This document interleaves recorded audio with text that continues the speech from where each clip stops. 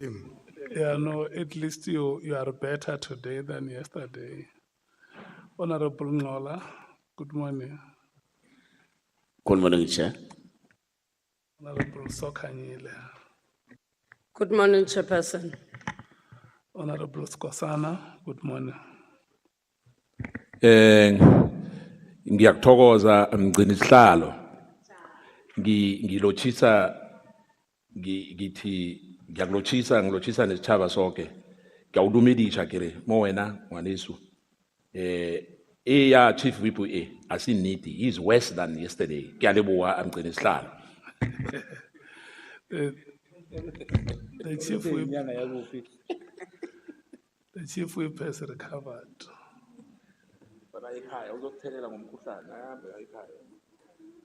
If you thought he would not recover, he has recovered. Honorable Shogwe. Morning, Chair. Morning, General. Chair, it's a privilege for me to ubona COVID ibuya by Chief Whip. Siyabonga kakhulu. The chief whip has not publicly declared his sickness. It's a confidential health matter. Honorable Shogwe. What we know is that he has flu, or he had flu. And to go beyond ordinary flu to a complex disease is malicious. Honorable Breitenbach, you say he must go away. Yes, good morning. He must go. I don't want what he's got. Good May morning, you please Chair. greet the chief whip, Honorable Breitenbach. I've already greeted him. Yeah, I'm sorry that I did. Don't come near me.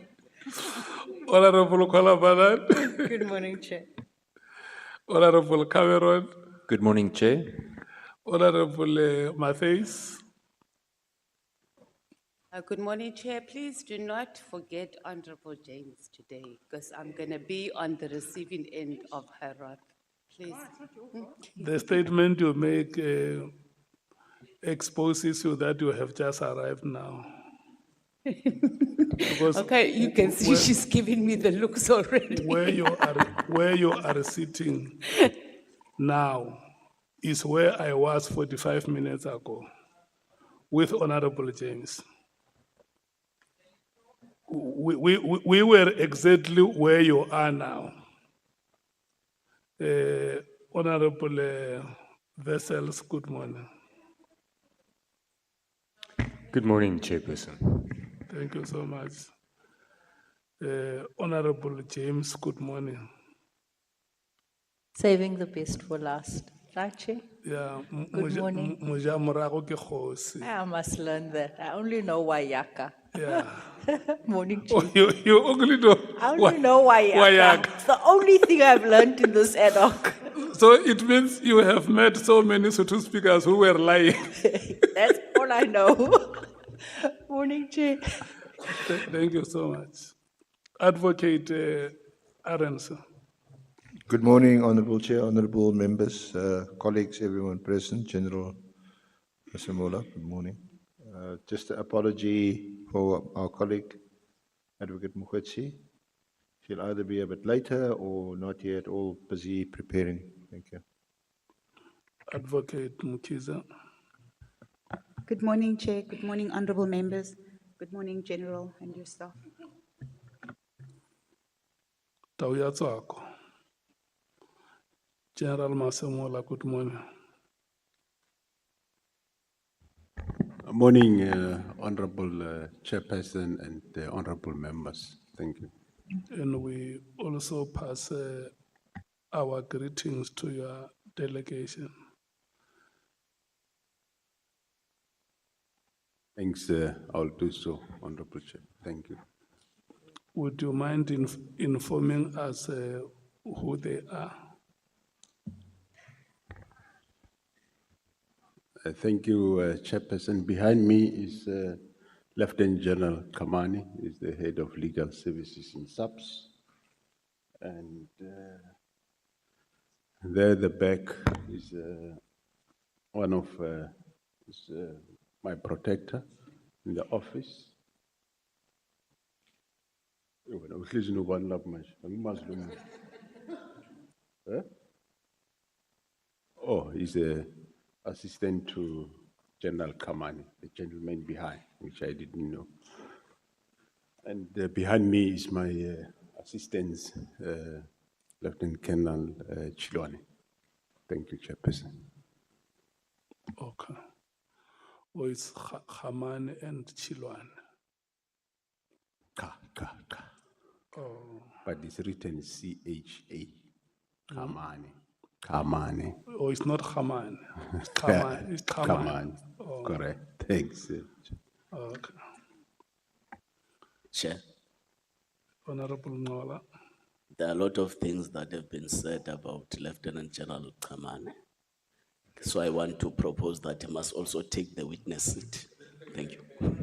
Oh, you want him to sit next to Yeah, just next to General General Masemola. Masemola? Unfortunately, the witness is not on our list. So I'm going to rule that statement out of order. And welcome, Lieutenant Kamane. Be assured that you will not sit on that chair. You are not one of our identified witnesses. Mr. Tejana, good morning. Good morning, Chairperson. Mr. Ramano Bavenda Bachiendeudo, good morning. Mr. Pallet Kwebo, good morning. Good morning, the staff of political caucuses in Parliament. And good morning to members of the media. Can we go through a round of apologies? Honorable Sangon. Good morning, Chairperson. African National Congress has a full house. No apologies. Thank you, Chair. Honorable Skosana.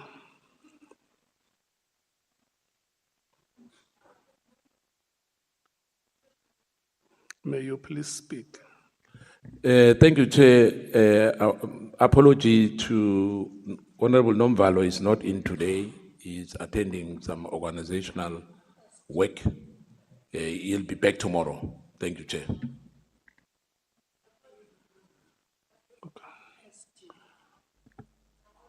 Honorable Breitenbach. Thank you, Chair. Honorable Klopper is away for the whole week on party-related duties. Thank you.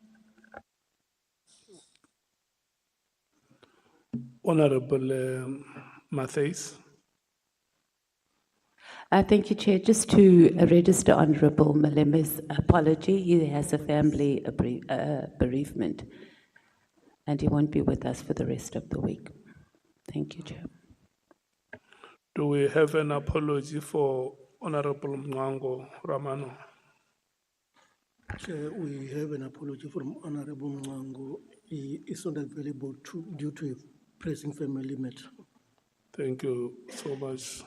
Honorable Mngango will not be with us due to a family matter or family commitments. Honorable Sols, good morning. May we please check if you have an apology to record? Good morning, Honorable Chair. No apologies, thanks. Thank you so much. Honorable Vessels. No apologies, thank you, Chair. Honorable James, do you have an apology to record? No, Chair. Thank you. Thank you so much. Honorable members, this morning we rose up to the sad news of the passing away of Ms. Motanalo Martha Malema, who is the aunt to our honorable member, Julius Lomalema. The message has been shared with us in our committee. I also called the honorable member this morning to confirm the said news. He indeed confirmed. I'm going to take this opportunity and afford the honorable members to pass messages of condolence. We will start with the African National Congress. It's one per party, as usual. Thank you. Thank you very much, Chairperson. I think as the African National Congress, we join the family of Honorable Malema, his comrades, and everybody who knew Mama Martha in sending our condolences. We say to them, "Akuhlanga lungahlio." We wish them strength during this difficult time of bereavement and trust that the Lord will continue to carry them even during this time. Thank you, Chair. Honorable Skosana. Ngithokoze mgcinisihlalo ngithi maniku umndeni wakwaMalema alwehlanga lungehlanga ingathi uzimo angabathudubaza ngalesikhathi esibudisi kangaka kukhanjelwa ngomunye oyimember yefamily yabo ingathi angalala ngokuphumula njengoba ke kwaziwa ukuthi ilanga lokugcina ke modimo fela o tsebang gore letsatsi la hao le tlo fitla neng sithi tututu o family ya kwaMalema ngiyathokoza mgcinisihlalo. Honorable Breitenbach. Thank you, Chair. The Democratic Alliance offers its sincerest condolences to Mr. Malema and his family. We're very sorry for his loss, and we will continue to keep him and his family in our thoughts. Thank you. Honorable Matthews.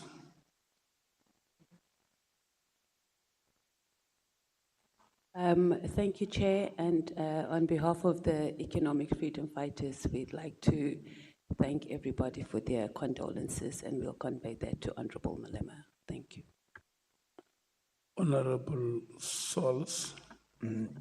Thank you, Chair. On behalf of our President, Katie McKenzie, and our Deputy President, Honorable Kenny Kunene, our NEC, and the entire Patriotic Alliance, South Africa and abroad, we want to express our deepest and sincerest condolences to Honorable Malema and his family for his loss. And we pray God's strength and comfort over him and his family during this trying time. Thank you, Chairperson. Honorable Vessels. Thank you, Chairperson. Our thoughts and prayers are with Honorable Malema and the entire Malema family, and our sincerest condolences. Honorable James. Thank you, Chair. Action SA extends its heartfelt condolences to the family of Honorable Malema. We continue to pray for them and ask for God's hand of comfort upon their family, and we encourage them to hold on to the memories that will make this journey easier. Thank you, Chair. Thank you so much, honorable members. And I think Honorable Skosana will translate to you what I'm going to say in North Sotho, that atlala ipya madiba,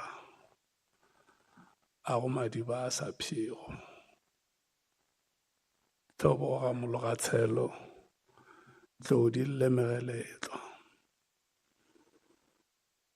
So you will translate to Honorable Matthews, so because she made a commitment here that she will pass the messages to the family. Thank you so much. Honorable members, we have come to a point where we must administer oath on our witness. We must take this opportunity and thank you, General Masemola, for making a return to this ad hoc committee. our evidence leaders would have spoken to you that previously when we invited you to come here was because you are the head of the South African Police Services as an institution. And we have invited you here to come and make an opening statement on how you understand the institution of the SAPS and how matters that would have been raised by General Mkwhanazi would have come to your attention. And since you left, there were witnesses that came here before us, after you, and they would have made statements. And we felt that it is fair that we call you back to come and respond to some of the statements that would have been made, but also enrich whatever presentation you would have made previously and clarify certain matters to establish a better understanding for the committee. So for that, we want to thank you so much. Before we administer oath, I'm going to give the evidence leaders to pass any remarks if they have. Advocate Arendse. Thank you, Honorable Chair, honorable members. Also, sincere condolences to Honorable Malema on the passing of his family member. And our thoughts and prayers will remain with them throughout the past couple of months, I'd say,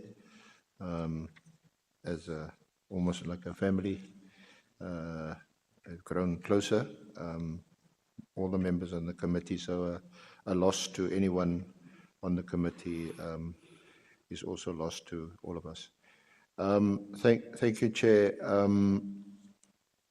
I don't have any additional comments other than just to remind us that I did mention in the previous committee meeting that General Masemola and General Mkwhanazi, who is appearing tomorrow, will not have before them an additional or supplementary or further affidavit. For the reasons that I discussed, if I recall, that appears to have been accepted by the honourable members. We have forwarded a list of thematic questions to perhaps assist the members in terms of their own questioning that will come later.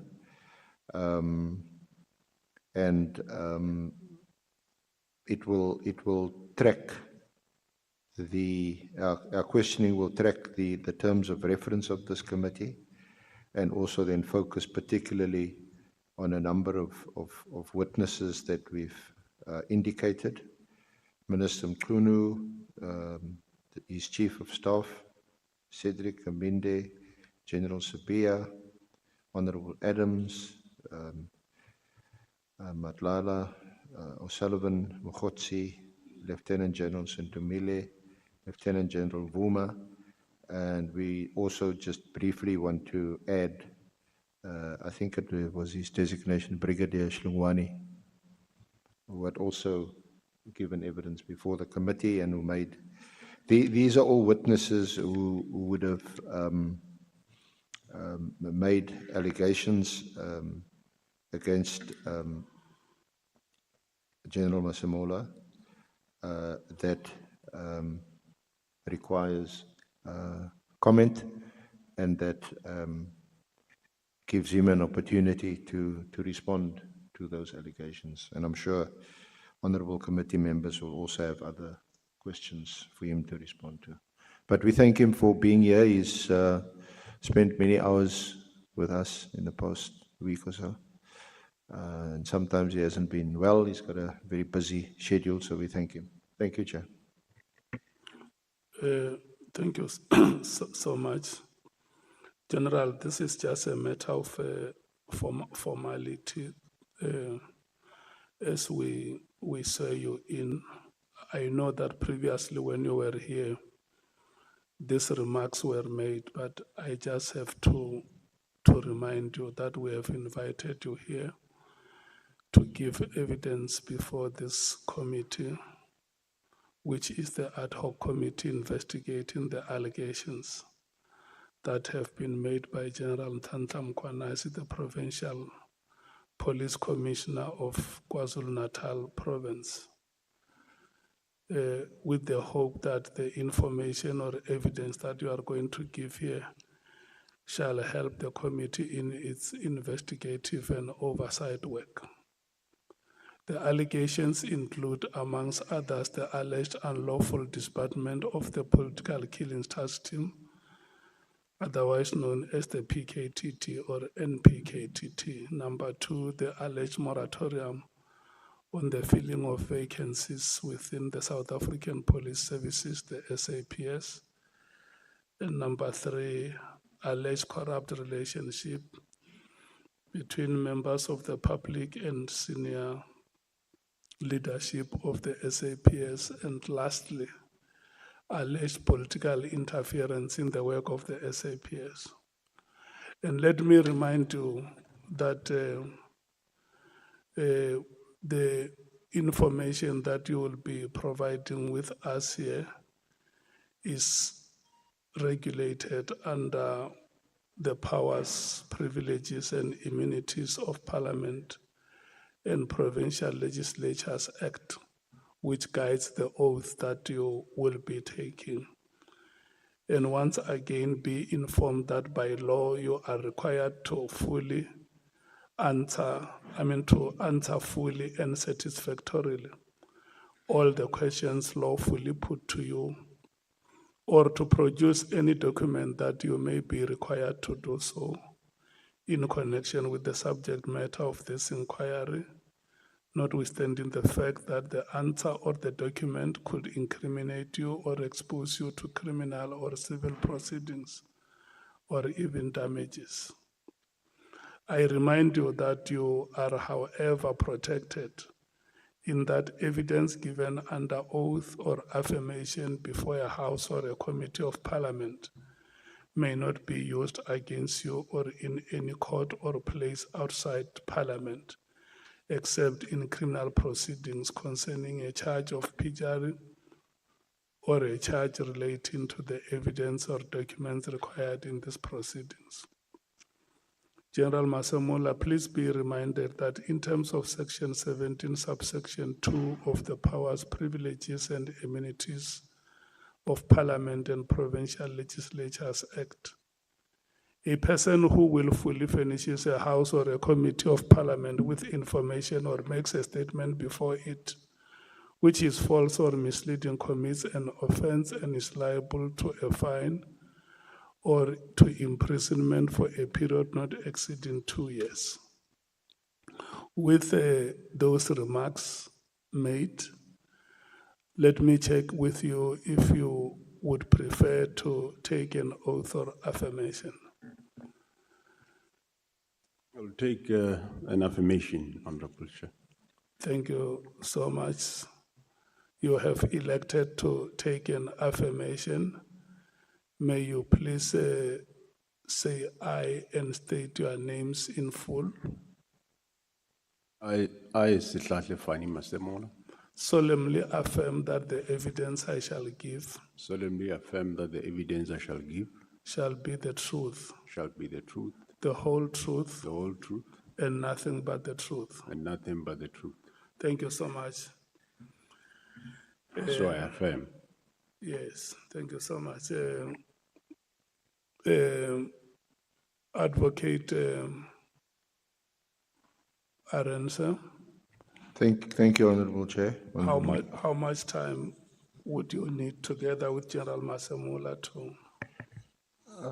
to conclude your part?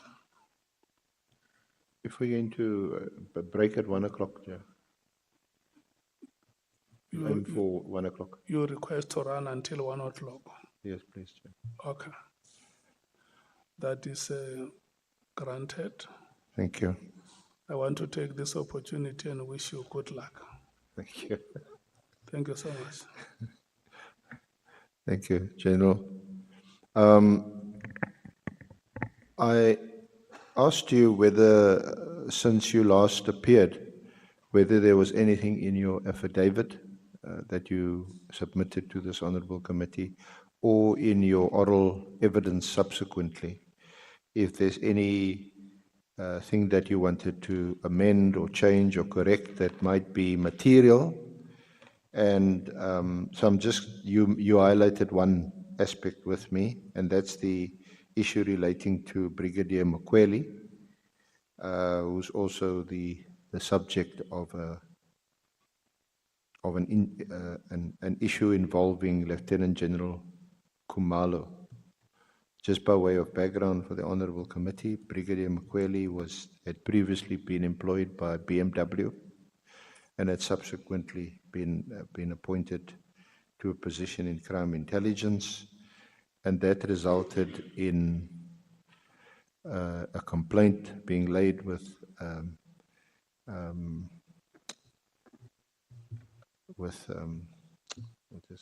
Anthea Johnson, what's the name again? IDEC, sorry, with IDEC, and which led then to the arrest of Lieutenant General Khumalo. So just on that, one of the honourable committee members had asked you a question, I forget who it was now, whether Brigadier Mkwhanazi is related to any senior official within SAPS. And you recall that your response was, to my knowledge, no. Do you want to comment on that and perhaps expand on that response? Yeah, thanks, Honorable Chairperson. Yeah, indeed, there was one member that asked me that question as to whether Brigadier Mkwhanazi is related to any of the senior officials in SAPS, which I said, to my knowledge, no, and according to General Khumalo also is a no. But however, I have since established from General Khumalo himself that after they were arrested and back, in one of his management meeting, where Brigadier Mkwhanazi was also in attendance, some members of his team were in that meeting, and he thanked the team for arresting a Brigadier Mokajane and a captain from Bela Bela for some crime that happened around Bela Bela with the councillors there. So he thanked the team for doing a good job, well done. And he said that then subsequent to that, during the break of that meeting, one of his management members came to him to say, to alert to him that he think what he did was, there's nothing wrong with it, but he think maybe it was just too much to say in front of Brigadier Mkwhanazi to thank the team and praise them the way he did. Then he asked, but why? And that person said, but Brigadier Mkwhanazi is the biological child of the Brigadier Mokajane that he's thanking the team for arresting him. Where this member was saying, the member didn't mind General Khumalo thanking the team, but he could have done it not in front of the child. And Khumalo said, but me, I didn't know that he's a child of the brigadier we arrested, so I didn't know. And he said he apologized to Brigadier Mkwhanazi in that meeting, of which Brigadier Mkwhanazi said, no, but there's nothing wrong. You did your work, it's fine. But the apology is not about the arrest. The apology was just that maybe it's a bit too harsh to do that in front of the child. That's how then he became aware of that Brigadier Mkwhanazi is a child of Brigadier Mohajani, even though he's not probably from the same mother, but he's a biological child. Thank you. Thank you. So the answer perhaps should have been yes, but only if it was brought to your knowledge or to your attention. Thank you. Now, a focus of our hearings has been the minister on leave now. His directive of 31 December 2024. Directing that PKTT should be disbanded immediately, and the subsequent 6th of July media conference called by Lieutenant General Mkwhanazi, which is related to that directive. Now, you testified that you learned of the. Firstly, you were on leave at the time when the directive was issued on 31 December 2024. And you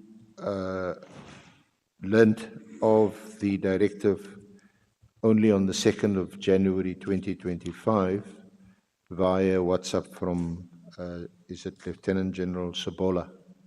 Major General Sabola. That is correct, Honorable Chair. And at that time, we know that Lieutenant General Mosakiri was the acting National Commissioner while you were on leave.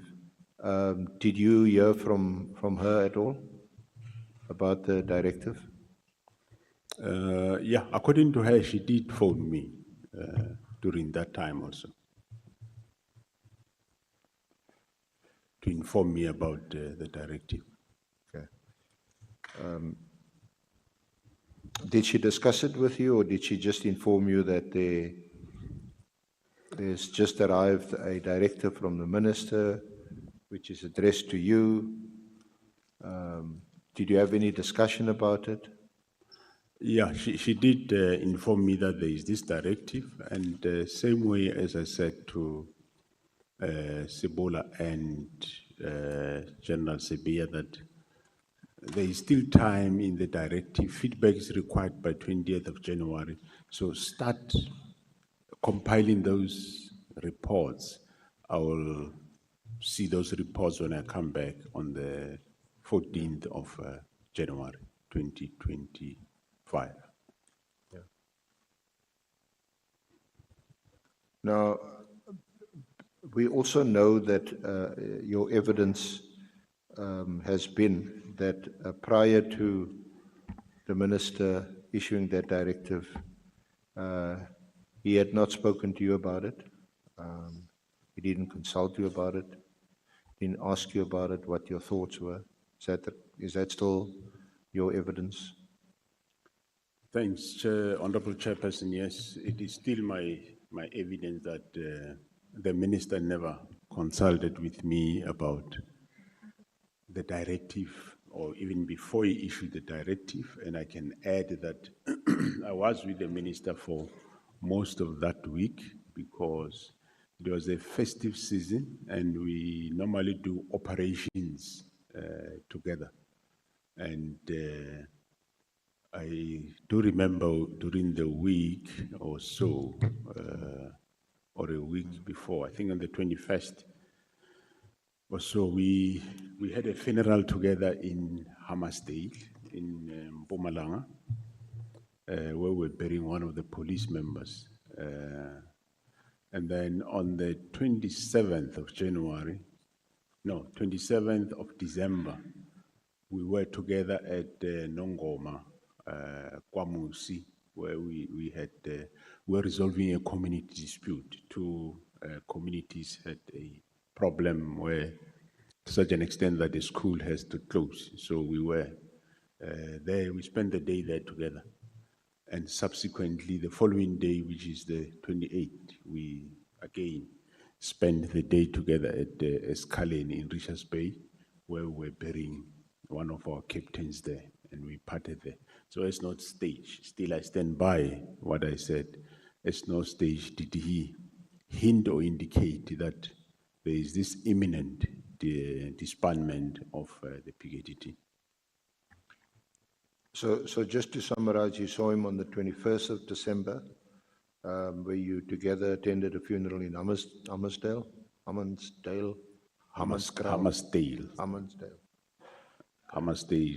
next to Mpumalanga in KZN.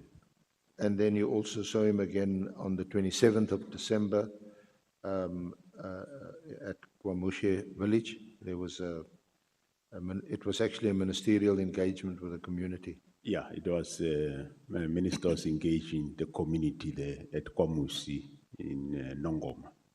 And then on the 28th at a funeral at Epangeni. Yeah, the 28th were together, myself, the minister, and the provincial commissioner KZN at Escalene, where we had the funeral of one of our captains. And collectively, you would have spent quite a bit of time, although I suppose when one attends, especially funerals,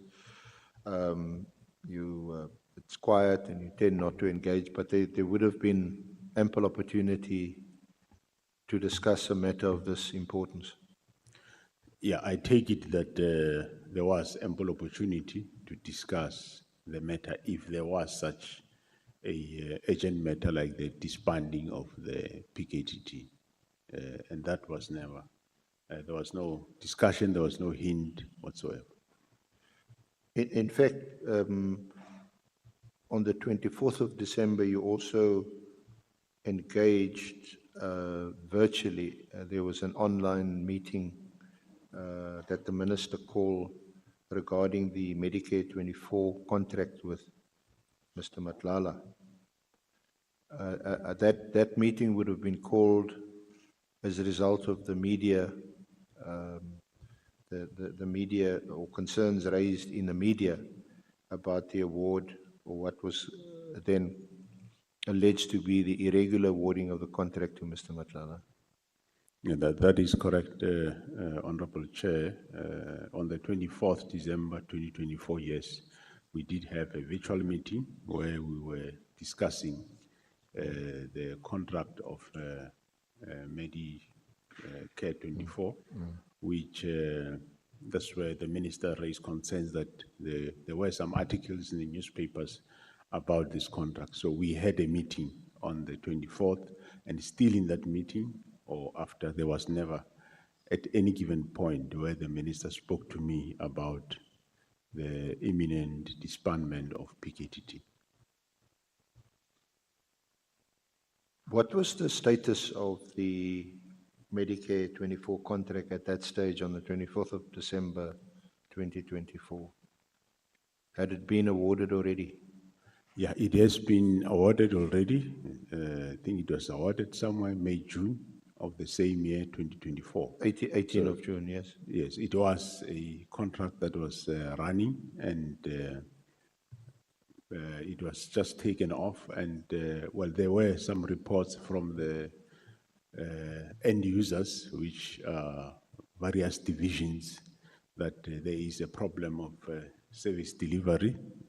I think even prior to that meeting, there was a meeting between the supplier, people from Medicare 24, together with my officials, where they had meetings about service delivery by Medicare 24, which was not satisfactory. At that stage, the contract having been awarded, was it within the minister's authority to question the award, or to have it set aside, or to hold an inquiry into the award of the contract? No, it's not within his authority to award or do that. But however, he is a minister of police. If he come across information that points some something wrong with the contract, it is right for him to alert us or me, the SAPS management, that this is what I pick up, and so that we can provide the necessary answers. And subsequently, we know there was an internal audit of that. Yeah, that then highlighted, we know from the evidence of General Fannie. Yeah, out of that meeting, I then said, no, I will task the internal audit of the SAPS to go and audit the contract, which they did. The first report, I think it came out somewhere in January, a preliminary report, and then subsequent to that, there was a final report that came out, I think somewhere in March, which subsequently, based on the final report, I eventually in April, I think it's April, I eventually then cancelled the contract. I know we're digressing a bit, but on the 24th of December,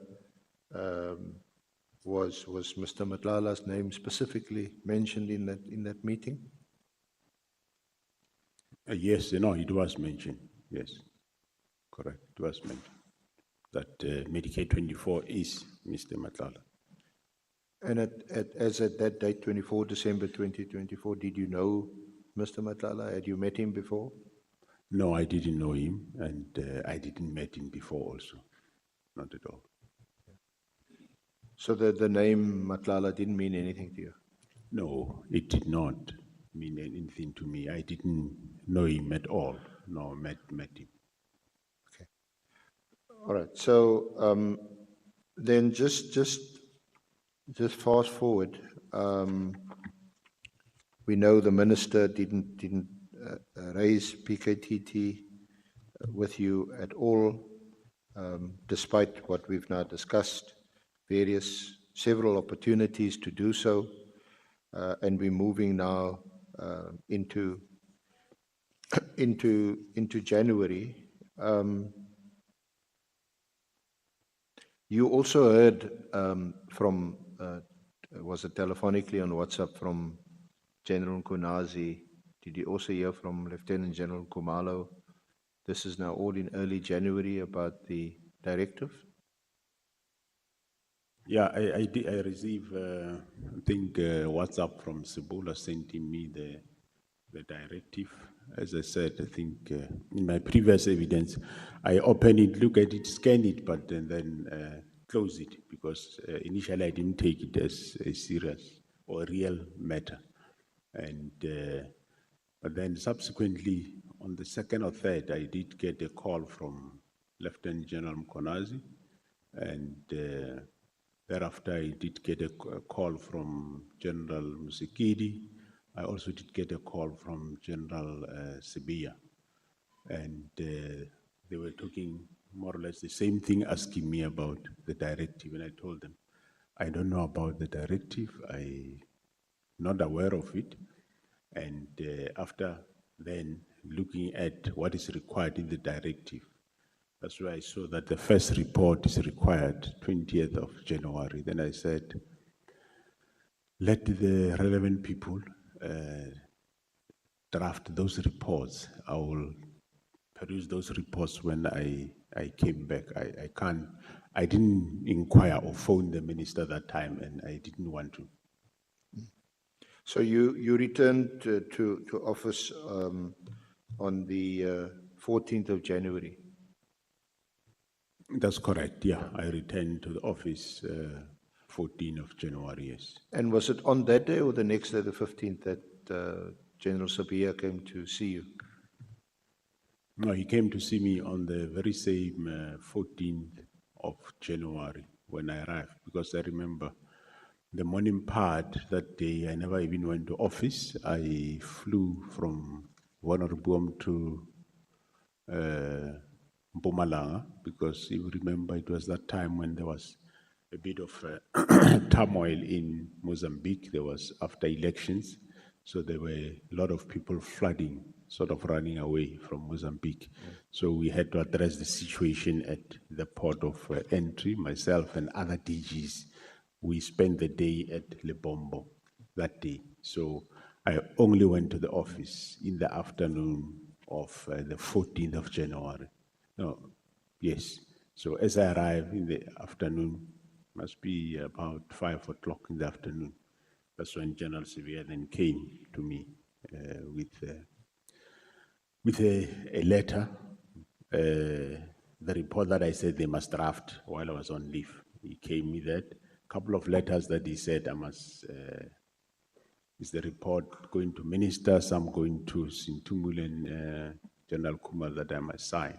That's where as I went through the report, I saw that it talks about same as the directive of the Minister of Immediate Disbandment. Then I engage General Sibia in terms of how I would want to approach the matter, which I said, I'm not going to do it as a immediate disbandment. Rather, I would want, if ever at all we do it, we should wind down the team, not do it abruptly so.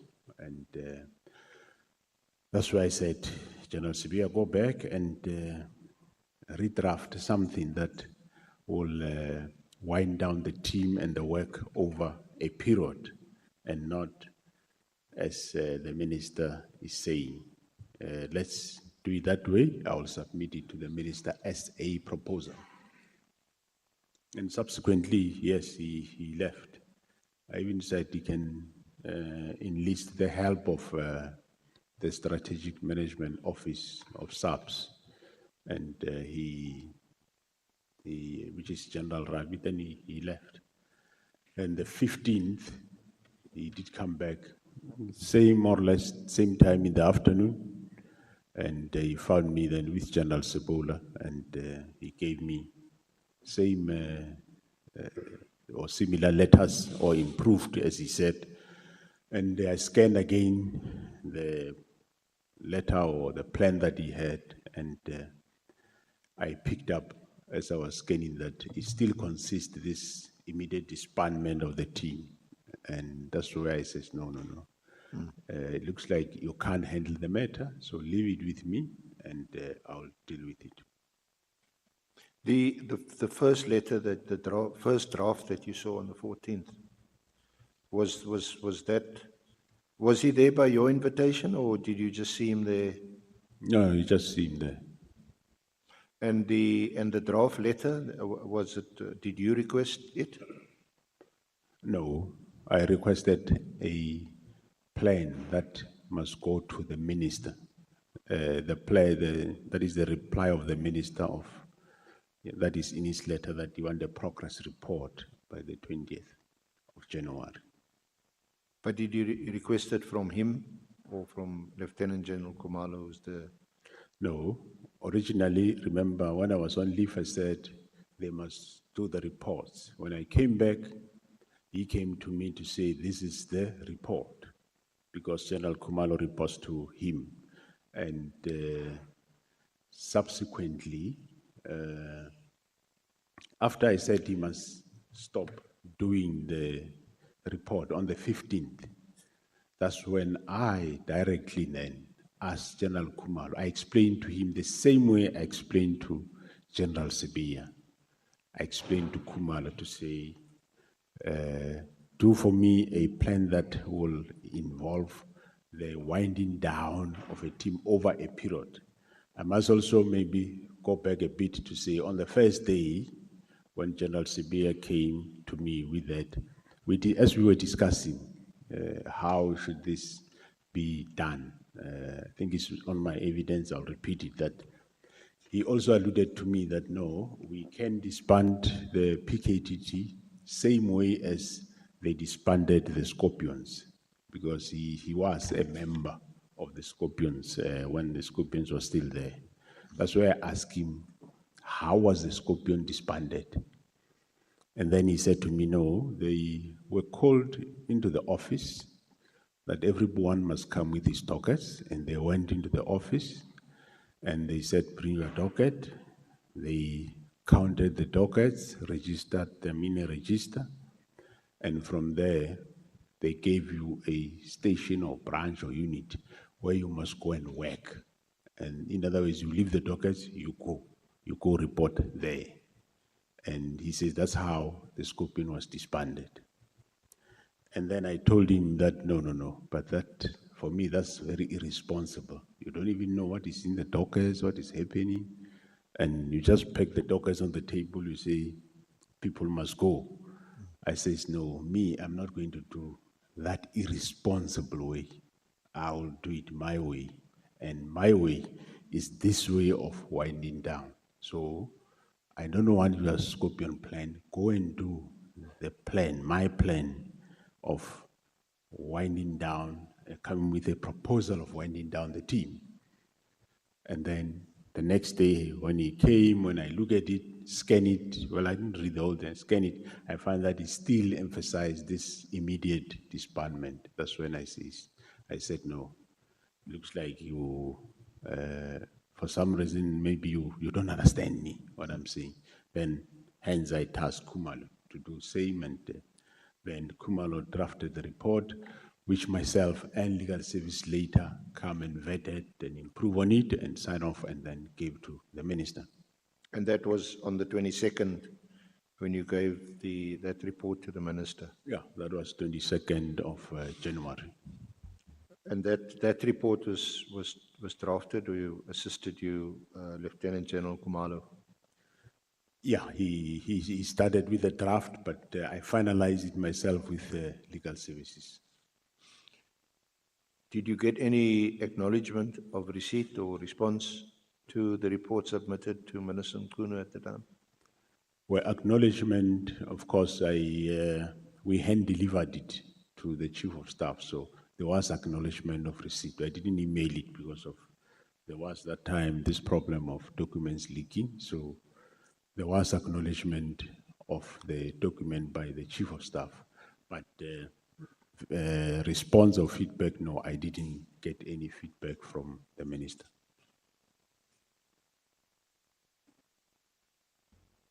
Then on the 1st of February, you met with the president. Is that right? Yeah, that's correct, Honorable Chair. I did meet the president. What were the circumstances of meeting? Was it a chance meeting? Was it an arranged meeting? Did you have an appointment with him? And was it specifically about this issue? No, it was an arranged meeting which I requested from the president, and the agenda was to talk basically about the disbandment of the PKTT, where I alerted him that there is this thing that is happening, and the PKTT is being disbanded, and we don't know why. And well, he said he looked surprised, and he said, well, he didn't know, and after explaining to him, he said he will talk to the minister, and I left thereafter. Where was that meeting, and for how long was that meeting? Was it in-person meeting? Yeah, it was in-person meeting. Yeah. Where was that meeting?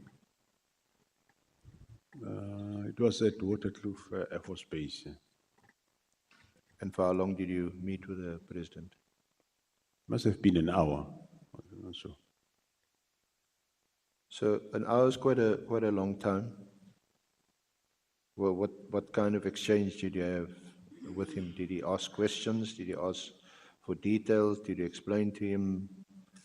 Well, remember, I explained to him what is PKTT, how he started, reminding him, and he remembered how he started when he was in Maritzburg at Nhlanhla Mkwhanazi's family, and how he put together the IMC, how the team was established, how they then went on to do the work and breakthrough. So I explained to him the work of the team.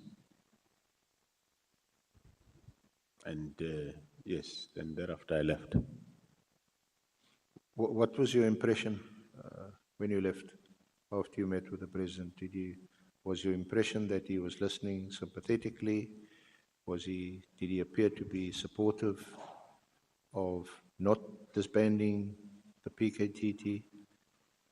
Well, the impression is quite difficult thing to guess, but the first thing when I told him about this, as I said, he was quite taken aback because he wasn't aware.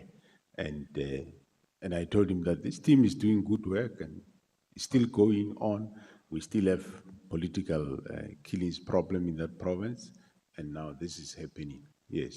So the impression is he did listen to me, what I was saying, and he said he will speak to the minister. Did the president get back to you after that meeting on the 1st of February? No, he didn't get back to me, and of course, I didn't expect him also. I expected that at some point after speaking to the minister, maybe the minister will get back to me or engage me. Did you meet with the minister any time after that meeting? Yeah, we met. We did meet. Yeah, one of the meetings. One of the meetings I think we met was somewhere in February. Still in February. Yes, we met a couple of times. I can't recall the exact numbers, but we did meet. We know you did meet. You had the online meeting with the portfolio committee on the 5th of March, and then you had that in-person meeting on the 6th of March. Oh yes, where the minister was present. Correct. But before that, did you meet in February? Yeah, I think February we met here at the province of Western Cape with the executive, the EXCO, from head office, where we were just briefing the minister and the deputy ministers on the work that we are doing. So the various directorate, I take him through what work we are doing, both by overview of the work we are doing, and then thereafter visible policing. Lieutenant General Msiki did some presentation, and thereafter the detectives, General Sebea did some presentation also, and General Mkwhanazi spoke about all med support related matters. Yeah, that was on the 6th of February. Yeah, I think it was 6th of February. And we, General Sentumile also referred to that meeting. Although she referred to it, she wasn't in the meeting. She was supposed to be in the meeting. yes. But she had a bereavement that day, so she wasn't in the meeting. Yeah, no, she wasn't. She didn't attend that meeting. Yeah. She had a bereavement. But in that meeting, PKTT wasn't on the agenda and wasn't discussed. No, it wasn't on the agenda and it wasn't discussed. We discussed general performance of the SAPS and also we did the crime statistics. Sure. But just before that meeting, there was a letter from General Sebea. You recall that letter? The letter? On the 4th of February. Yeah, the letters, I became aware of them at a later date. Yeah. Yes. Okay. All right. Now, a broader question. In his evidence, Minister Mkhunu said that you did not disagree with the disbandment of the PKTT. Instead, he says you actioned it as he expected you to do.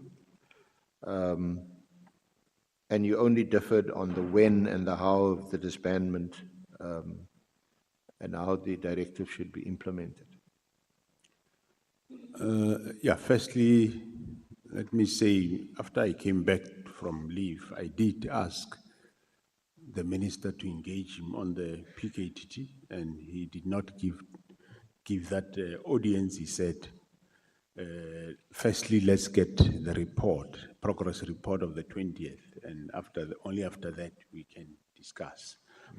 After I came back on the 14th, I recall that there was, at that time, there was a lot of media articles about, negative media articles about crime intelligence. And I did engage him. I did call him to say, I want us to discuss about the PKTT, and then he said, submit the report first. And then immediately after that, I can't recall whether it's the same day, but later he called me back where we discussed about the negative media articles about CI, where he said he wants to appoint the council to investigate these things that are in the media about crime intelligence. Firstly, it was the employment of various senior managers. I think Mkwhanazi is one of them, Brigadier Nhlanhla, and I think others. And there was also the issue of the killing of Cindy Somakaka. I can't remember all of them. So then that's where I said to him on the phone that, do you remember that I asked you that we need to brief you in detail about matters of crime intelligence. You must make time, which we have yet made time up to now. You can appoint your senior counsel, but bear in mind that that senior counsel is going to take the information that we have and just give it to you. So what is the value of buying your own information that is readily available to you? So you make time, we come and we brief you for free. You don't have to buy it through a senior counsel. Then he said, okay. Then he said, no, he will make time, which then we agreed that we shall meet on the 16th of January. And 16th January, we both went to a funeral in Putadichava to bury a police official there. When we came back in the evening, 1800, myself and Dimsan Kumalu, we went and met him, and we discussed those matters of crime intelligence. That's where, for the first time, General Kumalu briefed him about Project Q in Gauteng. And I touched the PKTT, then he says, no, the PKTT, let's wait until the report we'll discuss. Then we left. So, yes. Did you not meet at all before the 5th, before the portfolio committee presentation that was made by Lieutenant General Khumalo? I'm talking under correction. We might have met to, normally when we go for such meeting, we do meet and brief him on what is going to the portfolio committee.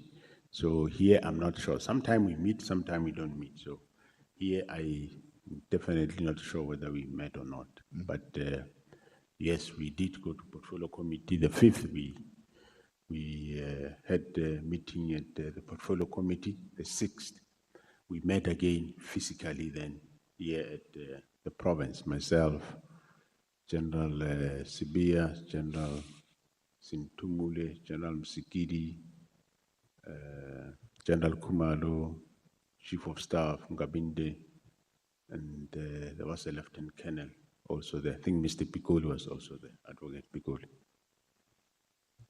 So on the 5th of March, when Lieutenant General Khumalo presented to the portfolio committee, that effectively was a sort of a winding down of the PKTT and not an immediate disbandment.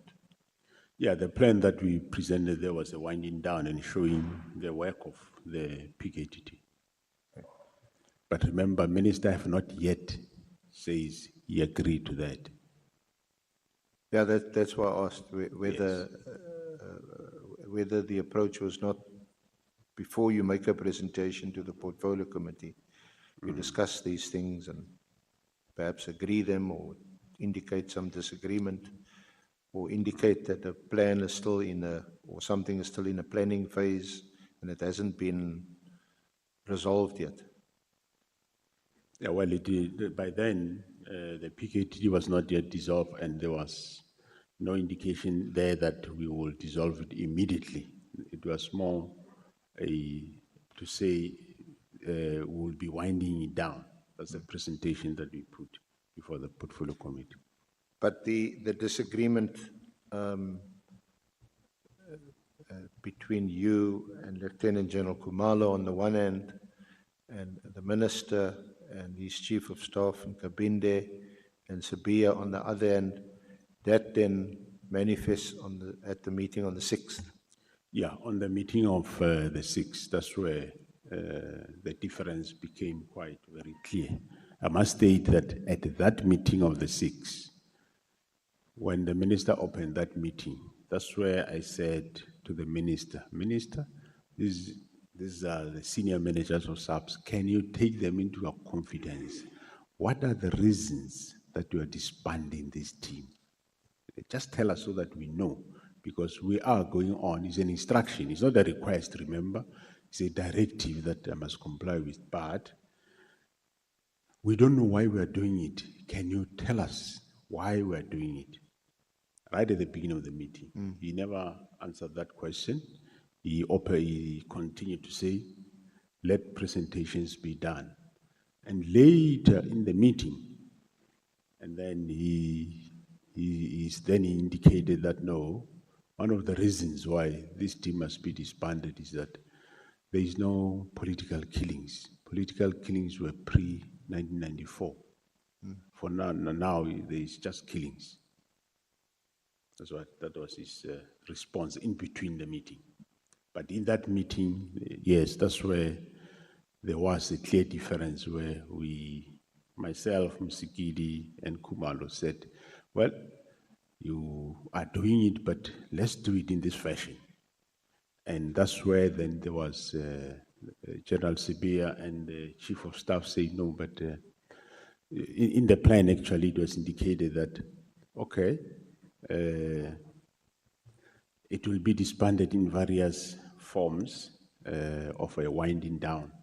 And the dockets of the team will go to the provincial serious and violent crime, or commonly called murder and robbery unit, that is being newly established at the province.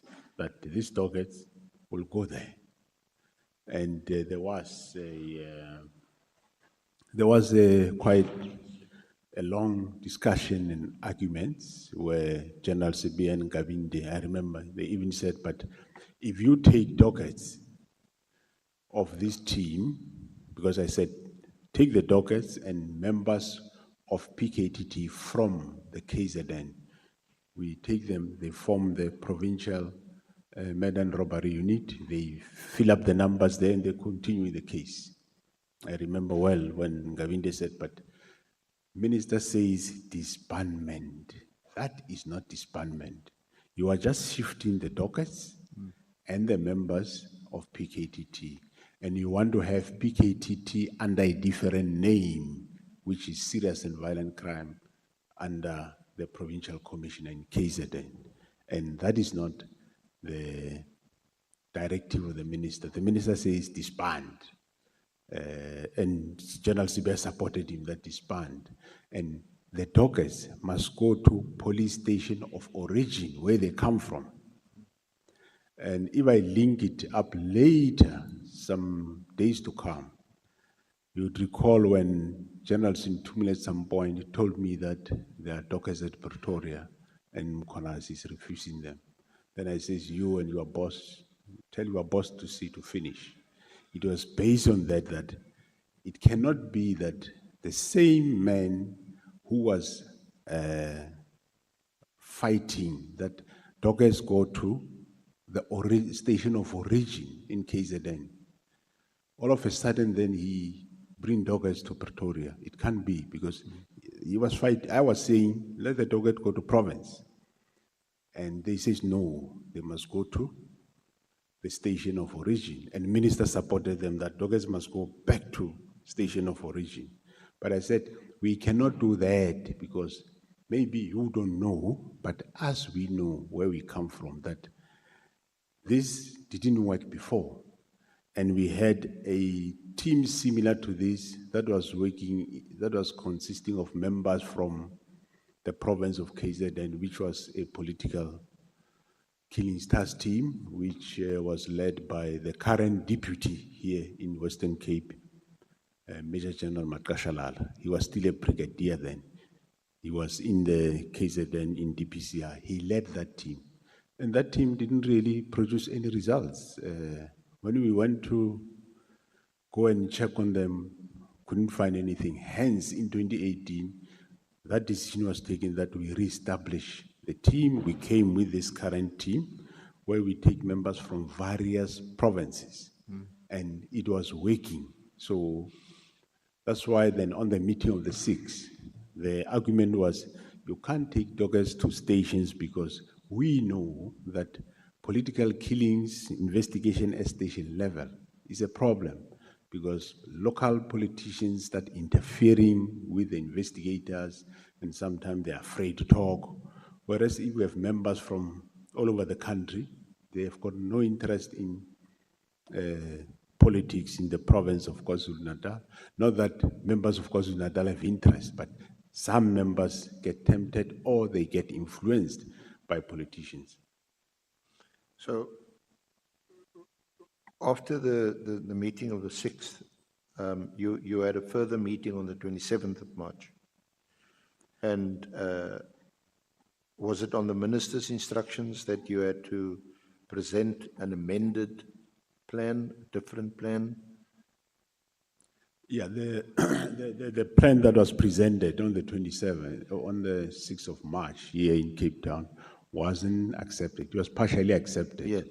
Because the issue was it must be amended to include some of these things that dockets go to stations and whatever.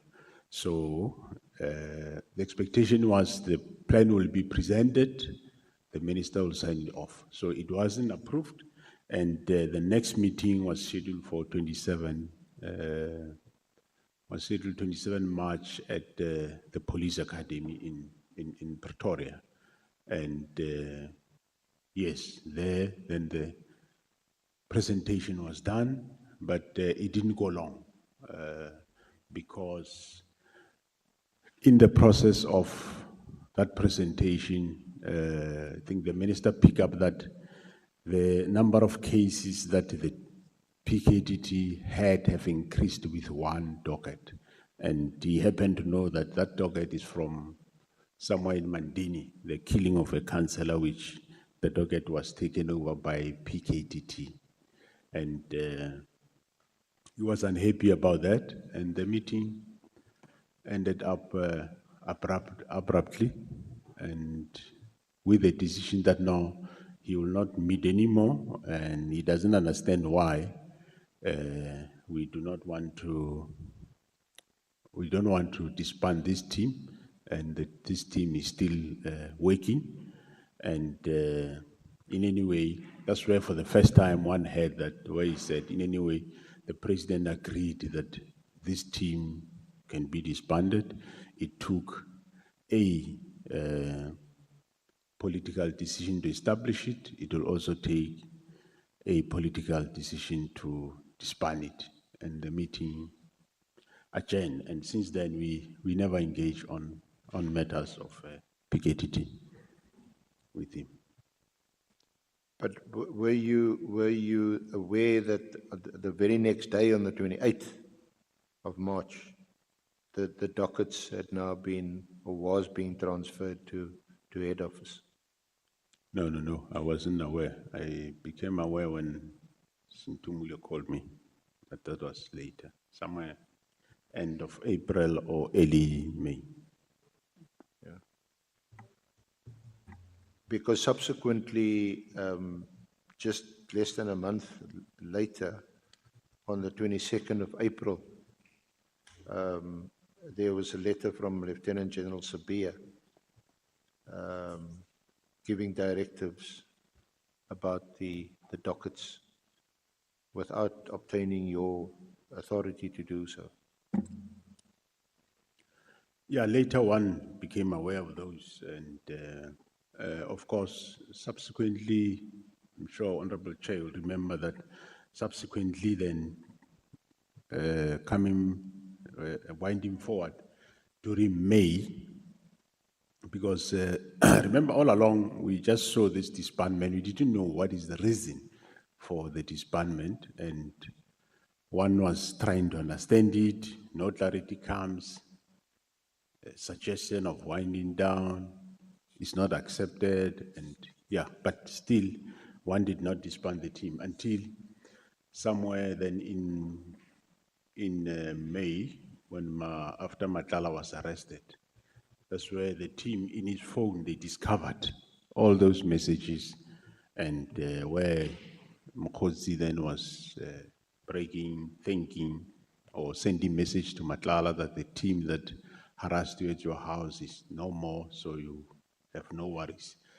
That's when we start reflecting on all these things that were happening as to what exactly were we dealing with here. That's when we realized, no, this was a planned thing, meaning it is something that was planned from 6th of December 2024, after the arrest of Molefe and the search of Nhlanhla's premises. So that's where we were now linking the directive of the 31st of December back to the 6th of December raid at Nhlanhla's place, because Mokhozi sent him the directive and telling him that will not, the team is no more, and yeah. So that's when we started looking at all these things that has happened as to what it is.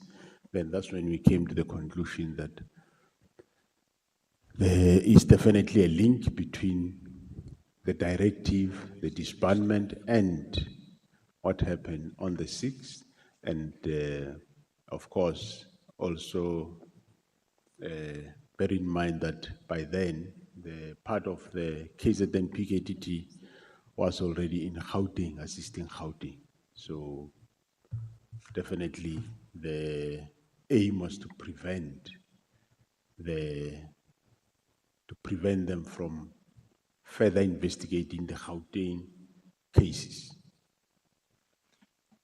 At paragraph 7 of your affidavit, you had stated that it had come to your attention that Deputy National Commissioner Lieutenant General Sabia wrote letters reference 21/2/1/59 dated 17th of January, the 4th of February, and the 22nd of April, respectively, whereby he gave directives without first obtaining authority from you as the National Commissioner. This action violated the established protocol, which I regard as insubordination and is tantamount to defeating the ends of justice, as those directives were contrary to the implementation discussions which were held with the Minister of Police. I understood the mandate that was given by the IMC, it's the Interministerial Committee, to myself, the Prosecution Authority, the State Security and Correctional Services. Hence, I accepted that the proposal from Project Manager Lieutenant General Kumalo that all relevant authorities must first be engaged before such a disbandment is implemented. Yeah, correct, Honorable Chair. Remember, the 22nd, I submitted a report to the Minister, a proposal. I expecting a response to say, I agree, yes or no. And in that meantime, nothing should happen, remember, until I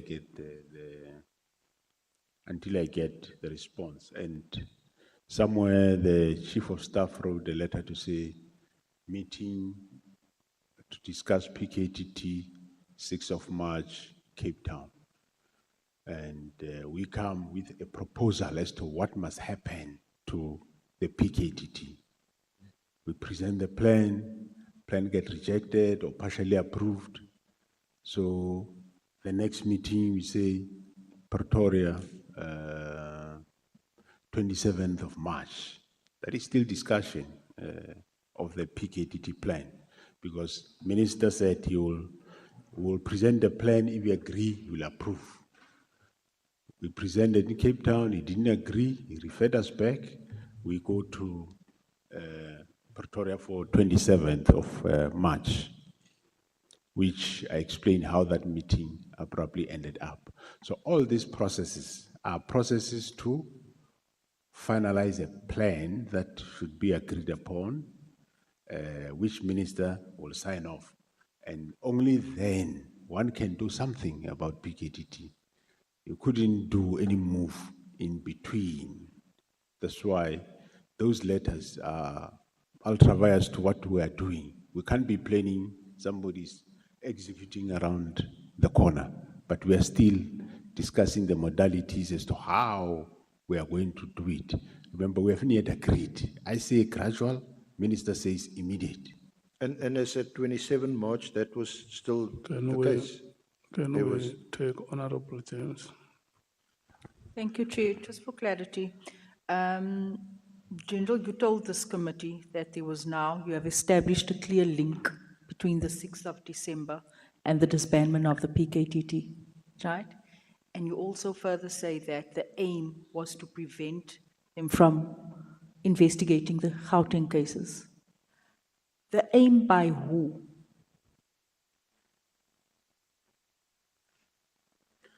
Well, from the communication that we saw on the charts between Mokhodzi, Matala, and General Sibia, that's where we detected that here there is, of course, minister is also quoted or messages are being exchanged between him and Mokhodzi and Matlala, Mokhodzi in between them.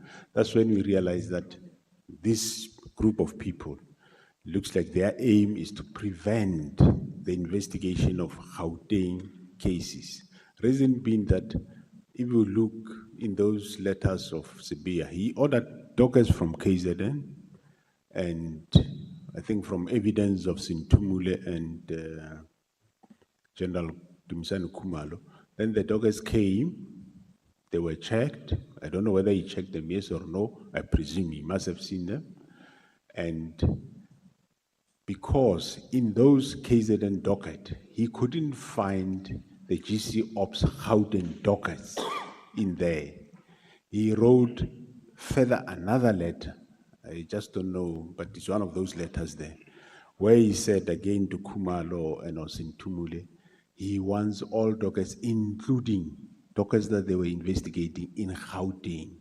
That is an indication that the objective is to get the GC Ops Gauteng dockets, which start with the killing of Amaswart and all other dockets in Gauteng. So it shows the intention was not necessarily to get dockets of PKTT KZN. It was to get the Gauteng dockets because he was given KZN dockets.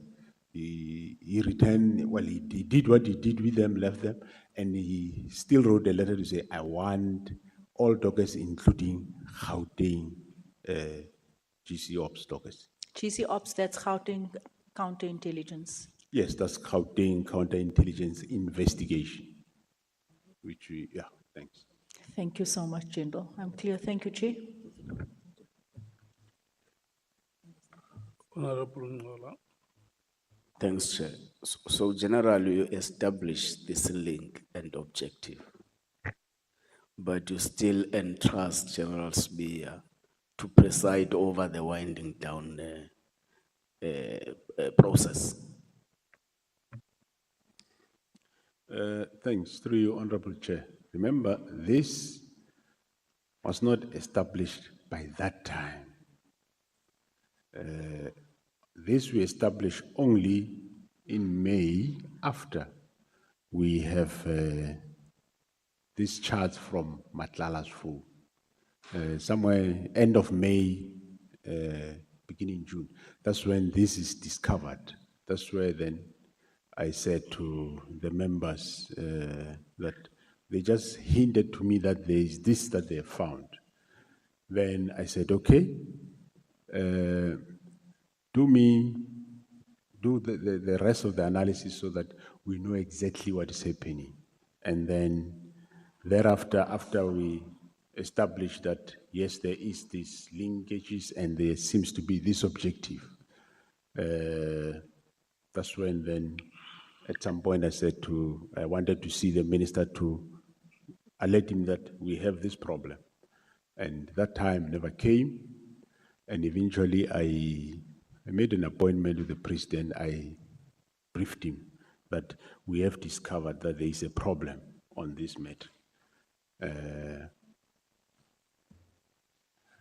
Hence then the president said, okay, he is going to Brazil, but work on the report. When I come back, you brief me.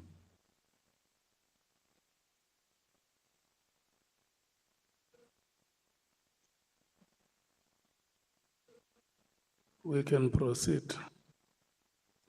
Thank you, Honorable Chair. Now, on the 25th of April, Lieutenant General Sentumile telephonically made contact with you, and she informed you that she had had a discussion with Lieutenant General Mkwhanazi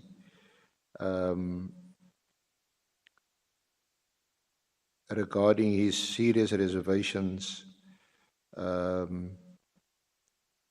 about the dockets. And I just want to read back to you a verbatim evidence here. I remember saying to the National Commissioner that there was no way that we could disband a task team and replace it with another task team, as that would not make any operational sense. The National Commissioner advised that I engage with the DNC, presumably that's Sabia, and he must decide what to do with the dockets. The National Commissioner testified that at some point he told DNC that he heard that the dockets were at head office and instructed that the dockets be returned to their station of origin. I suppose when I called him to give him feedback of my conversation with Lieutenant General Mkwhanazi, the National Commissioner realized that the dockets were still at head office. Hence he said, quote, "Your boss should decide what to do with those dockets," unquote. What is your comment on that? Yeah, thanks. Yeah, on that, my comment is that, yes, in Tumule at some point she did, I think it's end April or beginning May, she did call me and hinted on that. And I did say to her, well, there's no dockets that's supposed to be here from PKTT. If they are here, tell your boss to see what he does with those dockets. And I said that on the premise, remember that somebody was arguing on the 6th of March here in Cape Town, arguing that him, the minister, and Cetrin Gavinde, arguing that dockets must go to station of origin, cannot all of a sudden have dockets in Pretoria. And where he even took them from KZN without the provincial commissioner knowing. That's why I said, tell him to see what to do. And that's why Sintumule said, yeah, that's where the issue of the next task team came in. And subsequently, I think somewhere 7th, 8th of July, there was a submission to me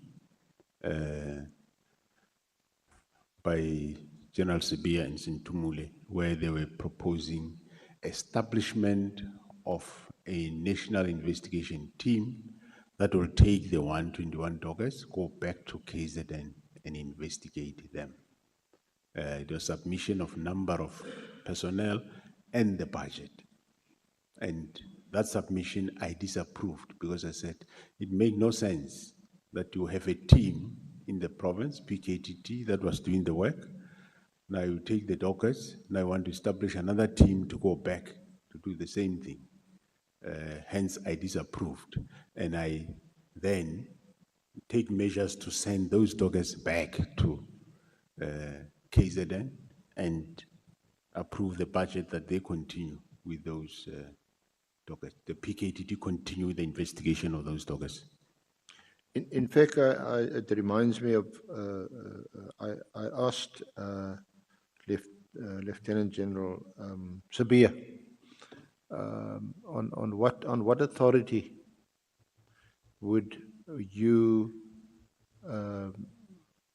require the transfer of a docket from one province, either to head office or to another province.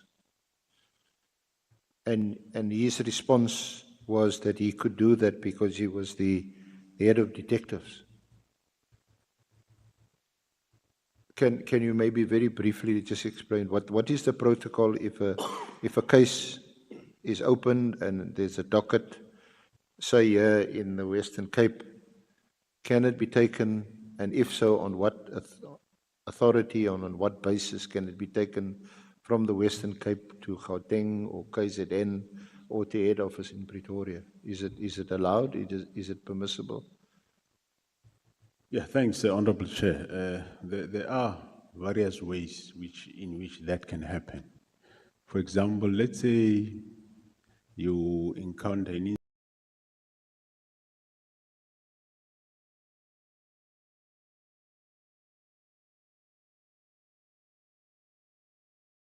case that somewhere in Dobsonville, when you were there in the morning, 1 to 3 happened. They will open the case here in Cape Town, but that docket will be transferred back to Dobsonville. The investigation will be done there. And normally then with other cases, if for some reason there are problems on the investigation of a case, either the complainant or somebody is not happy about how the investigation is being done, whether people are not objective in the investigation or whatever some reason, and the dockets needs to be moved.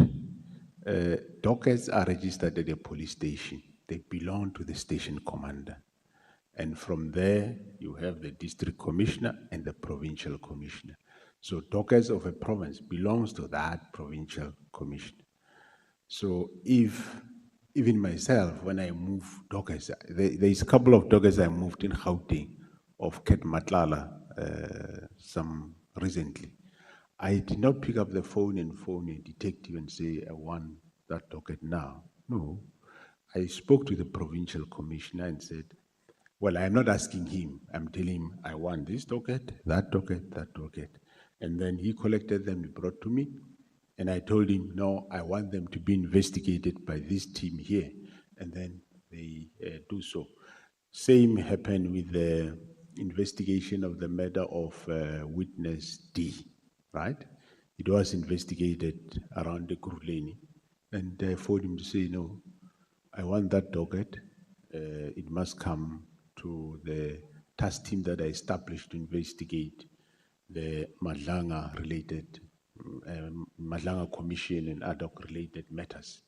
And the provincial commissioner knows where the docket is, because at any given time he must know where his dockets are. So you don't just go and take.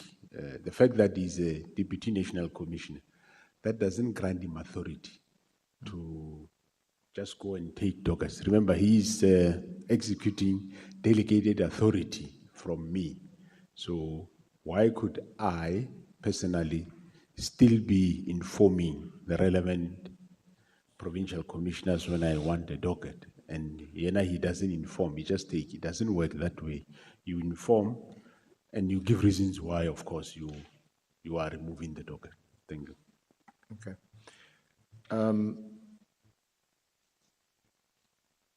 On the 5th of June, the Minister Mkwhanazi, references a work study where task teams were mentioned. It is in paragraph 44 of his affidavit, where he says that on 5 June 2025, General Masemola, for reasons only known to him, signed this work study a year after it was presented to him. In signing the work study, he made this remark, quote, implementation of the units must be expedited, close quotes. It took General Masemola an entire year to say this one line.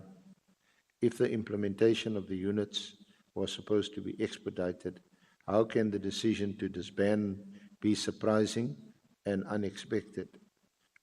In fact, just after a year after the task team was formed, the SAPS senior management wished to disband it in 2019. It is therefore disingenuous of General Masemola to claim that the decision to disband was sudden and unexpected. Thanks, Honorable Chair. Well, my response to that is that, with due respect, the minister is not my subordinate. He is above me. So, work study investigations that are done, I task the people to do work study, and they compile reports for me, and I'll decide. Well, I wouldn't know each report when it was decided and why. And when I've decided, and then implementation will be done. And that implementation will be done by members under my command. It is not for minister to come down and to get to work study reports. Unless he is my deputy national commissioner, then he can do that. Or is my divisional commissioner. Maybe I have more, I don't know. But ordinarily, a minister cannot go down to that level of saying he's implementing work study investigations. Yes, I signed that, and that is for General Sibia and General Sintumule to implement, not, doesn't say go and disband, to implement. So if I say General Sibia expedite implementation, is he saying by, am I saying that when I say General Sibia expedite implementation, am I saying Minister Mkhunu expediting implementation? I didn't write that. I said General Sibia. So it's for General Sibia and his directorate to implement in liaison with me. And when you implement, you don't go and start disbanding a task team. Implement that which is being said, and you cannot implement in isolation, you implement with me. And then if there is any disbandment, that disbandment will be done by myself together with the officials, not with the minister. I think it's similar way like where the minister brought in some financial authorities of somewhere in March, even before his appointments, to come and argue about those matters. That was communication between me and General Dimpani. We write to each other, we call each other, we talk. It has got nothing to do with him. He's not my subordinate. He's above me, he's my superior.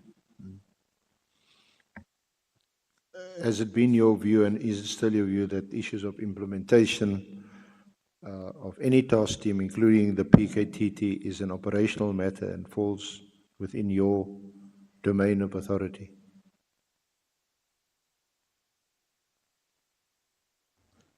Yeah, the Honorable Chair, thanks. The implementation of be it establishment of a unit or a task team, it is an operational matter that me and the management must do. Same with the PKTT, if ever it has to be disbanded.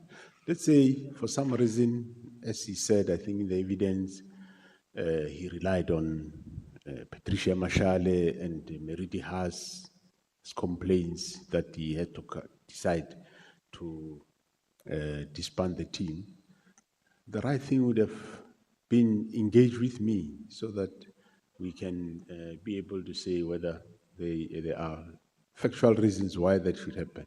And that should have been done by me and the management, not him directing the disbandment.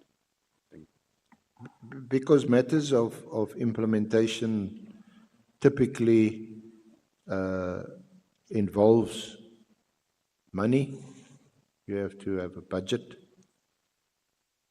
budget has to be approved, and all this is done under the PFMA. And you are the accounting officer, isn't it? Correct. Yes, it involves money, and hence we keep on. We were keeping on approving authorities for the task team. There was nowhere where the PKTT operated without an approved authority and or a budget. We always made sure that between me and the CFO and the project managers and all the provincial commissioner, there is approval that includes a financial authority or also an extension for the PKTT to continue working. Now, Lieutenant General Sentumule references a meeting that was held on the 23rd of June, 2025, a meeting called by Minister Mkwhanazi to discuss, amongst other things, the progress of the implementation of the disbandment of the PKTT. Lieutenant General Sabia, Lieutenant General Kumalo was also invited to join that meeting. You recall that meeting? What was the outcome of the meeting? Did you discuss the transfer of dockets and the conflicting directives issued by Sabia? Yeah, no, I seems not to recall the meeting, Honorable Chair, but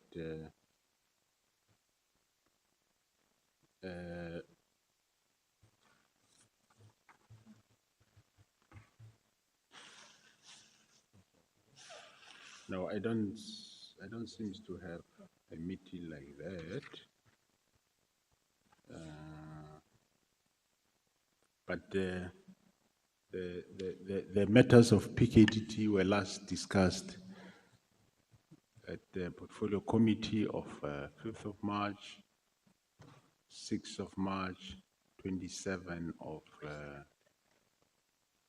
6th of March, 27 of March. And yeah, that's how far I remember we discussed it. You can't recall it? Pardon? Sorry, General. You can't recall that meeting? No. I can't recall that meeting. Okay. Now, you also can't recall that at that meeting you may have disclosed some information about Nhlanhla and his involvement in all this, and that may have been the real reason behind the disbandment of the PKTT, that there's a connection. No. Since the discovery of the Nhlanhla matters, I have not discussed that with the minister. I did inform him that I want to see him about PKTT, but he never made time, I remember. He never made time. We never met to discuss it until the 6th of July. That's why immediately after the 6th, we did meet. I just don't know exactly what date, but immediately after the 6th of July, we met. And when we were discussing, and then I told him that when I was calling you that I want to see you all along, I wanted to tell you some of the things that the provincial commissioner in his press briefing, he have alluded to. So he's water under the bridge now, but I wanted to see, because I wanted to inform him the discovery of these matters. And I know that meeting never came. That's why when we met after 6 July, we met on something. When we finished that meeting, then he reminded me that, by the way, you said you wanted to see me. I said, no, I wanted to see you to tell you that we discovered this thing of Nhlanhla with PKDT and yourself and other people, and you didn't make time. So what you saw on the press briefing, that's what I wanted to tell you. So it was too late that time. So I wouldn't have met him on June to discuss the Nhlanhla matters, because the only time after discovery, I wanted to see him, but he never made time. I only saw him a day or two after 6th of July, and we met on something. And as I left, he said, but you said you want to see me. I says, I wanted to see you about what you saw on the TV. And that was the end of it. Thanks. Now, in the run-up to the 6th of July and the media briefing of Lieutenant General Mkwhanazi, you did meet with him and Lieutenant General Khumalo, and I think they briefed you on what is called or described as Project Q, and where the name of Vusi Nhlanhla is mentioned as a high-profile suspect. Yeah, no, we did meet. That was discussed because I asked you about it because a witness by the name of O'Sullivan made much of the fact that you had met almost clandestinely with Lieutenant General Mkwhanazi and Lieutenant General Khumalo before the 6th. Through you, Honorable Chair, we didn't meet clandestinely. We met at the college. They came to brief me, and after they briefed me, that's why I said I wanted also to brief the minister, but he wasn't available until after the 6th. So we met, they briefed me, and I said, work out the presentation. And during that course of meeting, well, he didn't have time, but President did have time. I went and briefed the President about the discovery, but President was on his way to Brazil. He said, when I come back, come with full report. And then I left. Then yes, we met because they had to work on the presentation, because I said, explain this thing to me. Then they came with the whole analysis of what exactly happened. And thereafter, I said, well, bring that report then. That's the report that I'm going to present to the President. And that time, the PKDT work has never been reported for quite long, since the minister's appointment. Was never reported to the public as it was used to be done before. And then Mkwhanazi says, no, me, I want to talk about about PKDT to the people of KZN, which I said, I've got no problem, do that, but just leave my part for the President. But unfortunately, everything was out. And thereafter then, that's when a day or two I met with the minister, as I said, and we discussed other things, and then that's why he asked me, but you wanted to see me. I said, I wanted to see you about what we have seen on TV. So we didn't meet clandestinely. We don't meet clandestinely. How can commanders of the police meet clandestinely? In fact, we met at the college. They briefed me with what they have. You deposed to an affidavit on the 4th of July,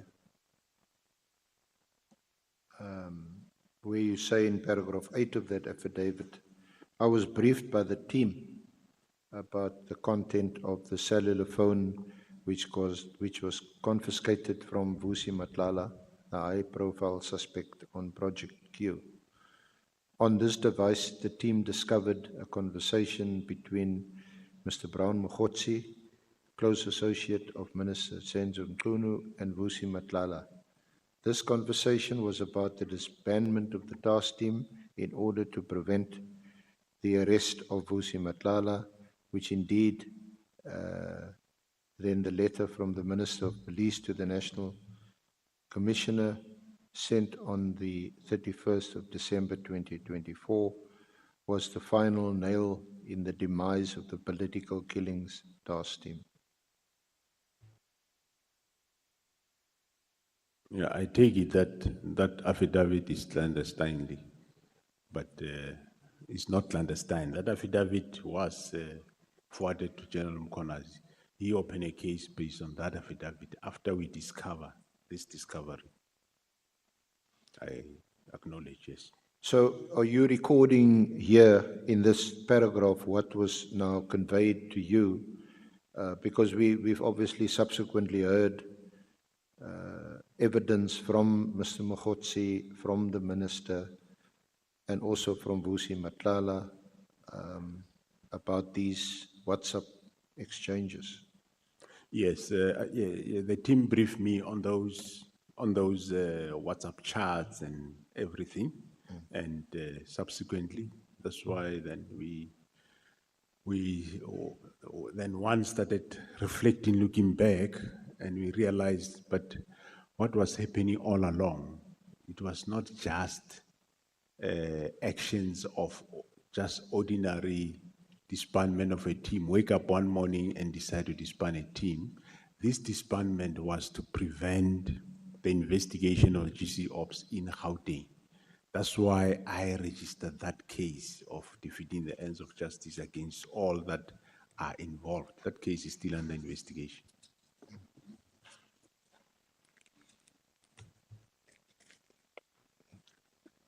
I just want to ask you about the 6th of July, the briefing by Lieutenant General Mkwhanazi. So you obviously knew about it. Did you authorize it? Is that? Yes, I authorized it. I authorized that. Remember, I said he asked to go brief on the work of PKTT. And I said, yes, proceed on that. But not on my report. Remember, I said I briefed the president before he left that, President, this is the discovery. And president said, do you have a report? I said, no. And he said, I'm in a hurry, I'm going somewhere. Then I said, no, I'll work on the report. When you come back, I'll give you. So the team worked on that report. That's the report I was going to give president. But the PC, KZN, said he wants to talk about the PKTT work, which I said, by all means, carry on. I don't have a problem. And when that happens, it overlapped into everything else. Yeah, that's what I want to get to, because the presentation, I don't know, was the presentation presented to you? Yeah, it was presented. Okay. And So- there so was somewhere where he said, no, this he will present, the rest, me, I was gonna present everything to the president. And if minister did give me an ear all the time when I said I want to see him, I would have presented that to him. But he didn't make that time until after the 6th of July.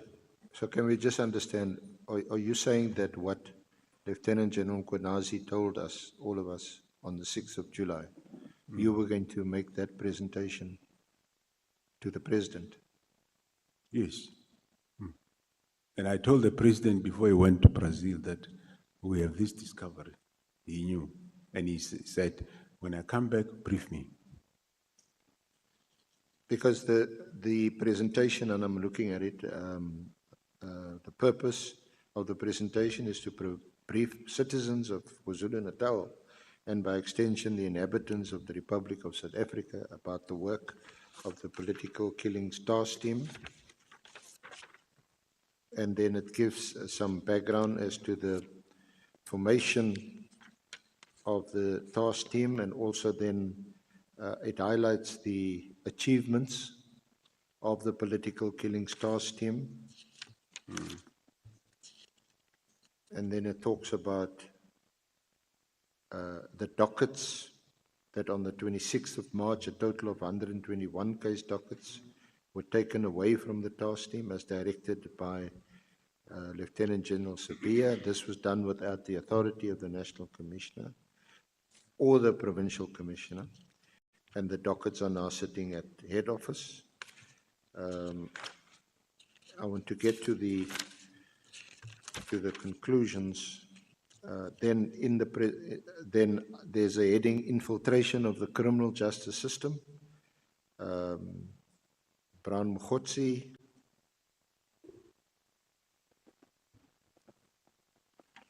I think we've been through some of these WhatsApps. The presentation on the 5th of March.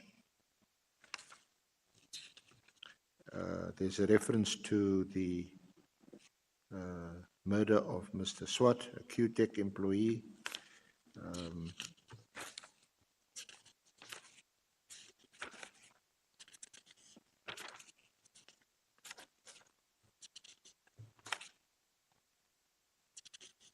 There's a section dealing with the orchestrated demise of the political killings task team.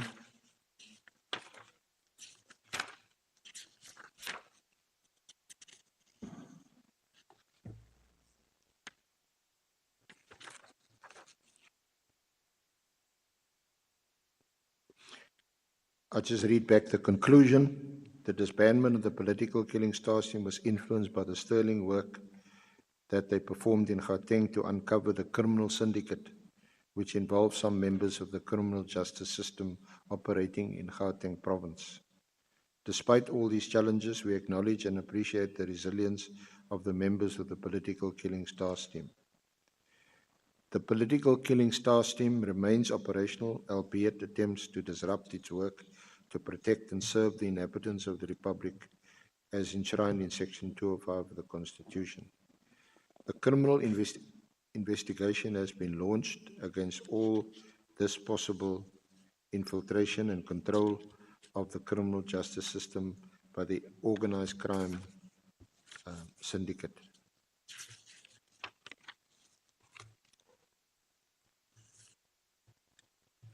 So you would have been aware that this was going to be communicated in the press conference? No, in the press conference, you have seen that presentation start with the work of the PKTT. Yeah. That's how far it was going to go. But I would have taken the same presentation, go and brief the president on the infiltration of the system. At the same time, if minister did give time, he would have, I would have given him some of the things that I could, but I couldn't give him everything, of course. Are you saying that you were surprised by some parts of the press conference or the media statement that was issued by Lieutenant General Mkwhanazi? Yeah, well, he went overboard everything. Yeah. Which, yeah. Yeah. Now that has happened, and there's reference to a crime syndicate, and we have heard several witnesses talk about the Big Five, and there are two names that crop up repeatedly. Allegedly, two of the five. Who are the other three? Well, I know, allegedly, I know two of those five, which is two of those five, which is your Nhlanhla and Nkatiso Molefe. I know those. The other three, even though I know them, it's not the right time to disclose names now. We are still doing investigation. We will disclose at the right time. And that investigation being done by PKTT or crime intelligence? Or both? That investigation is done by the GC Ops. Gauteng. Correct. Now, we also heard the name of Mr. Msibi, late Mr. Msibi, yes. Now, he's late, so... It's alleged that he was the head of the group or the cartel, you can call it. Okay. Now, if we could just move as speedily as possible. Your relationship with Lieutenant General Sabia, that has now obviously soured, and he's been suspended by you. But he also makes some allegations against you, and that you are selective in your treatment of senior officers, You've taken action against him, but you haven't taken action against Lieutenant General Mkwhanazi. You haven't taken any action against General Musekiri regarding the macro incident.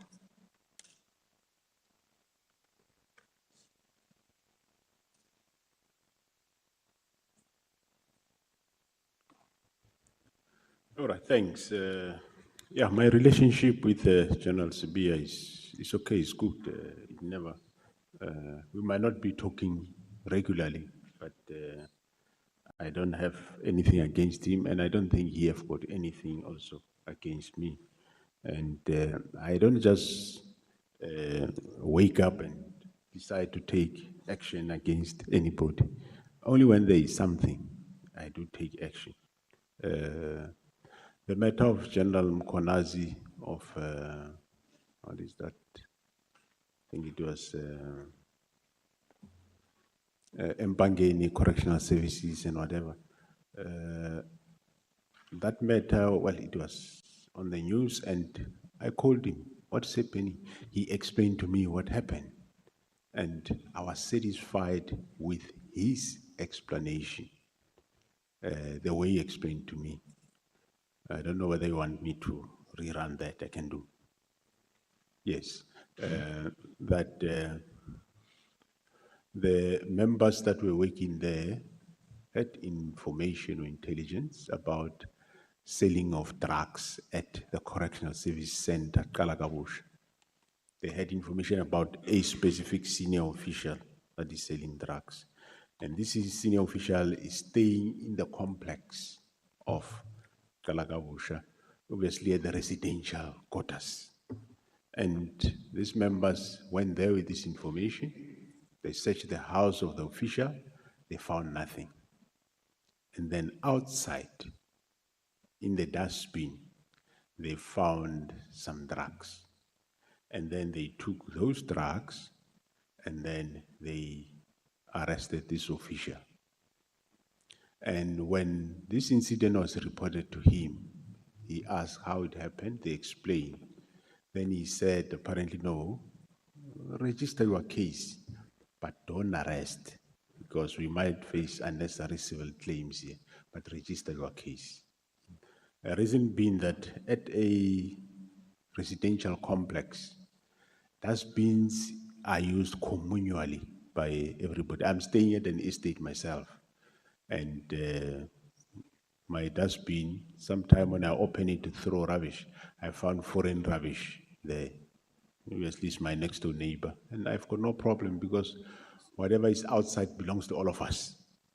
So in this case, this senior official, they found the drugs on the dustbin on the outside, and they wanted to arrest. He says, don't arrest, register your case. Investigate. If you end up linking this official, then you arrest. And the official did that, officials did that, but they were not satisfied. They felt General Mkwhanazi is protecting this official. And subsequently, they made an OB, they complained, I think, to IPID and everywhere. And when that issue of the OB started flying around of the incident, this thing happened during the last administration, during Minister Kaile's time. And that time already, then General Mkwhanazi phoned me and he explained to me how this thing happened. And I said, no, it's fine. I agree with you. Let them investigate. They will arrest later if they link up, because we can't say these drugs belong to this official. Indeed, they might truly be belonging to the official. It's possible. But to link it, it might not be easy. So rather investigate. If you took some DNA, go and compare. And if there is a link, then you can come back. But of course, remember your DNA also might be problematic because she also threw rubbish in that dustbin. So obviously, you will find her DNA there. But the dustbin is open for everybody. So then I was satisfied with the explanation, and it was a case closed. Next administration, during Mr. Mkunu's time, this thing resurfaces again for unknown reasons. Then that's when it was between him and Mkhozi, this thing started resurfacing again. And I paid also in the picture there, and it went on. But at the end of the day, that's how this matter happened. So I didn't favor him. If there is a case, I would investigate. But here, there is nothing I can investigate. I must also say, this very same case, when IPID was busy with it, it made my work difficult at some point. Because it's a case that is still pending. I won't go into the details. Where they would remember when there was a case of Olerato killed somewhere in Gauteng, and there were some arrests made in KZN. It took me a lot of energy to convince him not to detain somebody in that case, detain somebody and not the other person. And he was saying, but if I don't detain this one, IPD is going to charge me that I don't do my work. I says, hey, currently, there is no link, Baba, that link this person to the case. Don't. He said, but do you remember Mbangeni? I says, yeah, I remember. But don't take it from me. You can quote me, you don't. So made my work difficult in that regard. But however, that's how the matter was solved. General Msikidi, the matter of Macro, yes, we saw it. She reported theft of a phone or whatever story at Macro. IPID investigated. IPID sent me a report that they think there is a case, and I appointed an investigator. The investigator have done the investigation, and the investigator concluded that there is no case. There is conflicting statements, but there is just no case in terms of misconduct against Msikidi. Yeah. There's nothing that I should do thereafter. And if I can venture into another one, which you didn't ask me to venture in, the issue of, I think, General Dumisani Kumalo and the other, can't remember whether there are 4 or 5, which were arrested by IDEC. That matter, we investigate. Remember, if members are involved in commission of crime, we get a report from the official that did that. And based on that report, we take the report and our disciplinary regulations, and you weigh whether is there a misconduct that has happened. And you independently, of course, investigate the misconduct. And the misconduct must then be proven in terms of the regulation that yes, indeed, there is misconduct. Then we proceed. But if it can't make a misconduct, there's nothing I can do. I just have to close the file and say there's no misconduct.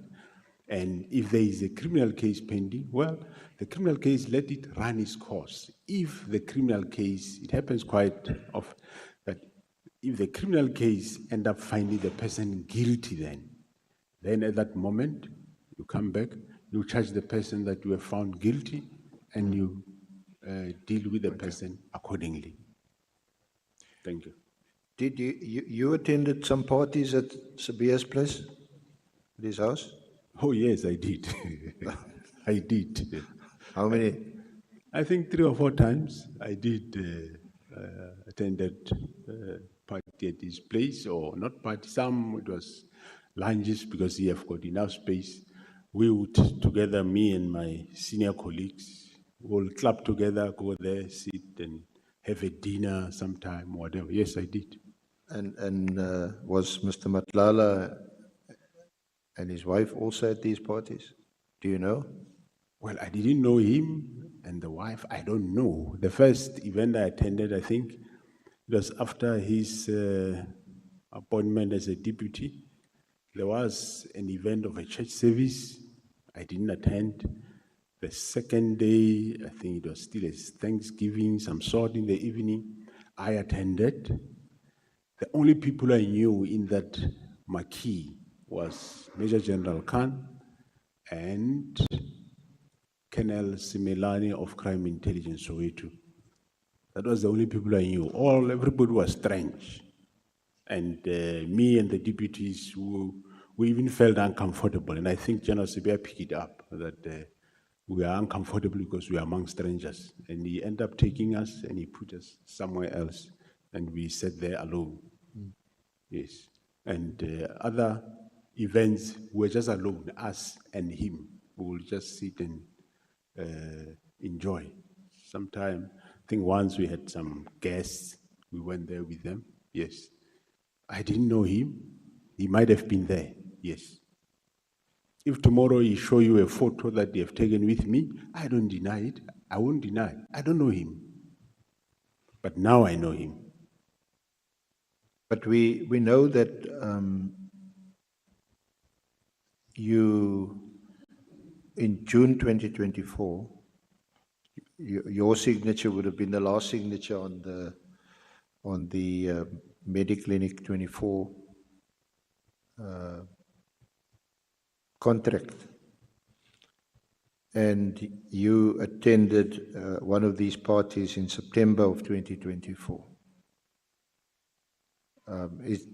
Can you recall being at that event at Sabia's place?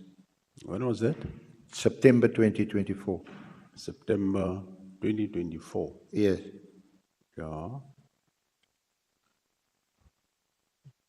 Do you recall being at and there was also one in October 2024, which Lieutenant General Sentumile spoke about in her evidence. Okay. Now, I'm just asking you, there's this big contract, so there's a service, it's about the service provider and procuring sponsorships from service providers, and we spoke about, does a conflict of interest arise in that, it's in that context. So now there's this party at Sabia's place, here's a service provider with just having been awarded a huge tender. Remember, I didn't know the man. I wouldn't know whether he's there or he's not there. Nobody told me that he's invited, and I wouldn't know whether I was there. Which party is it? If it's the party of the child or something, no, I wasn't there. But previously, yes, I did attend some. Were you aware, were you told, were you asked, did you approve of the approach by Lieutenant General Sentumile to Mr. Nhlanhla to sponsor or to provide a sponsorship of gifts? Sponsorship and gifts are approved at various levels by commanders, and 100,000 or more get approved by the Divisional Commissioner Supply Chain, but below that is the immediate commander. So, Sintumule's gifts or sponsorship would be approved by General Sebia himself. But what we do, all those sponsorship, they get declared and they go to Divisional Commissioner Supply Chain. He first approve. The reason being that he is the best person can determine whether is there a conflict of interest with the sponsorship, yes or no. For example, if somebody that is or his tender is pending with us as SAPS, and they ask General Fannie for a sponsorship, General Fannie will not approve that. He will disapprove and will indicate that here there is a conflict of interest. That's why they go to him as head of supply chain, because he's chairperson of the PAC. But other gifts, small, below 500, whatever, are approved by various commanders. But again, they check whether there is conflict of interest, yes or no. Service providers are not prohibited from gifts and or sponsoring. They are not prohibited. The only prohibition is if there is issues of contagious or there is, the tender is still pending. But if somebody that is already providing service, they have event is sponsoring, they will always refer it to general fund to determine if there is conflict, yes or no. But in this regard of General Sintumule, no, I didn't hear about it, but recently, after I became aware of it, because I heard General Sibia got some fridge there or Yes, something. he got a fridge. Yes. So I'm in the process to, because General Sibia's gift register is signed by me. So I asked for it. I haven't received it yet to check whether is it in there, yes or no.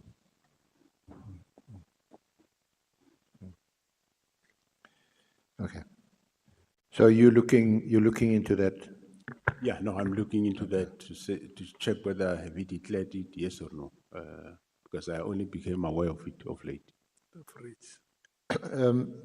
Mr. Mkwhanazi had alleged that you received money from Nhlanhla arising from the tender that was awarded to him. Well, I'll still have opportunity to maybe get that money from him. Probably he got it, he's with him. I would love to have it. He must give me that money. You're going to ask him for the money? Yeah, I'm gonna ask Mkwhanazi to give. Maybe Mr. Nhlanhla gave him to give me, then he didn't give me the money. But indeed, Honorable Chair, I didn't receive any money from Mr. Nhlanhla, but I saw Mr. Mkwhanazi's allegation. I will deal with it at some other forums. He also alleges that that you and former Minister Cele, you planned or plotted to get rid of Minister Mkhunu and Lieutenant General Sibia. Thanks, Honorable Chair. Mr. Mkwhanazi must give time, place, and venue where that meeting took place.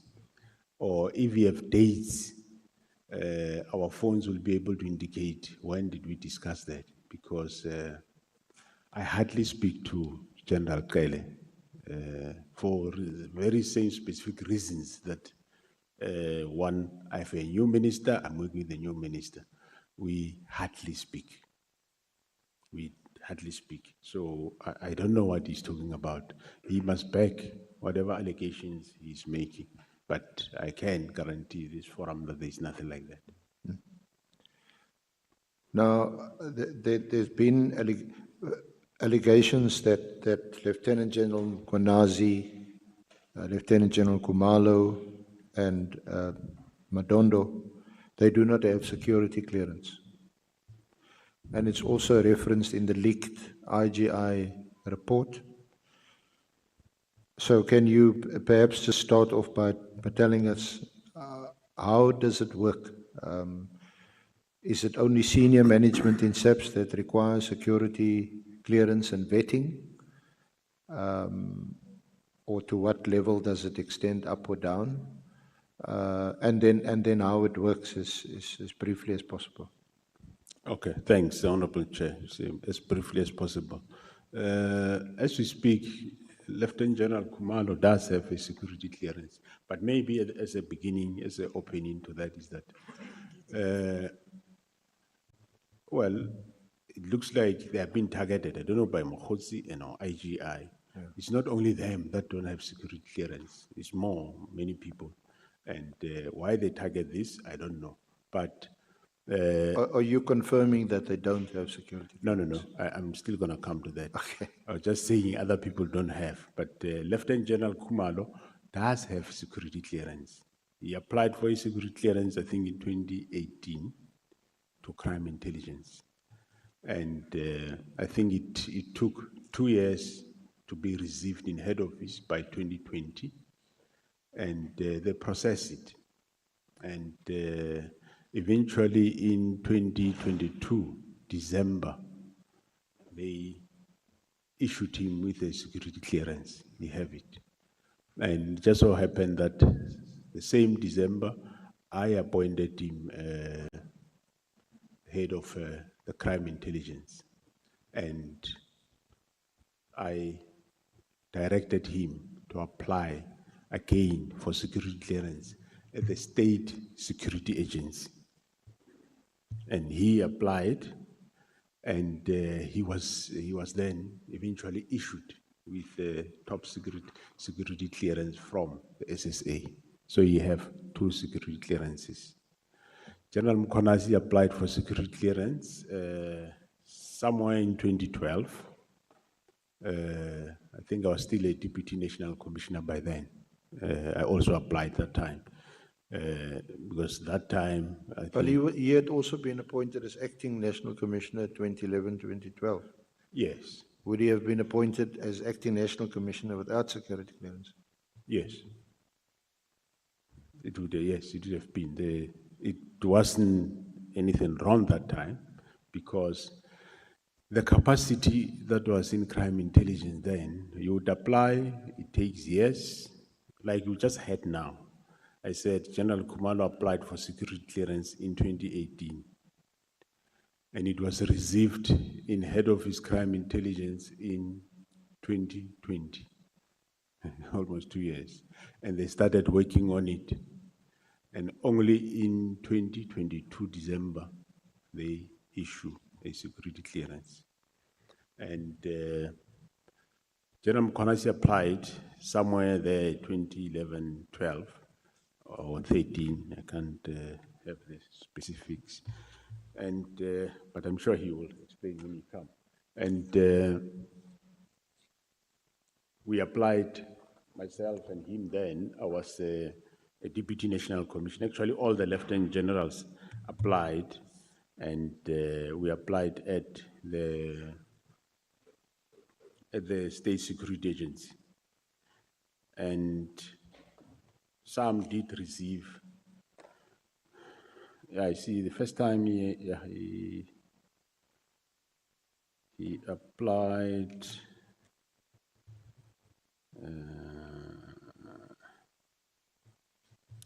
Somewhere there, and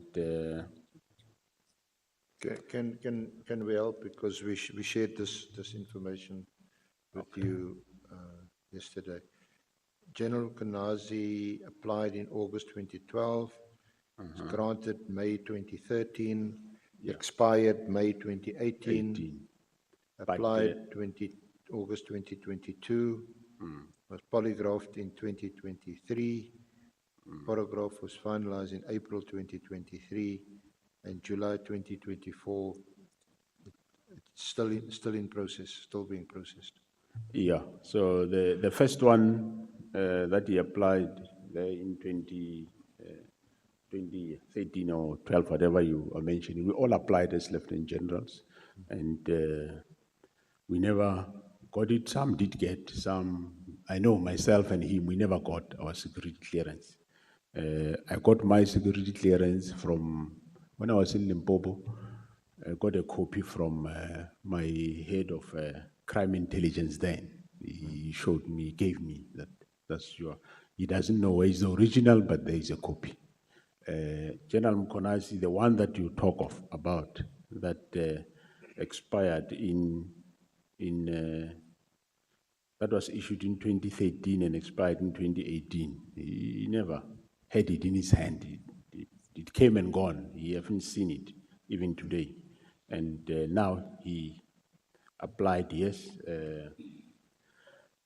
The processes are then finalized within crime intelligence, but he hasn't yet issued. But I've since also asked that all, before President issued the directive that we go to SSA, I issued the directive that last year, 2025, that all Lieutenant Generals, we should not vet them from crime intelligence.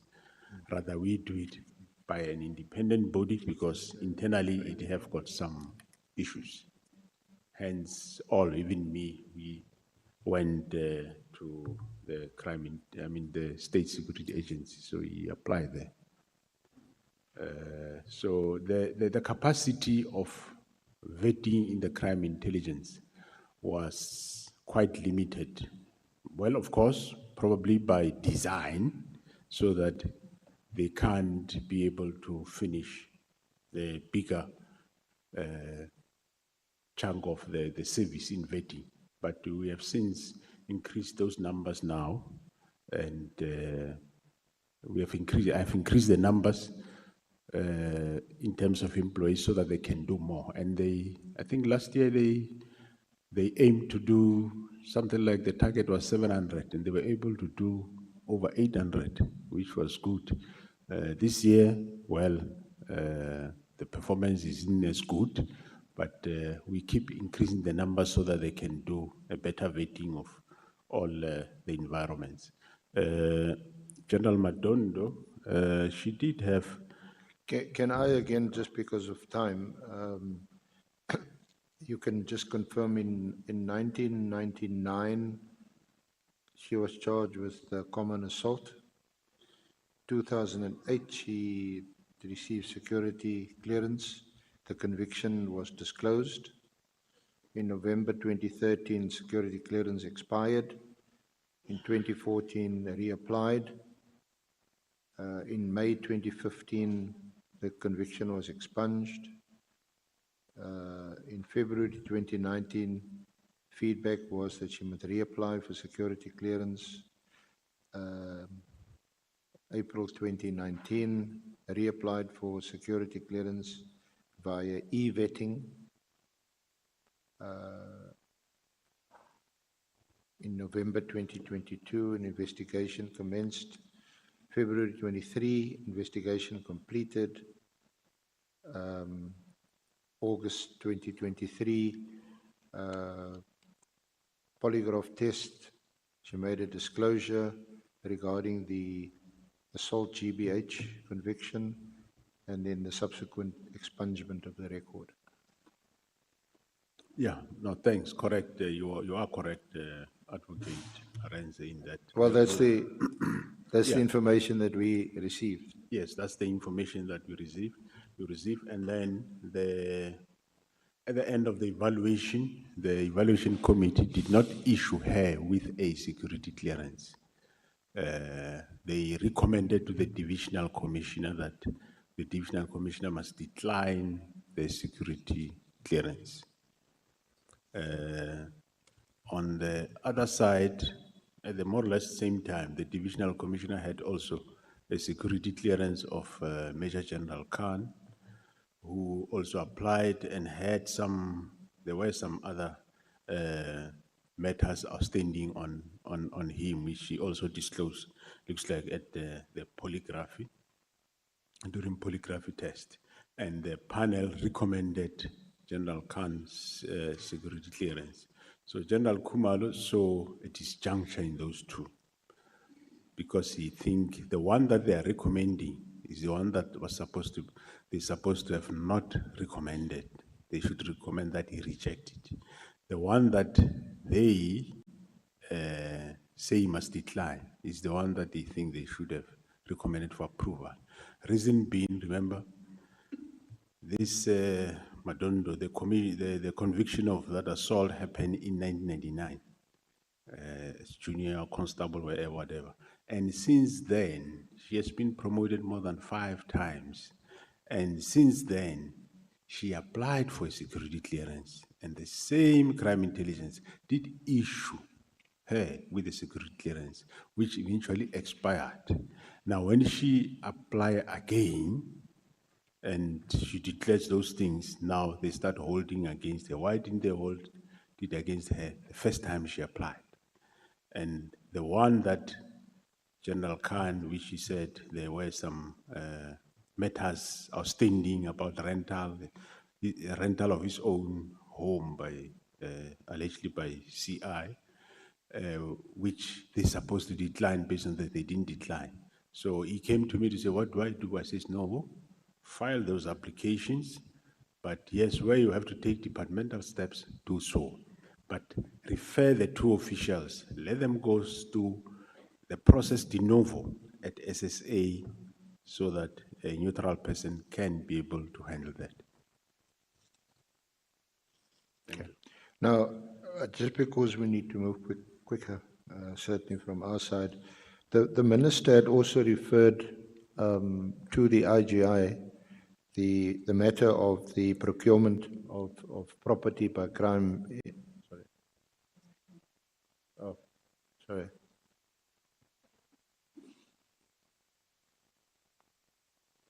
Honorable Sangweni. Thanks, Advocate. Thank you, Chair. No, General, before we move off this security vetting issue, you said there are many who don't have security clearance. Now, just off your generals, maybe the lieutenant generals, and if you can, the major generals, who doesn't have security clearance, and is it because it's declined or they just don't have? Thanks. The reason is some had it expired because you apply 6 months before expiry, but they apply and it doesn't come in time until what you have expire and you are waiting. Some, they have applied, the process has not been finalized. And I've picked up some of the lieutenant generals which they were not cooperative in assisting the vetters in documentation, which I intervened and said, I give you time, otherwise I will take steps. And they've since started now cooperating. But some, for example, the former PC of Free State, I think her vetting was in the process and she had 2.5 months to go. And I said to the vetting people that I think rather we were going to waste our resources by doing this. Just not to invest your energy into others because she's about to go and she's now gone on pension. So that's how the situation is. General, so you are sitting with senior management that has no security clearance, I think is what I'm trying to check. And just so that we don't waste time, are you able to give us those different categories for us to be able to have a sense of, and when you expect all of them to be vetted? Thank you. Thank you, Chair. Thanks very much, Honorable Chair. I can get a list in one of the breaks and then I can provide it. But for now, everyone, whether he have or don't have, remember, the President directed that they be done. Even those that have a valid security clearance now by crime intelligence, we are in a process now busy with the SSA. All of them, the senior managers, 800 plus, they will be vetted by crime intelligence.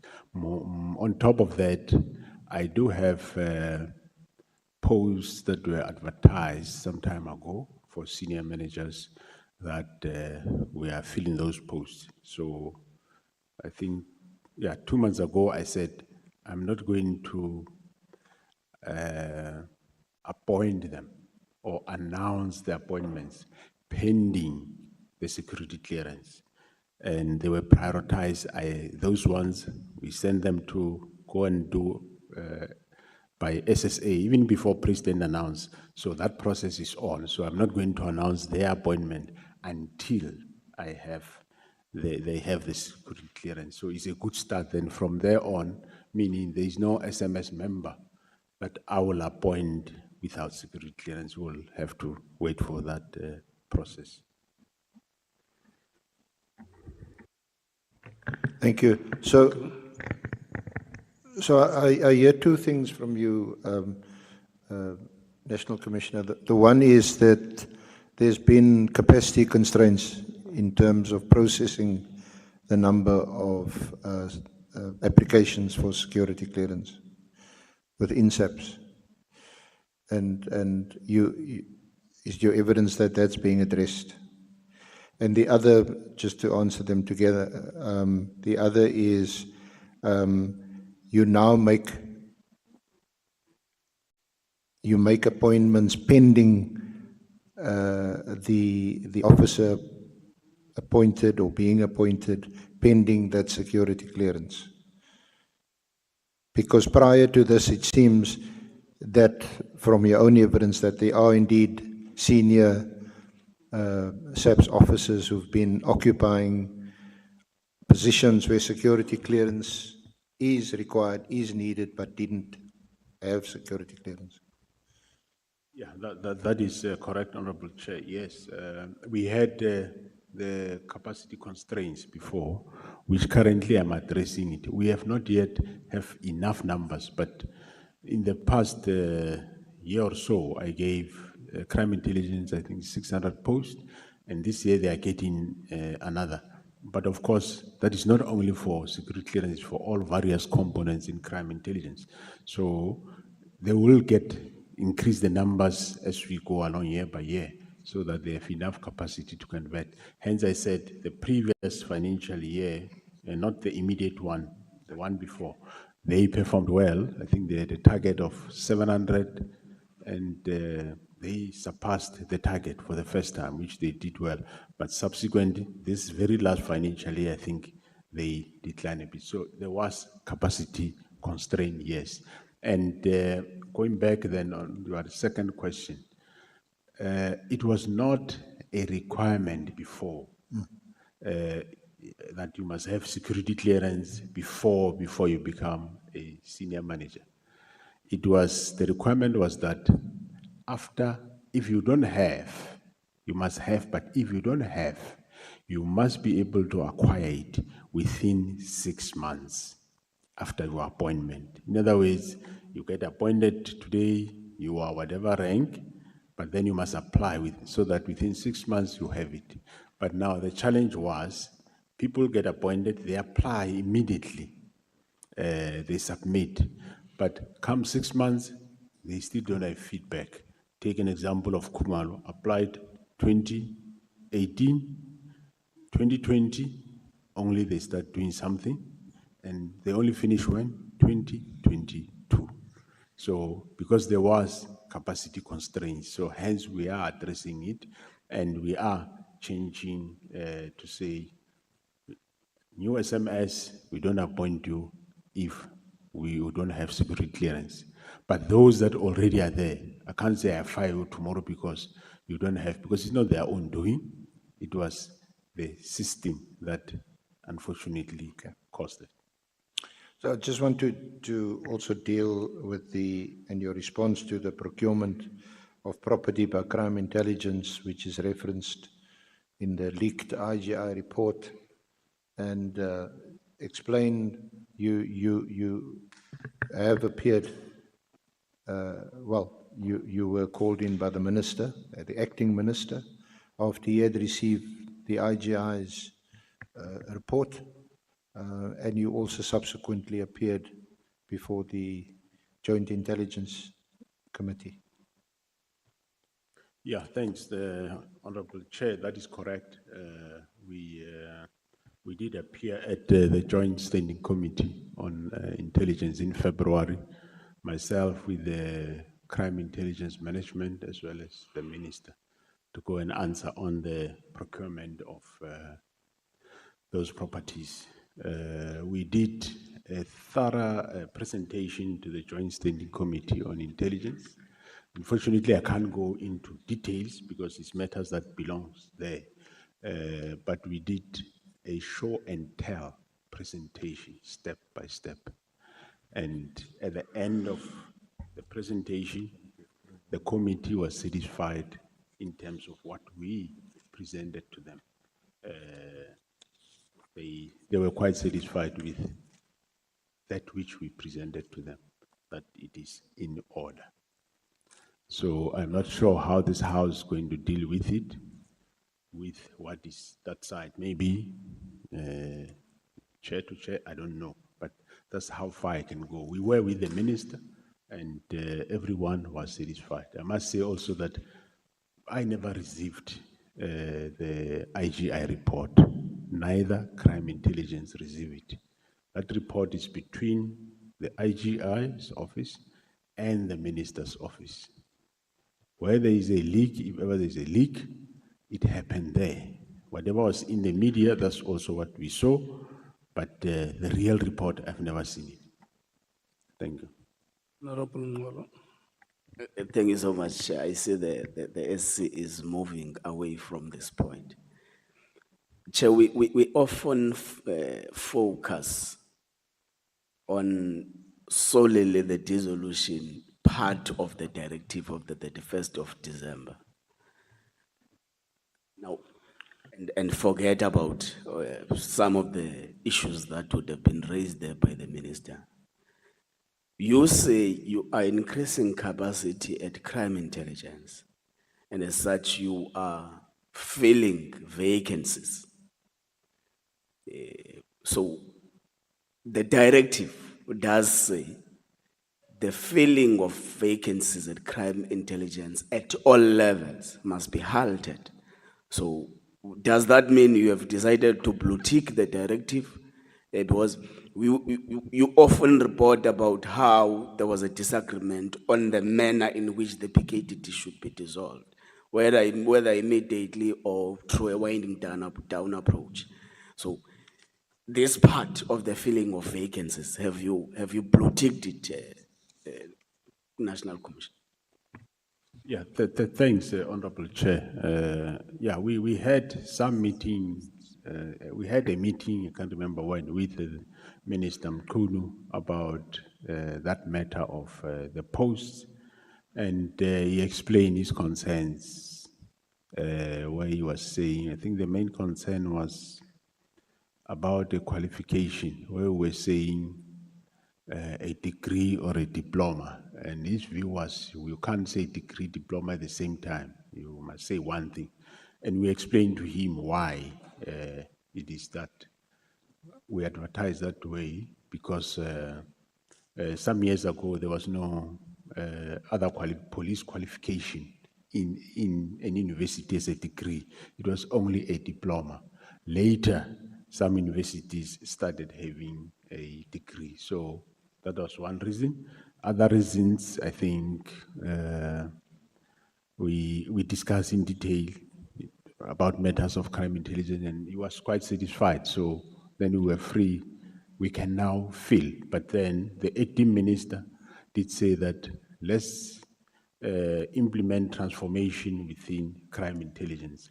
There is currently a draft strategy, and with that draft strategy, if it's finalized, we will be filling those posts. But General, is there a formal withdrawal of the directive on filling of posts? No, there is no formal withdrawal, Honorable Chair. Thank you, Chair. Honorable Matthys. Thank you, Chair, and good morning, National Commissioner. I didn't officially greet you. National Commissioner, on this issue of security clearance and lifestyle audits. So the last time you appeared here, you were very disciplined and you convinced us that you were starting immediately on that process. Has it started already? Because it's been months now.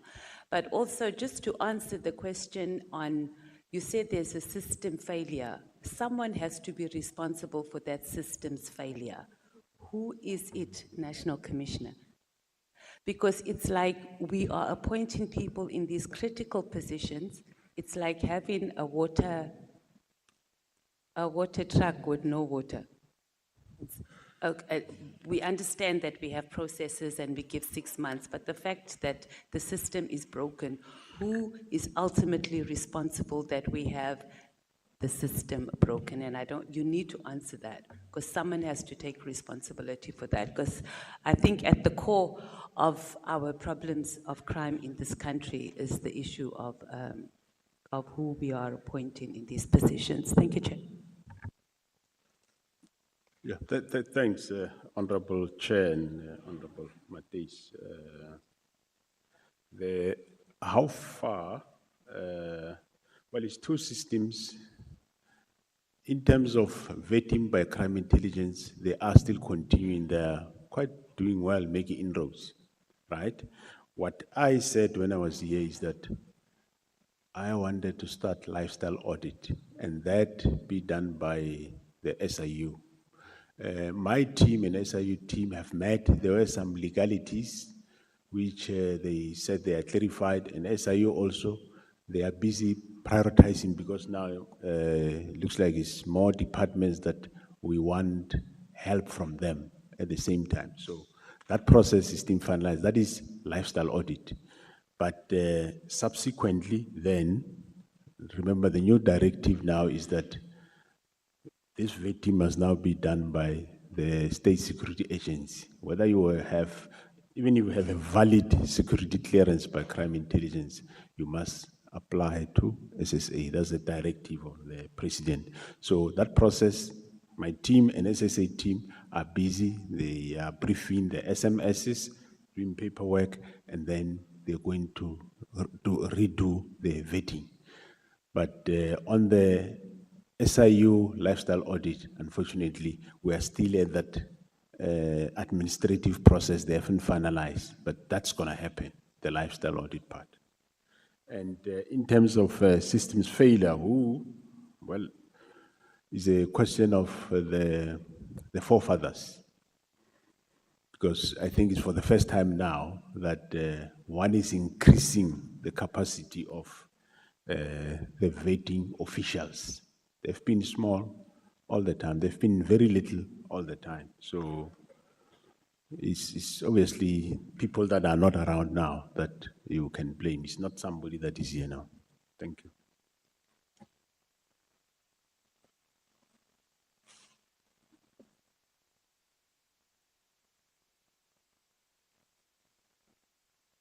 Okay, Advocate, we can proceed. May I proceed?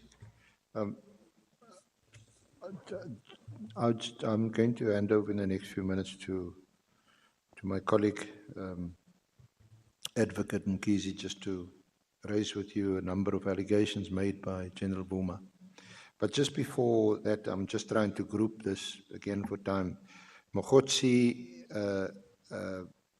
made allegations that you were complicit in the purchase of this 22 million rand property for crime intelligence. It wasn't registered, and he then says that the 6th of July press conference was intended to stop your arrest in relation to that transaction. What is your comment? He also claimed that the PKTT task team was unlawfully housed in an hotel that was purchased on the intelligence budget. Paul O'Sullivan alleges that in 2012, when you were the acting crime intelligence head, you discovered that the slush fund, as he described it, was underspent by some 40 million rand, and you wasted no time in utilizing the unspent monies. What is your comment? Lushaba's control of the slush fund was endorsed by both you and Lieutenant General Khumalo. What is your comment? And just in terms of the operation of this so-called slush fund, is there any accounting to the Joint Committee on Intelligence and or the Auditor General?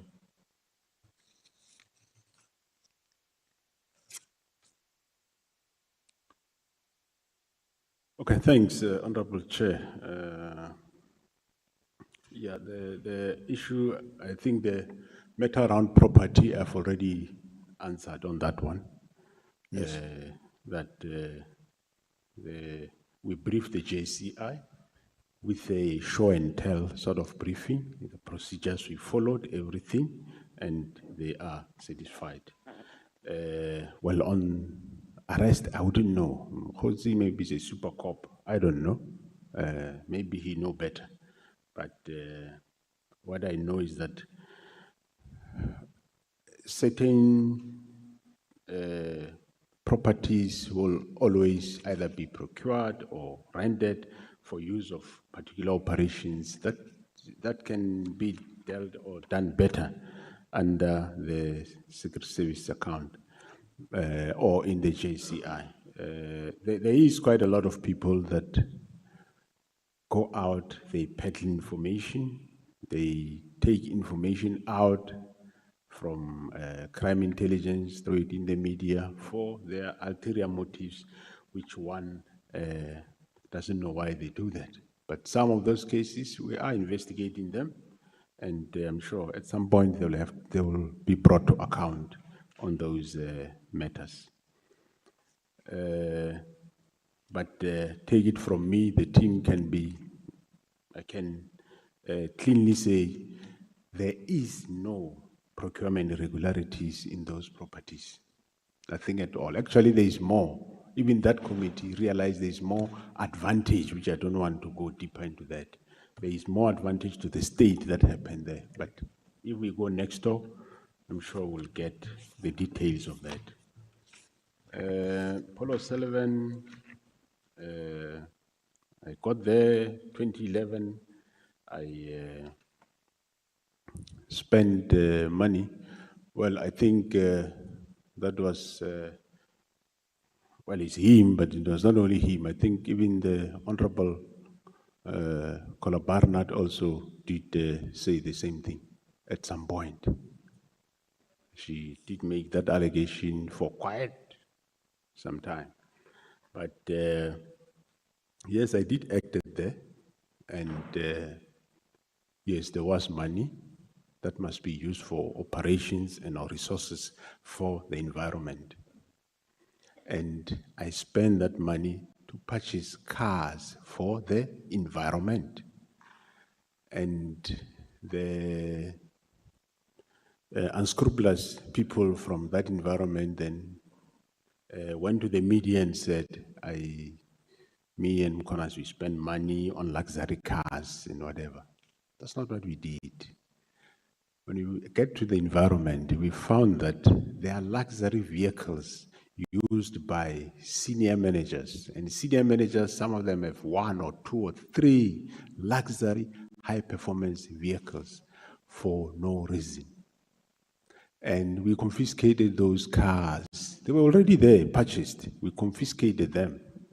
Some of them, we transferred them to your TRT and other specialized units to be used where they can be used best, because they are high performance and quite luxurious. And then I bought cars for the environment.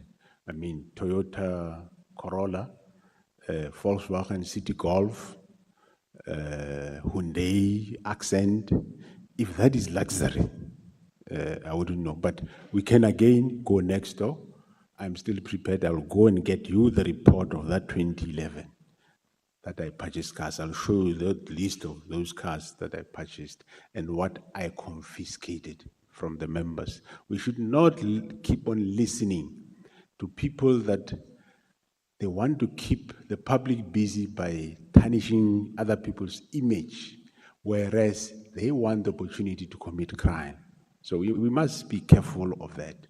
So I know, that's why I say Honorable Kola Barnard is one of those that accuse me of that. But indeed, that's not what happened. And in that environment, there is certain rules that apply in terms of when you do certain things, which I don't want to go deeper, but she's a member there. She's got the right to transfer the question there. I'll answer her happily. And I'll even show her proof of everything. If I haven't done it before, I'll do it still today. So I don't know what Mr. O'Sullivan wants in that environment. That is Kosan.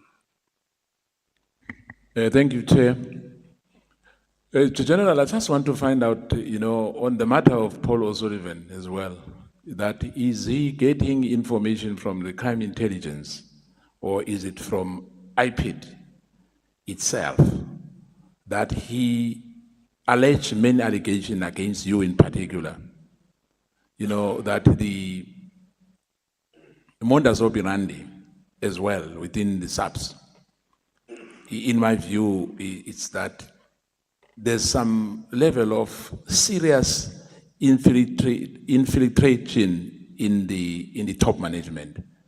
And I'm not sure whether if I heard you well, because this issue, as you are now narrating the issue of cars, that you purchased cars, and indeed, it was for environment, and you found luxurious cars there, and you had to make sure that you allocate to other division within SAPS. why I want clarity on that, General, is that it looks like there's element who wants to defocus us to concentrate on issues of non-importance. Why is they are committing crime?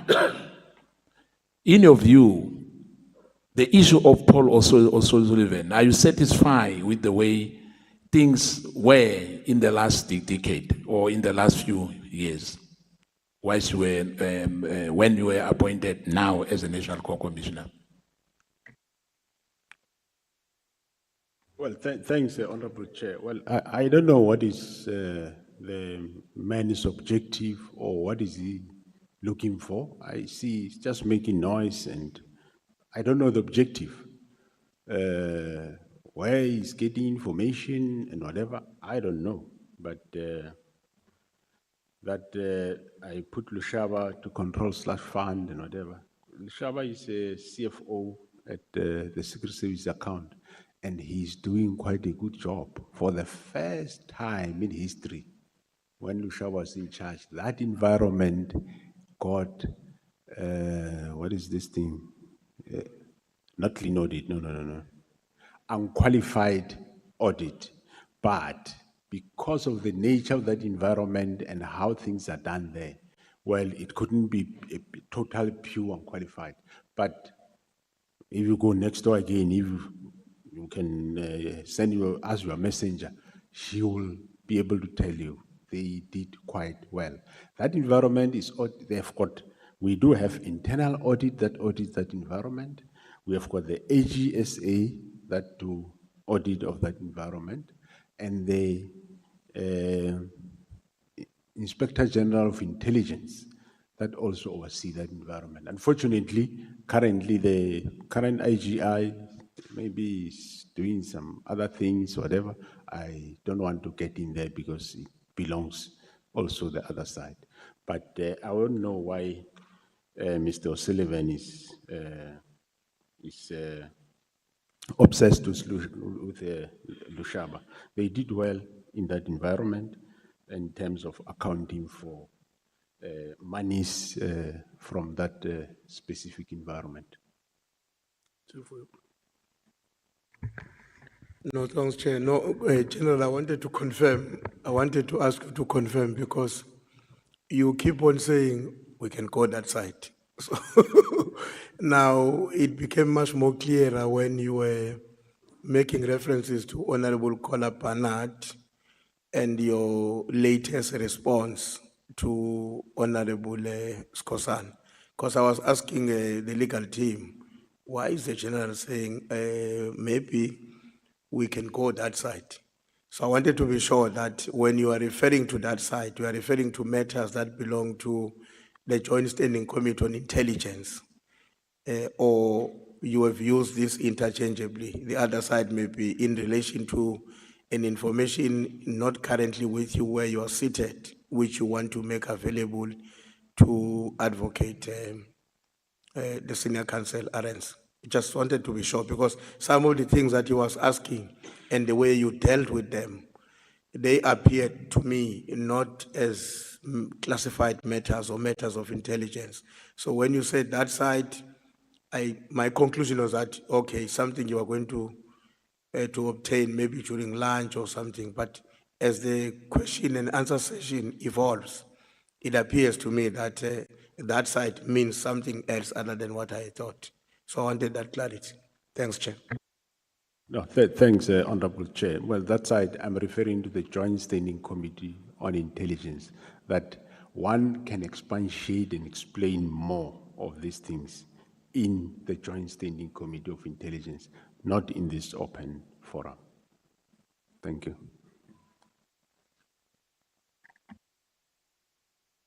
We can proceed. Advocate, you said 1 o'clock. It's 1 o'clock now. Where are we?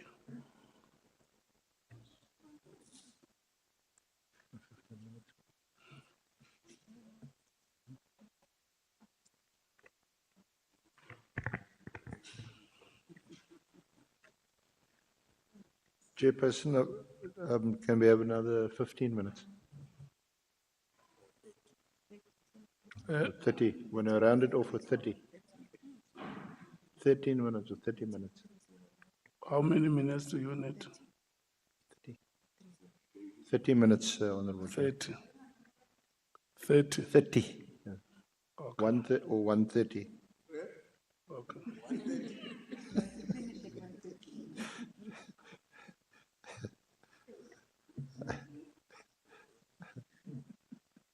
Yeah, let's proceed. Thank you. Honorable Chair, my colleague, Advocate Kezi will continue with the examination of General Masemola. Thank you.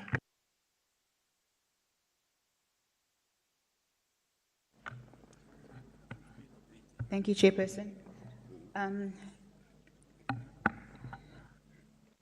General Masemola, Lieutenant General Vuma raised a number of allegations against you, which relate broadly to abuse of power, and she alluded as well to political interference by Minister Cele. So those are just the last two topics we are going to deal with broadly.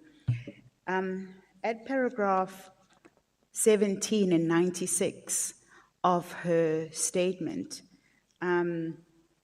General Vuma said that on or about May 2022, it is alleged that you targeted and prejudiced her for executing her duties and refusing to abandon certain investigations.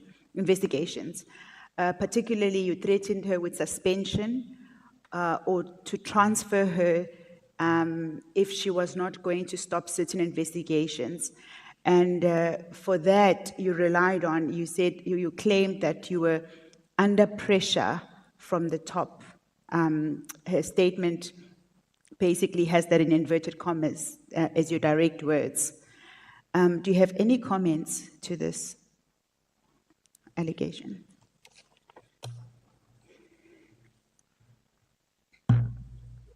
Thanks, Honorable Chairperson. Well, I don't know what target means. I said earlier, I don't target people. I never targeted General Vuma. I'm sure it is in the public domain that around 2017, there was a matter around purchase of grappers and Nasrec, whatever. And subsequent to that, there was a matter between the IPID and the National Commissioner and General Vuma and General Zumani. That matter went to Pretoria High Court, and where the IPID wanted certain information from them, and they were refusing with it. The Pretoria High Court, I think it was Judge Davis, ruled against them. They appealed. The appeal was dismissed, I think, by Pretoria High Court. They went Supreme Court. The Supreme Court also dismissed the case. They went to the Constitutional Court, and the Constitutional Court also, February 2022, ruled in favor of IPID, dismissing, dismissing the whatever matter, but in other words, still supporting the IPID. That is February 2022. And in May, June 2022, when then I was a national commissioner, only in June I became aware that the matter is now being finalized at the Constitutional Court, and I had to take disciplinary action. And of course, the former national commissioner is gone, the General Zumani is gone. She is the only one alone. So her suspension and disciplinary cases were prompted by that judgment of the Constitutional Court.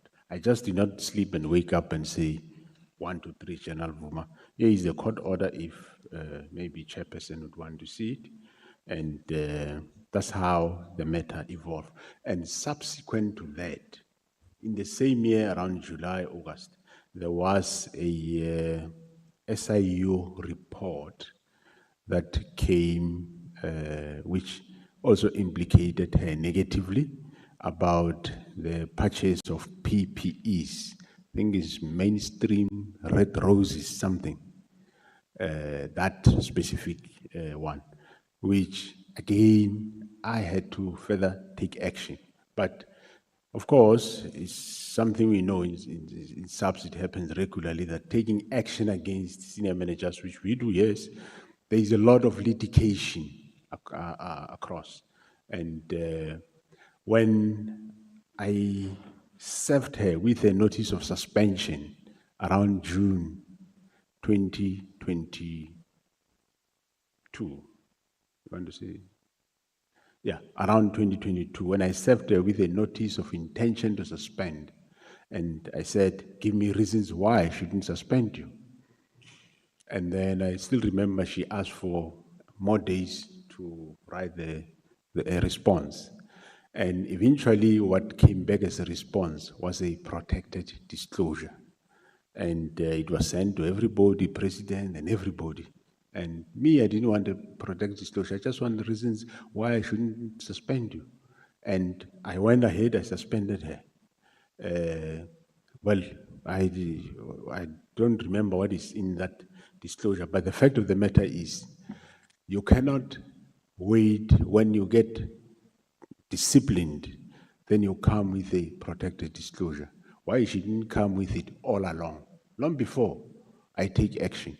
So that is the process that I'm aware, and yeah, thank you. Thank you, General. Whilst we are on the topic of her suspension, she also testified that, she wasn't able to provide official documents that were signed because following her suspension on the 8th of July, you, together with Brigadier Moyani and his team, raided her office and took all the documents out of her office. What is your comment to that? Well, maybe I was lenient. I should have dealt with it at that time, because the true story is, remember that there was a notice by the Department of Labor that we vacate Telkom Tower building is not in order and so on. So we all vacated. And in the process, we, through her actually, as a deputy support, we embark on refurbishment. When she gets suspended, she was, I think they were busy with the refurbishment of certain floors of the building, especially the floor where we were going to sit. So at some point in that year, then I went to, with other officials, I can remember the other person who was there, Brigadier Nhlanhla was there. We went to Telkom Towers to go and assess the progress of renovation of the floor. Our floor, including the ministry's floor.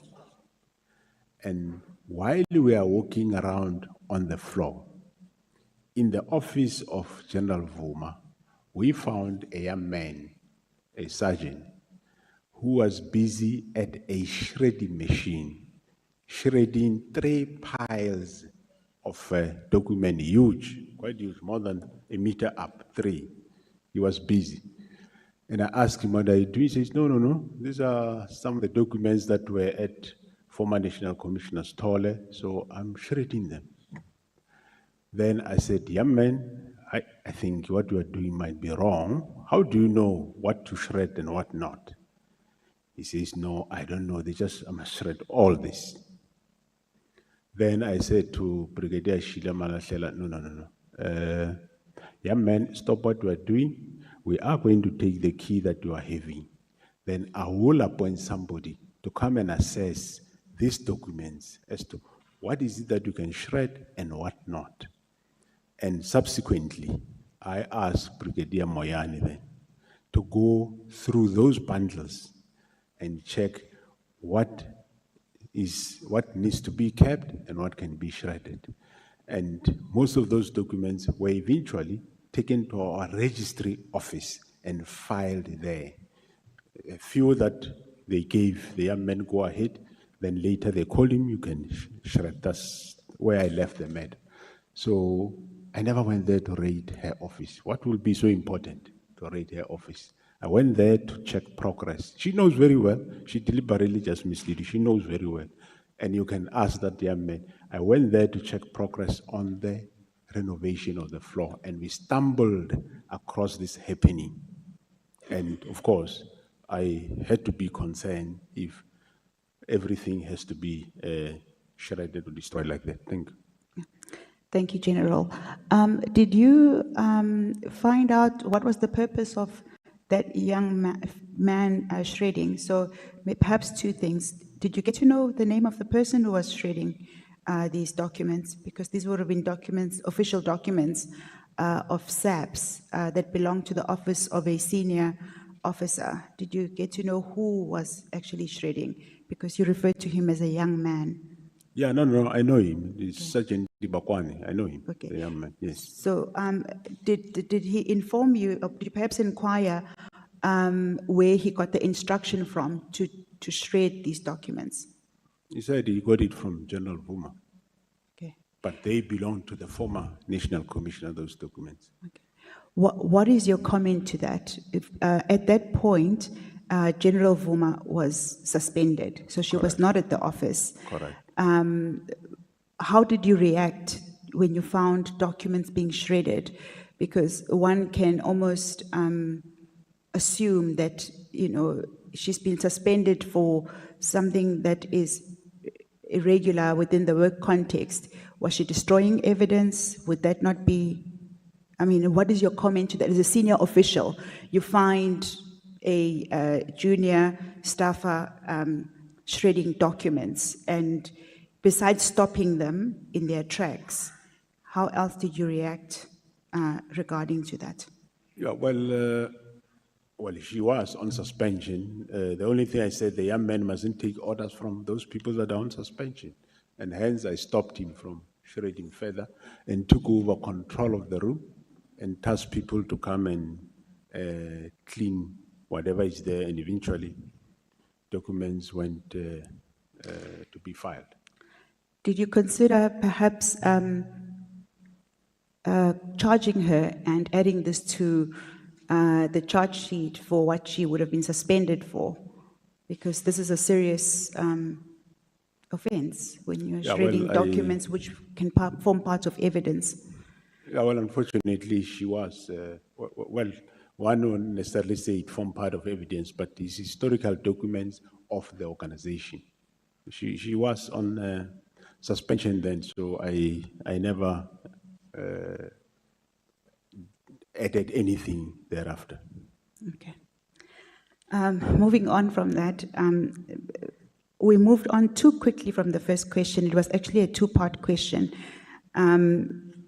You have not made a comment regarding the claim that you said you are under pressure from the top. What did you mean by that? Well, the only top, if ever was under pressure, would have been this court order from the Constitutional Court. Other than that, there was no under pressure from the top. No, I suspended her for that. Firstly, the second suspension was relating to the Red Roses, the SIU report. So I was never under any pressure from the top at all. I must say yes, at some point, I do remember that she brought a document to me to sign off the use of implementing agents in SAPS in the building of police stations or refurbishing of police stations. And she brought a document that was written that I sign off or appoint IDT to the work of building of police stations. And I refused to sign that document. I said, General, as long as you have IDT on that document, forget, I'm not going to sign it. There is three or agents. It's IDT, it's DPSA, it's KUHA. So you are senior enough to know that you need to go through a process to come into a name of an implementing agent. You can't come and give me this. And then he says, no, but the minister said you must sign off this. I said, okay, if it's you and the minister, good luck. I'll see how you're gonna implement it. Me, I'm not going to sign it as long as you have one name there. You have to agree in principle, yes, let's use implementing agent because we are struggling, but you must undergo a process to come to a name. And I refused her that, which I've seen that when she came here, she turned the things around. If we can perhaps then go to that evidence specifically, it can be found at paragraph 37 of her affidavit.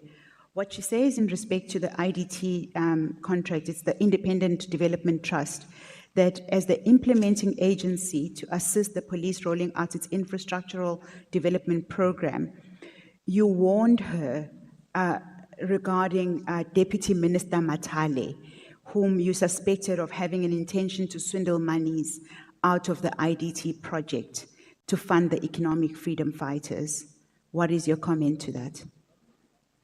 I never told her that. I said I will not sign IDT. She maintained that minister wants it and Minister Matale wants it. I says, good luck. I never told her all those things, but I just told her, good luck, I will not sign it. I will sign a principle, and you must go through a process to come to a specific agent. And unfortunately, it means you must, whatever process you undertake, if you end up in this route, I will say you prejudged the process. So I refuse to sign that document. And So I didn't say those words that she have said. In respect, that's the question that about specifically Deputy Minister Mutale.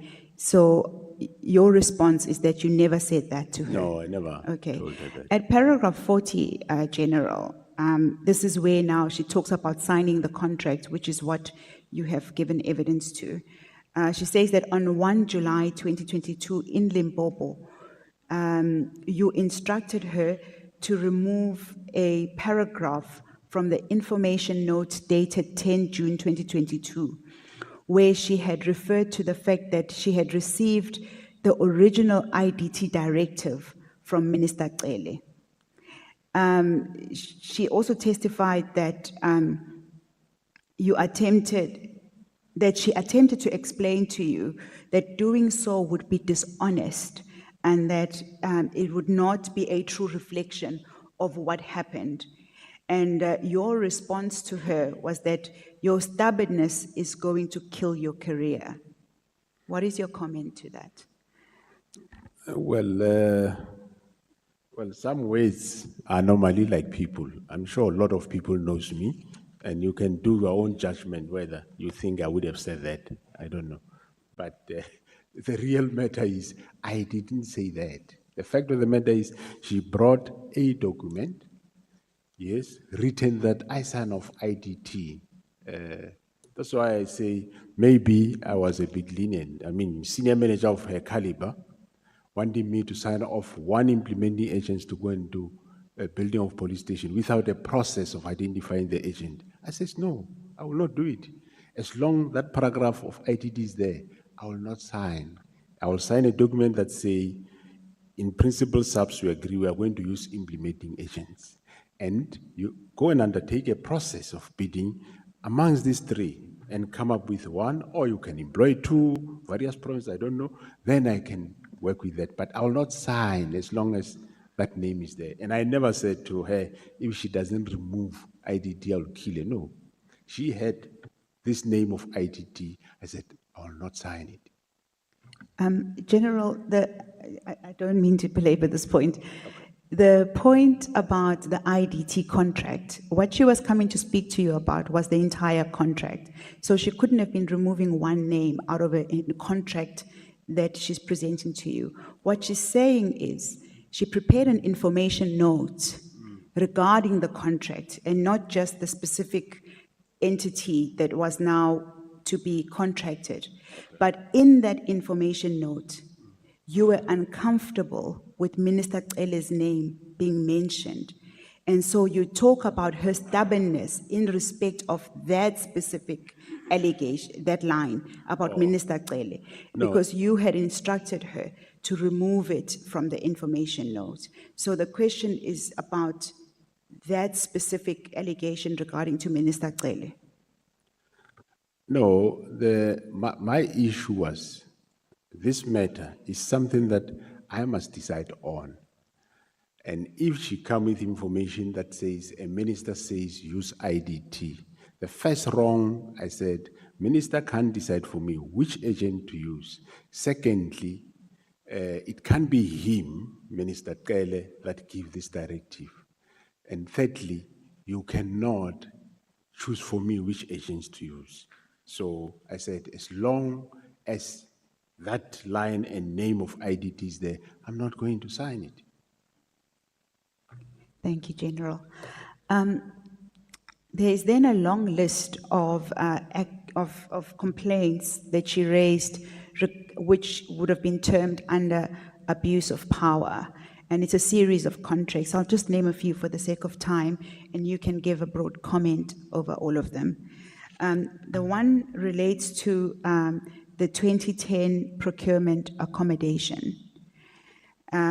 The other has to do with the instruction that the CFO, Lieutenant General Dimpani, regarding approval from General Vuma for the 8 million SIU urgent payment.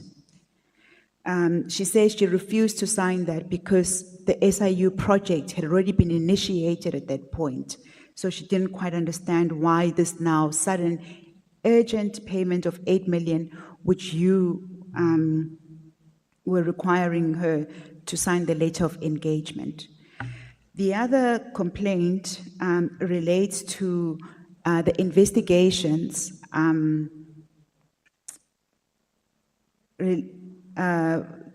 against Lieutenant General Jacobs,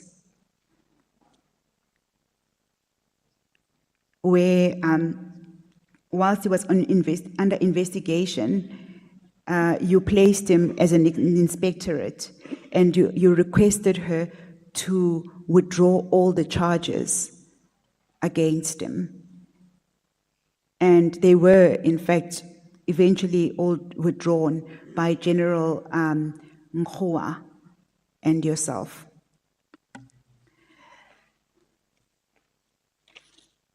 And then there's the one that deals with Kimberley.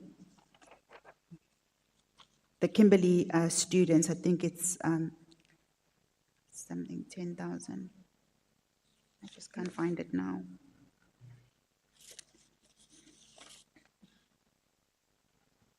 Oh, yeah. That she investigated a Project 1000 recruitment process, which was based in Kimberley. And there she put together she was able to do an interim progress report, which highlighted that there were irregularities concerning Lieutenant General Mkwhanazi. She says that you interfered in that one as well. So those are the list, some of the contracts that were raised in her testimony where you would have personally interfered. What is your comment on that?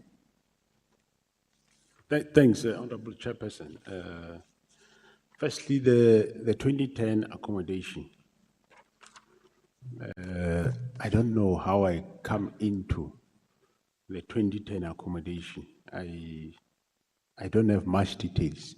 And what I know is that myself and her were not involved in the 2010 accommodation. I don't know why. It looks like she directs almost everything. She's a master of everything. She investigates. She's a super investigator. Me and her, we are not involved there. I don't know how she comes into there. because we don't even have details. And on the 8 million rand that the CFO has to pay, yes, if the president sign a proclamation that Department X must be investigated, when SIU investigate that department, they must be paid for their investigation. There's nothing wrong with that. And we paid that 8 million. She had a problem. I don't know whether because part of the investigation of SIU was her involvement in Main Street, Red Roses somewhere. I wouldn't know. But eventually we paid that 8 million, and CFO was not wrong in the payment of that 8 million. It's not me who said SAPS must be investigated. It's not the CFO General Dimpane that said SIU must investigate.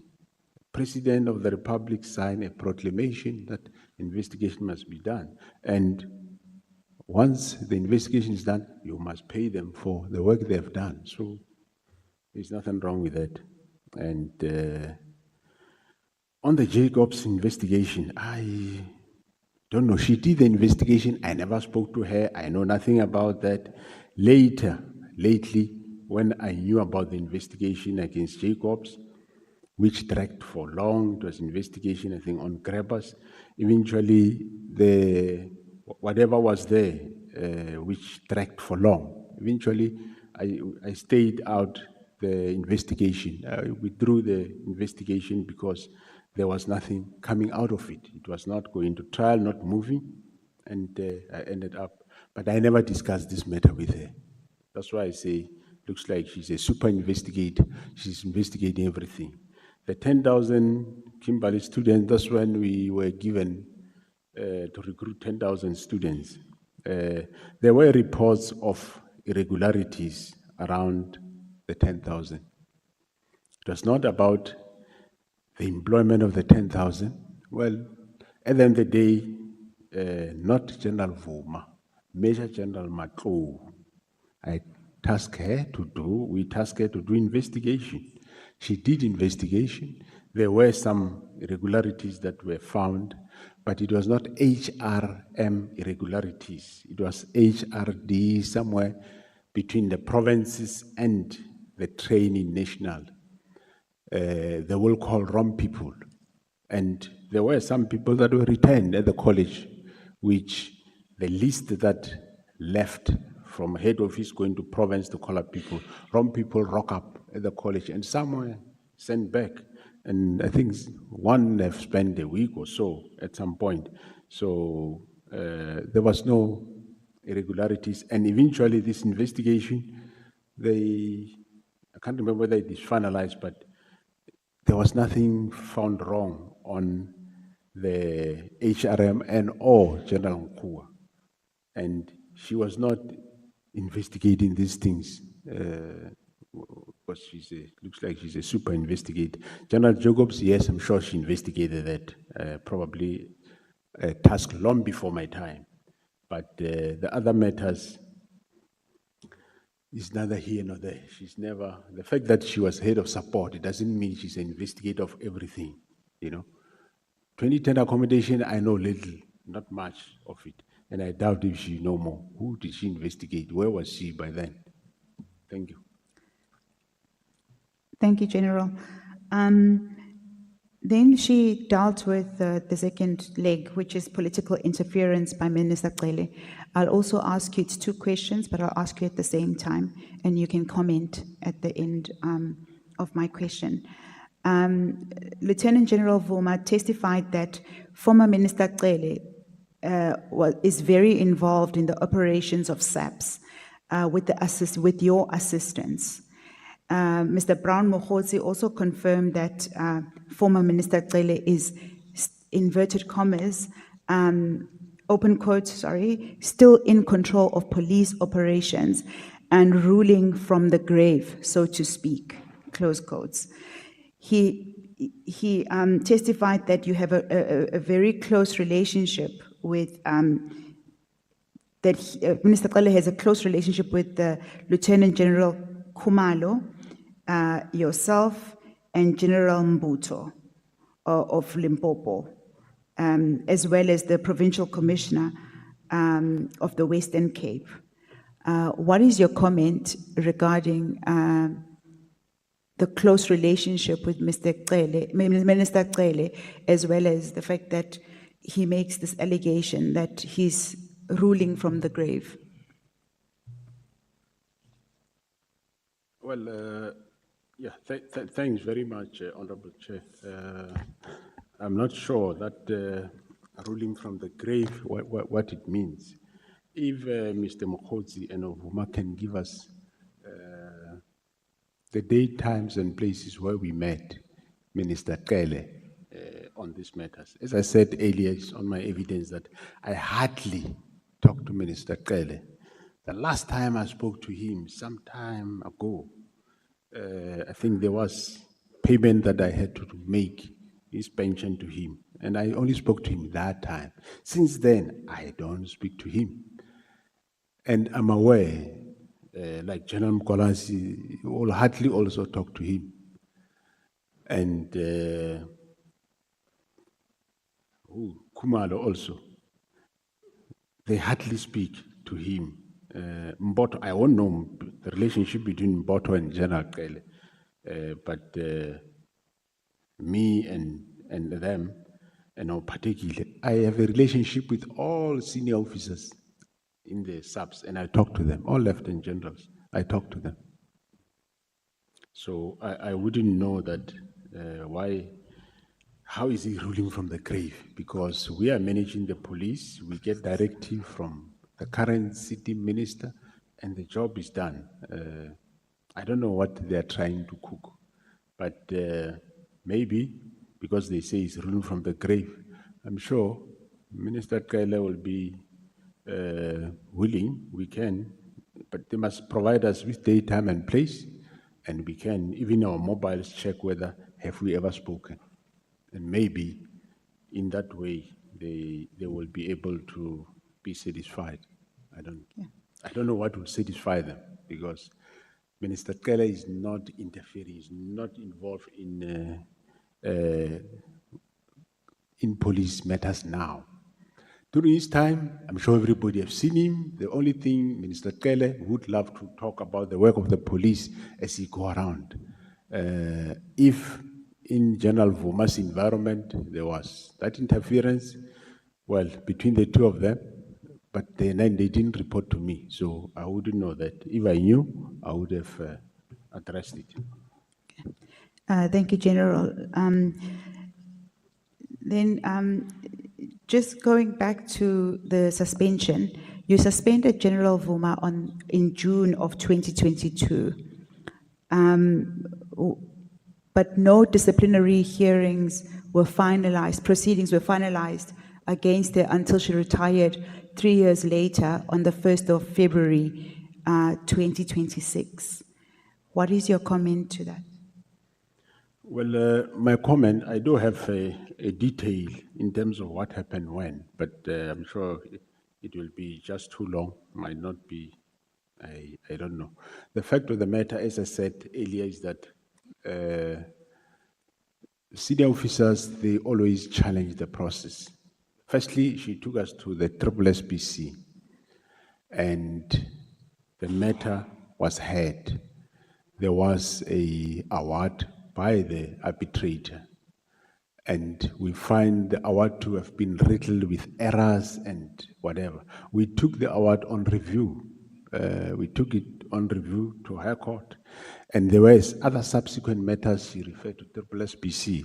So the trial could not even resume.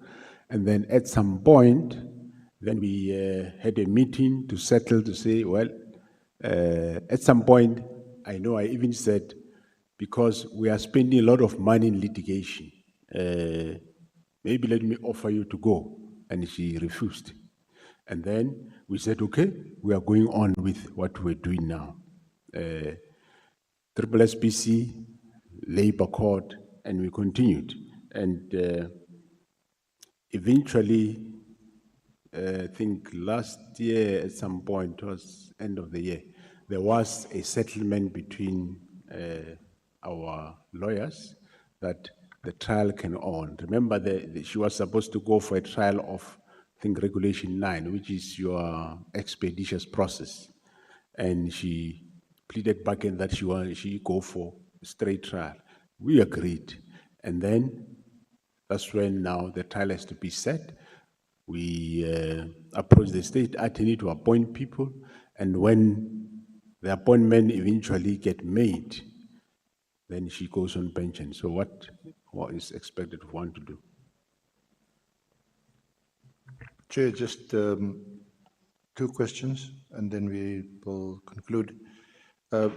General, do you share the view expressed here by Lieutenant General Khumalo, the head of our crime intelligence, that some 90% of officers in Gauteng are compromised and work for one or other of these syndicates? Yeah, look. I'm aware that yes, there is. It's not only in Gauteng. Corruption is there in other provinces also. Gauteng might be more, but not. How do you come to the 90%? I think it's a bit of exaggeration. The 90%. There are men and women that are committed and are doing their work in that province. I know, he made that statement, but I think it's a bit of maybe exaggeration. I don't think one will, how do you come to the figure? Because you need to have went the length and breadth of the province to come to that. I know the challenges we are having in Gauteng. There is multiple projects that we are having running in Gauteng that are dealing with corruption of members, but I wouldn't classify at 90. And I won't want to classify in percentages because it will be difficult for one to, at any given time, come to that conclusion. Then just related to that, the last question, we had the media statement on the 6th of July 2025, which to some created the impression that our country is in a state of, or under a state of siege, that our whole criminal justice system has been infiltrated, involving the judiciary, the police, all arms of law enforcement. And yes, we have heard evidence here that several of top management in the police are implicated. There's evidence of some prosecutors, magistrates, but nothing concrete. Judges, 1 or 2 names. Do you also still share that, or have things changed since that dramatic announcement last year of General Mkwhanazi? Are things better? Are they improving? Thank you. Thanks, Honorable Chair. The issue of corruption is still there, and unfortunately, to pinpoint one, you have to complete the cycle of investigation before you can say there it is. I'm sure you have seen a couple of some arrests and takedowns that happens, but the relationship with the various arms of state, it has since improved, I must say. To give you an example, before 6th of July in Gauteng, for members of GCI Ops to have a docket to be enrolled at court, it would have caused them to travel a couple of offices of the NPA, where prosecutors will read the docket and thereafter says, go to Advocate Arendse. Arendse will read and say, go to Advocate Mkhize. So that was what was there before. Some of the things are still being investigated, so it might not be easy to say, but that was since July, that has improved. At that time, there were probably certain matters, there were probably, I wouldn't want to victimize people or expose them to threat. Few prosecutors that would assist, some wouldn't. And so there was a problem. Sure, even the current witness at Nhlanhla, he will still reveal more. He will tell you some of the things because I think he will tell, I don't know whether he will say it, but I know that one of the things that happened on the 6th of, he told me this, what happened on the 6th of December 2024 was that when General Khumalo and his team were planning the special task force to go and raid Matlala's house to found Jerry Bushura, there has been leakage of information during that time, which alerted Matlala, and subsequently he removed whoever was there. So that information, but I can only leave it there. We are still investigating. So that tells you,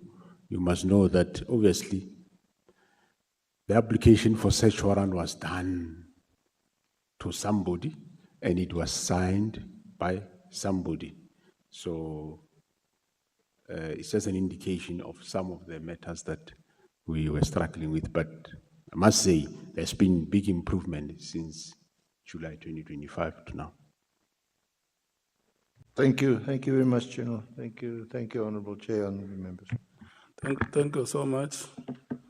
Let me thank you, honorable members, for your patience. The evidence leaders have gone beyond the time that they have requested. We are taking a break now. We'll come back at 20 minutes after 14 hours.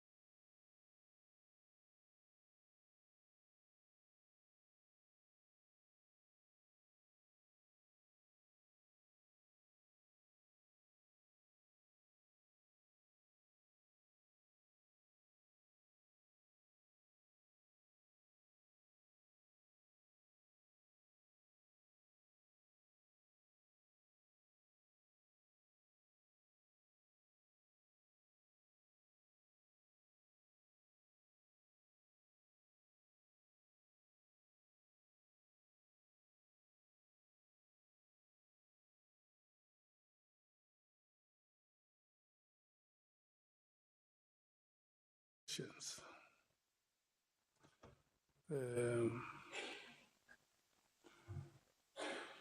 I'm going to allocate 30 minutes per member.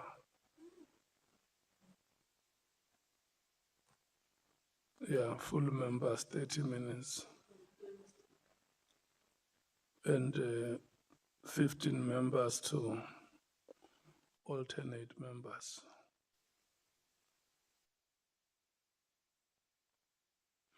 Can I check if we are ready to start, Honorable Sangone? Yes, we're ready, Chair. Honorable Nhlanhla will go first. Honorable Nhlanhla is now 23 minutes past 2. You will start at 25 minutes past 2 and run until 5 to 3. You decide if you want to start now or you wait for 25 minutes past 2. I want to start immediately, Chair. The general understands what the word immediately means.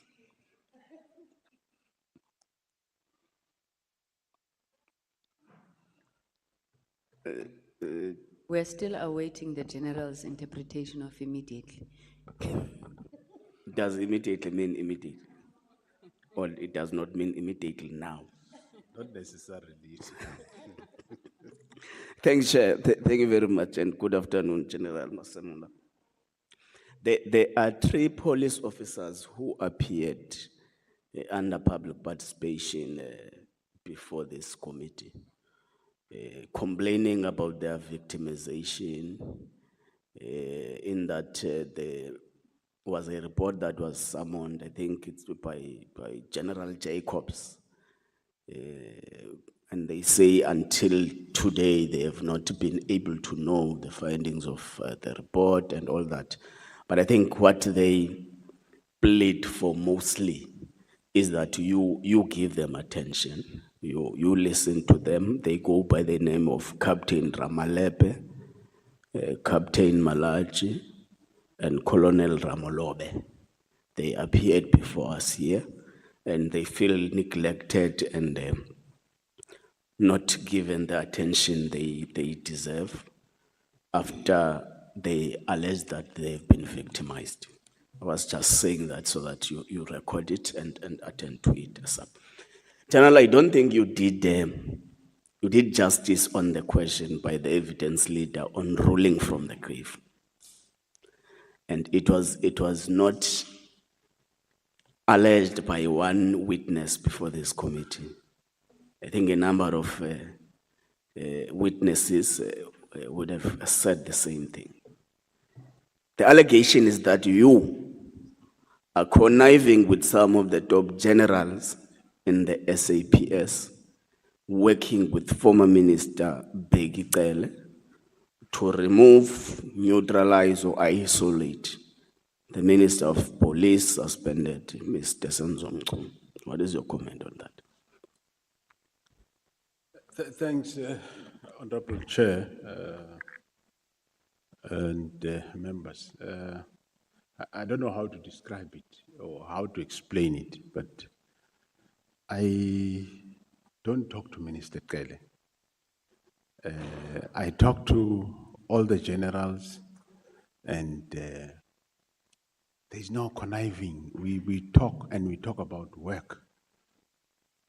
And that's where it ends up.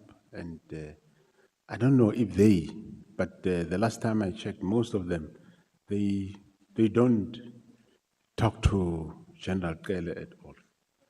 So I don't know this notion of ruling from the grave, where it come from, but I won't say it's an incorrect statement, it's a lie. Okay. To be factual. Thank you. I think you have covered a lot of ground with the Advocate Mkhize on the General Vuma thingy. But I think there is one thing that does not connect the dots. The evidence by General Vuma is that you raided her office. And you say to us, no, I went there to greet and hug, only to find someone shredding documents. Something is not adding up. Was what she has produced before us is what she alleges to be raid. And you bring, contrary to that, no, I just went to an office of my colleague and I found this and that and that. Maybe if you can be able to brief us what was contained in the documents that were shredded. Who is the person responsible for shredding those documents? You summoned for an investigation around it. What was the finding? What was the final finding of what was happening with the documents? Thanks, Honorable Chair. Like I said, I went to the building to check progress on the refurbishment of the building. And as we walk, I was not alone. We were a number of us, I can't remember, but one person specific, because it was the coordinator of that trip, is Brigadier Nhlanhla Mkwhanazi. We walked the building, we checked the building, and we stumbled across this young man. As I said, it's Sergeant Divakwan. And he was at, remember, General Vuma was not in the office by then. It was only the sergeant with all these pile-up documents that he was reading. And I stopped him, I asked him, he explained what he's doing, that he's reading this document. He has been given an order by General Vuma to shred the documents. And I said, do you know what is there? He says, no, just documents, he's just reading. Then I stopped him and we explained to him, we took the key. I contacted the head of counterintelligence, Brigadier Moyani. I says, go and check what is contained there, what is there. She checked, he says, no, it's just office memos and documents, things that belongs to filing. And well, some scribbler papers, whatever, which are not making much of value. And those documents were then filed. That's where it ended. So, even can call Brigadier Nhlanhla and those that can't remember all those who were there. But it's not a raid. What would I raid her for? What would I want? Thank you. Okay. So it is said that General Spear is a person who likes hosting colleagues at his place and invite top generals at SAPS, including you. And you confirm to have attended some. Did you attend the party of the engagement of General Spear's son? No, Honorable Chair, I was not. You were not there? No, I wasn't there. Okay, that's where it is alleged that Mr. Nhlanhla was. No, I wasn't there and I wasn't invited either. You were not invited? No. Okay. General Sentumule did confirm that she was there, where she was there dancing with Mr. Nhlanhla. Okay, let's go to the issue of the induction of the minister. And the minister did tell us that he recalls that you were clarifying issues relating to the existence of the PKTT. And you did mention that it was not a formal unit.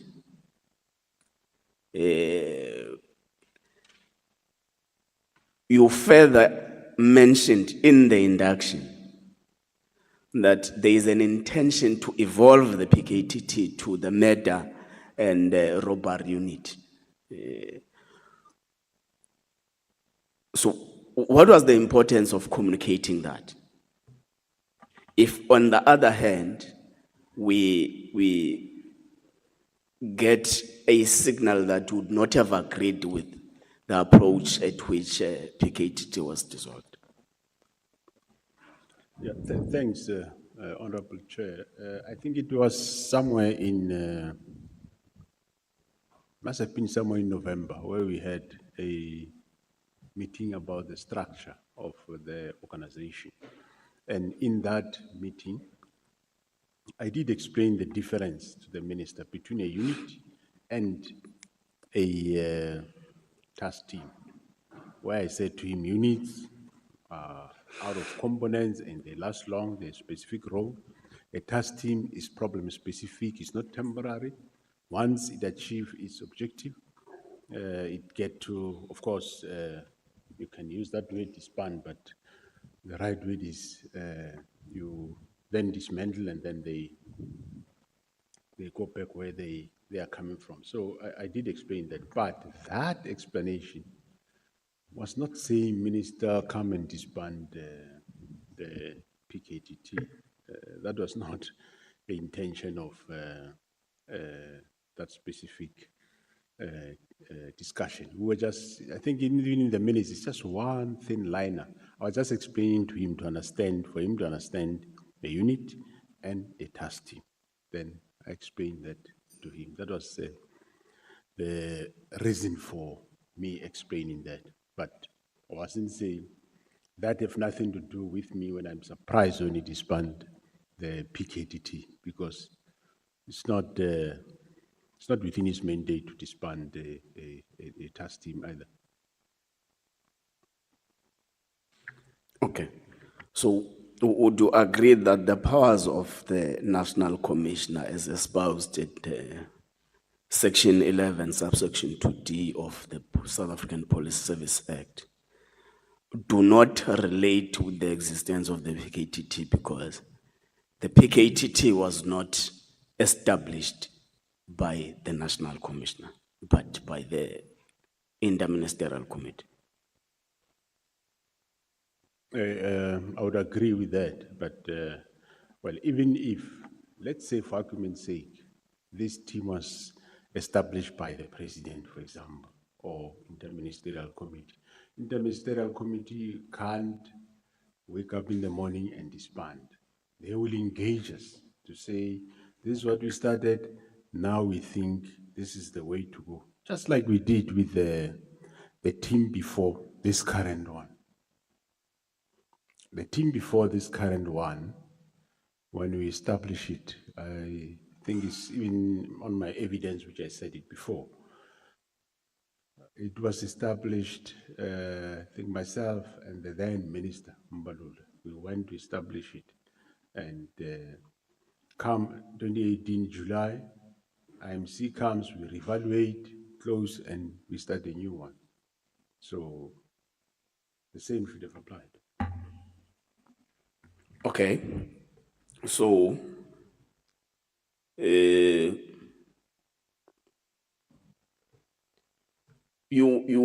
let's talk about your view around the dissolution itself. Do you agree that the PKTT was supposed to have been dissolved? Or what is a bone of contention from your side is the manner in which it was to get dissolved, particularly in the directive, the word immediately. My view, Honorable Chair, is that it wasn't supposed to be dissolved. The threat that the PKTT was established for, the threat was still there. And I think it's in my evidence to say, when we established PKTT, it was a team that's supposed to work for 6 months. But then what we saw happening, the lawyers postponed all cases beyond 6 months. And then we say, no, it will be for 12 months. And they will also, again, postpone all cases beyond 12 months, so that when cases comes to court, PKT is gone. That's when we say, no, this, because the problem is still there, we will keep it permanent as long as the problem is there. So my view is, there was no reason to dissolve it because its work was still there. They were successful, they were doing good work. So there was no reason to dissolve it. So its existence beyond 2022, was it regular or irregular? Its existence beyond 2022 was regular. There was nothing irregular about it. There has been renewals of financial authority. All those reports, if you read them, you'll see it starts with giving the work of the PKTT, and it tells you what they still have to do, and they ask for a budget. When I signed that, I approve everything. This notion that there must be an approval from operational and whatever is neither here nor there. And remember, again, PKTT never reported to operational structures in the SAPS. There was a reason for that. When you start working in KZN and they start becoming successful, everybody wanted to hear, MECs and whatever, they wanted to hear. Hence we says, no, you brief no MEC, you only account the steering committee and the IMC. Even national, they were not reporting to an operational structure we called National Crime Combating Forum. No, they were not reporting there because of the sensitivity of the cases that they were dealing with. That's why we want briefing, we would fly down, myself, minister, and those relevant, even including General Sevilla once he went. We'll go and get a briefing, assess, and then from there, minister will decide whether he call IMC yes or no. So there was nothing irregular about its operation beyond 2022. It's been approved by National Commissioner, is operating, is above board. Okay. But it does seem, as you narrate the series of events, it does seem that you were actually complying with the directive of the 31st, such that you had a way of establishing a mechanism that which would be a final dissolution of the PKTT. Well, I think it is on my evidence that I said the letter of the minister was not a request, it was a directive that I must do. And I asked for room to explain to him why this should not happen. That door get closed. And I'm sure the president's door was end up being more open than my minister's door. So I had to comply. That's why I said... So you are complying under protest? Yes. If ever this happen, let it not happen your way, but let it happen my way of gradual. But still questioning what is the reason for disbanding this team. And it ended up not coming until come May 2025. Then we established the real reason why. But do you not think what led to the 6th July press briefing was that your juniors felt compelled by circumstances and felt unprotected by you, their boss? So that's why they had to take matters to the streets. Well, I wouldn't blame them for that, and I won't say no to that. Possibly you are right, but I did my best. Remember, since I came back on the 14th of January, I asked a meeting about PKTT. The answer was, submit the report, we'll talk. Report was submitted, let's talk, we will talk. Until we went up to, well, before that, then, before the March, then February, because I regarded this matter as serious, which I didn't know why it is happening. Hence, I went and reported the matter to the president. And thereafter, we had a meetings, 6 March meeting. It was one of those meetings. Those that were in the meeting, they will tell you. I asked the minister bluntly, why is this being disbanded? What are the reasons? Give us. And he didn't provide us. And so what more could I But have? there is a reason in the directive. Yeah, well, the reason that is written there is probably what is in the minister's, in the directive that he have assessed. But if you assessed, you found that this PKT no longer add value to policing, but we, the operators, we can see that the task team is adding value for the So work. you disagree with the reason. Yeah, no, I disagree with the reason. The task team's work, even now, I think I do have the latest statistics.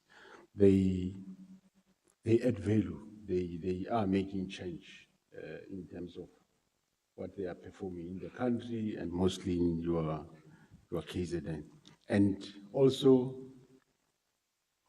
remember that even though the minister said he have assessed, yes, he have come to that conclusion, but I think only after he started looking for reasons, like your work study report, which is So after the only effect. after the letter, he started looking for the reasons. Yes, that's what we have seen practically. He started looking for the reason, the work study report, and saying, no, this thing was actually irregular from 2022. If it's irregular, you are working every day with Masemola next to you, and you say, no, I have trust in this Masemola, but on this side, you see irregular things, you don't talk to him. What does that mean? So when did you meet the president? I met him on the 1st of February. 1st of February. Correct. When you met him, was he aware of the dissolution decision? No, he wasn't aware. He learned from me. Okay. Then what interventions did you seek from the president?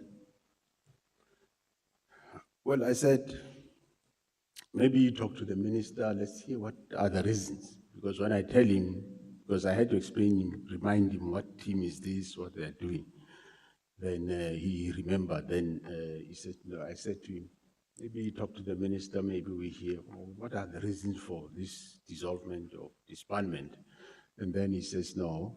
And there I also told him that if ever this thing gets done, Mr. President, which we don't know the reason, but it can be done like immediately, but I don't want to define immediately, that let it be done gradually in a winding down approach. And the president agreed with me that, well, if it So gets done, generally I'll agree with you. You went to the president, You went to the president and said, Nganda siyaphela ngapha. You don't understand this No, I don't understand. So you went to the president to say, we're being moored there, please intervene. Yes, correct, yes. The Shampok is strong there behind. Yes, and and please, we don't know President, why, yes. As a big brother, you must intervene on this matter. Okay, what role did you play on the awarding of the 360 million tender to Mr. Nhlanhla? No, I played no role. You played no role. No. So the minister sees a News 24 article about the tender, and we are quoted to have said there is nothing irregular about the tender is regular. It is only after you summoned an audit-based investigation where you saw actually procedurally there are issues that would not have been adhered to. Yeah, no, let me say, I played no role, but however, I on record to have said that somebody from IDEC did phone me at some point to say, there is this service provider called Medicare, whatever, that is also is bidding for this. They don't have certain things like tax clearance and what. And then I contacted the relevant people. I think it was Major General Hankis acting that time. I alerted her, and she went and checked, and she came back to me. She even said no, but the brigadier who chairs that committee is somebody that we trust him, and eventually he gave me the answer that to say, no, there is any issue that is outstanding has been remedied. There is time that people get given from when they hand their bid documents, they get given time to submit their tax clearance certificate. Now all those anomalies have been cleared. And that was the end of it. From there, the tender was allocated. Okay, 28 October 2024, Miss Patricia Mashale goes to Facebook and posts that you could not get a security clearance on the basis that you live way too much than what you can afford. What's your comment on that?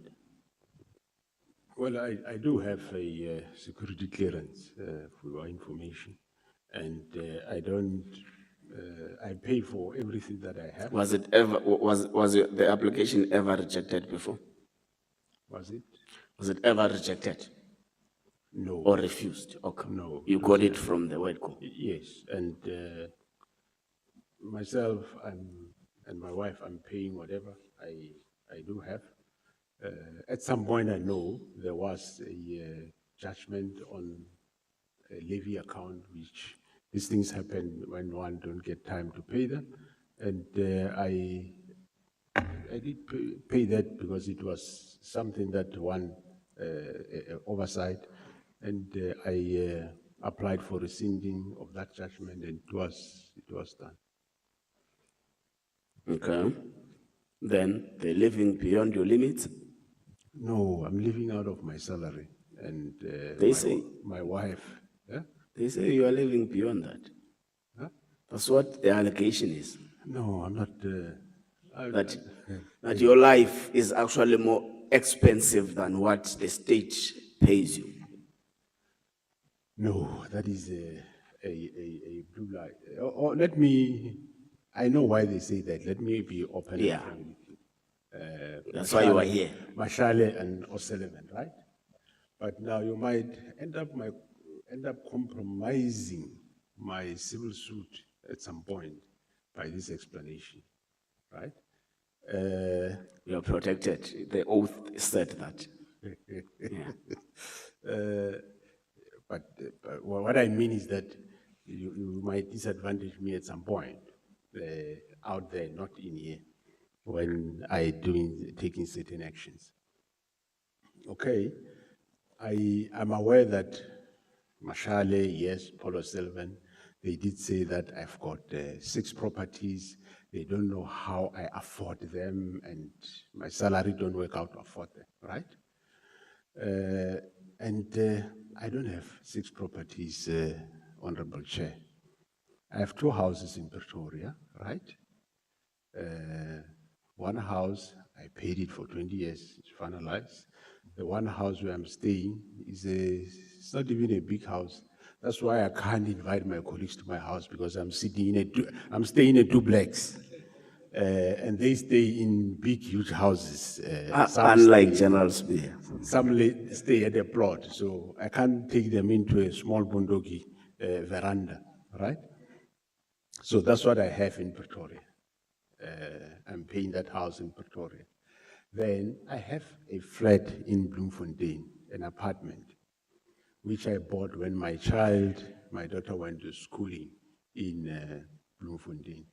It's not very expensive. And I also, many years ago, bought a flat in an apartment, also 1-bedroom apartment in Durban, where my elder daughter was staying, right? That we finished paying just recently, 20 years, okay? So and then I had a house in New Germany, in Durban, where I was staying. So I sold that house in New Germany. You counted more than 6 now. You're on 5. 2 in Pretoria, Bloemfontein, Durban, New Germany, 5. Okay. Yes. It's close to that 6. Let me finish first. All right, so it's 5, right? But the New Germany house has been sold long ago. So I'm left with the 4. So I don't know, but what I understand, remember, I'm not paying only all these 4 houses by myself. I'm paying only 2 houses, the ones in Pretoria. My wife is paying the house in Bloemfontein and the flat in the apartment in Durban, right? She's working, she went on pension, she was a major general, she can afford to pay them. So, and the 6th house that they say there's a 6th house. Remember, in Durban, there is no this office. This office is in Maritzburg. So, when you look at Durban, you'll find 2 houses. And then, for some reason, I don't know, Mashale and her company, they made that 1 house is in Maritzburg. I don't have a house in Maritzburg, I never had one. There is this office in Maritzburg. So my wife was paying some, I'm paying some. So that is the end. Does crime intelligence use privately owned buildings? But before you get there, Honorable Chair, let me explain that these houses that I'm talking about, one can go and check them. They all came out from our banks from the beginning up to the end. Currently, I know the Durban one, my wife finished paying it now, so it's only Bloemfontein and Pretoria. You said you want the story, now I'm giving you the whole story. So they're living beyond. They took all this and put it on me, Masemola, alone, and says, no, it's living beyond his means, without taking my wife's salary into consideration. But that, I will sort it out with them outside. Okay, does crime intelligence use vision security buildings in Gauteng? Do they? Are they housed at a property belonging to a private security called Vision Security? No. It's not true. No. As far as I know, I don't say they are not there, but they are not working from there. Maybe General Kumal can answer that better, but they not supposed to be there. I don't know. Are you aware of the meeting between General Nhlanhla Mkwhanazi and General Mkwhanazi in the Pels in Durban? No, I learned about it, I think, during these forums. I didn't know about it. Are you aware of the meeting between General Nhlanhla and Mabonga in the Beverly Hills, Durban? No, I'm not Mabonga. No? Mabonga, the taxi guy. Oh, no. I think who passed away. Okay. No, I'm not aware.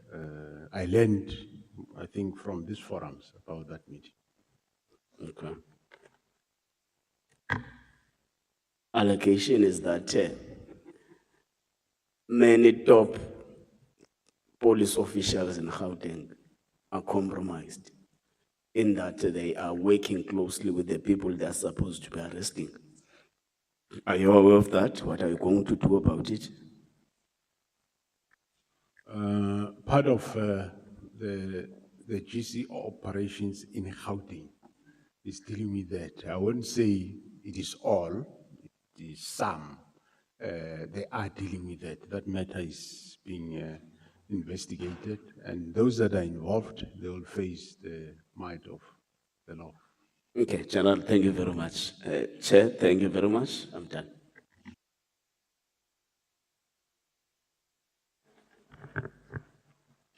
You have exceeded the time that I allocated to you by 2 minutes. Apologies, Chair. Yes. Can redeem it tomorrow, Chair. Next time when we give you time and we tell you when to stop, you stop immediately. When that time strikes. Honorable Sokhanyela. Thank you very much, Chairperson. 15 minutes. always. It's now 14:57. At 12 minutes past 3, you stop. Thank you very much, Chairperson, for affording me that 15 minutes time, even if I wanted to have more.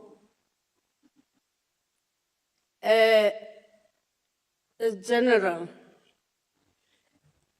in your first appearance here in the Ad Hoc Committee,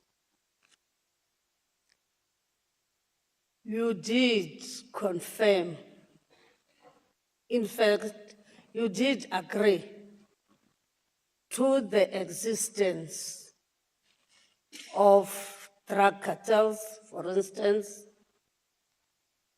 that have infiltrated our criminal justice system. Am I quoting you correctly?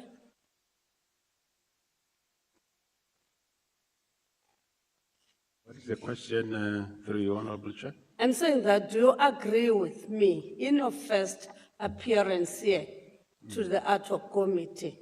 Yes. You did confirm when you asked about the drug cartels that are there. You did confirm that indeed there are drug cartels that have infiltrated the criminal justice system. I just want to know if you agree with that. Yeah, no, I do agree, Honorable Chair. Yes, there is drug cartels. It's drug cartels only. Well, it's a drug cartel, but of course, it also goes with murders. They are people that have been killed in the process, and it's also complicated with, they are also involved in tendering system. Maybe within SAPS, are there people who are linked, or anybody, it's just for interest's sake, that there are no people in the higher echelons of SAPS linked with these drug cartels, or us as politicians, that you can link them with these drug cartels? Yeah, thanks, Honorable Chair. The people that are linked are under investigations, Okay. both politicians and our own people. Thank you. No, thank you. I wouldn't want their names because they're still being investigated. Thank you very much. Then I'm checking now. When Minister Mkhunu gave that directive, you implemented it. Not so. Correct, Honorable Chair. It was lawful, that directive. Well, it was an instruction, and he had no option but to do it, even though I hold the view that it was not correct. But I mean, he's doing it, and I don't know why he's doing it. Hence, I implemented it. But I gave evidence at this forum that I implemented it not this way. If it was implemented this way, when I came back from leave, there would not have been PKTT. And I don't know, maybe probably the reason of issuing it that time, because he knew very well how long is my leave. Maybe the use of the word immediately was really intended that when I come back, there is no PKTT. I don't know. But at least the people did inquire from me that, hey, what do we do now? I says, no, prepare reports, just hold the horses then until I came back. And I suggested, as per the plan I submit, that I think this way, Minister. And then there was that difference. In your own understanding, isn't there no legislative that covers you for you not to implement an unlawful instruction?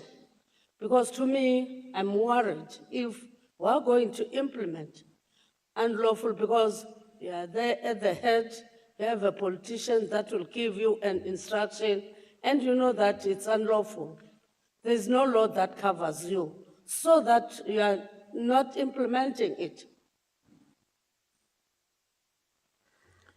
Yeah, well, yes, it's true. I should not implement unlawful instruction, but in this case, you can't outrightly, when you don't know the reason why. If I knew what I know now, I would have done exactly that. If I knew the objective of him is exactly to prevent the investigation of Nhlanhla and company, I would have immediately thereafter refused to implement. But I didn't know. I had to go along and see as to exactly what is this all about. And fortunately, it became clear with time. Then a Lieutenant General Vuma was there. His statement is full of you, from the first page to the last page, putting mud to you. Advocate Mkhize and the senior counsel, they've already talked about Lieutenant General Vuma. But I wanted to check, because the meeting of the 1st of July 2022 in Limpopo, whereby you said to Lieutenant General Vuma, your stubbornness was going to kill her career. You said that to her. It's written in his statement. And she says that's what caused her to be suspended for a long time up until she took pension. It is because she said, so be it. Do you agree with that? Thanks, Honorable Chair. I don't agree with that. I've been long in the police. I'm sure you can ask anybody. You can even call the nearest Major General or Lieutenant General, whether, just ask opinion whether such ways can come from me. Ask anywhere in the country, all the senior managers, and you come and tell me what answer did you find. To be specific to you, I never said that to her. I told you that this commission, that the first suspension of General Vuma was as a result of the Constitutional Court order, which she might have received it by then when it came out in February, I don't know. But me and the management and legal services, we only became aware of it in June. And hence, I had to take action to her. That was the reason. Nothing about stubbornness. That was the reason. The second matter was the SIU matter that came in. Nothing about stubbornness and whatsoever.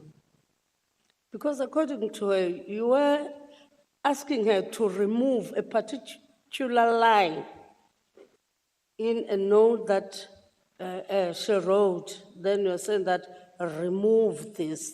And then when she didn't agree with you, you gave those sharp words, because to me, those were intimidating words. And you can say that in essence, that's why she was suspended after all.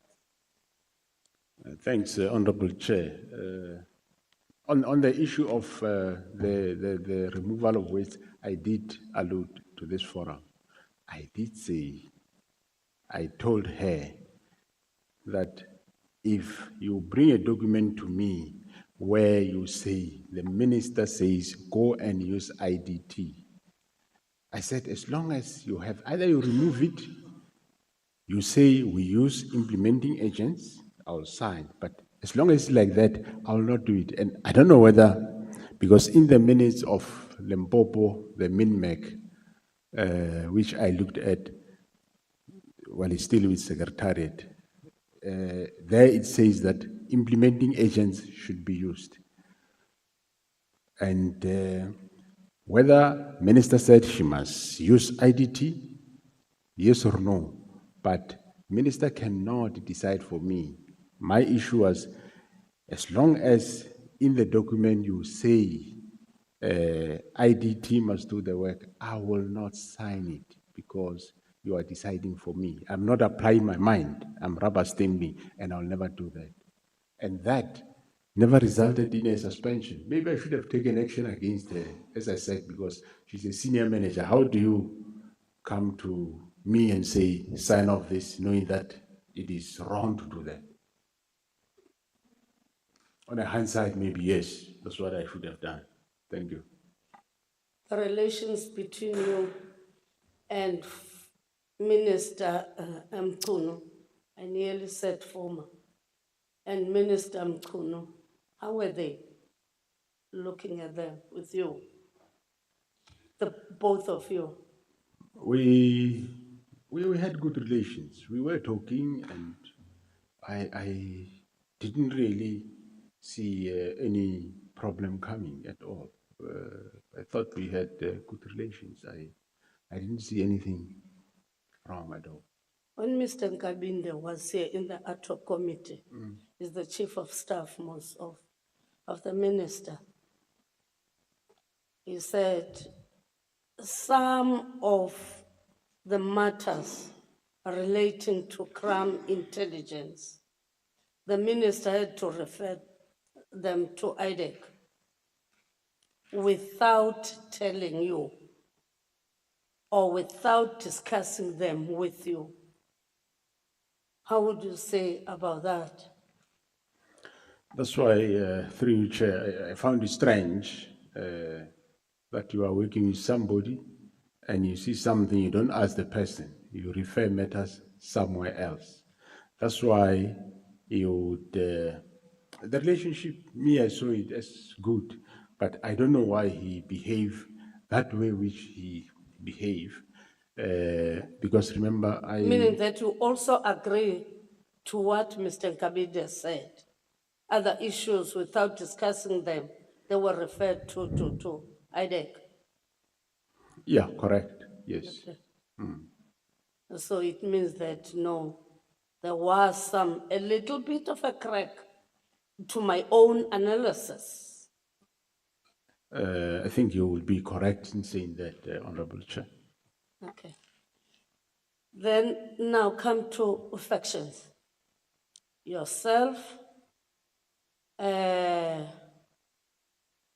General Khumalo, General Mkwhanazi, the provincial one, in KZN, you are one faction.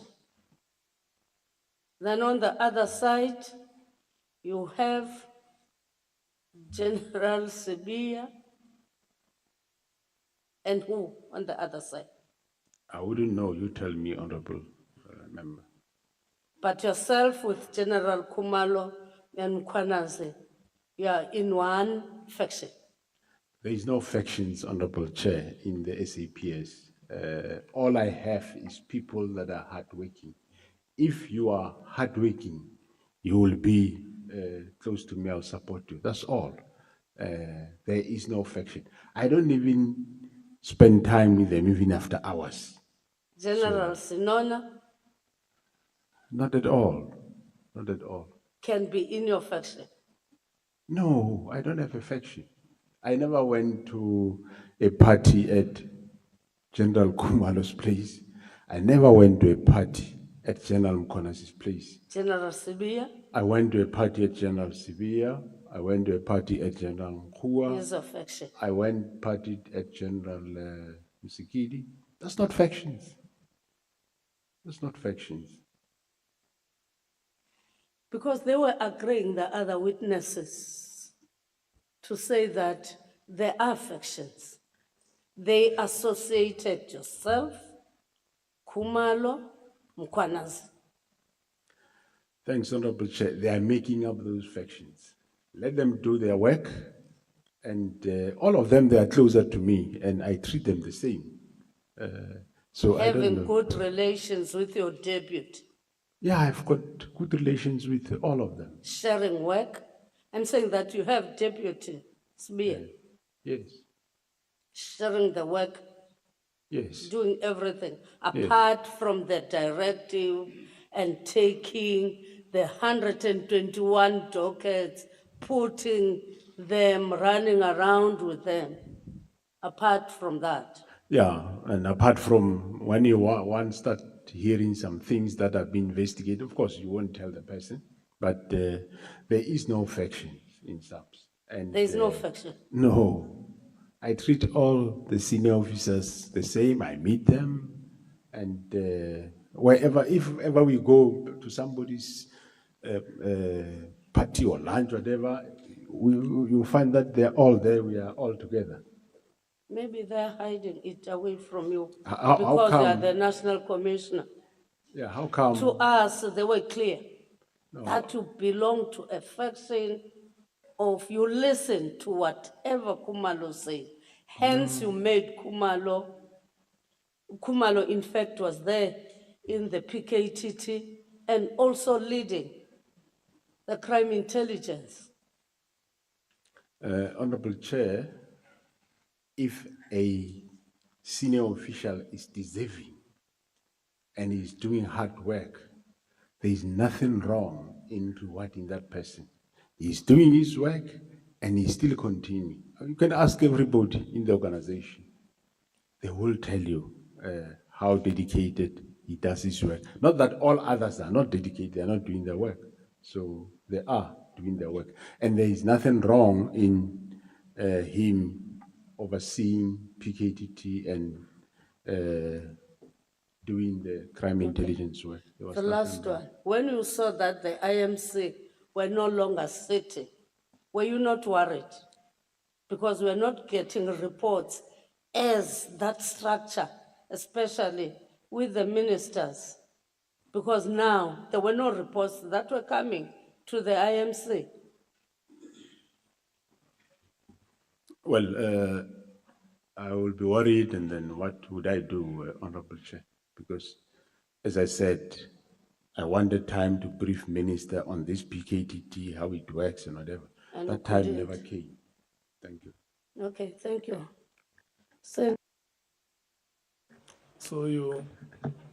You are essentially making a statement that the 15 minutes is not enough. So we will follow your precedent. So the other speakers who I was going to allocate 15 minutes will get the 20 minutes that you also enjoyed. Yeah, your time was supposed to be expiring at 12 minutes past 3.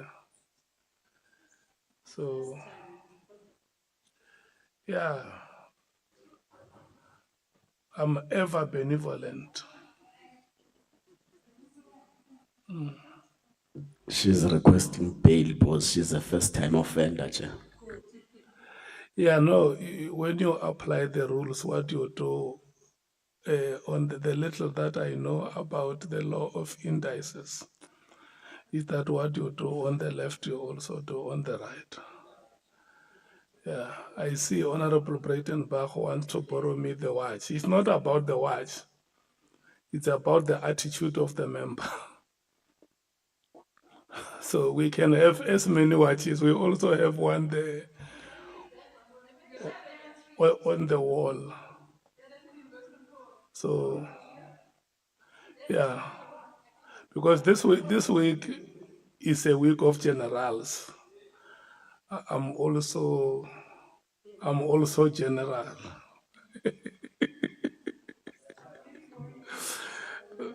That's why when your time expires, I don't interject. I look at you. And when I see that you still want to speak, the next speaker, is it Honorable Skosana or Honorable Shongwe? Ngithokoze mgcinisihlalo. Mgcinisihlalo uHonorable Shongwe ngoba namhlanje sibabili asikho bathathu. Uzayibamba ekugcineni kule round yokugcina. Nje ngiyayibamba nje. He enjoys the rights of a full member. Yeah, so uzayibamba ekugcineni. Okay. Yeah. Honorable Ngithokoze Khanyile. mgcinisihlalo. Ngizokuba ukhuluma isikhethu namhlanje ngoba uGeneral isikhethu esi Mkoni uyasazi. Asiyazi. Yeah, uyasazi. No, ngizokubawa nje ukuthi ngizikhulumele isikhethu nabantu bekhaya bakhe basizwe manje ukuthi isikhethu siyasibetha la. La khona ukulela ke. Letlele besingefollow. Thanki. Ngikuthokoze General. Angazi ukuthi mhlambe ucomfortable na ukuthi ngingayibamba ngikayibetha kaSpedi inyana lisitebele. Ngicabanga ukuthi abantu bekhaya manje kade manje bazacabanga ukuthi simakhuwa. Right, siyakhuluma manje. Siyakhuluma la. Akhe ngithi nje kancane ngizakuthoma ngokuthi lokho ngomnyaka ka2022 2025 lokho wathoma ukubamba ukuba nguNational Commissioner ube ngumqondisi wesipolisa eSouth Africa. Mhlambe ama challenge wakho amakhulu after uthethe over uCommissioner uKhehla Sithole kungaba yini so mhlambe oyibona ukuthi bengalungisa isipolisa owayithola mhlambe ukuthi angitsho ukuthi sikhulume yo omthethe kuye kumbi ukuthi mhlambe wena mawufikako ubone ngathi ukuberekiswana ukusebenzisana kukhona esipoliseni na ethe lapha phezulu lapha na. Thanks, Chairperson. So I don't know whether I must talk Spedi or English. Yeah, no yini is fine. All right. Yes. The challenges that I pick up since I took over, yes, there is some pull and push at the top. There is men and women dedicated to do the work right there at the top. But there is those that are always or have got tendencies of maybe wanting to take over from national commissioner as quick as possible. There are those challenges, but it's human, probably it's human nature. And also challenges at that level, I would say also, most of it come from your division crime intelligence, which we are busy now trying to fix it. Once we have fixed that unit and staff it sufficiently so, I think.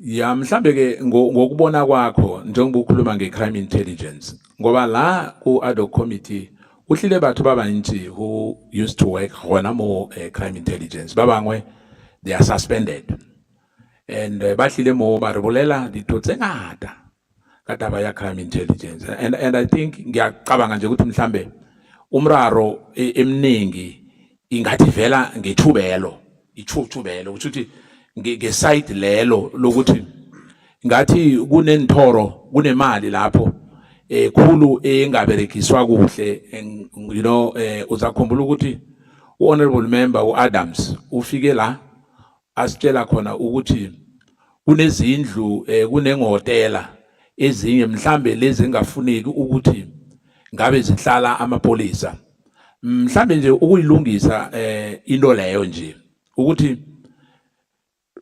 ngendlela ngiyazi ngakhona bengicabanga ukuthi iPKTT le ihlanganise ama unit amaningi esipoliseni akusi only a particular division mhlambe kube nenye indlela ngoba angithi esipoliseni kunabo visible policing kuzinengi into ama directorate akhona. Now kunento ayithomileko la yokuthi uyasola ukuthi enhle uyaphikisana nento yokuthi kube namapolisa ahlala lapho kule hotela eyathengwa isipolisa. And then some of us esijame ngapha ukuthi amapolisa noma ngabe abuya kuyipi i-division asesemapolisa ayakhona ukuthi aberegise asebenzise indlu leyo ethengweko esabizwa ngokuthi ihotel ngoba la kukhulunywa ngokuthi imali lapho iyamoroswa ngamanye amagama imali lapho iyawastwa endaweni leyo wena ngokwazi kwakho kulandelwe kuhle indlela yokuthenga izindlwezo zamapolisa ukuthi iPKTT leya ikhona ukubereka yenze umbereko lo wena njengo accounting officer ocabanga ukuthi for ama South Africans abantu bala ekhaya indlela erehe yokuthi bavikeleke ngoba kunento eziningi esizitholeko engicabanga ukuthi iPKTT ihelebhile isebenzile ukuthi zazakale ikakhulukazi la kubulawa khona osopolitiki lapho kunye kubulawa khona osotekisi mara ke leke beyiqale ekhulu izipi zepolitiki wena ngokwazi kwakho general ubona ngathi iberegile kangangani or ibereke kangangani iPKTT. Thanks, Honorable Skosana. Yeah, it's unfortunately a matter that I would not like to dwell much on it, because I might end up saying certain things, but your statement is correct. If it's a police premises, police members will have access. There is absolutely nothing wrong with that. There is no issue. There is nothing, no truth in a story that money was wasted. The GC Ops is doing well, it's working very well. They haven't yet done much of their work. You'll still see. They are still going to do more. They're just starting at the beginning. Unfortunately, organized crime cases are too complex, complicated to finalize. But there is no wastage, I must guarantee that. Ngabe kukhona la wake wathola umlayezo or an instruction etswang outside SAPS, or outside the minister ukuthi ungezi eParliament or kwenye committee njengoba se committee yesipolisa ukuthi ungazo ukukhuluma or mhlambe unga investigate these political killings mhlambe ke ngaphandle from outside abantu nje abangekho embusweni abake mhlambe bakusabisa ukuthi ungayithindi this matter is untouchable. Thanks, Honorable Chair. No, I never experienced such an instruction that I should not investigate certain cases. We do investigate all cases. I think the only first encounter I experienced was with Mr. Mkhunu, where he said, these political killing cases must go back to where they come from police stations. Other than that, I do not have any other. Of course, I think Major General Kopal would have given evidence about the case of Mandini, where I think maybe Minister might have said the case must go somewhere, either DPCI.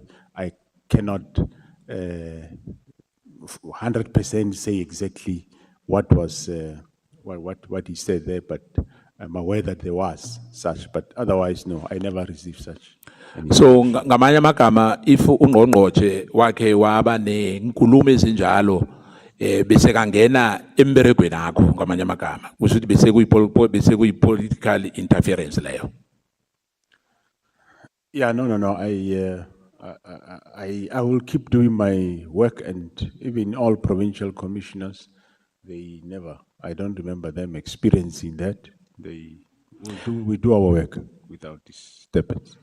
Mhlambe engakubuza ukuthi kiyo yonke into eyenziwe iPKTT mhlambe kuke kwaba khona la kuba namacala mhlambe la kukhona abantu engizathi ke ngelimi lesiyeni high profile or abantu abasepolitikini abaphezulu abakhe ba investigatewa phambi kokuthi iPKTT le ivalwe ngendlela yavalwa ngakhona okwenze ukuthi namhlanje sibe la no ukuthi kunento ezange zakhamba kuhle. In other words, kunali batho ba bangwe maybe ba na le ditulo tsetse khulu mhlambe ke abake ba investigatewa and if bakhona mhlambe icase linye ongalibeka ngoba kunalento yokuthi abantu bathi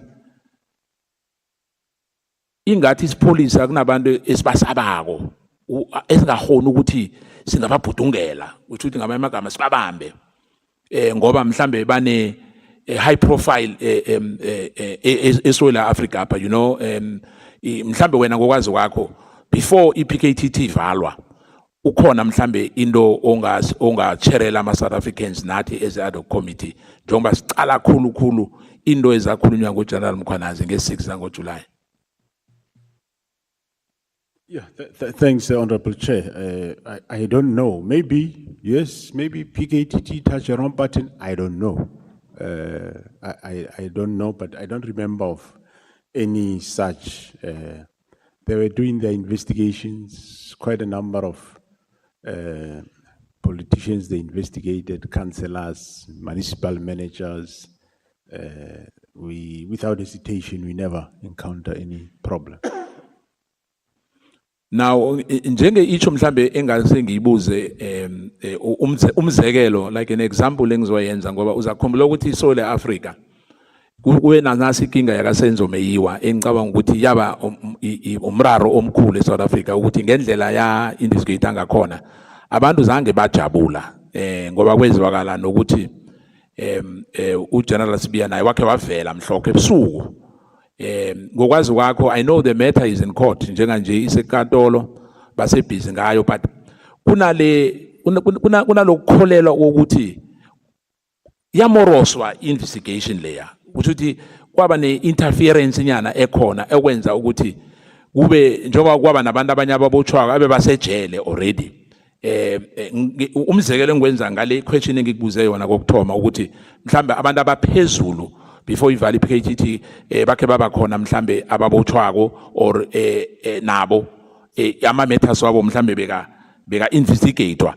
Ngibuyela kuleke yaka senzomeyiwa ukuthi leyo ngiyibuziswa ngileyo yokuthi tot namhlanje abantu need a free heading abakajabuli next ngendaba le ngendlela yakhamba ngakhona nangendlela ikhamba ngakhona icourt but leyo ingaphezulu kwamandla ethu ngoba sakhona ukukhuluma ngayo into esecourt but in terms of investigation ngendlela iyenziwa ngakhona wena ngokwazi kwakho nangendlela bakubriefa ngayo ngoba we are not investigating mapolisa akho njengoba unguwo in charge ngendlela uzwa ngakhona kwenzeka kanjani ngakuwe are you happy ngendlela izinto zakhamba ngakhona na? Thanks, thanks, Honorable Chairperson. Currently, the investigation, I think, is proceeding. The case is in court currently. Well, what happened did happen. I know there was, at some point, some 2 task teams. Yes. And eventually, when I took over, there is only 1 task team. The other one, I did not close it. I said, if they have a case, they must go see prosecutors. Yes. And but the current team of Brigadier Bongani Gininda is going on with the case. So what happened before is history, and one, of course, you hear many stories. And what happened? Of course, it was a high-profile case. Too many senior officials went to the scene, and one doesn't know what happened really there. We hope as the trial finalizes, we'll end up having to know exactly who played what role. Njoba ngiyibuza ke le ngikhumbuzwa ukuthi lokhanyana kiba lapha endlini yaka Mr Molefe uyakhumbula nakhona ukuzwakala ukuthi kuye kwavela ama agencies wesipolisa amanenganyana for icase inye kwaba nabantu abatholakala lapha endlini kwaba nemfoni ezikhona ezigijimako, and I think DPCI was involved as well, ma Hawks were involved as well. Ngileyo nto ke eyenza ukuthi kungabi nokuphatheka kuhle kwabantu eSouth Africa ukuthi ngathi ukhona abanye abantu abavikelwako noma mhlambe iperception, ngoba sometimes bathi perception is everything. Now ngokwazi kwakho nakuleyo case moyiqalako ngelihlo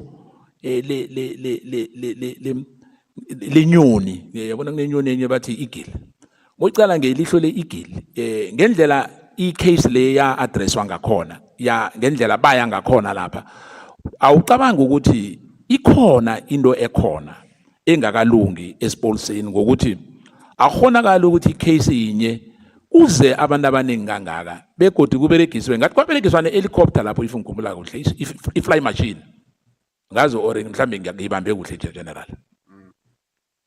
Yeah, well, I wouldn't venture or know, Honorable Chair, but yes, it did happen.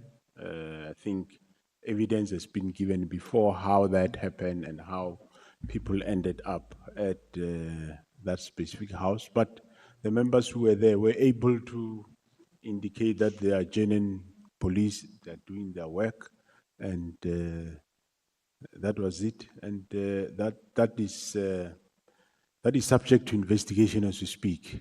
All those things, including who called helicopter and whatever, we are looking into that.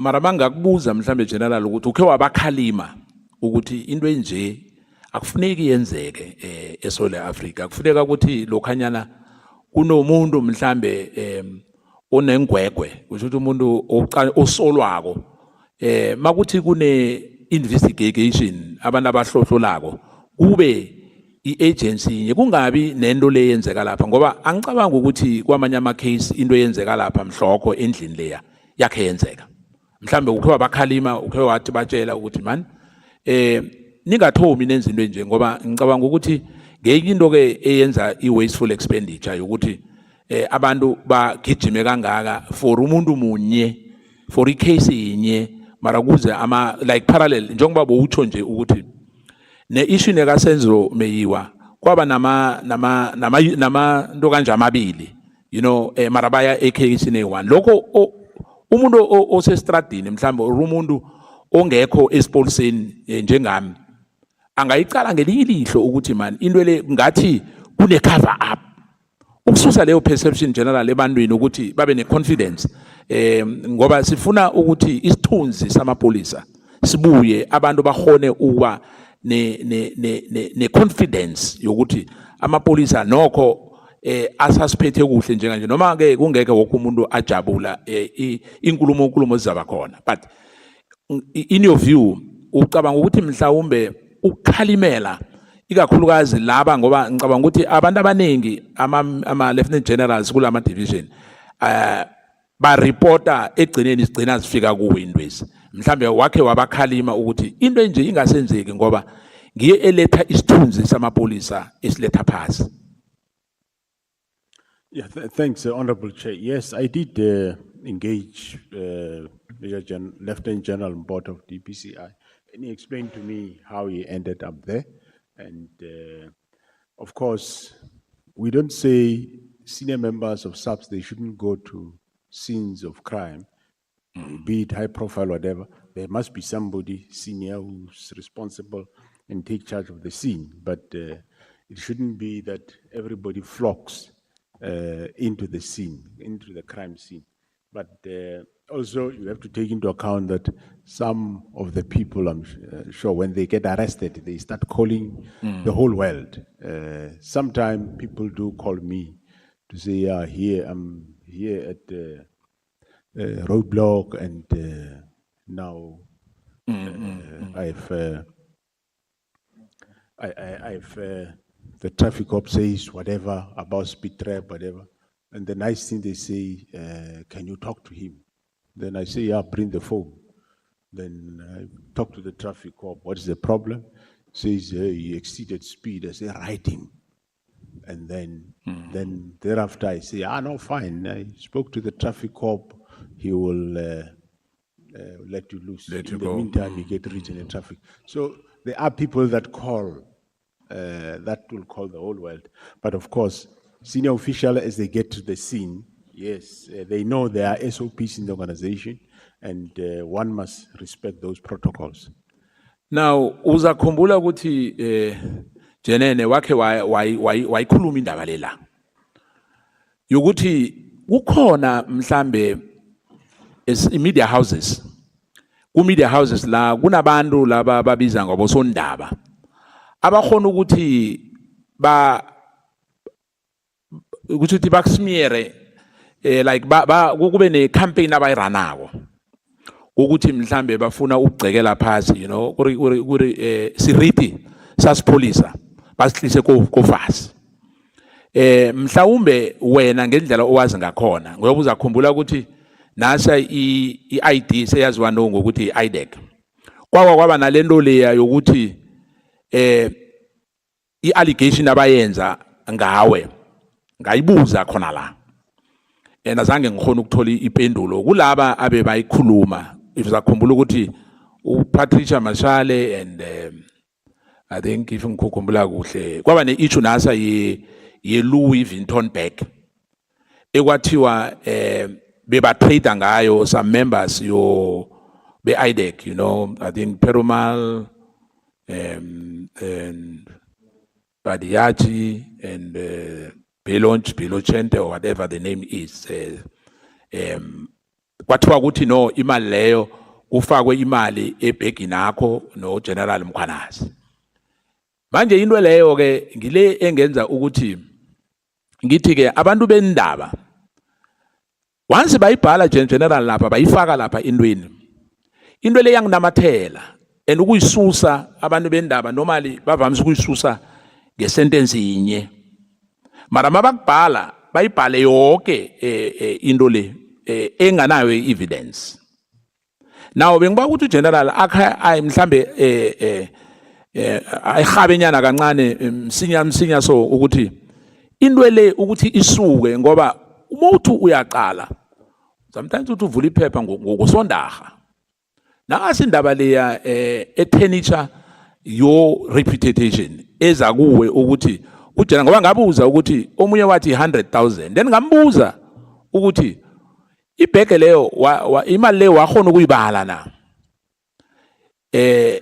nokwathola ukuthi man ngathi ngesikhethu vane sithi uleyamala ngoba akakhona ukukunikela into le enobufakazi kokuthi yebo ngiyibonile imali le ugeneral bamnikele nebhege bamnikele mara ke into leyo ngibona ngathi iloko iyavela ayihlali kamnandi for integrity yamapolisa ugeneral mhlambe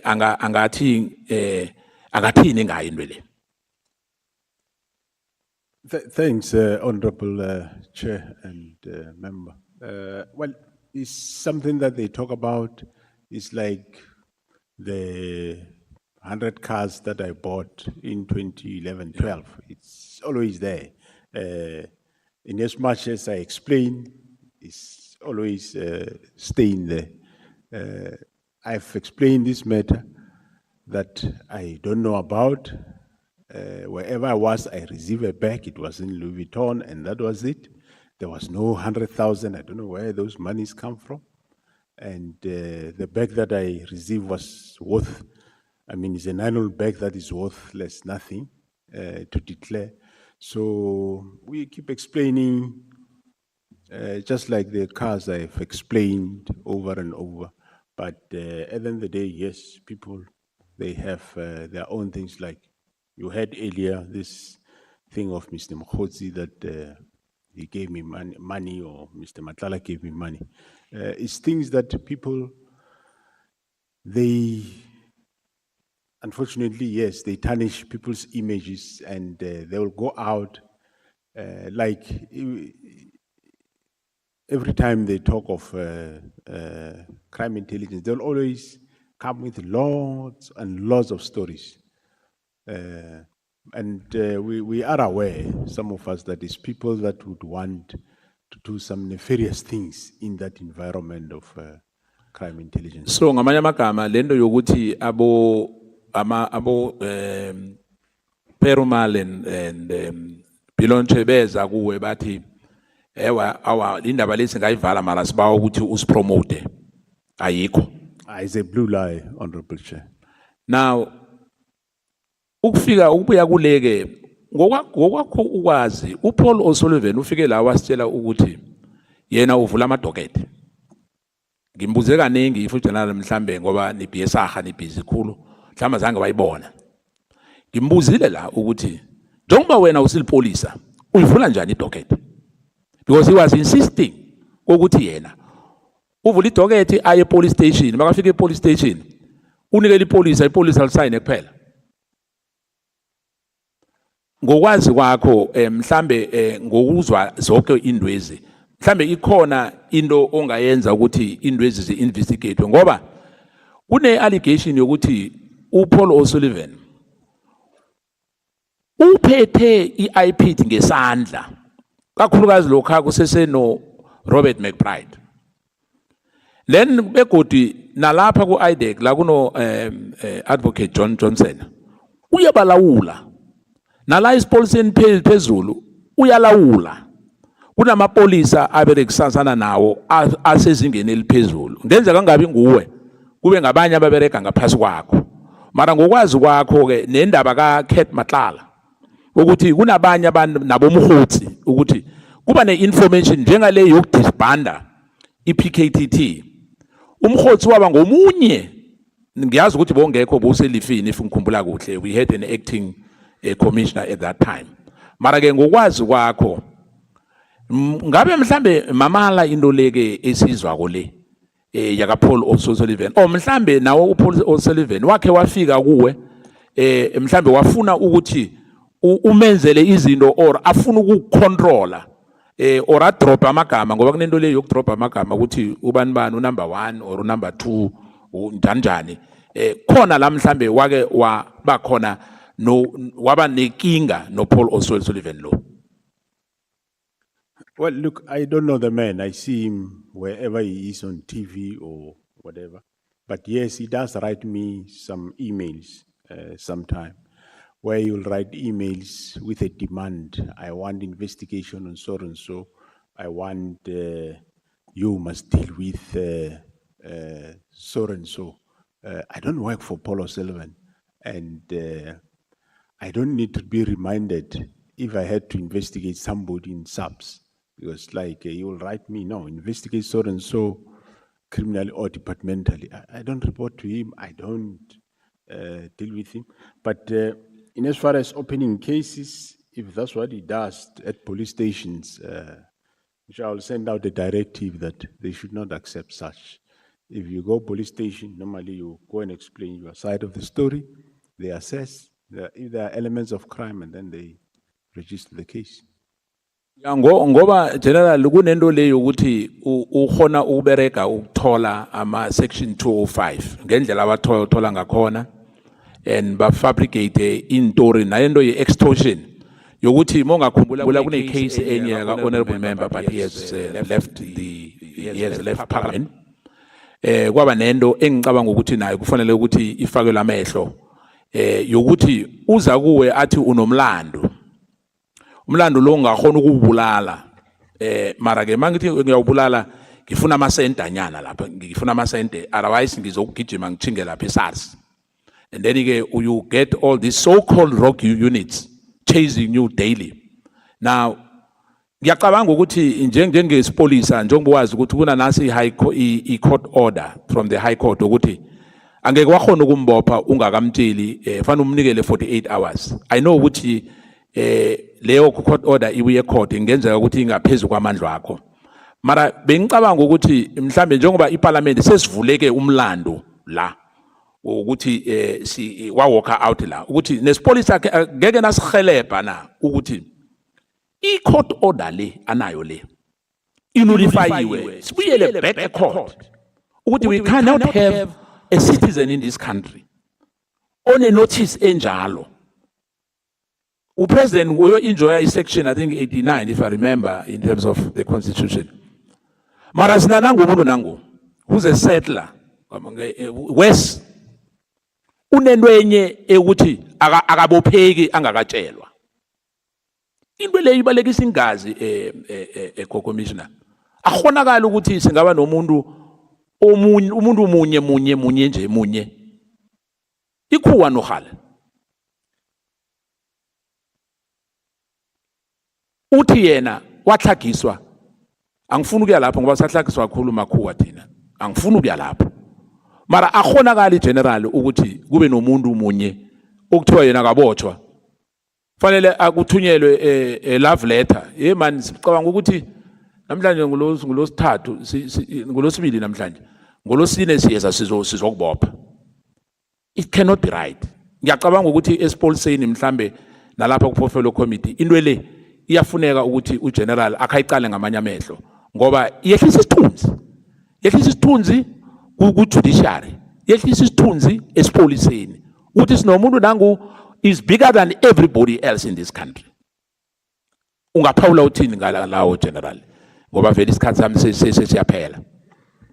No, thanks, Honorable Chair. I heard about that court order. I haven't seen it myself, but I will engage the DPCI because I think it was in that environment. Maybe they'll brief me as to what exactly is happening.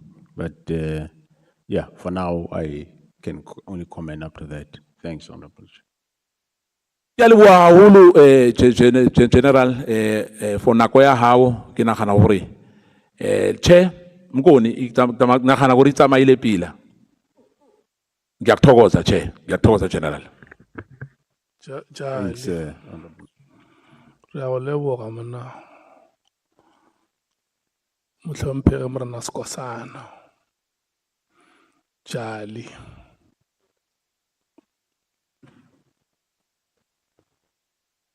Can I get an indication from the Democratic Alliance? Who goes first?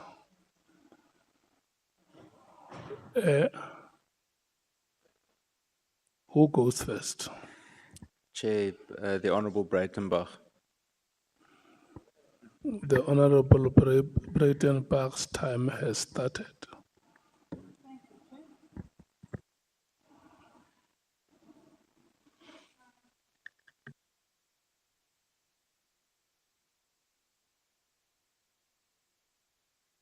Good afternoon, General. Good afternoon, Honorable Member. How are you? I'm fine, and yourself? Oh, good, I'm good, thank you. So, the PKTT, has it been disbanded or has it not been disbanded? Is it working or is it not working? It is working, Honorable Member. Actually, last week we just established one in Gauteng. Okay. And what successes has it achieved in the last sort of 6 months? Well, it's a lot of number of arrests that they have made, but also is a number of convictions that they've made. I specifically don't have them here with me, but one can go back and be able to give that. Yeah, you know, a number is a very general kind of, I'm sure that the PKTT doesn't have hundreds of dockets, so is it 5 convictions, 6 convictions, 2 successes? Honorable, through you, Chair, they currently, of course, they are divided between KZN and Gauteng. They are assisting the Gauteng team, and part of them, they form part of the task team that I established on the Nhlanhla investigations. The first arrest that you see is part of them that have done that. So, yeah. Okay, well, that hasn't helped me much, but anyway, let's move on. The dockets of the PKTT lay in a safe in the police head office for months, is that correct? Well, I did pick that up, as I said. I'm sure from my evidence that at some point I did pick that up, and I did take the necessary steps in that regard. Okay, General, let's try and do it this way. You just answer the question. Don't Okay. preempt future questions. Okay.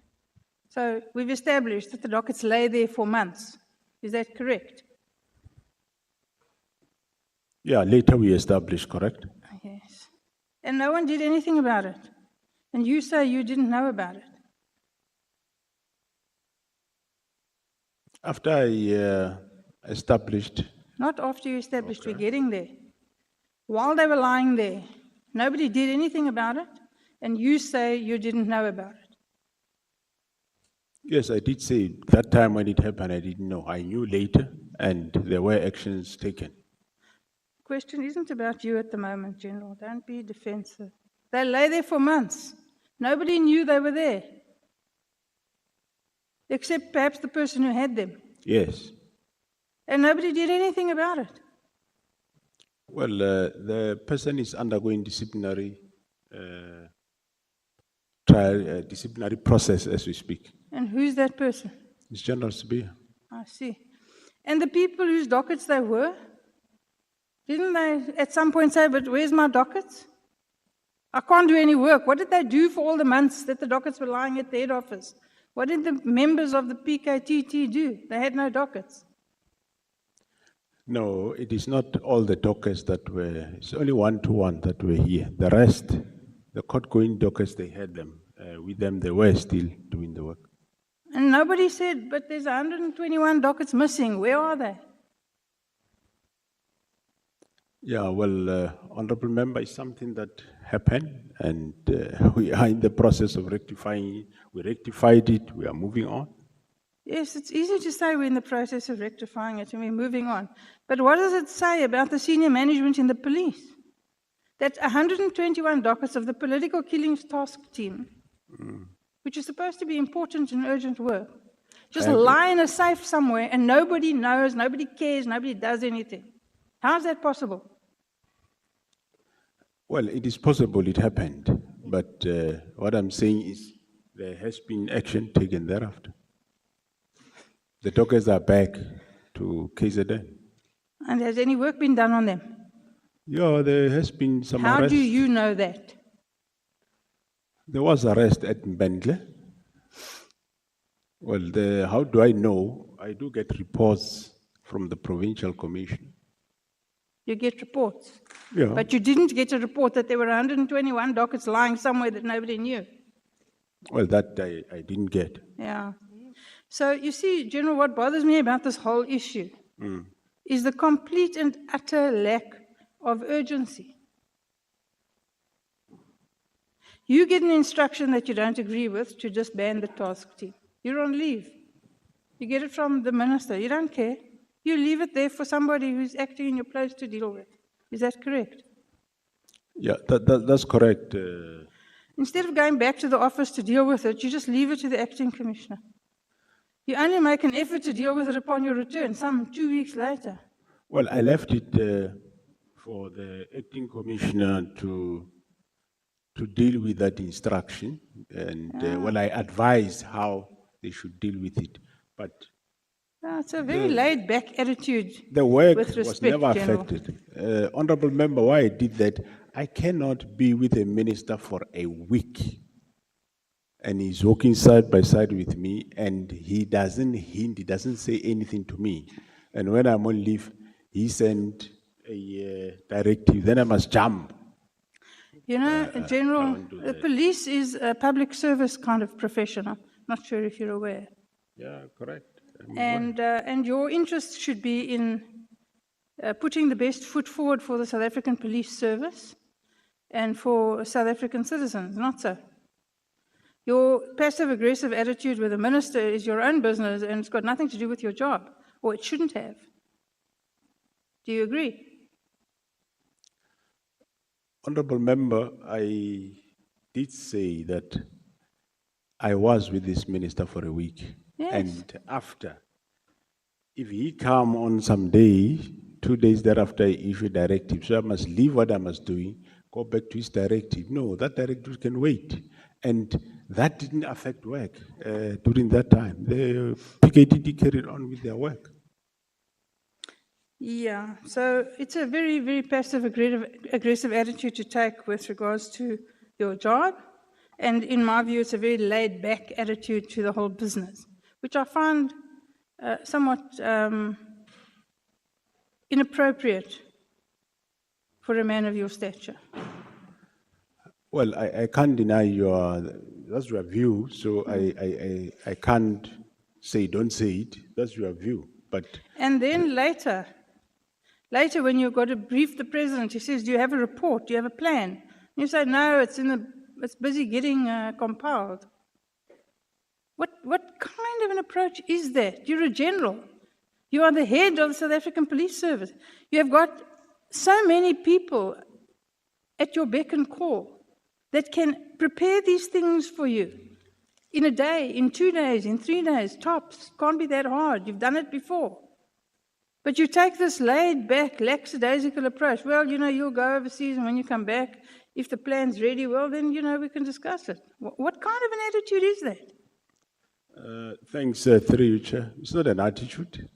We had to remember the members were downloading and analyzing data. It's not a matter of a day you finish now. No, it is not. So Downloading and analyzing what data? Well, that's what I had to do, Honorable Chair. No, tell me, please, what data were they downloading and analyzing? I'm asking you a question.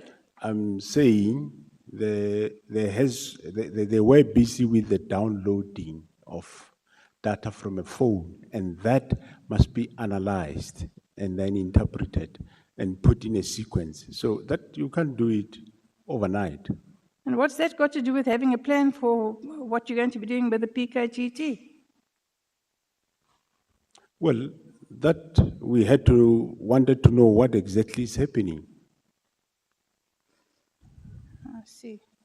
And then you find, just on a different note, you find later some person shredding documents in an office. Who was that? You told us you found a young man with regards to General Vuma. Somebody shredding documents in an office, piles of documents. Mm. And you showed no interest in what they were, didn't pick them up and have a look. Just said, stop doing that, give me your key, I'll send someone to have a look. Again, this laid back approach to... Through you, Honorable Chair, if there is laid back, I should have walked away. I did what I had to do. No, General. I stopped the exercise. I left. I took the key. I locked that room. I tasked people to work on the documents. And what were the documents? It was documents for the office. What were they? Some memos and various lots of things that we took to registry. Did you even pick up one and have a look? Yes, I did. So you knew what they were? Huh? So you knew what they were? It was memos that goes to National Commissioner's office. Yes, I did. I see, but belatedly. Now, you've heard of this Big Five cartel, have you? Yes, I had, Honorable Chair. And when did you hear about it? When I was being briefed, somewhere around, it's 2025. Sorry? Somewhere in 2025. 2025. And who are the Big Five cartel? Who are the Big Five? Currently, two of them is what you see, Nhlanhla and Molefe, yeah. Yes. And the other three? The other three, I'm not prepared to say them now. We are still investigating. But you know who they are? Yes. Okay, well, that's comforting. Now, when do you intend to have them arrested and charged? Well, the case continuing progressively so. The PKTT that you say it is not working. No, I didn't say they weren't working, General. I asked you what they were doing. Oh, okay. Sorry. So you've listened to all the evidence produced here at this commission, and perhaps not all of it, because else you would get nothing else done. But I'm sure you know more or less what's been said here. And I'm sure you've got a fair idea of what's being said at the Madlanga Commission. So what's your view on the situation in the police as it currently stands, bearing in mind all of this information? Yeah, bear in mind this, what one have get from both the Ad Hoc and the Nhlanhla. There is a lot of work that needs to be done in terms of the cleaning of the organization, the infiltration by criminals, and of course, there is also a need for some restructuring of some sort, reorganizing, which the first one currently, there is a national organized crime strategy that we developed that is going to deal with all this crime, including this crime by the police, because the small capacities that we have now is not sufficient to can deal with it. Okay, well, I'm relieved to hear you say that you understand that there's stuff that needs to be done and there needs to be restructuring. But what are the 5 most important steps you plan on taking in the immediate time frame to address these issues in the police? You've told us about organized crime. What are the other 4? Well, the immediate that currently has been done, I'm sure you have seen, I've suspended people, I'm taking action against them. There's criminal cases that have been opened and investigated against most of those people. And there is, of course, on the other side, there is a problem of number of posts that are becoming vacant. So I intend filling those posts as soon as possible. And then from 1st April moving forward in a rollout approach, the National Organized Crime Strategy will be implemented. That will deal with specific crimes in the country and including what we have in the organization. But also, what I've done, I've reviewed the process of supply chain in terms of the bidding and or awarding of tenders, that the process is not left to what we call the bid specification, bid adjudication committee and the BAC only. I introduced a probity audit. So along the line, before they come to the allocation of these tenders, there is an audit process that comes in and advise whether is this correct, yes or wrong, and then we proceed. And it's coming quite well. It's still at the initial stage, created a little bit of backlog, but it's nothing that we can't live with it. We can live it. I think we will continue with it. And of course, I also identified a problem, of course, in terms of training, especially officers. So that I'm going to prioritize for the next financial year, that we prioritize officers course or officers train, the basic one, because we realize that's where also the fall come from. I don't know whether it's 5 or it's more, but that's what I'm doing. No, that sounds like a very good initiative. You agree with me that there are many members of the South African Police Service who go to work every day and work really hard and do their best. And at the moment, their life is being made very difficult by the members who are corrupt, because now everyone gets tarred with the same brush. It makes it very difficult for people who go to work and do their work honestly. Yeah, there are those members, yes. And you'll agree with me that the corruption isn't limited to, although depressingly it seems to be concentrated in the higher echelon of the police ranks, but it's not limited to the higher echelon of the police ranks. How do you propose to sort out the corruption in the lower ranks? At the lower ranks, there are environments that we identified that we want to do some, a lot of screening. For example, your port of entry. There we want to rotate the people, because having them there forever, it doesn't seem to work for us. One, with the come intake, we're gonna rotate them, and also vet your environments like finance, supply chain, and those. And there are specific hotspot areas that we know in the country that we need to have some awarenesses and projects-driven investigations with a view to bring those that are involved in the book. And then, General, tell me, are you aware of how many members in the police force have criminal records?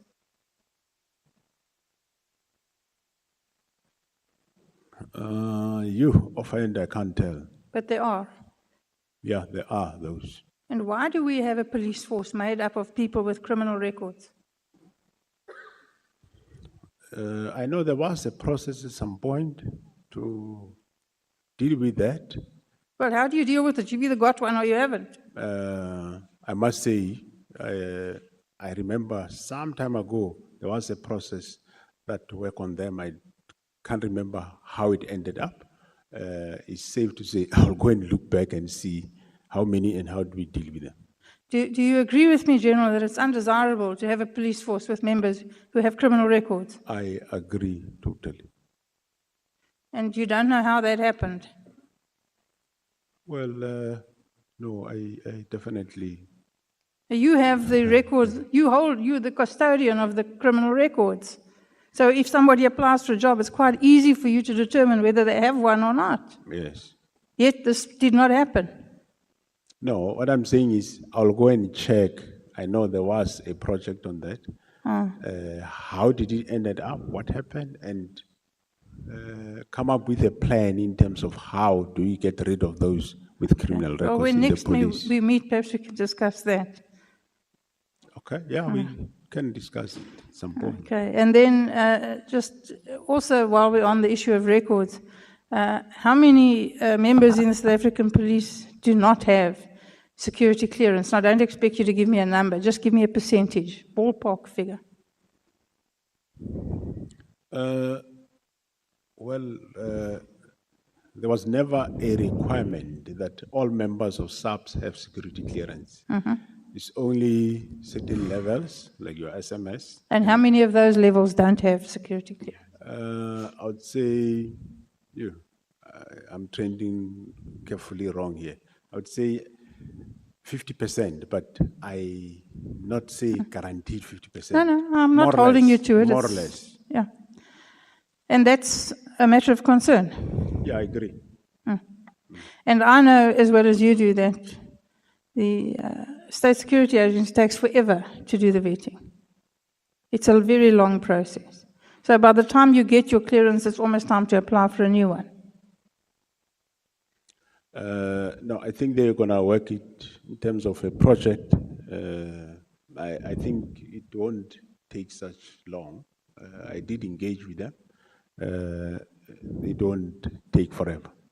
Do you have security clearance? I do. Oh. Thank you, Chair.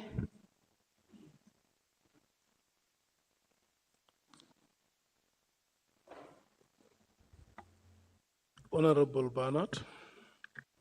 Thank you very much, Chair. Good afternoon, General.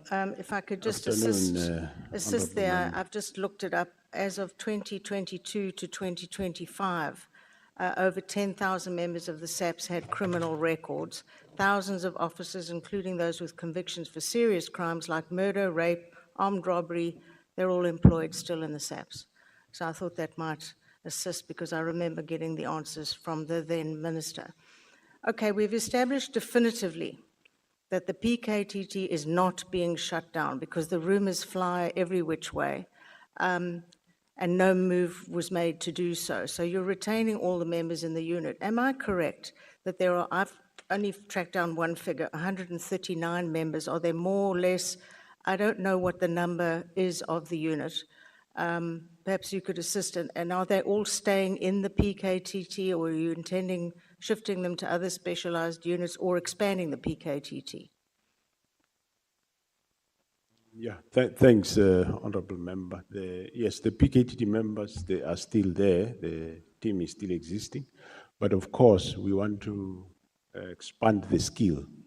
The current PKTT of Gauteng that we established a week or 2 weeks ago consists of some of those members. They're coming to share skill. The team that I established to investigate cases emanating from Ad Hoc and Nhlanhla, the ones that they've just made the first arrest, that guy who appeared in court yesterday, there are elements of PKTT in that team also. So it is still working, but we now establish one for Gauteng. And the number? The numbers. Yeah, how big is the PKTT in terms of personnel? Yeah, it might be a matter of safety, but let me say more or less just above 70. 70, okay. Above That's a lot 70. smaller than I thought. There are many claims that there are SAPS members who rent their own personal properties to the SAPS, which of course would be illegal, some to crime intelligence. Is this true or not? Because it's a constant claim people make to me. And if it is true, who's being held to account? Have you arrested any members for doing so? Thanks, Honorable Chair. The matter is a bit sensitive in a way. There is such claims, yes, and some of the public members that you see making too much noise, some of them are beneficiaries to that. And we are investigating it. There are challenges, but we'll overcome it. We'll end up arresting them. Yes, it's true. Good. It's safe to leave it there. You know, I heard you blame the system for senior officers not having top secret security clearance. And I hear from you both, my honorable member next to me and yourself, I know it takes a huge amount of time to get clearance, but has it ever struck you, and I have raised this many times over the years, has it ever struck you that a person should obtain clearance before moving into a sensitive position? What do you do if they fail their security clearance? If they find there's a criminal record tucked away somewhere, or a debt, or whatever would stop one having a security clearance of that level? I've never heard of someone failing to obtain clearance and then being removed from the position they had been promoted to. Actually, there was one. Under Ria Piecha, the head of crime intelligence lied to her about having a matric, and he was then removed. Chris Nkobo, I believe. And we had tipped her off that there was a possibility there was a problem. And unfortunately, he was put in, and then only then the clearance done, and only then was he booted out. Would that surely not be a plan? Thanks, Honorable Chair. Yes, it is the plan that is an ideal situation, and that's where we are moving to. But as where we are coming from, there wasn't such a requirement. The requirement was, once you take up the position, you must acquire it within 6 months.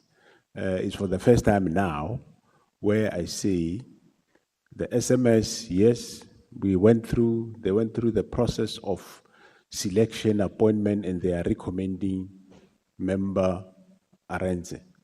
But now I say, Arendse, before I can announce your appointment, first security clearance, and then we can take it forward.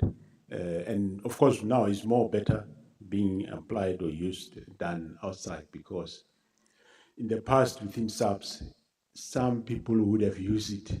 They were weaponizing it against others. Like earlier you saw, I told you that Mkwhanazi 2013-12, he applied. He never, it was given, it even expired, he never saw it. Mine, when I saw it, it was left with about 1 year to expire. So that's type of weaponization that one finds. But hence, on my side, in crime intelligence, we do reform. As we reform, we will also attend to that. But they will, of course, those who are going to use them to vet the rest of the environments within SAPS, not the SMS. I'm very pleased it's all been moved to state security now, because that process is very thorough, and I know there were huge issues in crime intelligence. If I recall, there was someone selling basically clearance certificates. I mean, it went through a really bad patch. So this is really good news. When was this process changed, where you have to get the clearance before you can assume a position? It is, well, it's now what? March. Yeah, the people that we advertise posts in January, February. That's the first time we're implementing now. Thing is, there was 12 SMSs that are waiting for that for now. Okay, so it's very recent. You referred to a meeting with the president. It seems, if I heard correctly, that there was no further pursuit of clarity from you by the presidency on such a critical operational matter. You just sort of backed off and didn't answer. So he assured you he was going to do X. Do you know if he did anything? Do you know if he ignored you? Do you know, what is the situation? I can't understand. Did you try and contact him? Did you write to him? Did you phone his office? How would you know if anything had happened or not?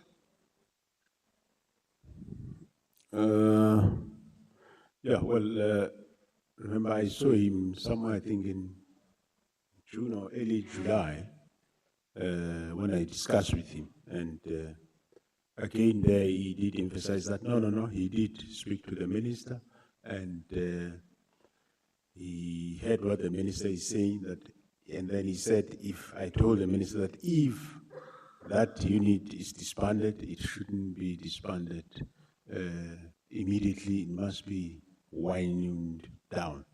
But you still chose not to wind anything down, yes? Well, that's what he took it from me, because Yes. remember when I briefed him, I said, if ever it is done, rather let it be done this fashion, which right at the beginning he agreed, and he said he'll speak to the minister. So later, when I met him, he also said, no, I spoke to him, but I said, this is the option that it can be done. But that was an option you ignored because you didn't close anything down, correct? Yeah, I didn't. Okay. I didn't. But remember, on the other side with the minister, he changed the meeting of the 6th of March. He changed where he says, no, this thing must happen now. But still, we maintained. Following the allegations that your deputy, Shadrach Shabir, was allegedly working with underworld figure Kat Nhlanhla to, quote, direct police operations, what systemic failures allowed a high-ranking official to be implicated in such a matter before being suspended? What have you done about it? What are you setting up to really prevent this from ever happening again? What I'm setting up is to have a counter-intelligence capacity that will, on a continuous basis, check on us, check what we are doing, where we're living, what and what and what. So that I'm sure it will improve a lot of areas.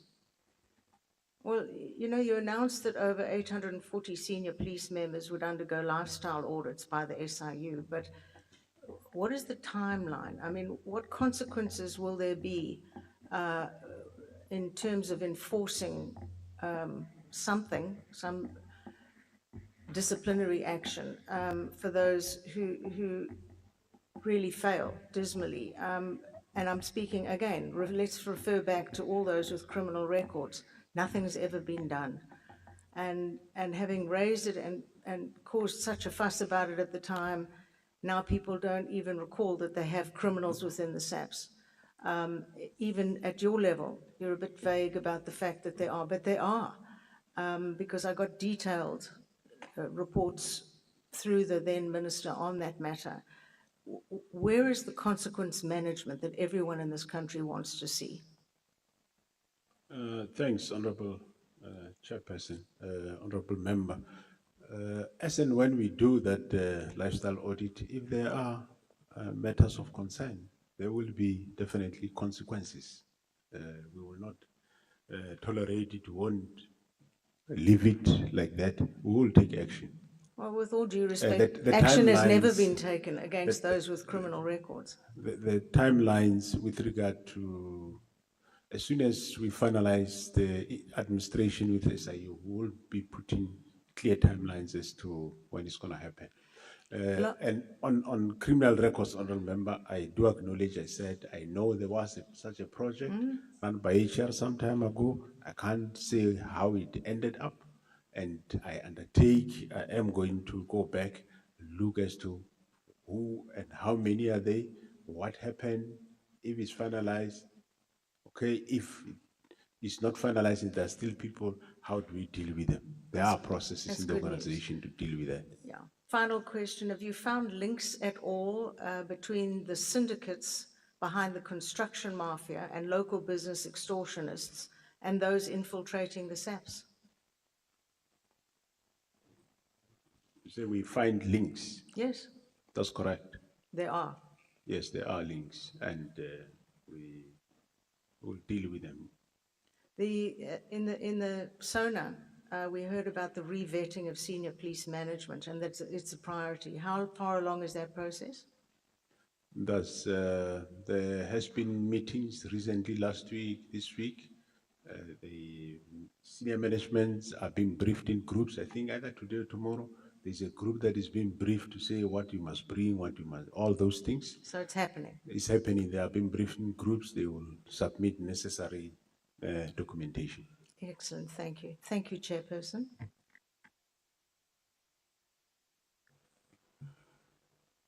Honorable Matthews.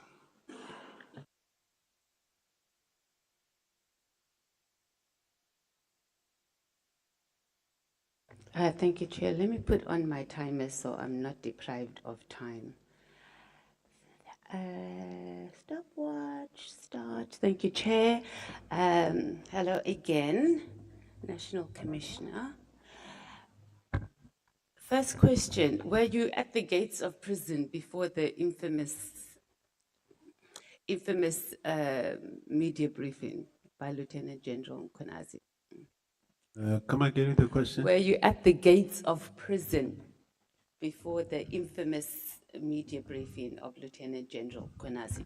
I don't know, Honorable. Because he said he was, you were. That's what Lieutenant General Mkwhanazi said, that you were on the gates of prison. Well, he know more than I don't know then. So the two of you haven't engaged since he gave testimony No. to this ad hoc committee. Okay, And no, he that- said that, no? From your understanding, National Commissioner, was Lieutenant General Mkwhanazi at the gates of prison around the time he did the media briefing? No, not as far as I know on the question, not. So there was a case that was opened against him at Houghton Police Station for torture, etc. Are you familiar with that case? No. It was in relation to the kidnapping of in KZN, and I can't remember the witness that we had before us that said he opened a case of torture. So you don't know of any case that's now at IPID against Lieutenant General Mkwhanazi? Well, I know people open cases as they go along, Honorable Chair. And it's strange because that matter was dealt with by the DPCI. They can talk more better on that matter of, I think it's the kidnapping of some family in Kwatukuza in KZN. Yeah. And where they ended up in Mpumalanga and somebody ended up being found in Mozambique, crossed illegally there. And yes, But just what I'm had- specifically asking about, Commissioner, is the case that they opened against our KZN Commissioner for torture and kidnapping, etc.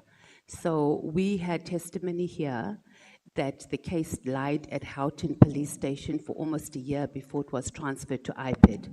Now only IPID has started investigating the matter. So if you don't know as a national commissioner that one of you, I mean, I understand cases are opened all the time, but as the head and the highest office in our SAPS, if there's a case against your your provincial commissioners and even your deputy commissioners, that's something you would or you should take an interest in, no? Thanks, Honorable Chair. I heard about it recently when the member was here. So I will hear from IPID in terms of what do they have. But I'm not sure how, I'm not sure if he was involved in that case. I know it was General Sinona and others that were involved in that case. Hence, there is a departmental case running against Sinona and others who were involved in that case, because somehow the case was a strong This case, but IPID it was case, messed up. from what we understand, does include him. Lieutenant General Mkwhanazi's contract as KZN Provincial Commissioner is ending on the 31st of March. Am I correct? 2026. What's the plan? Or is Well, there a plan, or are you going to tell us the plan? Well, I approached him to check whether he would serve further. And also, in terms of the law, I must consult with the Premier, which I did. And he is prepared to serve. We are finalizing, of course, the final details in terms of the how part and those things. That's how far I can go. I see that it's already on the wires. I missed it. I haven't been on social media. Let's move on to just quickly the Telkom towers. Now, you seemed, or you gave us the impression that there wasn't anything wrong, National Commissioner, on the concerns regarding the Telkom towers. So can you tell us what is the current status of those buildings? Are the buildings occupied? Yeah, remember, Honorable Chair, we were ejected out with an order of the Department of Labor. Public Works was repairing that building, and they are still repairing it now. But I engaged them to say, but this repair must come to an end so that we can get back to our building. Then General Fannie informed me recently that they say probably end of April, those buildings would have been finalized in terms of repair. If that's the case, then we will be back into that So building. how much have we spent so far on a building that we haven't occupied? We purchased the building, I think, for, I know it's 600 million, and SAPS paid and Public Works paid some part. And of course, thereafter we spent, I think, must be almost $1 billion in terms of IT and repair and installation of some other IT stuff into that building. It's been going on for a while. How many years now? And you're not telling us more or less how much it's up to also? It was purchased in 2016. And after that, since then, it's about 10 towers building. Since then, only 2 towers were handed over to SAPS, and it was in, out all the time. It's like 10 years, am I counting about right? And how much money? Because when the building was initially purchased, those are decisions that should have been considered, how long it's 10 towers, how long it's going to take, how much it's going to cost. So do you agree that the purchase of these Telkom towers has spiraled out of control? There must be some level of, if it's not corruption or just total mismanagement, for us to have spent so much time and so much money and the police are still not, you're still not occupying the buildings. Yeah, no, I do agree. Hence, Minister Mkhulu at some point he wrote a letter to say he's giving back to Public Works and they must give us another accommodation somewhere. And then the money that we've already spent as SAPS? Yeah, but looking at things, the money that we already spent there will be a problem. So hence I approach them to say, fix, let's come into the building. So who's going to be held responsible for making that decision on that project? Because it's a lot of money. Who's going to? Who's going to be held responsible? Who's going to be held responsible? Well, Because it's mismanagement, it's either corruption. the current it's Minister something. of Public Works was, I think he sanctioned forensic investigation to find out exactly that. And yeah, what I know is that every time we were there, we were being ejected out. And we can't force to, as an employer, force employees to be in a building which labor said you must stay out of it. And Yeah, so that part we understand, but it's the initial, the purchase of a building and not knowing the details of it. So there was not proper due diligence done, and it was a rushed purchase on the side of SAPS. yeah, I think the forensic investigation currently undertaken by the Minister of Public Works will be able to identify those responsible. Okay, we have a lot of forensic investigations. Okay, Lieutenant General Vuma said she was once reprimanded by former Minister Becky Cele in a meeting in relation to PPEs. Apparently, he wanted a list of companies to be appointed for these PPEs. Were you ever a part of a meeting or a discussion where Lieutenant General Vuma was reprimanded by Minister Cele? I know that right at the beginning of COVID, there was, at some point, I was in a meeting where there was a problem around suppliers for PPEs. I think in one meeting, the minister said, when we meet, some people, I can't remember who, must come with a list of suppliers. And we went to that meeting, and I think there was either no list or there was very few suppliers. And there was unhappiness. I can't remember the details. There was some unhappiness around why, because the pressure was, we need to acquire these PPEs as soon as possible. Yeah, I remember a little bit on that. So there was sort of some heated meeting where former Minister Becky Cele got involved or made recommendations or was concerned about the companies that were providing PPEs. As far as I remember, the concern was there was nothing to put on the table. We met, and there was some subsequent meeting that's supposed to happen, where we're supposed to, because they were looking, whoever have whatever stock, let's buy whatever is there. And I think there was little or there was nothing on the table to purchase, and there was unhappiness. I can't. So he was unhappy those about that. details.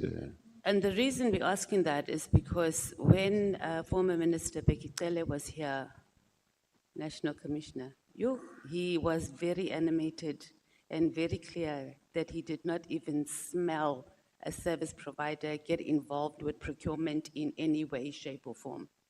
So it's surprising that he had engaged in the very least around the matter of suppliers for PPE. But those were his words. I don't even smell, I've never ever smelt a service provider or engaged on anything around procurement at all. Also, just we're going to stay on Lieutenant General Vuma just for a little bit more. Why did SAPS reject her application for legal assistance? And then maybe at the same time, you can just also answer what assessment was used to reject her application. It's legal assistance for what? For her court cases. Normally, the policy of the organization is if you are charged for any crime or misconduct related to corruption and fraud and related, we do not assist with legal assistance. When you But of suspend- course, if you apply and you get rejected, and if at the end of the day you are found not to have, you are not guilty in such that you didn't commit the crime, then you can go back and ask for your money. Okay, so in her case, just to be clear, it was rejected on the grounds that there was criminality involved. Yeah, well, even though I am not I'm not sure which specific in terms of rejection, because if it is for the case of the IPID, they were assisted. I think, yeah, they were assisted. I think the then National Commissioner approved their legal assistance, and yeah, there was. So you're not sure about the other matters? that No, she no, referred yeah, to? I'm not Okay. sure about the other matters, but on the IPID matter, I know they were assisted. So, yeah. Okay, so when you suspended Lieutenant General Vuma, how long were you the National Commissioner, or how long had you been appointed as the National Commissioner? I was appointed 1st April 2022, And she was, and in June the same year, that's when we got the court order. okay. So this court order, what was it exactly? What did the court order say? Because from my understanding, it didn't make, the court order was not about corruption or procurement irregularities or financial misconduct. It was more that they failed to provide a statutory document or something that was for IPID. So IPID requested and they were saying, no, it was a classified document. Yes. And Right, yeah. in that regard, they were assisted with legal Okay, yeah. assistance. So what I'm saying is that you said that you had pressure from the Concord order, but the constitutional court order was just about, it was a statutory obligation that SAPS must provide this classified document. Yes. It didn't have anything to do with their misconduct or anything like that. So on what basis did you write to her to ask why she shouldn't be dismissed or Well, suspended? It is a misconduct in terms of the IPID Act. That they didn't want to provide a classified document? Yes. No, that they didn't cooperate with IPID. But they were arguing that it was a classified document, that's why they didn't. Or did you do an investigation into why they didn't want to, and whether the documents that IPID was requesting, they were trying to cover up some misconduct or corruption? That's the misconduct that was investigated after the final order of the Constitutional Court came out. Okay.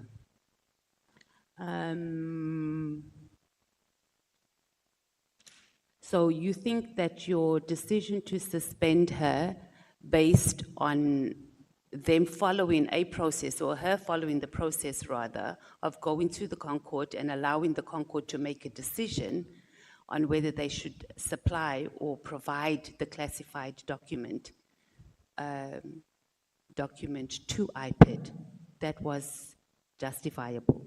Because they weren't doing it behind, they actually went to court and they asked the court to rule on it. So you think it was justifiable for them to be suspended, or her to be suspended rather? Yeah, there was misconduct. When right from the beginning, there was misconduct. What was the misconduct outside of, because what I'm trying to say, National Commissioner, is that they went to court to sort a court decision on whether they should provide this classified document to IPID, right? And the court made a ruling, right? And they agreed. So they weren't doing something behind the scenes, right? The court ruling was strictly on a procedural matter, statutory obligation, which they did. I'm saying to you that, did you do an investigation on why they didn't do it? Because it might be the case that they didn't want to provide this document because they were involved in some corruption, and this document was going to show that. So that's what I'm just trying to understand. So if you're saying, National Commissioner, that it was just because they did not provide the document and it had to go to the Concord to make that decision, was it justifiable? Yeah, the investigation was about that. Remember, they were involved in the purchase of some grabber somewhere, and yeah, it was about that. But who And- did that investigation? Because the Concord order didn't deal with the merits of the case. It dealt with them providing a document to IPED. Yes, And you acted on the Concord order that just said, but the misconduct happened right at the beginning, when they failure to cooperate with IPID is a misconduct on its own in terms of the IPID Act. So they failed to cooperate with IPID. By cooperating with IPID when they were investigating the matter around those scrappers. So the misconduct starts there. And obviously it ran through all the courts until it went at Concord. so they prolonged the process. Yes. Let's talk about the multiple incidents of her break-ins that she reported at her home. And this, she also had security assessments done as well. Were you involved? Break-in what? At her home, she had 4 break-ins, and on the 4th one, they caught the gang that was breaking into her house and threatening her. Break into a house.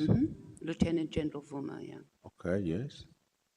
You don't know, honestly, National Commissioner, are you surprised? No, I know. I didn't say I don't know. Oh, okay, the way you're looking at me like I must tell you the whole story, and I don't, you can see that No, I'm just worried. So how what I'm does- trying, I'm asking you, were you involved in that? Because she feels, Becky Cele came here, right? And maybe you should respond to that, because her story is, or her submission and her testimony here, is that you and the former minister, Becky Cele, were in cahoots of trying to get rid of her, right? Even before you became National Commissioner. Okay. Right?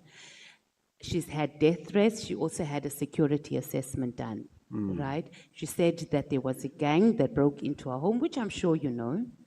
So I'm telling you stories you already know. So I want you to respond, number 1. Were you involved in setting up or behind the break-ins and the threats on her life? Whether it was actually to kill her or just to threaten her or intimidate her? Thanks, Honorable Chair. Do I look like a suspect? I don't know, I'm asking. We don't know what yes. happens there. We've been hearing stories in SAPS. Nothing surprises us anymore. So we Yeah. have to ask and remind you that you're under oath, because when evidence comes up later, we go and open cases. Yes. Yeah, We know it's that. true, Honorable And you know, Chair. No. EFF is always first to go and open I was not cases. involved. The way I know Minister Kele, he would not have been involved. I know that there was a break-in, yes, and there were people arrested, unless those people say they were sent by me. But I don't know of them that they have been sent by me. I was not involved, Honorable Chair, in that break-in. You know what former Minister Becky Cele said when I asked him that question? And you know, in his very animated voice, and I asked him, did you threaten or want to kill Lieutenant General Vuma? And his words were, if I wanted her dead, she would be. Okay. So what's your first reaction to a former minister saying something like that? My reaction? Yeah. Well, I'm not him, so I wouldn't. No, not him, but I'm just saying, like, but you know him and you've worked with him for a very, very long time. Yes. So would you consider that like a threat to say that? And does he have capacity to be able to just kill someone if he wanted them dead? Not as far as I know, since I know him, he doesn't have the capacity to kill.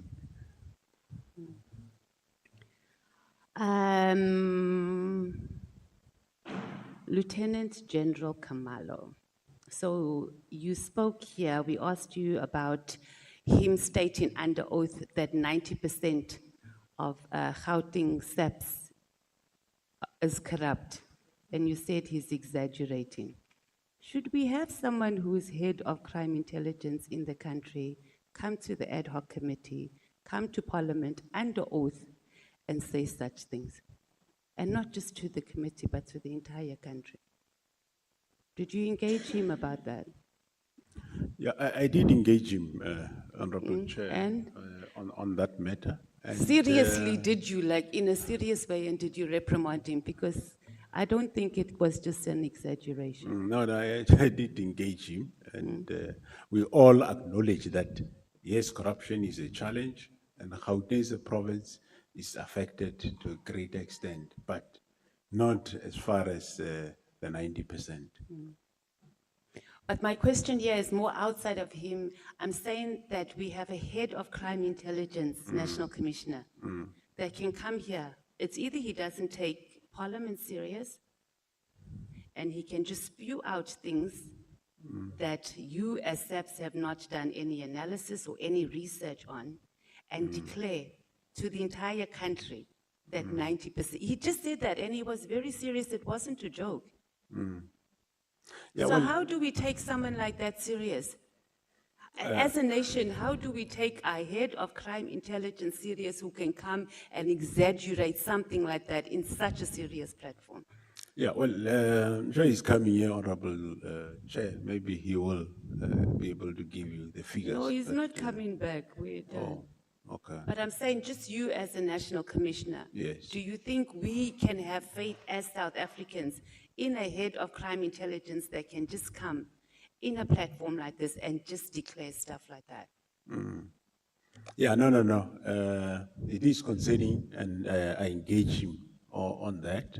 And How did you engage him? Just nicely, like, I think you're exaggerating on 90%. Or did you reprimand him? I said, well, I reprimanded to say, but you can't Now say tell 90%. us how you reprimanded him, because you seem very calm now. We want to see how you reprimand your generals. Well, I National can't Commissioner, give us an form an example. act, but I told him that it can't Just be. try. No. I Let the don't- nation feel like we have a national commissioner that can reprimand his generals. I can Because- reprimand, ask them for sure. They know. But We're not feeling convinced, but okay. Why do you think, National Commissioner, the level of infiltration or capture in Gauteng is as prevalent as it is? What have you done, or how are we going to make an assessment on it? well, the assessment was done, of course, by the intelligence community, and there are areas where we know what is happening, and we have put projects in, and some around illicit mining, there's been arrest. Some of the matters are still being rounded off, and we will get results as we go on. Okay. And of course, remember, Gauteng have got quite a bigger workforce in the country, population same, so yeah. I've got like 2 minutes left. Let me ask you just quickly, you said that Kat Nhlanhla is the head of one of the big five cartels. You didn't tell us who the second one was, and you said the three are still under investigation. Who's the second one? And do you actually believe that Mr. Nhlanhla can head a cartel? Or is it a cartel? Okay, I'm asking you too many questions. Is it a cartel in the sense of the word cartel that we see in South American countries, or is it a syndicate? Because your deputy national commissioner said we're not on the level of cartels yet. Yeah, well, maybe the word might be used interchangeably, but Okay. it's a close group of people working together. Okay.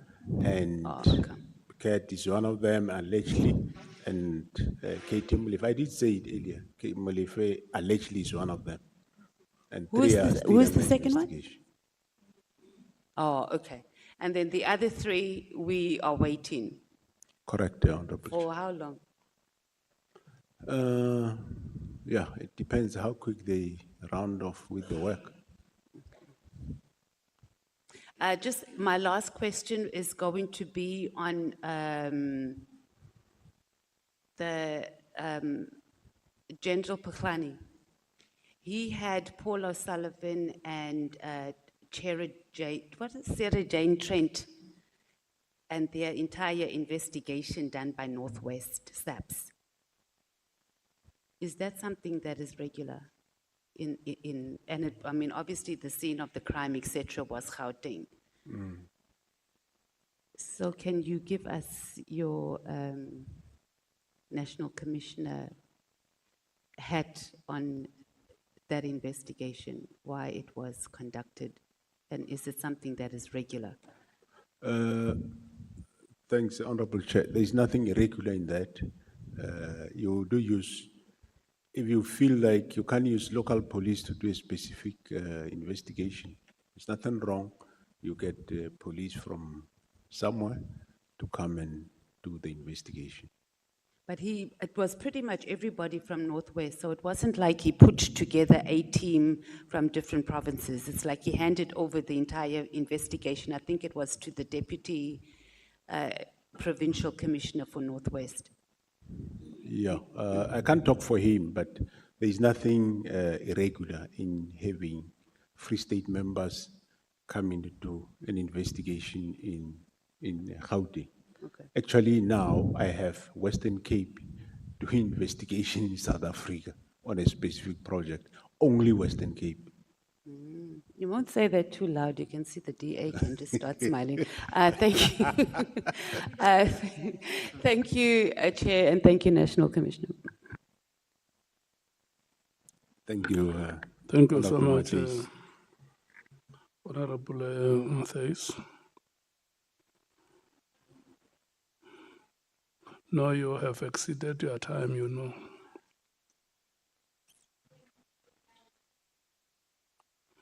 The next speaker is Honorable Sauls. Your time starts at 16:55 and it ends at 17:25. Thank you, Chairperson. General, good evening. Good evening, Honorable Member.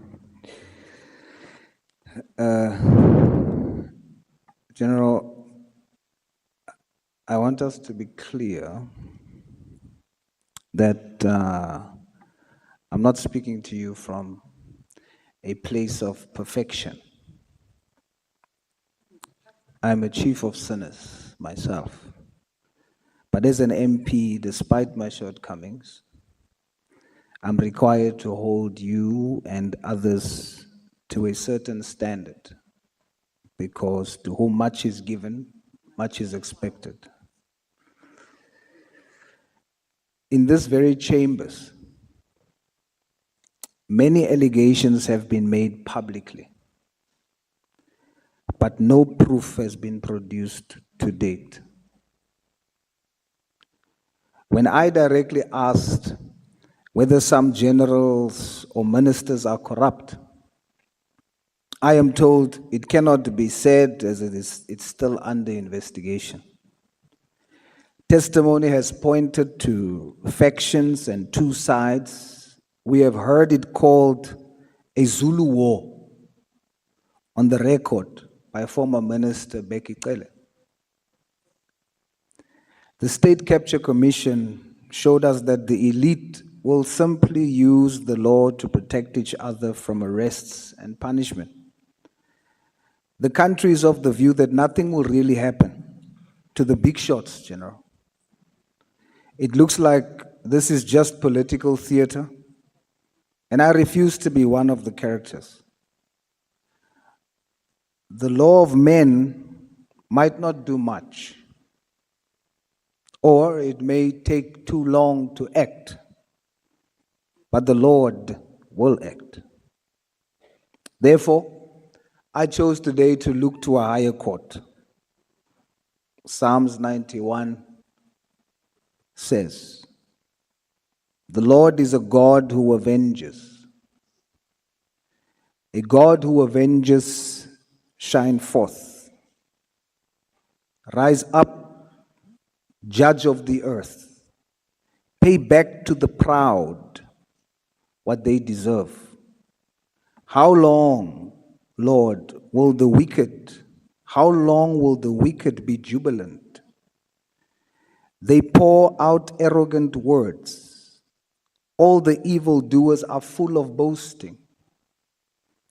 God is not allied with a corrupt throne, a throne that brings on misery by its decrees. The wicked band together against the righteous and condemn the innocent to death. But the Lord has become our fortress, and my God, the rock in whom I take refuge. He will repay them for their sins and destroy them for their wickedness. The Lord, our God, will destroy them. Thank you, General. Thank you, Chairperson. Are you done, Honorable Sols? Yes, sir. I'm going to request you to repeat that, that verse. It's a very important verse. You know, when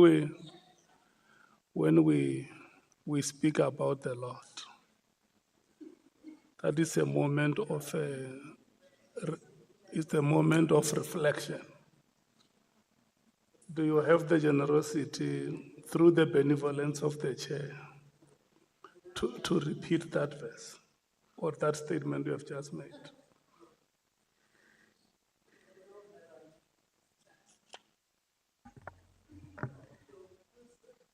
Chair, it's a very serious thing. Yes, I agree 100% with you. Speak such into the atmosphere. I will gladly do it again because I know what it means.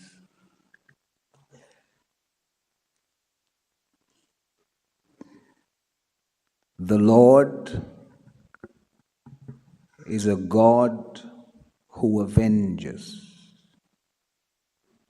O God who avenges, shine forth. Rise up, judge of the earth. Pay back to the proud what they deserve. How long, Lord, will the wicked, how long will the wicked be jubilant? They pour out arrogant words. All the evildoers are full of boasting. God is not allied with a corrupt throne, a throne that brings on misery by its decrees. The wicked band together against the righteous and condemn the innocent to death.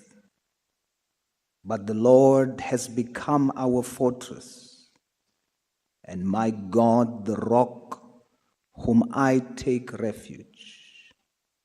He will repay them for their sins and destroy them for their wickedness. The Lord, our God, will destroy them.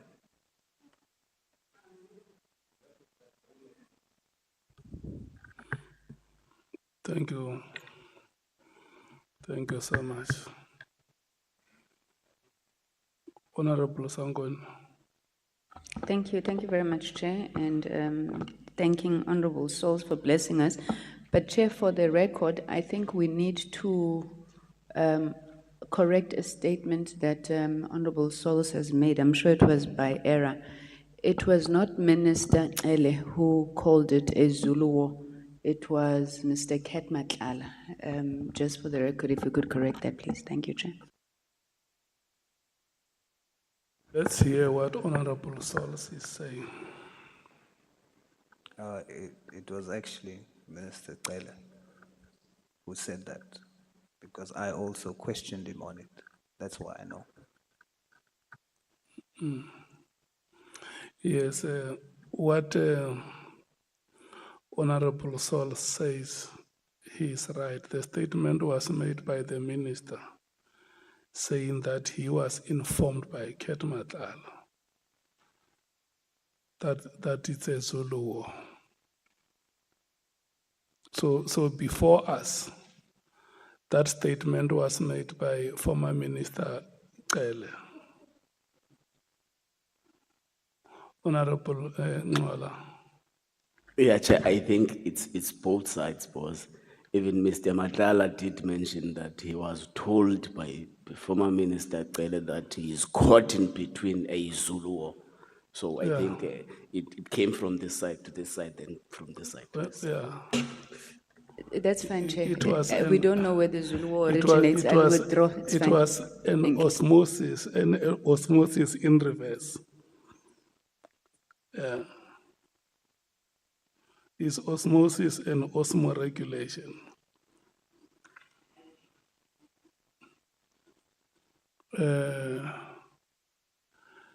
The next speaker will be Honorable Vessels. Thank you, Honourable Chairperson, and good afternoon, General. Good afternoon, Let me Honourable Member. start with the PKTT.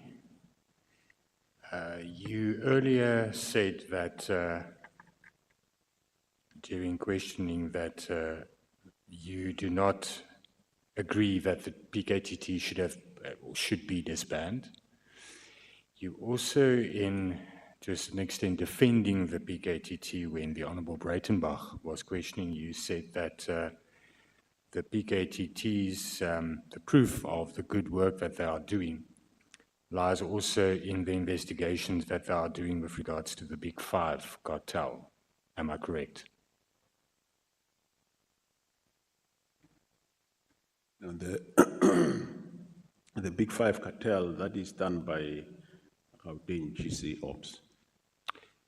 But when you answered the question, when you responded to Honourable Breitenbach, you said that the rest of the Big Five cartel will be identified, and it's because of the good work that the PKTT is doing, and you said that is the proof why they are actually doing good work.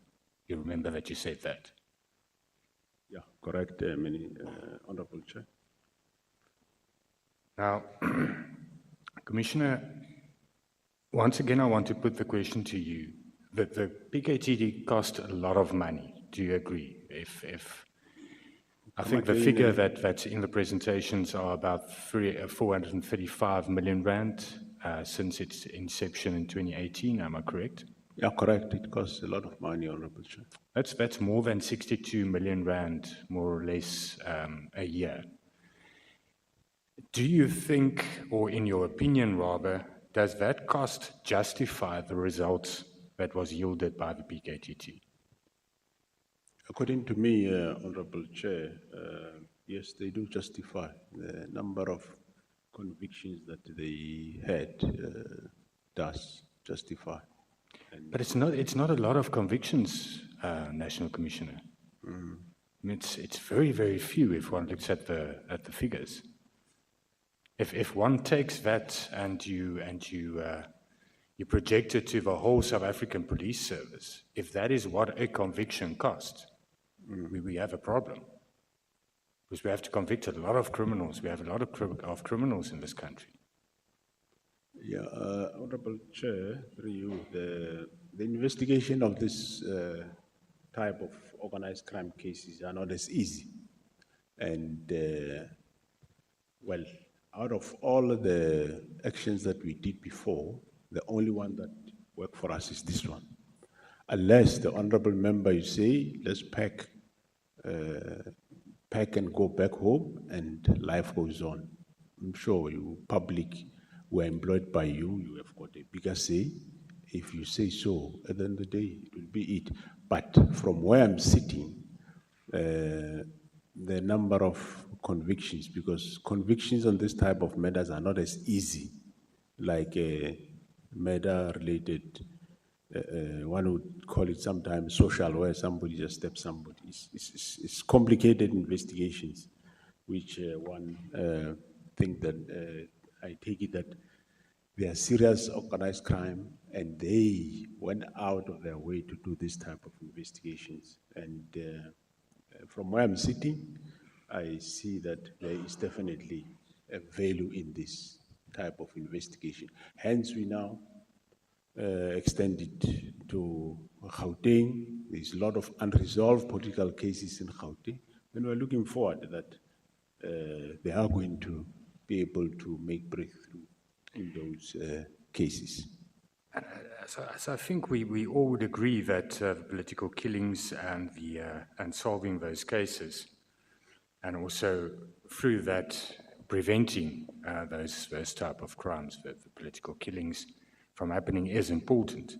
There's a lot of other complicated crimes in South Africa as well that I think you would agree also requires a lot of resources, and to a large extent has more victims. Would you not agree? Yeah, I do agree, Honorable Member. Hence, there are certain areas where we have capacities. For example, your Eastern Cape, we have Eastern Cape and Western Cape, we have a team of that is dealing with taxi violence.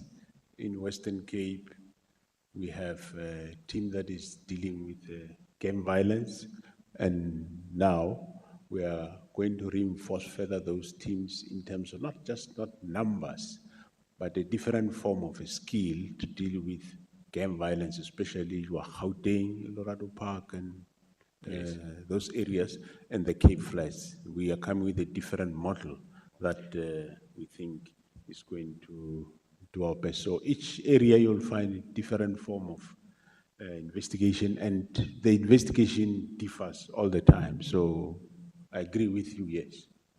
With all due respect, I don't think gang violence is a new problem, and I think it's long overdue, and a lot of the other areas that you mentioned now as well. But be that as it may, Commissioner, wouldn't you then agree that if one looks at this from especially a operational perspective and a financial perspective, that the resources allocated to the BKTT, although the work of the BKTT is important, it does seem disproportionate to other task teams and other priority areas? Would you not agree with that?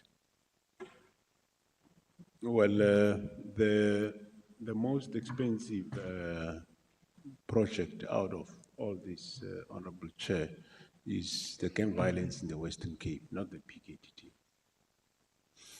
Yes, but it's, I don't think we can compare it on the exact number, but in terms of the proportionality thereof, this is one team of a few members that's costing 62 million rand a year.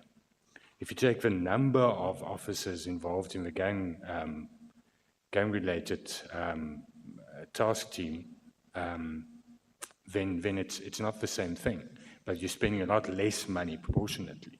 Would you not agree? I'll agree that we spend more money on gang violence in the Western Cape with less convictions. Hence, we are changing the model now. Okay. And with PKTT, we spend that money that you say is more, with more convictions. Now, I want to get back to this. This question has been asked a lot, but I want to ask it again to you because I started with the statement that you responded to the Honorable Breitenbach by defending the BKTT's existence by saying that they are investigating the Big Five cartel. That's not the mandate of the BKTT. Why is it necessary for the members of the BKTT to do the work of organized crime? Yeah, Honorable Chair, well, we use police in terms of the skill that they have. Wherever we see that we need that skill, we use it. Why are they then not moved to organized crime? If there's a problem, why aren't those specialized people that then have the skills in organized crime not rather used permanently to fight organized crime, which is a huge problem? Well, for organized crime, Honorable Chair, I did indicate when I think I was talking to Honorable Breitenbach that there is a strategy that we developed that we are going to have new teams dealing with that.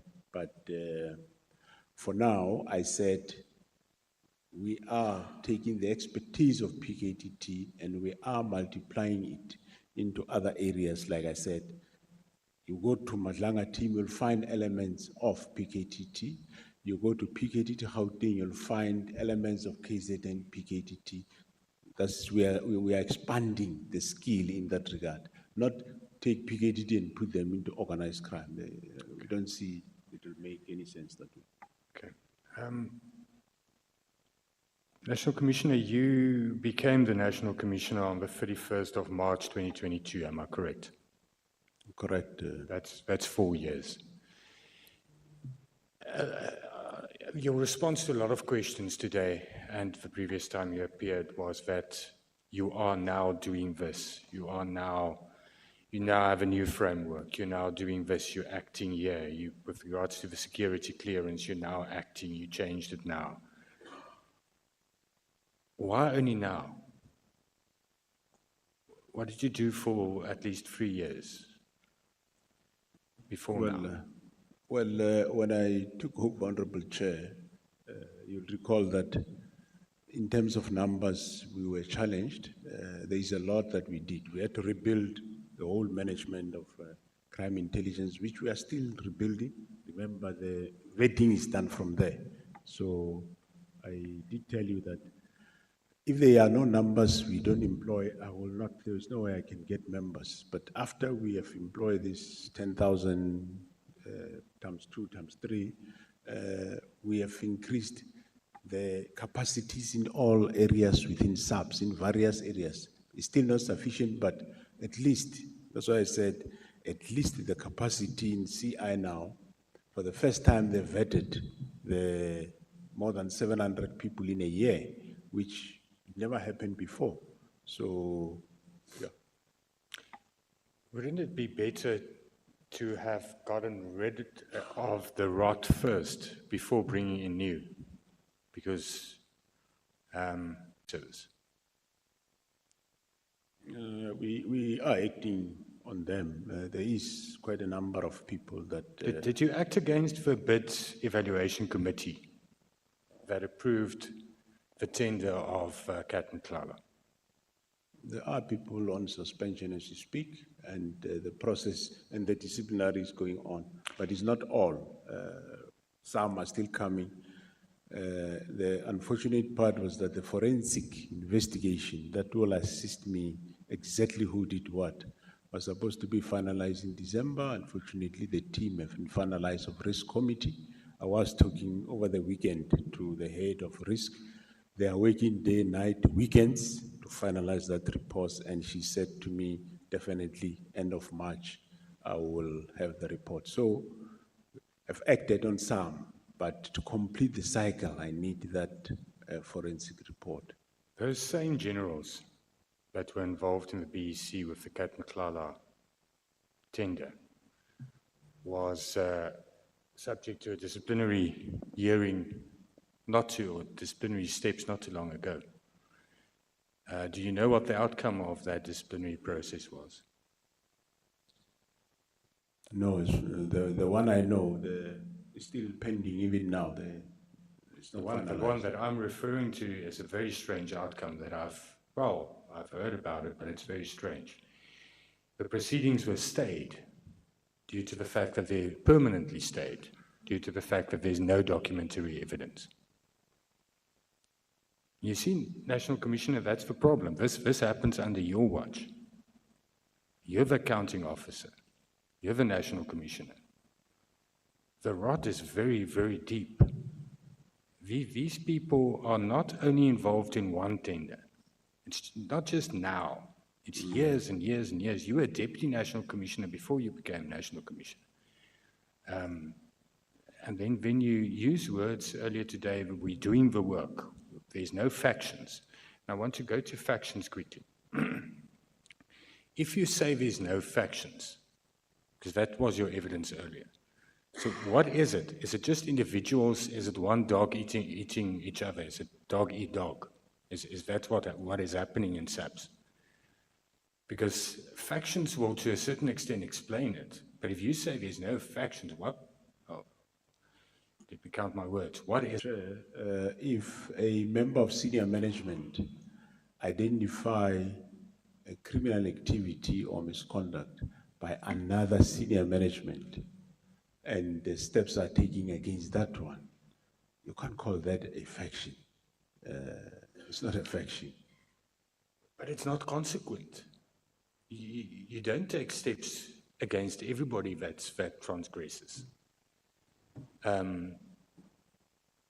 Why was General Khumalo not suspended at all? I explained earlier, Honorable Chair, that whatever that is alleged that a member has done it must conform to a misconduct in terms of the regulations of SAPS. If it doesn't conform to that, then how then do you suspend a member? Otherwise, you will end up suspending members for whoever says this one did this, then you suspend. This one did this, then you suspend. There is policy, disciplinary regulations.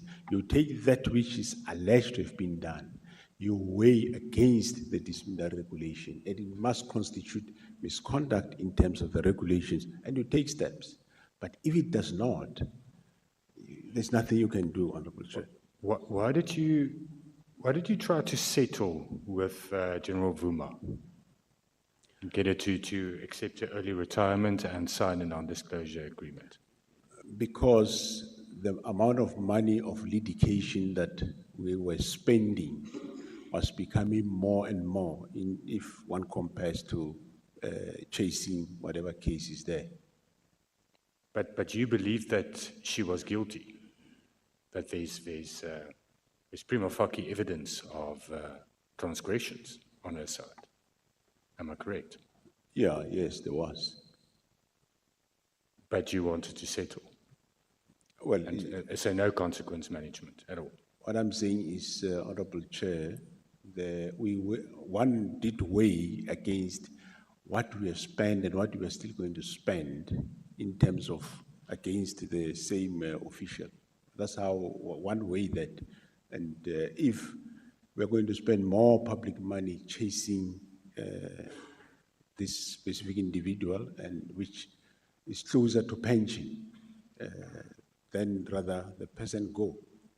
Well, if she was really... Those are the options that one way. If she was really guilty, and if she's guilty, then I think the public would appreciate, even if it costs public money, that an example is set so that this corruption ends. Because the problem is that if one looks, and National Commissioner, you were here in the very beginning when we started this process, we all knew a lot about the corruption and the allegations and the rot and the poor performance of the South African Police Service. But I think this committee and what we've heard in this long time that we've been busy here is so much worse than we could ever imagine, because the number of people that are actually guilty and that there's allegations and prima facie evidence against is astounding, but there's no consequences. People are suspended, they sit at home with full pay for years and years and years, and then then the cases are dropped, and they're appointed at metro police departments with big salaries or any other places, and there's no consequences for transgressions. And a whole national commissioner does that, and that's your testimony, because you wanted to save a little bit of money whilst billions are being stolen from the South African Police Service due to corruption. But you said no example. But remember, Honorable Chair, remember, it doesn't mean that when you do that, then it's done away with the criminal case and everything. The criminal case is still running. Where's the criminal cases against General Vuma? It's still being investigated by DBCI and For 4 some years. by IDEC. For 5 years. No, National Commissioner, that's very bad. That's really very, But very currently, the people that are on suspension, they are starting to go to their trial now. It's only the senior managers that we are enlisting the services of external service providers, but we are still awaiting the state attorney to finalize those matters. Thank you, National Commissioner. I think the bottom line is that you cannot now tell us that you're now going to change the course of the ship that is sinking. You should have done it whilst you were the Deputy National Commissioner of Policing. When you were appointed as the National Commissioner, I know that you had to rebuild a lot of things, but certain steps you didn't take. And now it's as if it's news to you. It's not news to South Africans that suffer due to crime. It's not news to South Africans that see the corruption. And this committee highlighted it. And with all due respect, the buck stops with you. Thank you, Chairperson. Thank you, Honorable Vessels. Can I check how many more speakers do we still have so that Honorable James, that is given. You don't have to raise your hand. I'm planning to adjourn the proceedings after you have spoken. So, If you do that, I'm going to tell what you're doing there. I want to check how many more speakers want to speak after Honorable James. No, don't worry, Honorable Shongwe. Honorable Skosana, before he took the microphone, he said no. Honorable Shongwe will come later in the proceedings.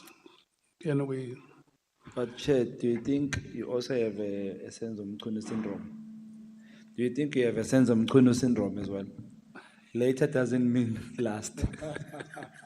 Yeah, no, last is Honorable Cameron. Okay. Honorable James, you are 20 minutes, start now. Thank you, Chair. Good afternoon, General. How are you today? Afternoon, Honorable Member. I'm fine, and you? I'm good, thank you.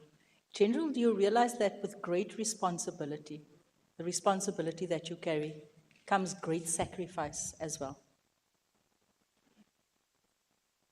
I know, Honorable James.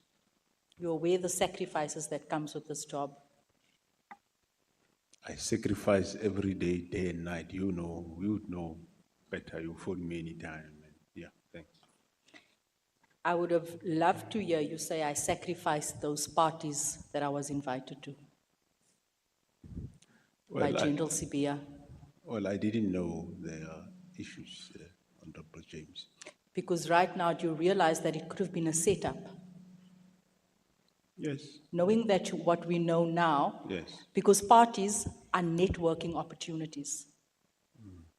Correct. So General Sibia was flexing, showing off his muscle, inviting the cartel, having you there as well, and exposing you to a cartel. Do you realize that? Now, when we look at everything. Yeah, now I realize, yes, might have. Yeah, we were being set up properly, unfortunately. Yeah. Yeah. I want to move straight away to what you and I touched on earlier on, right? Because ek het nog genoeg gehoor van PKTT. I want to hear about Gauteng counterintelligence, because that's where it's burning. Am I right? You are correct, Honorable Member. That we are barking up the wrong tree here. Am I right? By probing so much on PKTT and not probing about what's happening in the STARS team. Because this is where our eyes and ears are meant to be. We've heard a lot, we've heard many testimonies come and many people testify before this committee, generals, and give us the exact status about the PKTT. We haven't heard anything about the Gauteng counterintelligence. Can you tell us here today, since you said earlier on that your analysis showed that there's a clear link between this task team, that there was intention to stop the work of this task team, and this is why the disbandment of PKTT came along. Am I right? Yes, Honorable. I want to then ask you, how many active cases does this task team have?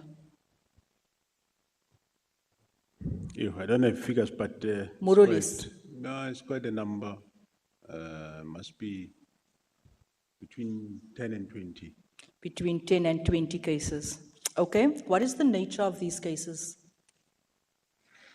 Well, it's murders, case of drugs, case of gangs, cartels working together. Those are the type of cases we're dealing with. Drugs, gangs, the ones General Mkwhanazi was referring to.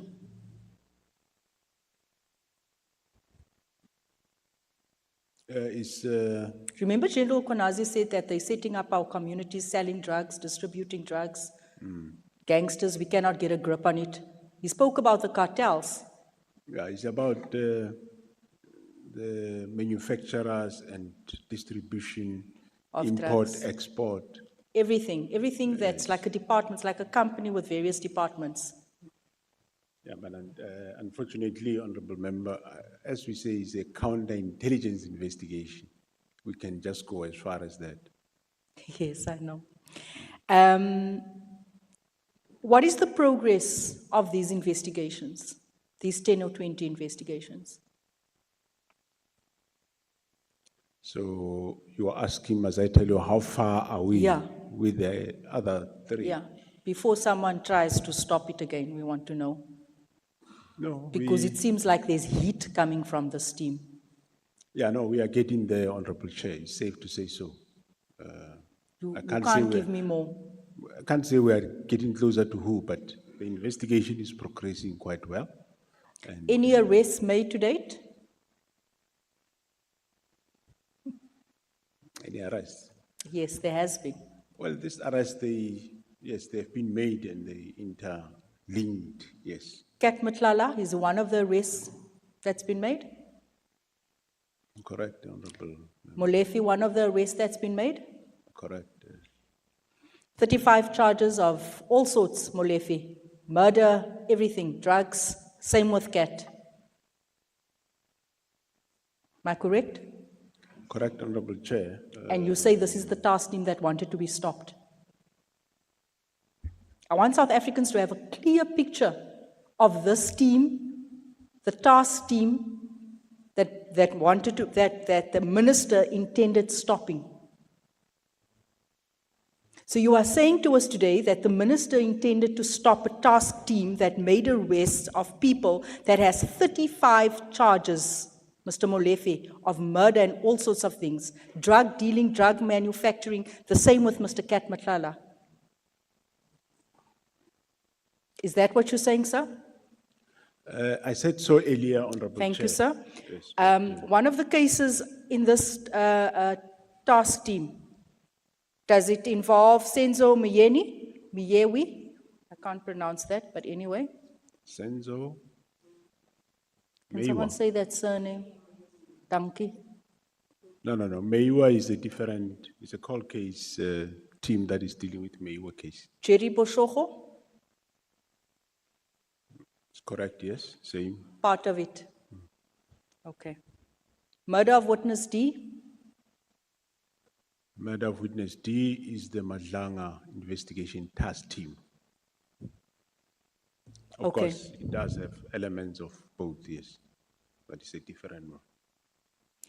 all right. So it is clear today that we should have been asking more questions about this task team, but clearly you also cannot reveal too much about it because of the sensitivity of the nature of the cases being investigated here and the links to politicians. Yeah, no, we can't reveal much. There is still. But there's a other- politician linked here earlier on, and you said earlier on that the wrong task team was disbanded and the politician is the minister. No, I never said the politician is the minister. The question was, is there politicians and No, senior sir. police officials? We asked you earlier on, this morning when there was a clarity question, I said, did the minister disband the wrong team? And you said yes. Oh, yes, yeah. Yes. No, yes, no. So by that is virtue yes. of you saying yes, the politicians involved in this is the minister. He's one of the people that's been earmarked in these investigations. Because of the links, because of the chats, because of the exchanges that has been presented, we Yeah, are no, connecting the dots here. So it Yeah. is the minister. Yeah, no, that is under investigation, yes.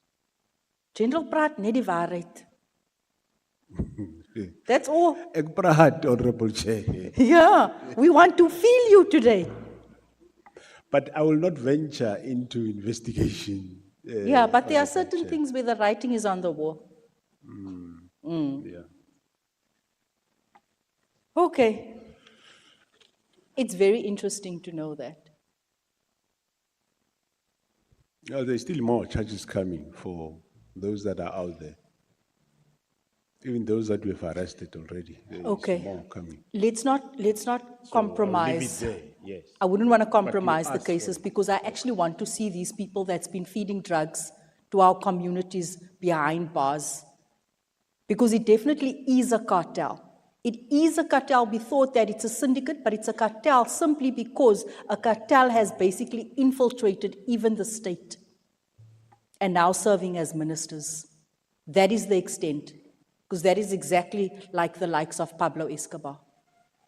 I'm going to move on. You previously indicated that there were efforts to disband the GC ops. What do you think, what was the main motive behind this, and who stood to benefit? As I said earlier, Honorable Chair, if it got disbanded, so of course those that would have benefited, this arrest of Nhlanhla Mkwhanazi would not have been there, or they would have gone out of bail forever. So they would have benefited, them and others would have benefited.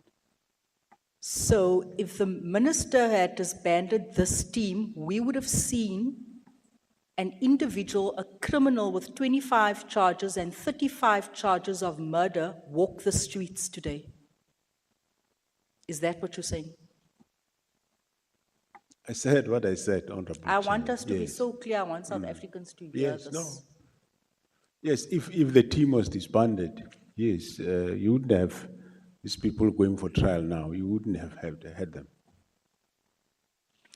Based on the evidence presented in various forums, including commissions of inquiry, do you believe the criminal syndicates or even the cartel structures have infiltrated SAPS to where we're at now? Yes, no, we do agree they have infiltrated, correct? They've infiltrated the SAPS, yes. So the cartel has infiltrated SAPS. The cartel has infiltrated the state, and the cartel has infiltrated also SAPS, which is basically the same thing, but Agree, Honorable Chair, but not only SAPS, other arms of state also, as well. yes. So what General Mkwhanazi said was true. When you referenced the infiltration of the various departments. Yeah, no, I agree, Honorable Chair. I want to ask counterintelligence. Counterintelligence is meant to probe and investigate police officers based on if there's a threat or a risk associated to them. Am I correct? Within And, SAPS, they sort of investigate police. Yeah, that's part of their mandate. Okay, so in all of this that has been happening for years now, where was counterintelligence in all of this? Waar slaap hulle? Where are they in all of this? We've never even heard of counterintelligence. Policemen are compromised on a daily basis. We hear about police being corrupt in our communities. Why don't we see the deployment of counterintelligence to various stations where you hear that, police are corrupt, they get taking chocho from drug dealers, and we hear all these sorts of things. Where is counterintelligence? And why are they so inactive? Well, after we increase the numbers, you won't see them, but at least you will see their actions. There's quite a number of takedowns that they do now in terms of, I spoke earlier about an arrest of a brigadier. That's counterintelligence, just an example. So Give you us will to your start- annual stats. How many will policemen start have they feeling taken down? Now that we know that SAPS has been captured by a cartel, how many members has this counterintelligence department, unit, whatever you call it, taken down? It's quite a number, Honorable Chair, through you, Honorable Member, but I don't have figures. I just gave an example of one, but there is more than that they are busy with, and yeah, I'm sure some will see soon unfolding. Okay. General, there were 3 members that appeared before this committee not so long ago, and members gave us, said that there were drugs stolen from the labs. It was on camera, the drugs were in the bin, they reported it. They gave us a list of dozens of generals to which they reported this to. It was Colonel Ramolebo, Colonel Malachi, Colonel Ramalepe. Do you know them? Are you familiar with these names? I am familiar with the names, Honorable. Yeah? And they told us that they went from pillar to post. And at one stage, someone told them about, no, we can't deal with this now. You're just going to open up another can of worms. They reported victimization. They reported about drugs going missing. And they went to everyone and no one assisted them, including you. Can you tell me how far is this matter? Honorable Chair, through you, Honorable Member, the matter, they did come to me to report. I took the file, I tasked the Division Inspectorate, and Inspectorate investigated the matter. And most of the matters in there have been investigated before and finalized. Some, not really, or we don't know what happened to them. And Inspectorate did identify that there are certain areas which they don't know exactly what happened. Then I says, okay. They gave me feedback recently, I think Thursday last week. Then I said to the Inspectorate, now I'm tasking you to go and investigate those areas. But some of the matters, for example, somewhere I think they were accusing some brigadier's appointment wrongly, and that person was dealt with, fired. And then, but the person went through SAPC, the arbitration, won the arbitration, and is back. So, but some of those matters has been attended, but there are those that are not finalized, which I task this team now to say, now, you are not going to investigate, we are rectifying, you do this, you do this. For example, at the forensic, I introduced that there be a SOP in terms of the movement of drugs, how it should be done. So that's a new thing. But I went further to engage the NDPP to say, I can't be sitting with a huge lot of drugs. Internationally, they are no more doing that. They confiscate drugs, take samples, destroy, and you keep your samples. If the sample says drugs, then you know what you destroy as 10 kg is drugs. So, fortunately, the current NDPP is buying into that, and we are finalizing our SOP in that regard. That will reduce, for me, that I must keep looking for storage of drugs. It will reduce drugs a lot, so we'll only have a little bit of samples. But there has been SOPs in that regard, and some of the matters, without specifying one by one of these members, I said they must be investigated, and we start rectifying. The team gonna start rectifying. I haven't seen them because I saw the investigation team only on Thursday. Okay. So I haven't seen these members to give them feedback yet. All right, so you intend giving them feedback on their matter? I will, after Please, year General. after, because I was busy preparing to come here. So I will be able to give them that feedback. Thank you very much. And then I have one more, not one, but two more questions. But you should not only accept that they are victims, because they might also somewhere be wrong, because some of them were found. That's wanting at fine, some General, point. as long Yes. as there's movement we are and as taking- long as there's communication. I also want to know, you touched on exhibits in the lab. Now, this is the reason why they go missing, because these cartels and these cronies within SAPS, they create the problem, you throw money at it, and then the cycle starts all over again. I want to ask, the exhibits, all the drugs, because I've been part of the drug dismantling operation a few times. For how long do these drugs stay in the lab? Let's say we have a big drug bust at Awartambo now and we confiscate millions worth of drugs. How long does it stay in your lab? What's the longest time drug exhibits has stayed in that lab? Well, they stay in storage, not necessarily in the lab, but they stay until the case is finalized. Which is how long? Give us an estimation of years. Well, it depends when the case finalized. Some cases take 5 years, 7 years, 8 years. So we're saying we have a drug bust today, and this drug bust will only conclude within 5 to 7 years. If there is an arrest, but if there is no arrest, it get tested and disposed of. Where there are areas where we do confiscations, for example, and you end up not knowing who's the owner of the lab, especially those labs that are in the farms. Okay. Before I forget this question, just while we're on drugs, you mentioned earlier on the case that happened at DCS where the drugs was found outside with the member. I agree with you that she couldn't be charged. You said that this case, for some weird reason, happened under the 6th administration. And this case keeps on popping up. This case where they allege that General Mkwhanazi didn't make a drug arrest. Can you tell us why this case keeps popping up? I've got no idea, Honorable Chair, through you, Honorable Member. I have got no idea why it came all of a sudden during this administration.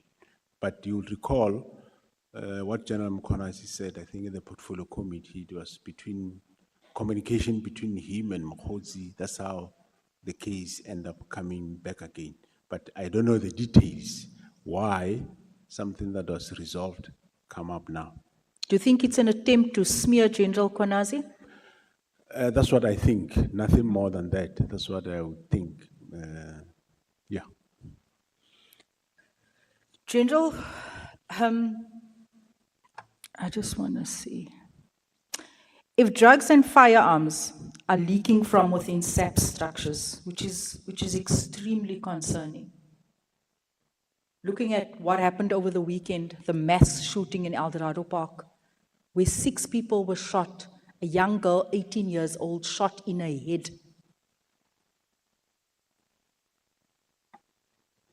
Looking at the previous week, the mass shooting in Westbury. Looking on the Cape Flats, the mass shooting on Lavender Hill. I think there were 3 or 4. All these mass shootings, drug-related. Looking at the weekend, when I watched 2 gangs in Hanover Park, a gang fight live on TikTok for 2 hours,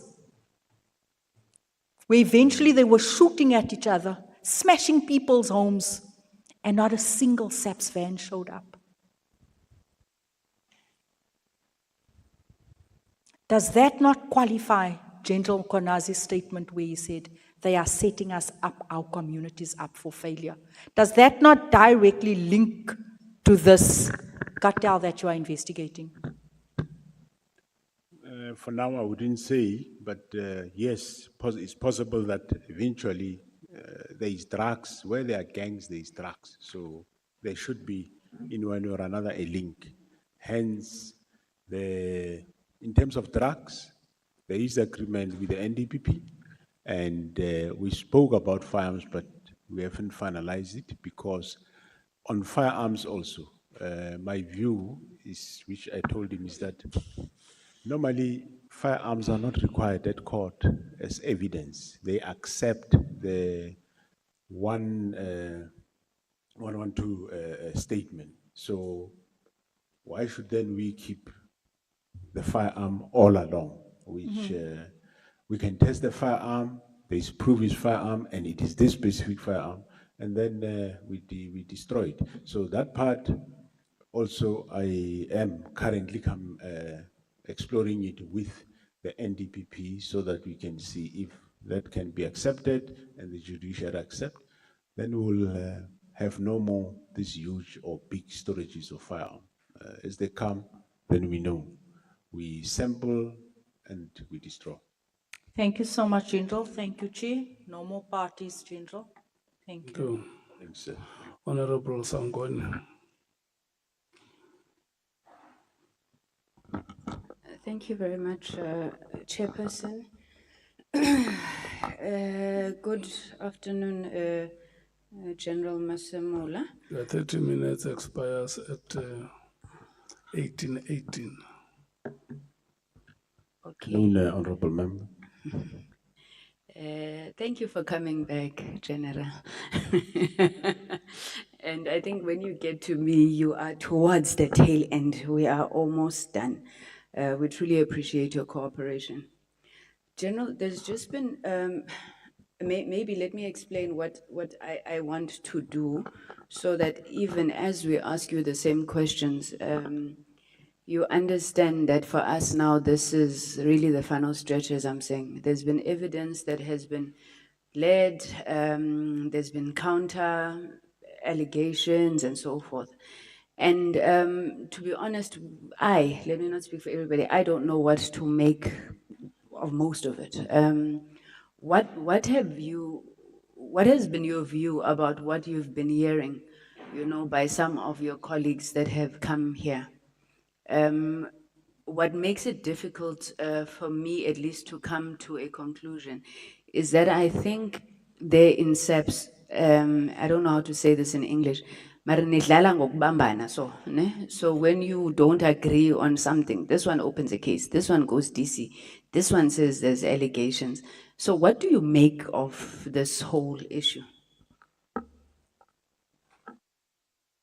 Yeah, thanks, Honorable Member and Honorable Chair.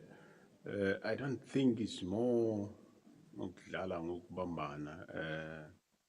There are dedicated men and women that are doing the work. But yes, there are those that will concoct things just for the sake of tarnishing other people's name and or arresting them. And unfortunately, you might find that on the other leg of the justice cluster, they might have their own people in, if you go to NPA. So there are those type of things, but there are men and women dedicated to do the work, and where there is those that commit crime, action is taken. Okay, why would we believe you, for example, over anybody else? Well, it's not about, I am telling the story of what I know, but at the end of the day, it is for the honorable member whether to believe or not to believe. But I'm sure you have seen colleagues have come in, we've seen facts coming out. I'm sure you've seen what comes out at the Nhlanhla, and I'm sure you're still gonna see more. That's when you'll get a better understanding of what is happening. Okay, your answer to the previous question actually made me think of one of the questions that I had. In the evidence that has been presented to us, there's obviously been allegations against SAPS itself, criminal intelligence, IPED, and IDEC. Now, as National Commissioner, what do you make of the relationship between these institutions, and what do you think needs to be done? Because even now, you were just saying, some people then have access to a certain component of the justice system. What needs to happen here between SAPS, IPED, and IDEC so that they are not used in these battles between police officers? Yeah, I think one of the things that should maybe be looked at thoroughly is these agencies should look at how you employ, for example, because you sometimes find a poor performer, let's say in SAPS. I don't want to say useless person, a poor performer. That will leave SAPS, but then you find him in this other, what do you call, institutions. And you know the person's capability. And but when one is there, objective is just to do 1, 2, 3, whether there's any material, yes or no, but doing certain things. So, yeah, I think there needs to be some sort of, we employ police, IPID employ IPID people, IDEC employ IDEC people. Not employ SAPS from SAPS to IPID and to IDEC. Somewhere you're gonna find a group disgruntled about sitting other group, and the fight will continue. But at the same time, where there is wrongdoing, especially people involved in this organized criminals, there has to be dealt with by both agencies.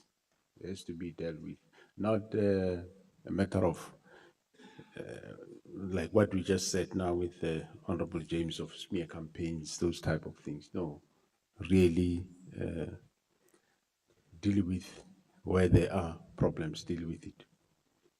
Okay, thanks, General. Now, you said in your testimony, I think you were speaking to Honorable Nhlanhla, you said the PKTT could not be disbanded because the threat for which it was established was still there. What do you mean by this? Because Minister Mkhunu testified that in the year before he sought to disband the PKTT, there was only one political killing. Maybe you could tell us that in this year, how many political killings have we had so that we can understand what you meant by the threat for which it was established is still there? Well, one of the political killings I would still remember is that is last year, March, is the one of Mandeni, and there has been others thereafter. I can't really offhand recall, Honorable. Give us a ballpark number. But also remember there is cases that they are carrying, that they are investigating. No, I get that, General. I would assume, because where I was going is to then understand if these matters are ready to be enrolled or whatever, why the team needs to be there. I mean, we have listened, throughout these proceedings, the numbers that, for example, you have Honorable James putting in terms of deaths in the Cape Flats, in terms of drug-related issues. So I'm trying to get to this PKTT, this threat that it's protecting, leave the ones that, because I'm sure most even when you were proposing winding down, you would wind down, but people who are running cases, investigations, those remain. So how big is this threat now as it sits based on the number of one in the previous year? And in this year, would it be, you've had more than 10 political killings? Yeah, I don't want to guess. I didn't do that. Let's at some point break, I check, but I don't want to. But bear in mind that there is over 50 traditional leaders cases where from KZN that the team is investigating. I think in 1 or 2 cases, they've made a breakthrough. There is still more than 48 to go that they must. Remember when these things happening, we just gave them extend that mandate to investigate traditional leaders, because in KZN they were killed in quite big numbers. So there is still a lot of work to do in there.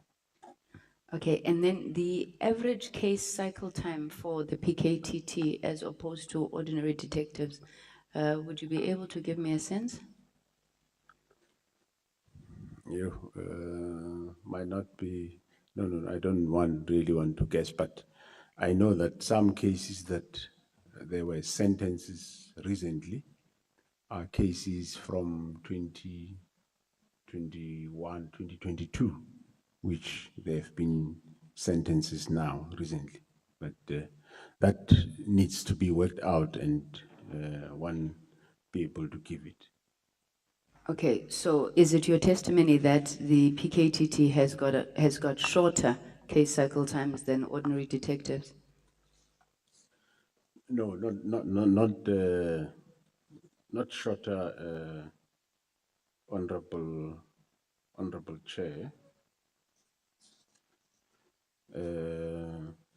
Not shorter because their cases are quite complicated. So if there was time, I could share this with you. Cases of 2017, 15, 18. This page is full of 2017, 18, and 19. And it's been finalized with a guilty verdict. So I think I've got that presentation, General. I think I was looking for more, you know, the indicators that you use to measure success, whether there's different processes in terms of ballistics, whether it's budget, but because you said, and I'm quoting you directly here, you said, this thing is doing well, and throughout these proceedings, we've been wanting to get to understand this thing that's doing well. But let's move on. When Mr. O'Sullivan was testifying here, he says that he received information that on the 3rd of July and the 4th of July at the Police College in Pretoria West, you and Lieutenant General Mkwhanazi were putting finishing touches on the presentation General Mkwhanazi would use on the 6th of July. Were you involved in the drafting of that media statement, General? I think it's the evidence that I gave already that the team came to brief me and I tasked them to work on the presentation for me, and they did work on it. But then you said General Mkwhanazi went further. Yes. So you were not involved in the further, and what did you then do when you realized he went further than what he had briefed you on?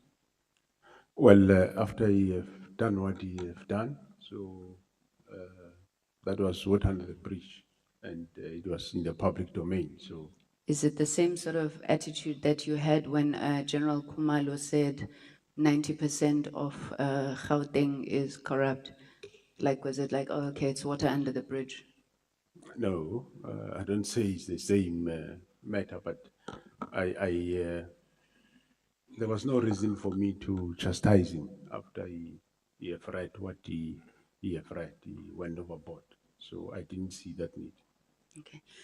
In the evidence that you've given here, General Masemola, you don't seem to support this notion that there's lots of corruption in the criminal intelligence secret service account, the so-called slush fund.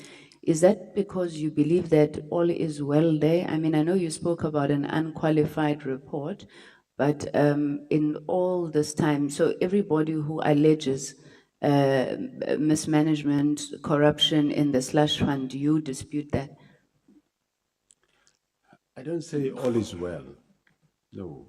What I'm saying is there is some elements of people there that would want to get their hands on the Secret Service account and do the nefarious things.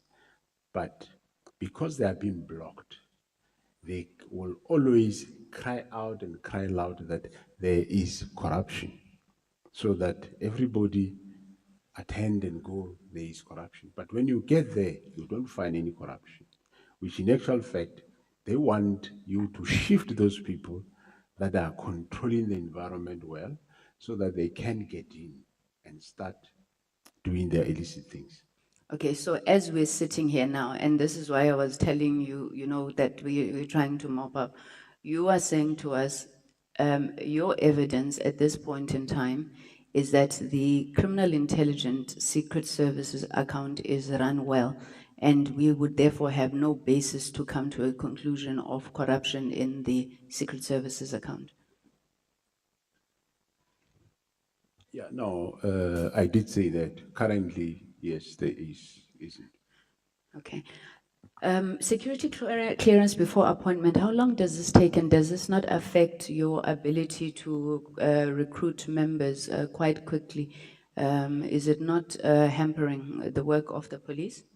Indeed, it will, Honorable Member. Hence, I spoke to the DG of SSA that he needs to devise means and put much speed and pressure on this, because for now, let's say I think I've got 12 posts that I've given them, but currently I've got quite a lot, over 48 posts of SMS that are vacant that I'm going to advertise.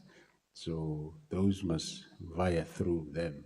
Okay, So that may be a problem. And then have you signed an MOU already with SIU for lifestyle audits for SMS? we are in the process, our legal teams are finalizing that. Okay.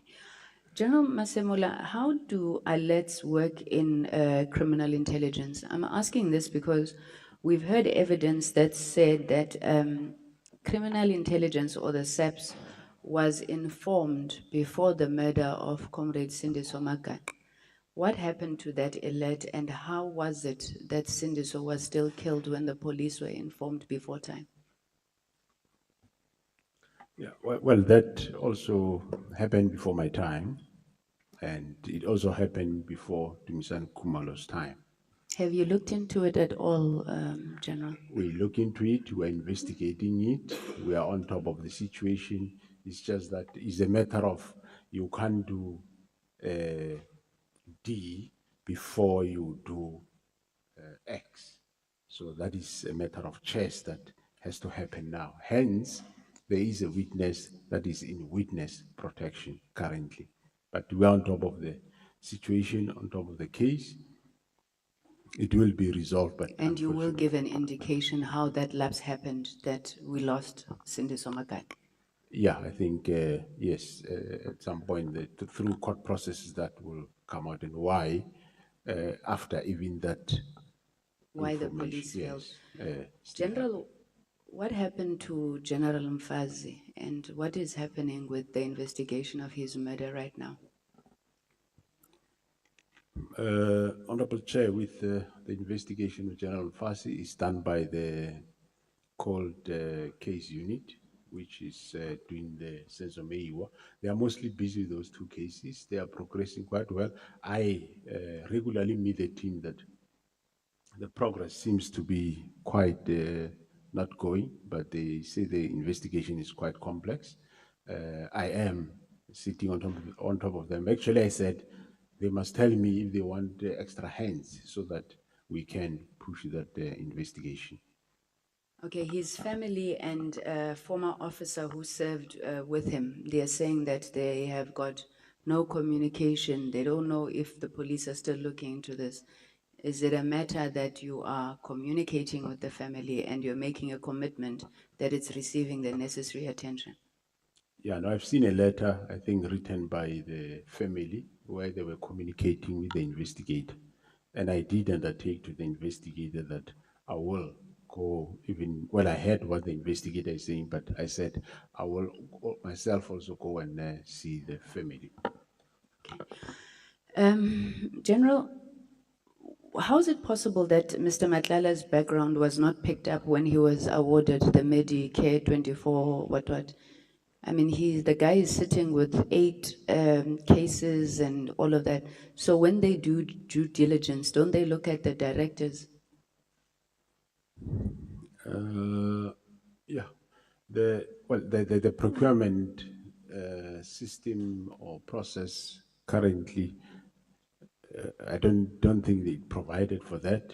It's once you are on the CSD, central database, you are then eligible. But however, indications are that because he was working with some people in SAPS, hence that which we say did not happen. Hence after even his arrest, we pick up a lot of other cases that we are investigating. Okay, because it would be worrying if, I mean, you would have criminals providing services to the SAPS. That's the infiltration you're talking about. But I'm interested to find out, maybe if we could just unpack this infiltration of SAPS by cartels. By the way, let me ask, when, if I'm not mistaken, General Mkwhanazi had said there are 3 cartels. I don't mean 3 members or of one. There were 3 cartels. The Big 5 was one of the cartels. What happened to the other 2 cartels? Who are those other 2 cartels, not members? Yeah, I don't seem to recall. Maybe you'll remind you when you come here. But what I know, there's one This cartel, one cartel, okay. dealing with quite various lot of crimes. Okay. I want to explore this notion of the cartel having infiltrated SAPS with Minister Mkhunu at the center. Now, there has been no evidence that has been led in this committee that is showing how Minister Mkhunu is linked to the cartel. I know that Honorable Souls and I took a lot of flack for this when people were saying that we're defending minister, but we are purely asking, like we'll ask everybody else, of evidence to support the statements that are being made. Now, all that has been presented to us over the last 6 months or so is WhatsApp messages between Mr. Brown Mkhotsi and Mr. Nhlanhla, something with Cedric Sebia, Brown Mkhotsi, Nhlanhla. We have yet to see the link directly with Minister Mkhunu. There's assumptions, I think, that are made that Brown Mkhotsi would have been instructed by the minister. Mr. Nhlanhla went, swore an affidavit, he doesn't know the minister. Brown Mkhotsi says he was never instructed by the minister. Minister says, no, this one is a comrade or an acquaintance or whatnot. Can you help us here? In fact, the direct questions we were asking them, is the minister part of this drug cartel? And I actually want to quote a short conversation with you, was with Honorable Souls and Lieutenant General Kumar. Honorable Souls asked the minister, asked General Kumar, is Minister Mkhunu part of the drug cartel or drug gang in Gauteng? Lieutenant General Khumalo says, as per my affidavit, the involvement of the minister is up to now, where I explained in terms of the links, which are indirect links with the cartel under investigation. Mr. Saul says, is that a yes or a no? Is that a yes or a no? Is he or is he not part of it? Lieutenant General Khumalo says it's a no. If it's supposed to be a yes or a no, it's a no. Now, I'm putting this to you again, General, because everybody wants us to accept a version without evidence. Where you are sitting now, do you have evidence that Minister Mkhunu is part of a drug cartel?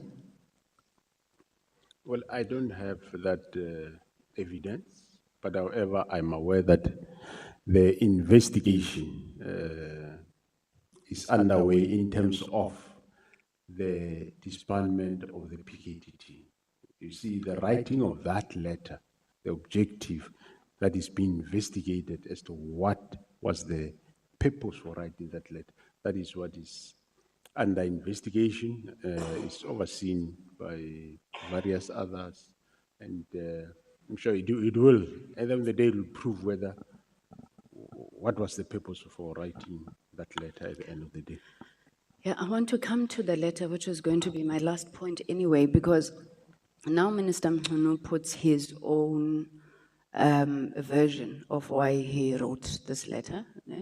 And I want to start with your evidence that you led before this committee. It was on page, I'm trying to think. It was in your statement where you said, it was, oh, jeez, my eyes can't see anymore.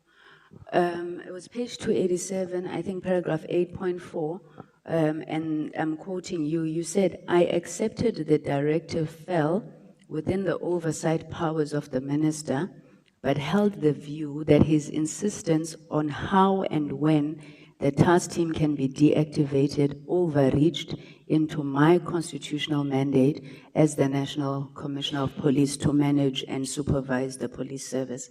Is that still your evidence, General? It's still, it won't change. It's still my my evidence, honorable member. But what I'm saying is the main objective still one don't understand why was he doing it, because he was doing it on a team that is doing the work and productively doing work that they know better. Okay, let me put a theory to you and then you will tell me if I'm wrong. Yeah? And again, General, I'm asking you because I'm probably going to put this theory to these comrades of the ANC before we come to the ad hoc. If I were to say to you, my belief is that Minister Mkhunu may have acted irrationally. He may have overstepped, not that his action was unlawful, he may have overstepped. And perhaps he may have been misled, but I don't know who could have misled him because we haven't seen any evidence to that fact. Would you think that I am wrong? I cannot answer it with a yes or no. I don't know. I think he's the best person to can be able to explain that. The crux of the matter here is he disbanded a team that he knows nothing about. He have had nothing about this team, no briefing whatsoever. He just wake up and he disband. And he had the opportunity to listen to what is the team doing. So that's where I can stop thinking. Okay. So finally, no, I still have some few minutes left. General, this issue of expeditious hearings, I think you call them. There's allegations that I think it's called Section 9. I think that it's Regulation 9. yeah, it's very much abused to remove generals that well, officers that you know you may have issues with. Can you explain to us how it works? Whether, in your view, indeed it's being abused, and whether you think there's any policy gaps that need to be tightened there. Thanks, Honorable Member. I do not think that the regulation is abused. The regulation was developed for one purpose, that where there is overwhelming evidence of wrongdoing, then Regulation 9 is used. And it has been used.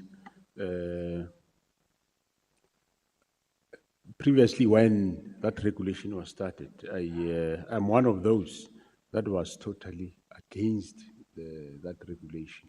But it was said that even in terms of labor law, it's an acceptable standard that it is.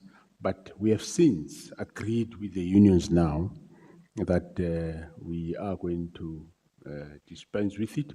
Of course, it will be functional until the minister signs new regulations, which we have with the unions agreed. The legal service is drafting it. It's not a police intervention even that might even require this committee's intervention. But we have already done work around it, and we agree that we don't want to, we are going to do away with it, and that as soon as the legal service finalized, the minister will then be engaged and sign off, and then that is it. Okay. Had you briefed the minister about the activities at the borders?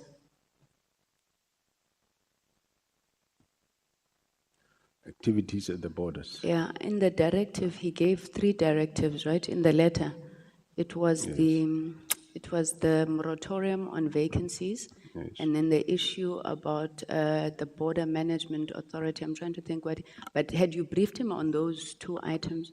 Yeah, he was briefed. On both of them? Yeah. Okay. And then when you then came to this decision to investigate the reason for the disbandment of the PKTT, you said you asked him in one meeting, why does he want to disband? Then he said something that you couldn't hear. When you sought to investigate his reasons, I know they sort of fell into your lap, but have you looked for any other possible reason except for the fact that he's a member of a drug cartel? No, the investigation is still underway. it will be able, the investigation will So we prove can't as make to- any conclusive statements then No, if you're not still now. The investigating? investigation is still underway, Honorable Member. It will indicate as to what is No, there. thank you, General. You've assisted me because I didn't want us to leave here thinking you are saying you are conclusive, you are still investigating. So we can't make that determination at this point. Thank you very much, Chairperson. Thank you, General Masemola. Thank you. Thanks, Honorable Member. Thank you so much. It's 30 minutes exactly. I want to thank you so much. Honorable Shongwe. No, I promised you 30 minutes, don't worry. We are after the Chief Whip, it's you. Chief Whip, your time starts now. Chief Whip. No, thanks, Chair. After him is you. No, thanks, Chair. General, I want to start from where Honorable Sangon left, given the answer that you provided. In terms of our records or the information at our disposal, is that when we do an assessment of the statement or the affidavit you deposited in court on the matter relating to Lieutenant General Sbiya and your assertion before the Ad Hoc committee, there is a bit of a contradiction there. Because, and when you answer, you'll tell me if our reading of that is wrong and in what way is it wrong. Because it seems to me that exactly on the paragraph that she was quoting, you had accepted that the minister's directive was within his authority, but on the court papers, on the Sbiya matter. But the problem that you were concerned about is his desire or a determination to also decide the pace with the usage of the word immediately. But when we interacted with you as an ad hoc committee, I got an impression that you were fundamentally opposed to the directive and seeing it as not being lawful, which I'm saying appeared to me at least to signal a particular contradiction in terms of your position on this matter. May you please comment on that? Thanks, Honorable Chair and members. What I said is that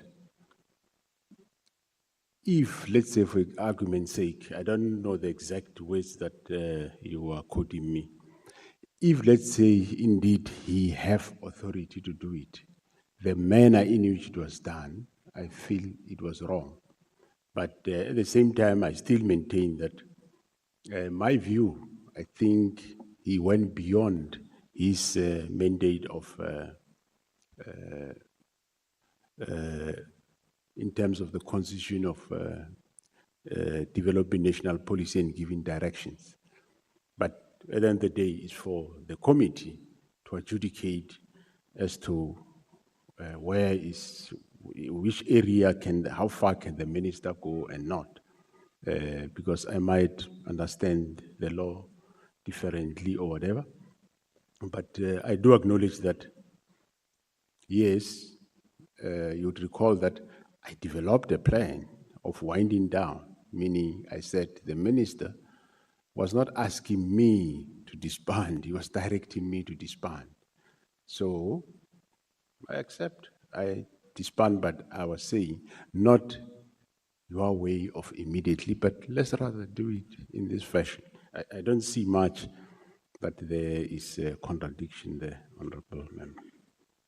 I'm saying that because you see the way you have been, when you were engaging with us, when you came before the committee, and I think even now, you are very categorical in your own words that the minister was wrong.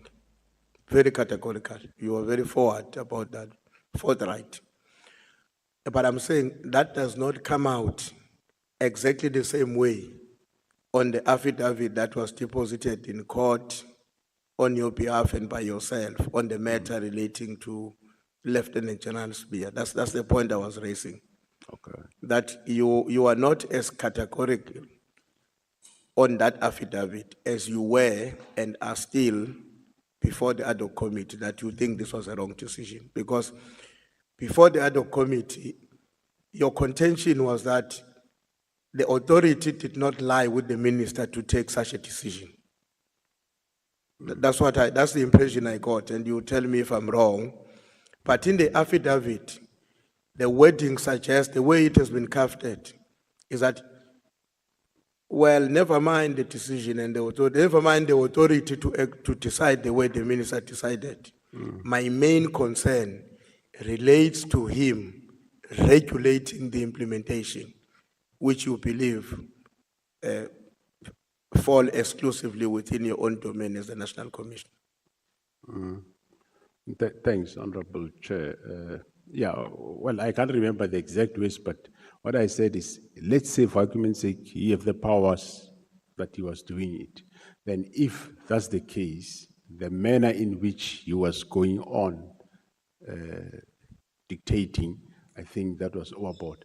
It's just an extension of what I'm saying. So we might understand it differently, but I was saying if you have that power, but going as far as saying, do it now, I think that would have been overboard if you have that power. From where you are sitting now, General, do you think that he had that power? It's some matter that the committee must decide on. No, but your own Honorable opinion, Chair. because My- you are our National Commissioner. Yes, my own opinion, an opinion which might be wrong or right. I don't think he had the power to go as far as disbanding a task team, not even a unit, but a task team. I don't think he have that power. But then, generally, I mean, he gave you that instruction or directive. And assuming that, as you are putting it, you were of the opinion that he did not enjoy this kind of authority. I would imagine that therefore would have resulted in the directive being unlawful. In a way, it would have resulted to that situation. Now, why would our National Commissioner engage himself in the process that implements something that is likely to be unlawful? That's number one. Number two, what would you say, General, to somebody that says, no, the National Commissioner was cooperating and moving along until the intervention by Lieutenant General Mkwhanazi. Had Mkwhanazi not intervened the way he did in public, the National Commissioner would have proceeded the way that he and the minister would have agreed upon. I mean, the plans that you were working on, the date that were being extended, 14 January, extension to another date and another date. So how do you respond to somebody that says, here is a National Commissioner who was prepared to move along with something that, as a seasoned police officer, he was not convinced was in the best interest of the country, but he was prepared to move along with it for whatever the reasons, and only got assisted by the intervention of a provincial commissioner who was not happy with the developments as they were unfolding. How do you respond to such a person? I'm on record, Honorable Chair, that I'm on record having said that this directive was not to say, I request you to want to, it was a directive, do it. And I asked for time to engage the minister. That time didn't come. I proposed my plan, sent to him. I waited for response. Response didn't come. I did all that I could do. And in terms of complying with the directive. But I did make it clear to him that I think maybe, well, he's a responsible elder person. You would recall on the meeting of 6 March where I said, I asked the minister, Minister, why are you doing this? Take us into confidence so that we know. So that shows you that I was not happy in this directive. Hence, postpone the meeting 27 March. 27 March came, there was no decision, and there was no disbandment of PKTT. That me and you know, they were still working. General, there's a particular reason why I may appear to be staying over this matter a bit longer. Because I understand that as a police officer, you cannot implement a decision that is unlawful. Because in this case, it's not about whether you like the decision or you don't like it. In this case, the question arises about whether the person who's deploying the decision, deciding on the decision, enjoys the authority in terms of the law. But when you move along, if we were to say the Mkwhanazi incident did not happen in July, where do you think we will be by now? Because why was it not easy for you to say, I've been a police officer for more than 3 decades. I know what you want me to do is wrong and I don't agree with it. And so as a consequence of my view on this matter, I'm not going to carry it away. I'm not going to carry this instruction.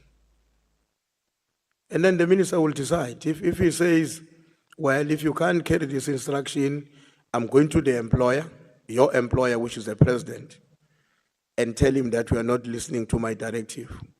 Then that gives you an opportunity together with the minister or respectively to go and appear before your employer and say, yes, I disagree with the minister because I think what he wants to do is wrong.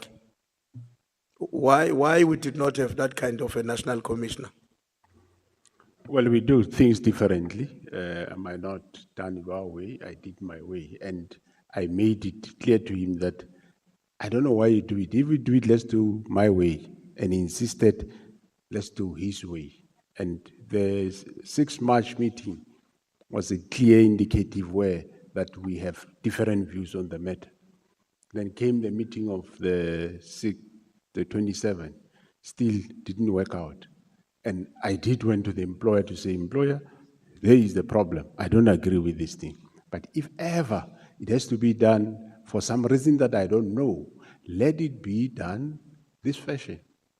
The employer says, yes, I think that's the right way to be done. If it is done, let it be done that way, but I'll talk to him.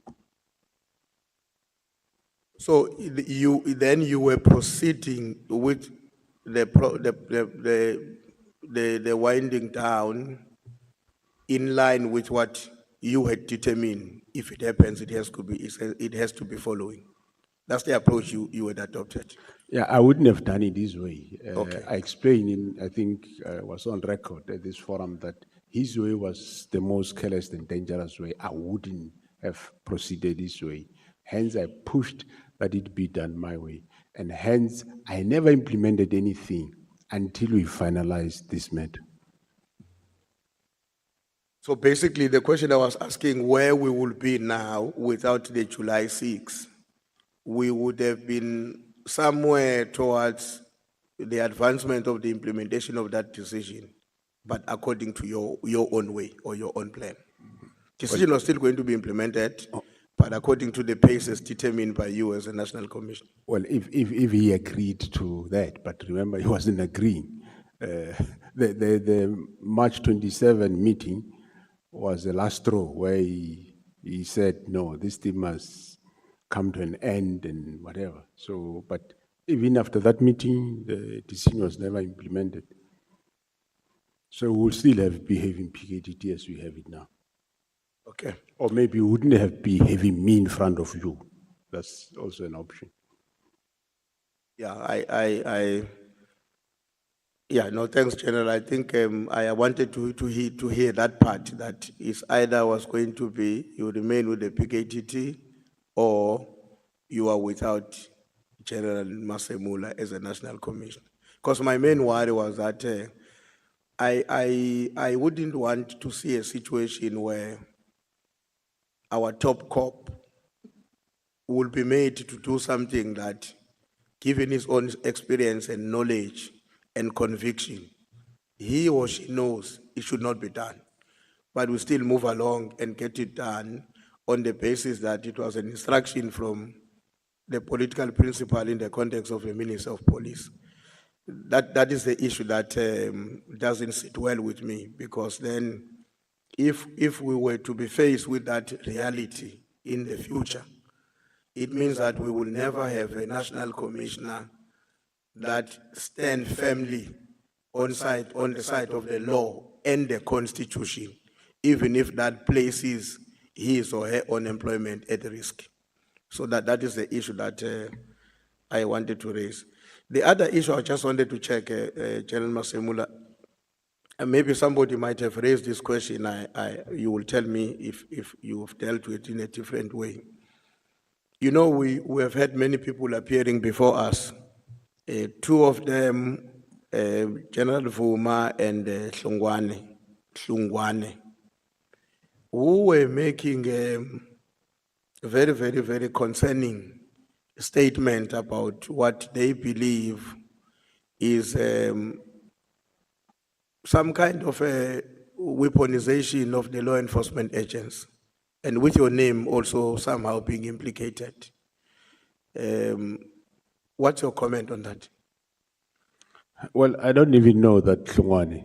I just heard about him, saying a lot of stories about me. I don't even know about him. But Honorable Chair and members, I think I was on record since the morning and last time. Hlungwane, the little I know is that when I took over and Kumalo went to see, I don't think he was there ever. He was not there. So I don't know what is his gripe, but I know that he has been litigating SAPS for quite a lot, and at some point either he didn't come to work, I don't know. I don't know the details of his departmental case exactly, but I know that he was dismissed from the service. And there is nothing that I didn't take money at crime intelligence. And even on Vuma's side, I think I explained the whole thing since the morning. All areas where he said, yeah, I hate him, I fight him for that. I just didn't wake up and find. There is processes that I had to implement. And I followed those, and I don't know what else would have done. Maybe I would regret areas where I didn't take action against her, even though she was on suspension. So maybe that would have been the best way. But I think I did explain, Honorable Chair, that all those areas that she mentioned about me, I neither here, no, there. No, thanks, General. My last question, General. I'm going to suggest something that may not be easy to do, but I mean, as a person of your own standing in society, it should not be impossible to imagine. I want you to imagine where a possibility of you as General Masemola,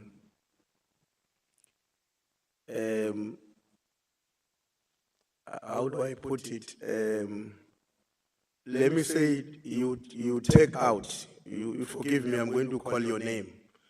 You take out Fannie Masemola from the National Commissioner, just for a few minutes as we're talking to me.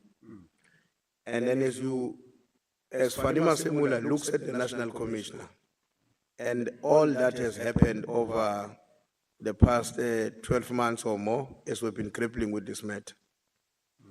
And the fact that the Ad Hoc Committee and the Nhlanhla Commission of Inquiry will at the end be expected to prepare recommendations and maybe certain reforms to be undertaken, some of which may be required to be led by a national commissioner to turn around the South African Police Service, given the condition that it is in. Would you feel comfortable as that Fannie Masemola to this national commissioner and the step that he has gone through over the past 12 months, that he can still be a trusted custodian to shoulder the reforms and do so with legitimacy in the eyes of the institution called the South African Police Service? So I'm asking you to speak as Fannie Masemola, who's looking at the national commissioner and with a hindsight of where we come from to be where we are today. Thanks, Chair. Okay, thanks, Honorable Chairperson. If I do that, I do not foresee a problem in that. I experienced that which you experienced over these 12 months. And I think it was during my tenure that, yes, these things came out, but they did not start now. Sorry. These are things that comes a long way, and they come out now. So I think, yeah, I'll be in the best position to deal with them because now I know what is there. And unfortunately, the service delivery by the organization was being hampered over years by these things. It's not things that happen overnight. They come a long way. And sorry, further evidence, I think, will still, in both ways, give indication of that. So, as Fannie Masemola, with confidence, with a team that I will select, I think we will be able to reform the organization and get it in the right direction. Thank you. Just one follow-up, General. So you are saying the Fannie Masemola looking at the national commissioner with the hindsight of what the chain that we've traveled would come to the conclusion that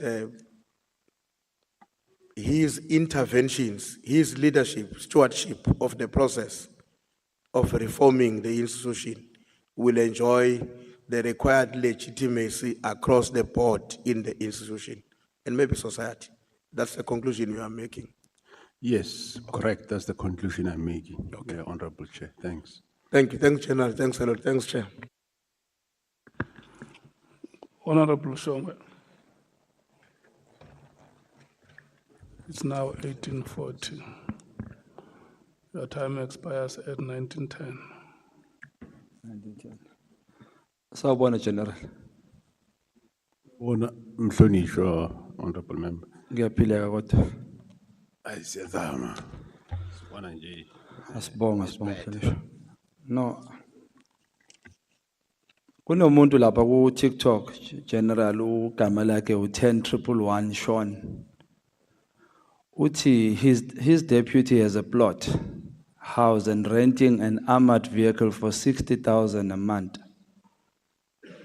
I take it to Kulmango General Sibiya, is that so? I will take it that that's what he's referring to. Is it fact though that General Sibiya has a plot and is driving an armored vehicle? He's renting an armored vehicle. What's the question, Honorable Chair? This guy who shown 10,111 on TikTok, yes. He says his deputy has a plot, house and renting an armored vehicle for 60,000 a month. Yes, Honorable Chair. Is it Okay, true? I'm listening. Yes, there were reports, remember, at some point that he's renting, yes, an armored vehicle from somebody. And yes, indeed, he have a plot. So, Paul Sullivan says you're living large because you can't afford the lifestyle there, or with your salary and your wife's salary.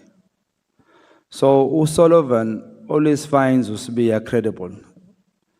I wish it was a question for Sullivan, but it's a question for you, General.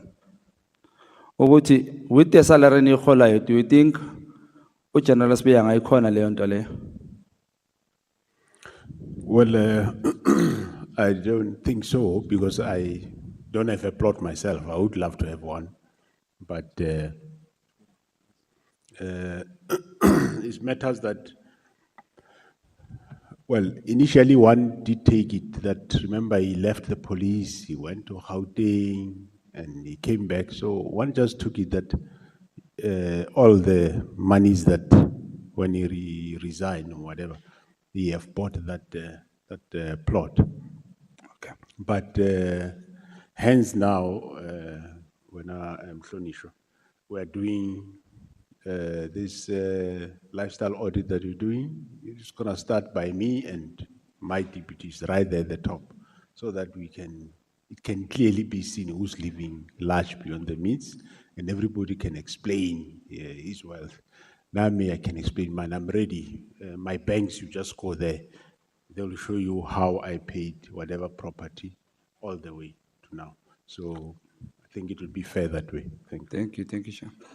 You know, Chair, General, I was watching Facebook now, not so long. Actually changed my mood, even my questions. I know what I'll be doing now will put me in harm and in danger. I fear for my life. And I would like to say it on record, Ukuti. I think it's time we change SAPS. And I would like to say, go qinisela ndoda siyaphambili nawe. So change SAPS. And why am I saying that? I question Usbiya indlela ephila ngayo negebengu atholakala nazo. There's photos over social media with igebengu eyiningi, including the guy alleged to be a sniper, esibulele witness day. Last week I touched on a matter, asking Paul Sullivan questions when I was here. And that prompted something in Mangazil. Now, this is what triggers my mind. Ukuthi yesterday, kudutshulwe taxi owner nomfazi wakhe at Delft last night. Sometime in this week, a young boy shoots 2 people for nothing and kills them. And that happens in Cape Town, where soldiers are deployed. But nothing has happened to change life of Cape Town. Disregard the race. You check into that, that tells you what we still need SAPS, not SANDF. We need SAPS. But what causes that is there's these tags that we have in the SAPS. It's this unvetted leaders with SAPS. When I ask Paul Sullivan, why didn't you investigate Nhlanhla with a plot of 7 million? Azangang pendula. Why did you opt for General Pashan, who has a slip for his sound system, a proof of payment for his sound system, but you leave General Khan outside? Guess what happened? I got a call to come to Durban. Somebody wanted to see me. Those people went into the office to make an appointment to see me. I flew to Durban. And when I got there, General, kufika madoda amabili awu having a factory of cigarette in Maritzburg. You may know them. They take me to a security company, security office. Actually, they invite me to that office. Is it Morningside? Not far from Cubana. When I entered, they spoke to me and said to me, Shongwe, what is wrong? What did we do to you? Ufuna. My response, what are you talking about? That house has cameras outside and inside, General. As we are speaking, obviously, make promises. We'll look after you. Don't do this. Why? Speak to this guy. There's somebody who wants to speak to you. Who is that? There's somebody who wants to speak to you. Who is that? No, look at the phone. They're forcing me to take the call. They make a video call. On the video call is a person I don't know. It's my first time seeing that person, but I'm told this is General Khan. Now, my question is, the guy speaks until his eyes were red when he was speaking, as emotional as I am right now. He says, "You're suffocating me. Come see me Thursday in Joburg or Friday in Sentin. Let's talk. What's wrong?" Yes, on record, I don't see there's nothing wrong in that because that's how we politicians get information. But what worries me is what these two families says to me. There's a family of Maja Janseka who died, a makeup artist who was shot in the head. That family says this case, somebody worked on the case, and they allege it's General Khan who covered for this murder case. The second family is a family of Dr. Abdullahi Munshi, who was killed in an alleged road rage. A car bumped into that car behind. The doctor went out and he was shot. But on the street, it said that the father of the son who went to hospital and died on the hands of that doctor is the one claiming that he has killed that doctor for revenge. And again, General Khan's name comes out there and says, it's said to be, he's the one who is the protector. Now, General, it is alleged that us here in Parliament, Ad Hoc, we won't see that person sitting where you are sitting because he claims he's protected. He claims all of us are taking something from whoever he says it to. I won't reveal my sources. I had left that thing. But when I was in that house, that prompted me, if this General Khan, if he is as true as he says he is, why is he not applying to come here and clarify his name, but instead he opts to call me and invite me into their office? Why? Now, Chair, it is important that, General, you rush this. What do you call it, James? Is it vetting, this process? Lifestyle audit. Lifestyle audit, Honorable Chair. This is what I want to know. General Khan lo, ekuthiwa unamabusiness, nama-10, namalokhunja, nama-franchises. Why thatha imali? But question to you is, who is General Khan currently and what is he serving as?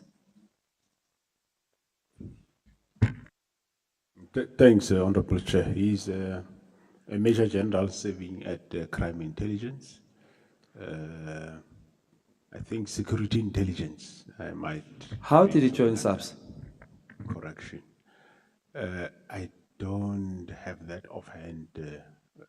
The allegation that he was an agent before he joined, is it true? Can't vouch for that. It might be, but I rather opt to go and investigate and then I'll write to the Chair, Honorable Chair. The issue that he helped in the issue of 300 million drugs, what happened, Lab?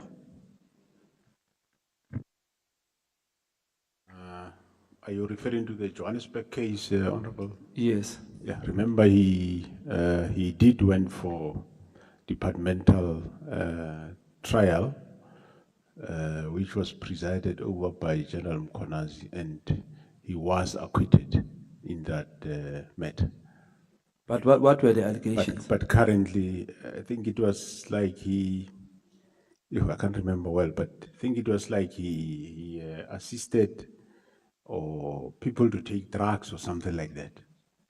And General Mkwhanazi found that actually he assisted in a good way and he acquitted him. But currently there is resurfacing of some new investigation because it looks like the problem was some trade-offs. Some members of SAPS did some trade-off and probably now, I'm sure that which they promised is not materializing. They slowly turning back. So there is some new evidence coming for in that matter. So it's a matter that is being relooked at. We are one general. When some members are making money from drugs,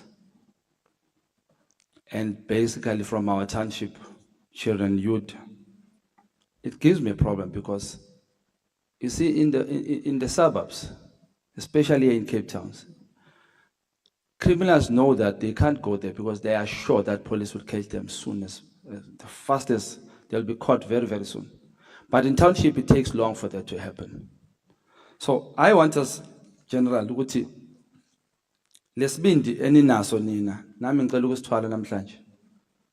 Asambeni madoda siyokhulela abantwana bethu. Liyaphela izwe lethu. Amadoda edla. Sinamaphoyisa esingazi ukuthi imali engakayithathaphi. What's the need of a person who has serious money to stay in a rank of an office of a police officer if you make millions in monthly? Why don't you leave that space for somebody else to get a job? Are you that greedy? It doesn't make sense to me. So I want to know something. There's a case that was pursued by DA, Yaga General Mhluli, do you remember? Renting his house to the state.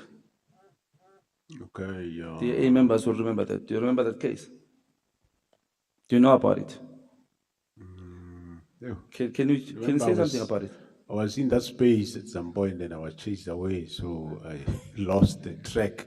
But I will be able to follow it up. Yeah, but Willis Katleso, it was alleged that he rented his own house to the state. Was that legal? No, it can't be legal, Honorable Chair. Then how come Farouk Khan has a similar case where he rented in to his state, but nothing has happened, and why ungakam charge? Honorable Chair, that came to my attention now, especially when I was asking General Kumalo now about the security clearance of Madondo and Khan. That comes to light, and he's investigating that because it's not right, it's irregular. Obano investigator. General Dimsan Kumalo. Okay, ngicela ukuthi athi ukuphakamise inyawo ngoba izwe lethu liyaphela. Ngifuna ukwazi ukuthi nakuukuthi ku wrong kumdlulu ukuthi aqashise indlu, why ku right ukukhanda aqashise indlu and uhleleleni lapho. Lana ngicela ungichasisele hlalo General. Angina understand, I just need clarity on this ukuthi iPKTT is the one there esingayo namhlanje ethole zonke lezi zinto lezi. Lema cases nalabantu aba investigatewayo. And one reason abayisetshenziswa kakhulu ukuthi kuvalwe iPKTT ukuthi iyabiza imali, it's too expensive. So the new task team formed by the president, is there a need for it? Where else ukuthi the same cases they are going to investigate athole yibo laba, and there will be money for the new task team but no money for this PKTT. Am I missing something or I understand? Thanks, Honorable Chair. It's not a bad idea, Honorable Member, because, as I said, we take the skills of the PKTT, we implant it into this new team, including the new PKTT that we established in Gauteng. So we implant that skill there. And the good thing about it, we screen people and we don't hide it. We tell them that as you do the work, remember all the time we're behind you, we're looking at you. If you off ramp, we will catch up with you. So it's working well. The strategy is working well. They work as a team, no individual person. So I don't think it's a waste of money. It's an expansion of skill. Thank you. Sengizocela basesekhona isikhathi esiningi kodwa ngifuna ukuvala inkulumo ezo2. Ngizocela General ukuthi ungikhaphe lapha eModaphi prison. Kunama ex-officials, ama-warden, abo-Themba, they came to my office complaining nge-corruption eyenzeka lapha. Ngifuna siyobopha, ngifuna ukuxoxa eModaphi. Kunamabonda awe 500,000 kodwa lingaka. Kunabantu nje abahlukumezwayo lapha yana. But ngifuna uku-invite uMinister Mchunu wenza amasonto kulamalanga lawo. So wenza ama-event wesonto. So ngicela siye siyomkhulekisa ngoba uNkulunkulu uyadinga ukuthi abantu abakhulekayo sibasiza. So I'm also inviting you. General Minister Mchunu is hosting events around the country, church events. He needs prayers. Thank you, Chair.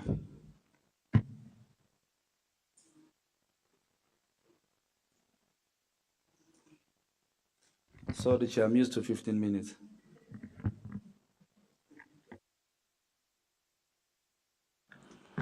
Thank you so much. Honorable Cameron. Thank you, Chair. Good evening, General. Evening, honorable member.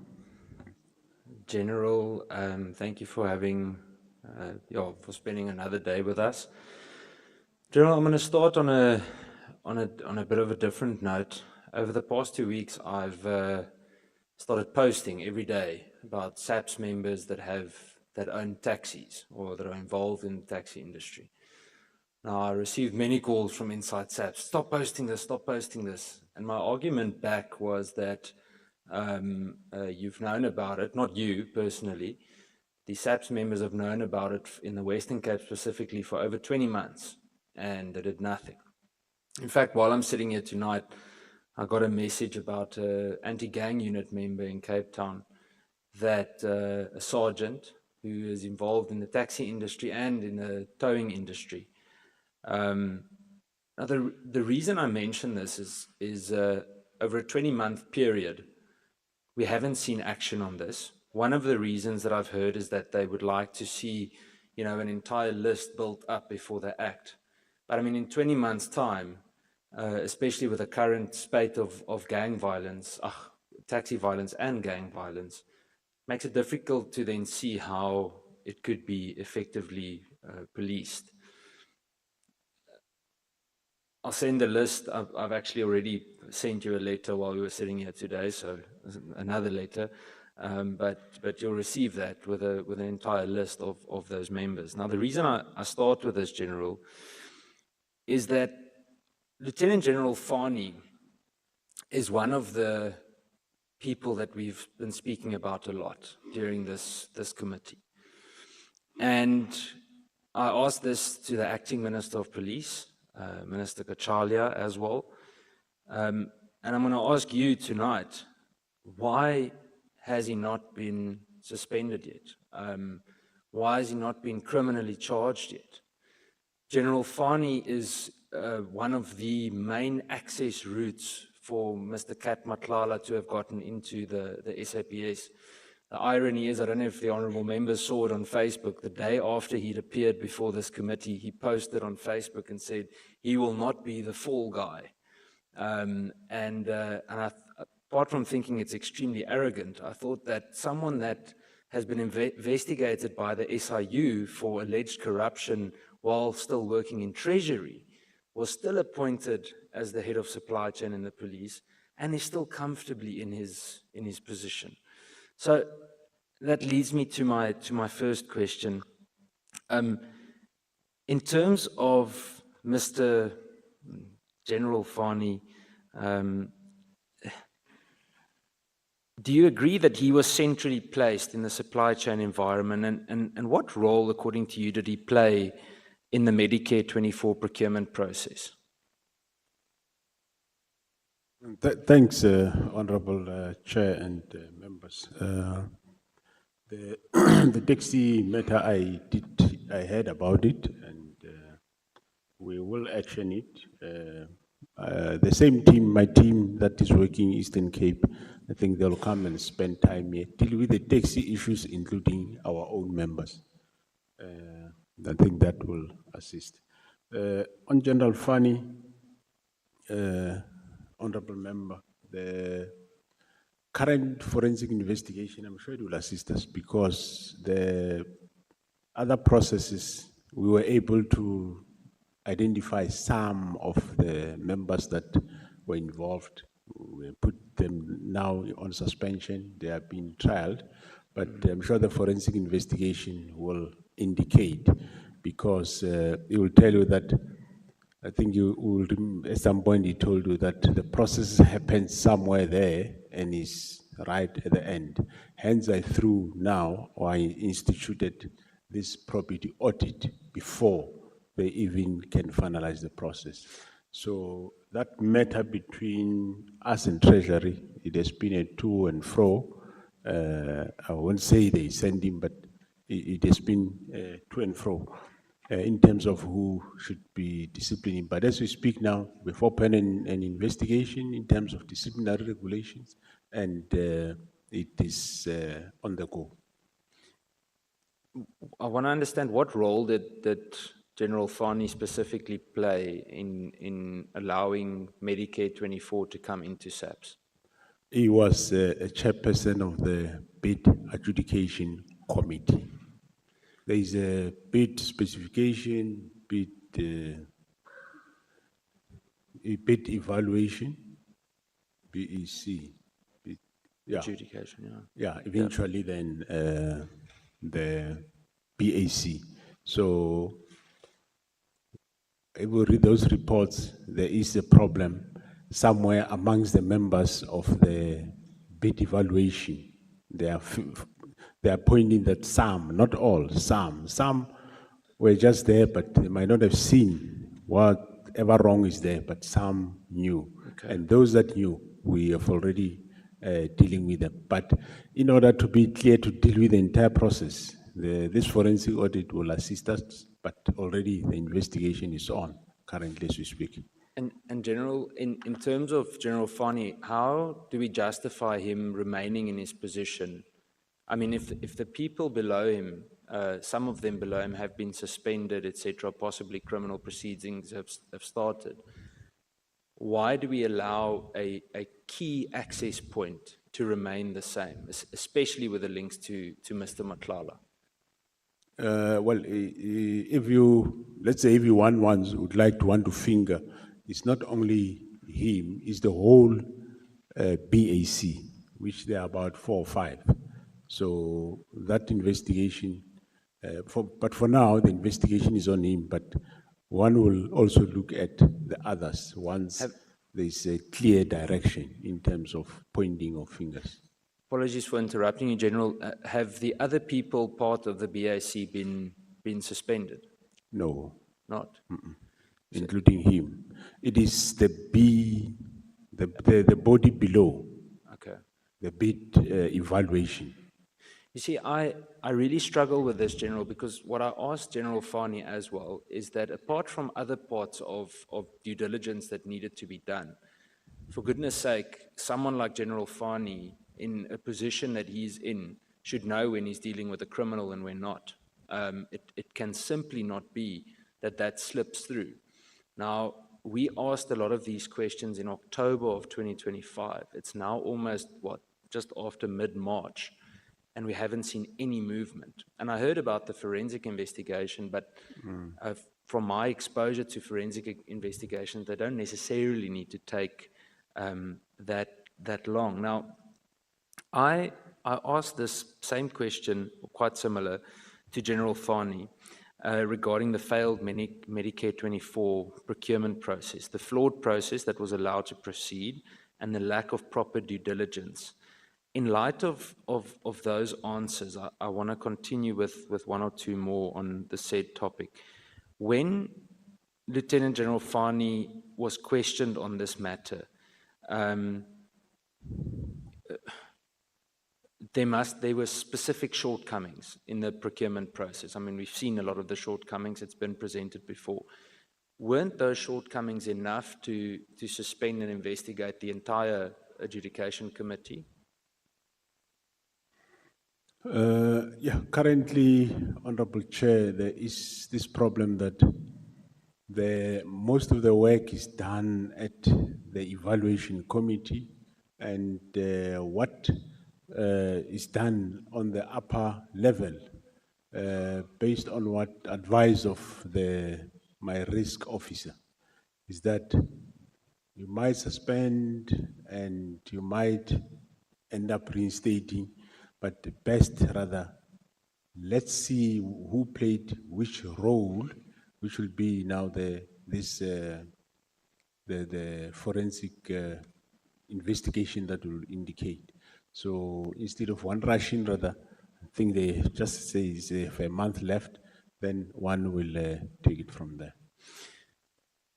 Gerard, I think, I don't have another question regarding that specific, but I think you understand the frustration. When we look at the taxis, for example, that's why I use it as an example. You know, we go on for such a long amount of time and we don't see movement. I know the next one that I want to touch on is internal audit recommended at the end of January 2025 that the Medicare contract should be stopped.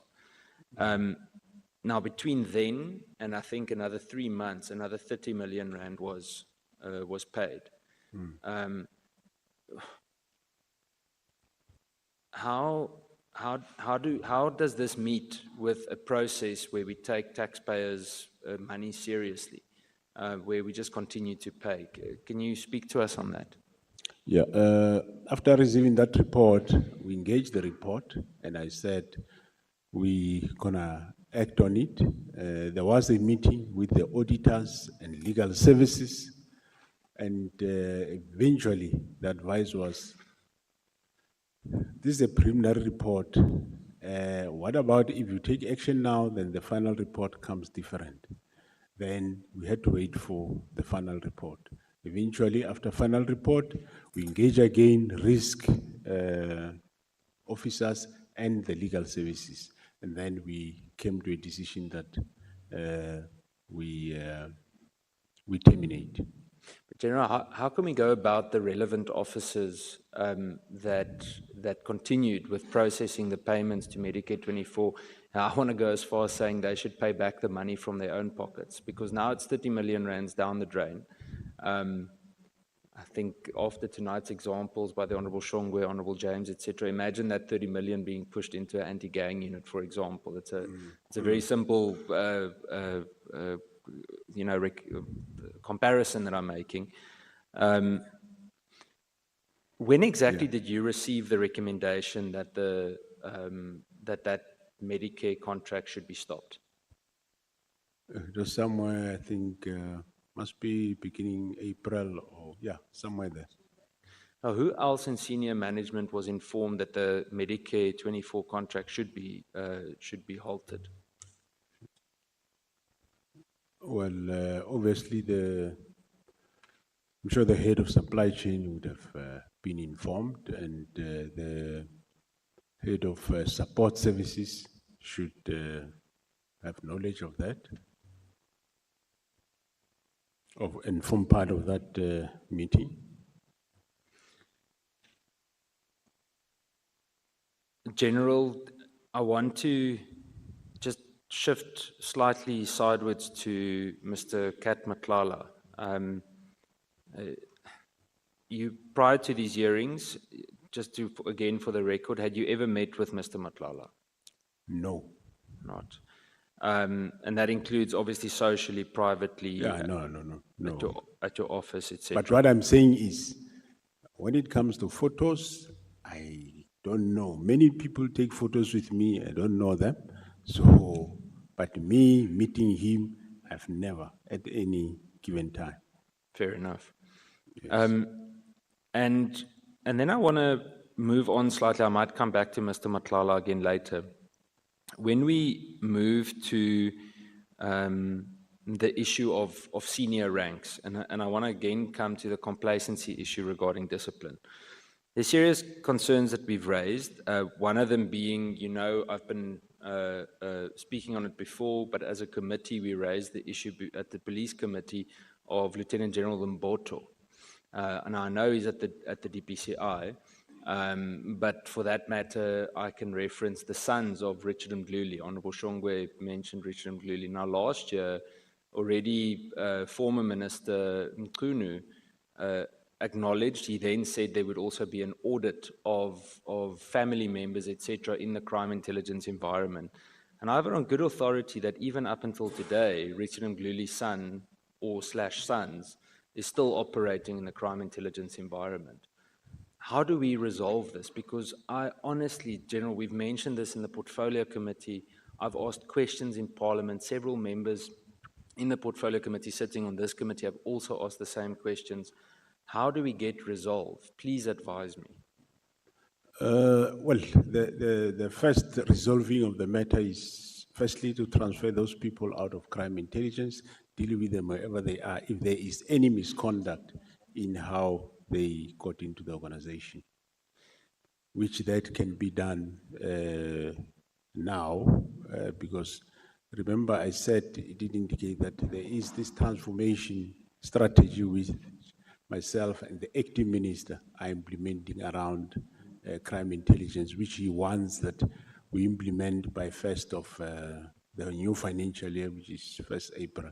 So as we finish, part of it is some transfers of people from that environment, start afresh altogether. So I want to zoom in on that a little bit more.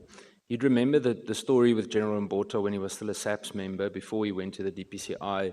He was moved for sharing all sorts of interesting videos and photos on a WhatsApp group. I think it was in FCS in the Western Cape, if I'm not mistaken. And I remember General Libya said to us that, you know, it's not a punitive disciplinary process. My problem with this is during the same time period, there were really serious allegations, affidavits, investigations regarding interference of serious gang arrests in Cape Town, interference of, I think there was one member that was on an Interpol red list who also interfered. Now, my problem with the transfer, I understand the way you've described it now. My problem with some of these transferred, like with General Mboto, is he's basically been promoted. He had a break during his suspension. It was more of a sabbatical. And then he was able to just continue in the DPCI. And the irony is not so much from him, but every time one of us says something like this, we usually get some kind of a lawyer's letter. But the truth hurts. How do I navigate this? I know I'm putting you in a tight spot, but can we expect any kind of resolve with someone like General Mboto? Yeah, the Honorable Shongwe mentioned General Khan. Today, there are lots of photos on X doing the rounds of General Khan in the vicinity with the alleged shooter of one of the Madlanga witnesses. You know, it's becoming very, very difficult as to who do we trust? Because us as MPs, I know the Honorable James, I think she drives some police members nuts because of the rate at which, and I say this tongue in cheek, Darlene, but at the rate at which she calls some of these members.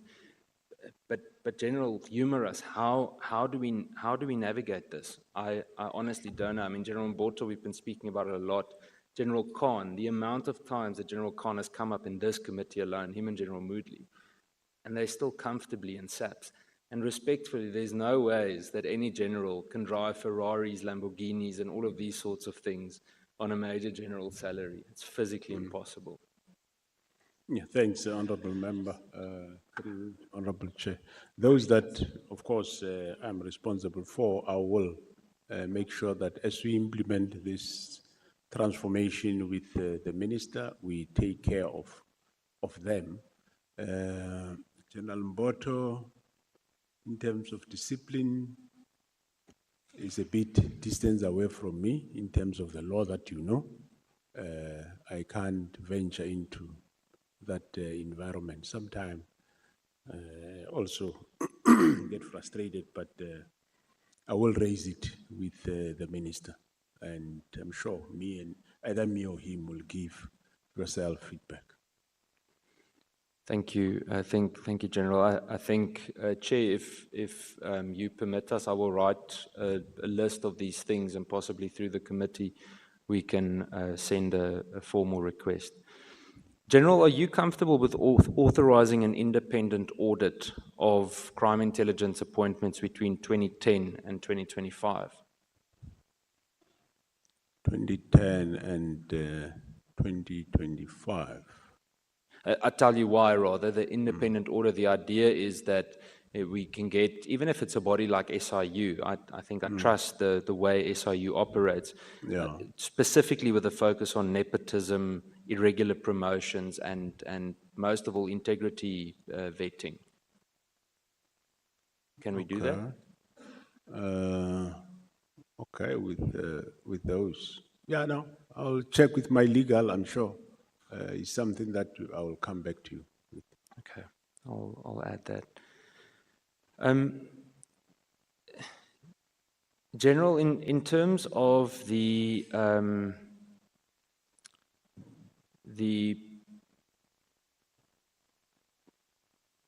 deciding where to go next. I've got a lot of questions and I don't want to waste too much time. I want to understand in terms of IPID. The committee has heard extensive evidence about IPID's incapacity, or rather incapacitated state, including its reliance on SAPS for analytical capacity and forensic services. Do you accept that an oversight body which depends on SAPS to investigate SAPS is structurally compromised? Well, up to so far, I am not aware of any compromise, and I think they've been getting the best service. But however, as they are independent, by nature of their name, they're independent. They can probably be fully independent, even with regard to forensic services. Okay. What would your recommendation be to make IPID genuinely self-sufficient so that it does not rely on SAPS to investigate SAPS? How do you think that should be done?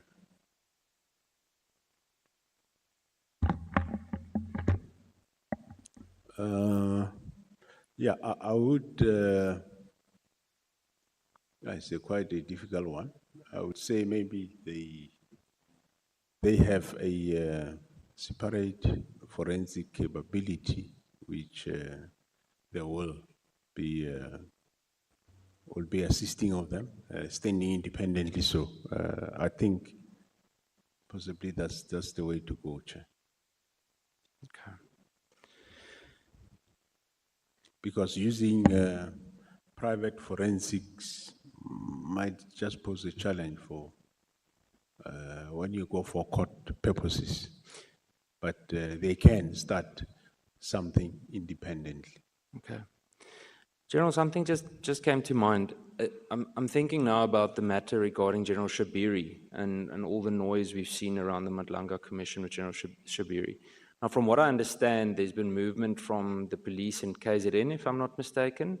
No, sorry. That is in terms of the Hawks Head in KZN specifically, where SAPS have approached, investigated, seized cell phones, etc. Am I correct? Correct, yes. Why can the same not be done on a national level by SAPS with regards to someone like General Patrick Mboto? Do what with him, maybe? Well, I think as a start to do a proper search and seizure operation. I'm broadcasting it to the country now, so it could be slightly more challenging. But I mean, there's more than enough people that were previously willing to testify, speak. I mean, I know of ground level cops in Cape Town alone that would testify very easily to this day. Why can the same not be done? Why can't SAPS on a national level decide to zoom in on a specific leader in the DPCI, for example, if they see that there's non-action from the DPCI itself? I mean, General Libya did little or nothing to resolve this, just played it down. Is there a possibility that SAPS could actually do that? Can we add that to the list to get an opinion on?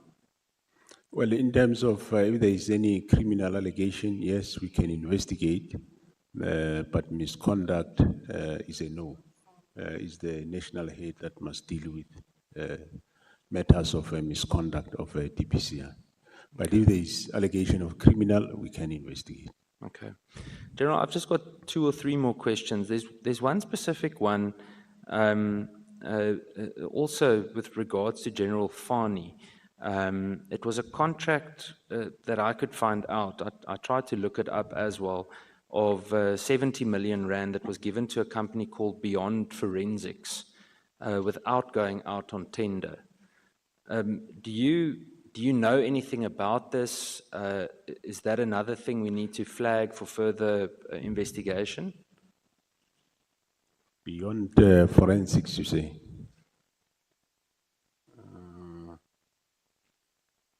Yeah, no. I hear the name for the first time, Honorable Chair, through you. I will inquire into it, or you can include it in the list that you're gonna send to me. Okay, thank you, General. Chair, we will add that to the list. I will set up a short document with everything in it. General, one or two last questions, and then I will be finished.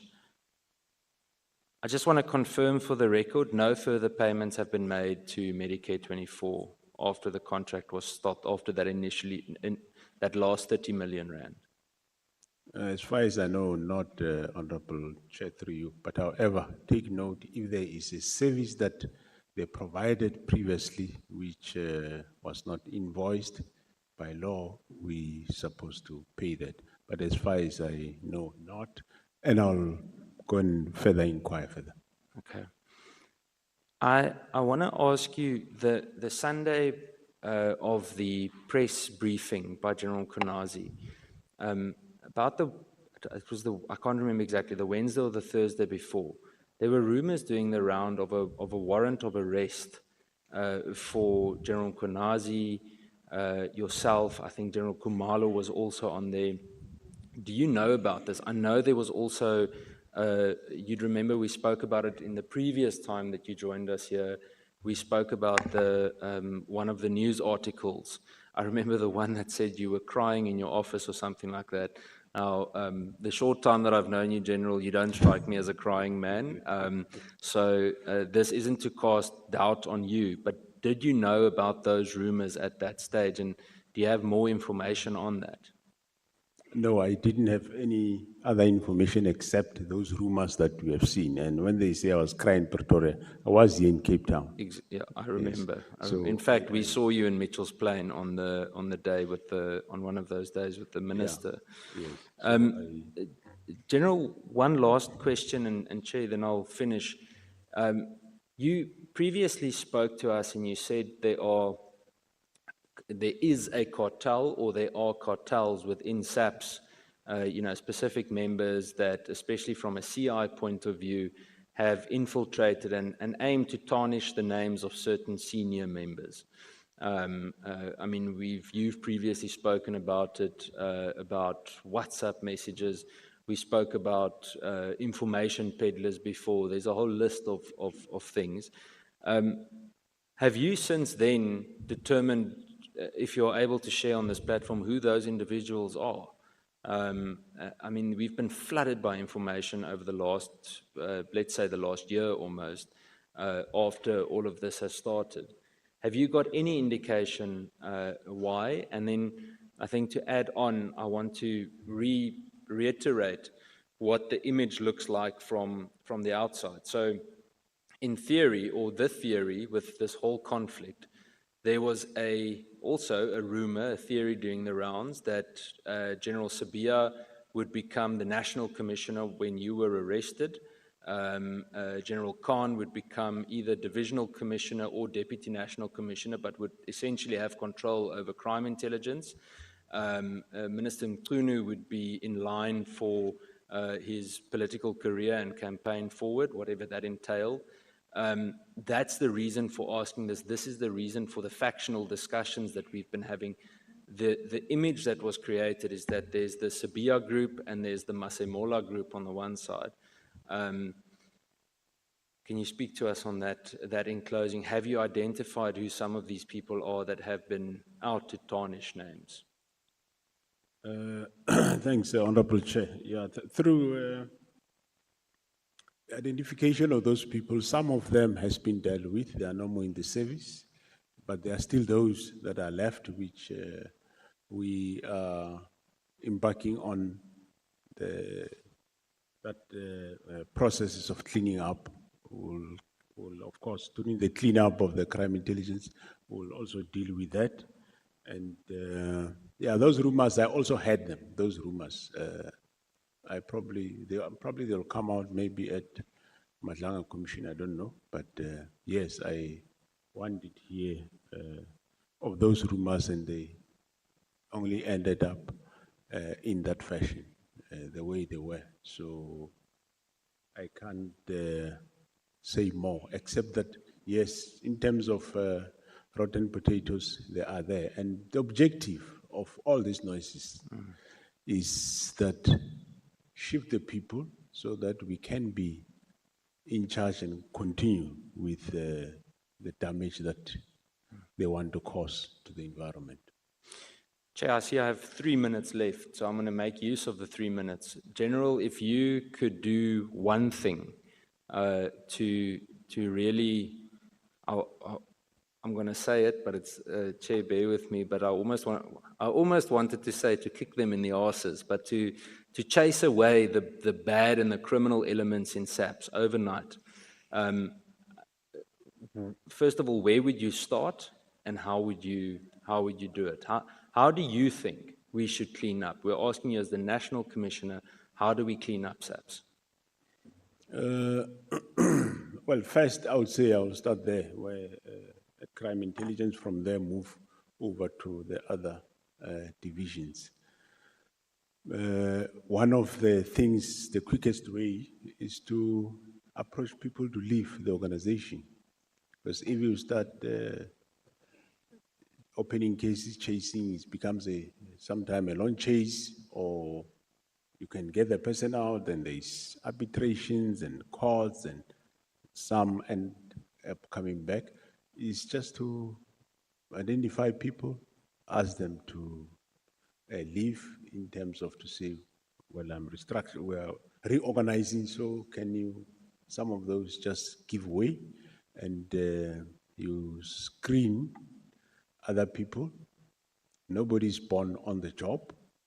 You train the people, and slowly they will get some point, they'll end up getting experience, other than sitting with figures that are causing more damage or harm than good to the organization, and hampering service delivery every moment of the way. Thank you, Chair. Thank you very much, General Masemola. Thank you so Thank much. you. Thank you so much. General, Honorable Chair. when you hear the reports that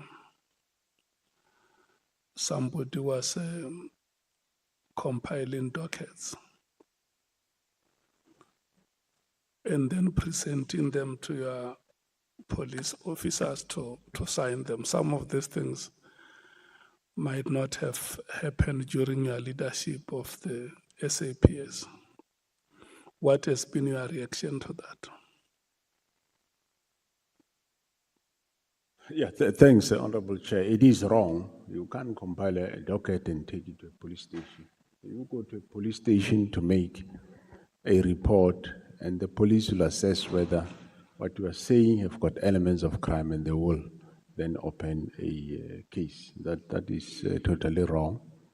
I will circulate a memo to that effect, that such things should not be allowed to happen. But did you have interest to check who are the police officers who would have been involved in such practices? Yeah, one will check, even to check which police stations are those, and engage further as to those station commanders as to why are they doing it.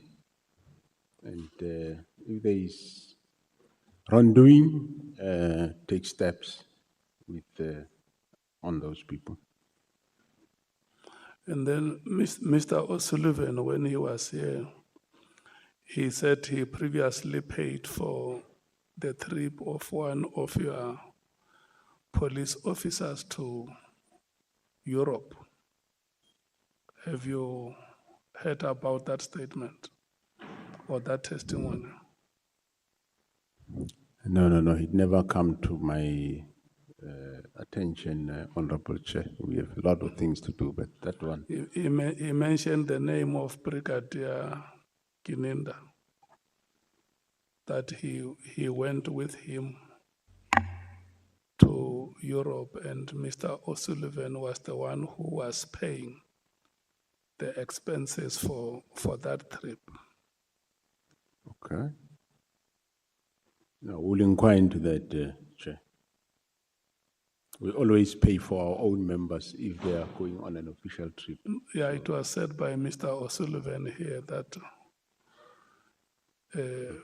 honorable members were probing him as to why would he do that? Does that not amount to the capture of the police service? Because the picture is even there, I think, in one of the books, going by the title, Catch Me If You Can. I'm just saying, in your position as a leader of the SAPS, you must take much interest. I hear you the way you responded to the first question. When I ask you, say, when we go back, we will circulate a memo to all officers to know that nobody can come here having compiled a case. And the police officers just put signatures and maybe even stamps. I'm just saying that that may not be the only case. There may be many other cases which must be to your interest as the leadership of the SAPS, so that it does not become free for all. And maybe if you were to get those details and understand what the trip is all about, what was all about, and why Mr. Paul O'Sullivan had to pay for that trip. Yeah, and whether, because there should be approval, it can't just happen without approval. We'll go deeper into those details, Chair. And then Mrs. Mashale, when she was here, she spoke about several cases. Number one, she alleges that there is a case of rape against Brigadier Makalake's son in the Free State. And no action is being taken by the SAPS.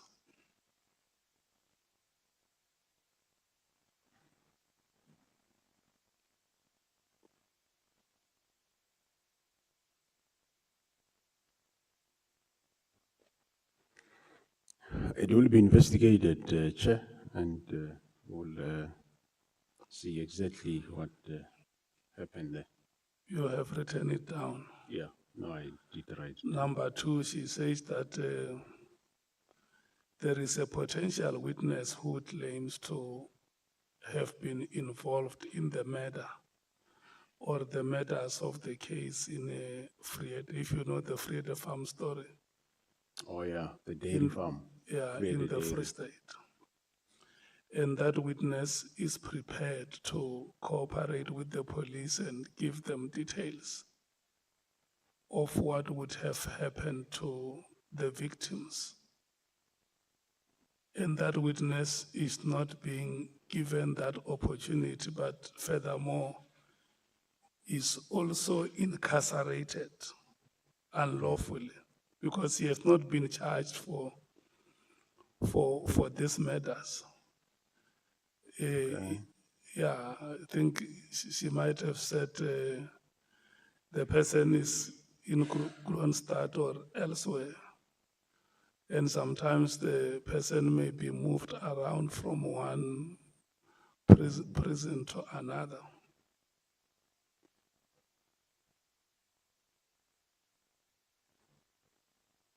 Okay.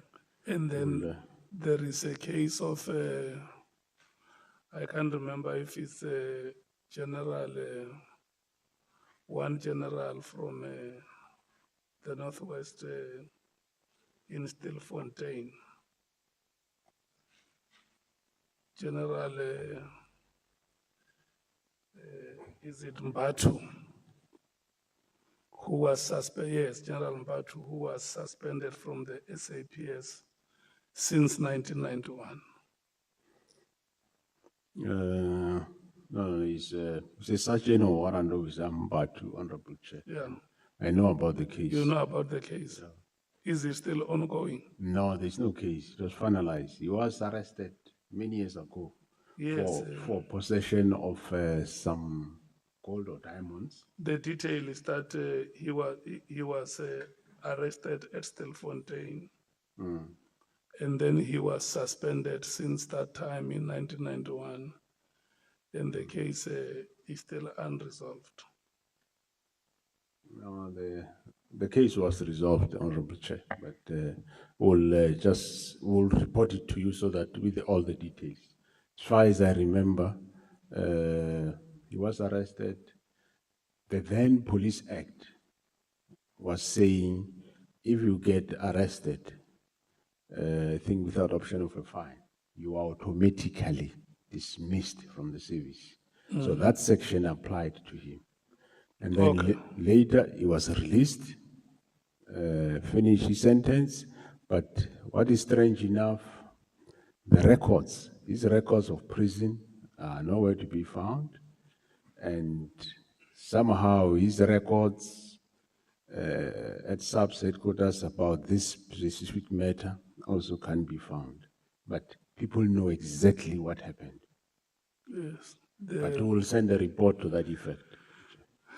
The former NDPP, Advocate Patoi, and General Kumalo, when they appeared before us, they said one reason why the SAPS is unable to succeed in high-profile cases is often because you have parallel teams investigating, and Advocate Patoi even gave an example of the Senzo Meyiwa case, that there were parallel teams investigating that matter or that case, working against each other. And the question is, how does it arise that the SAPS under your leadership, Tau, can have multiple teams working in rivalry, but investigating one case?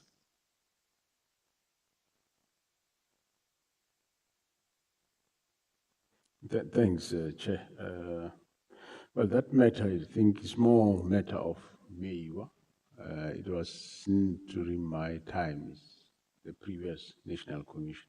I found those teams there, which I listened to both, and eventually I spoke to the NPA, and we said the current case that you see in court should proceed. So, but these matters that we will always guard against, that it shouldn't happen. Yes, because two teams doing one and the same case. What they were essentially saying impliedly is that from your own officials, there is more than sufficient interest in those cases. The interest that goes into those cases goes beyond the SAPS. It's not just about investigating what happened. It may include, by implication, things like intention to cover up and make sure that some information disappears or is not presented before competent authorities for adjudication. And it's very sad if that was to be true. I'm not saying it's true. That is what has been implied here. That the reason why you can't succeed in those key cases is because of the rivalry, internal rivalry.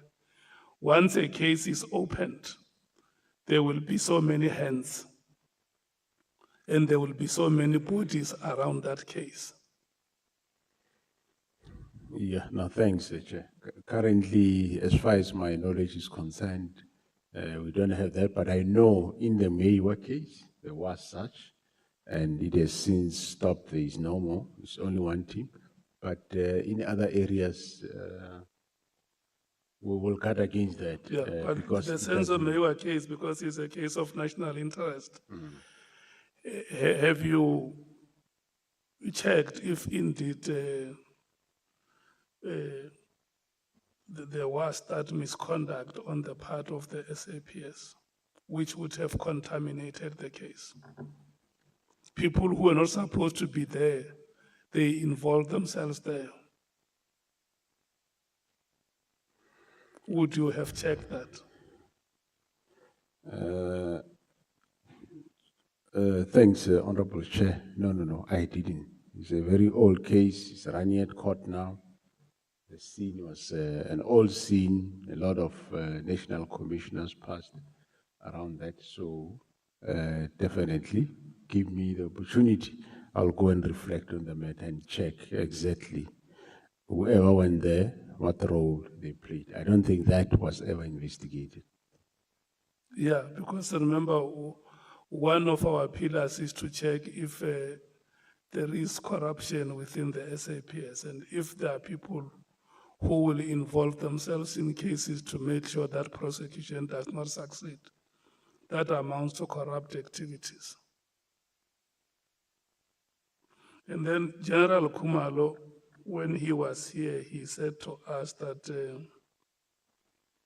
there was a case of a consignment that was transported from Durban to Soweto. And because this is confidential information that could not be publicly disclosed, he could only make confirmation that it was indeed true that there were police officers who were involved in the transportation of that consignment. And further, that the leadership of the SAPS knows about that. And lastly, that those officers are still in the employ of the SAPS.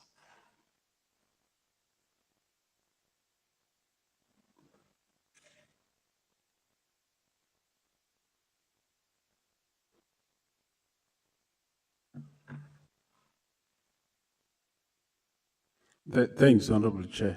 I'll talk to him about this one because I don't know the details of it. So I'll engage him and thereafter take action on the other matter.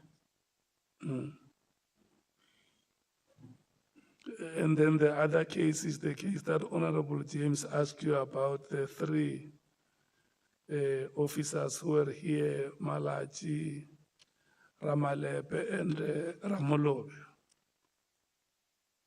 who also made very serious allegations.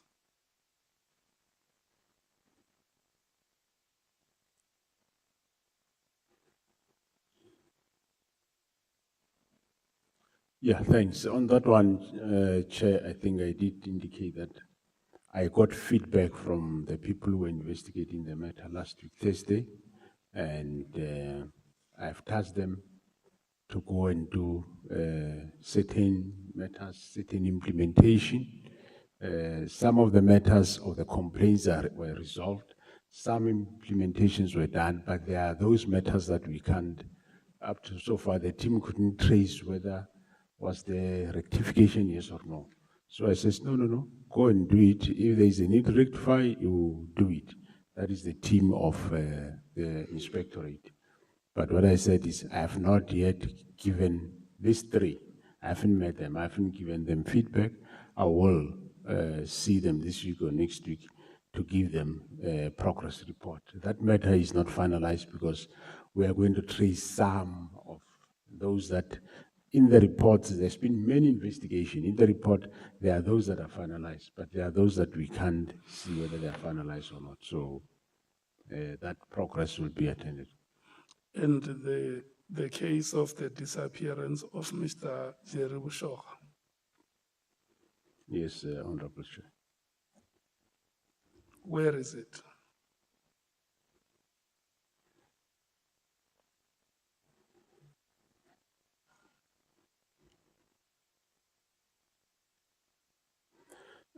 Honorable Chair, the case is still under investigation. The team GC Ops is investigating the case.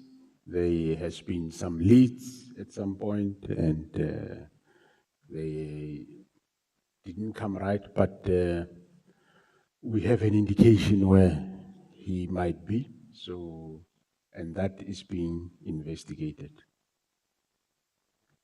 So, Yeah, you know,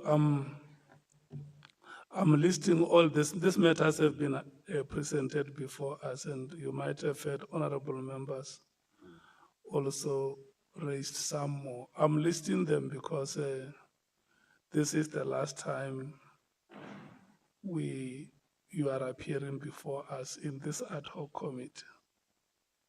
And tomorrow, General Mkwhanazi will be the last witness to appear before us.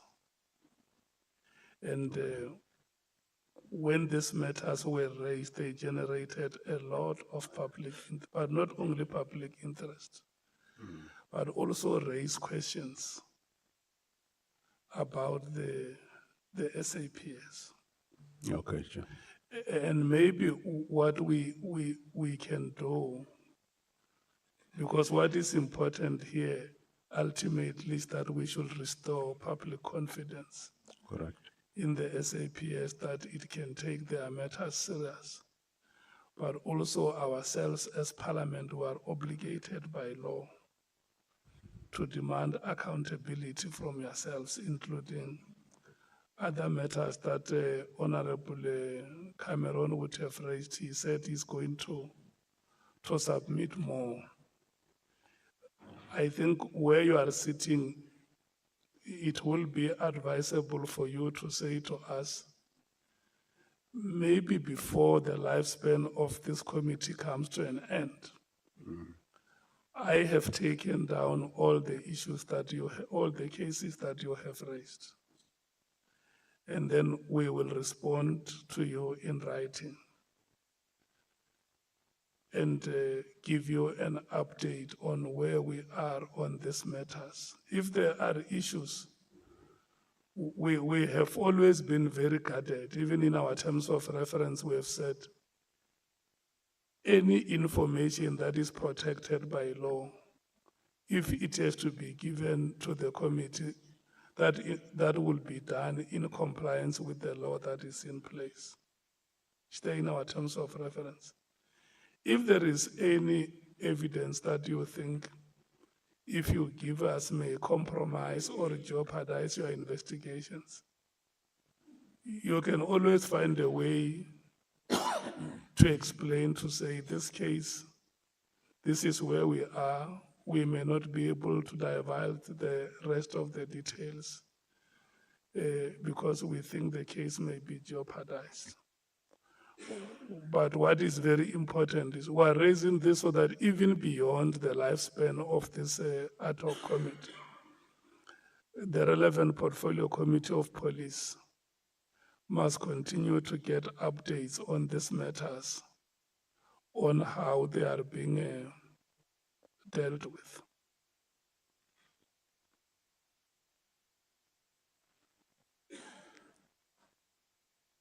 Okay, no, thanks, Honorable Chair.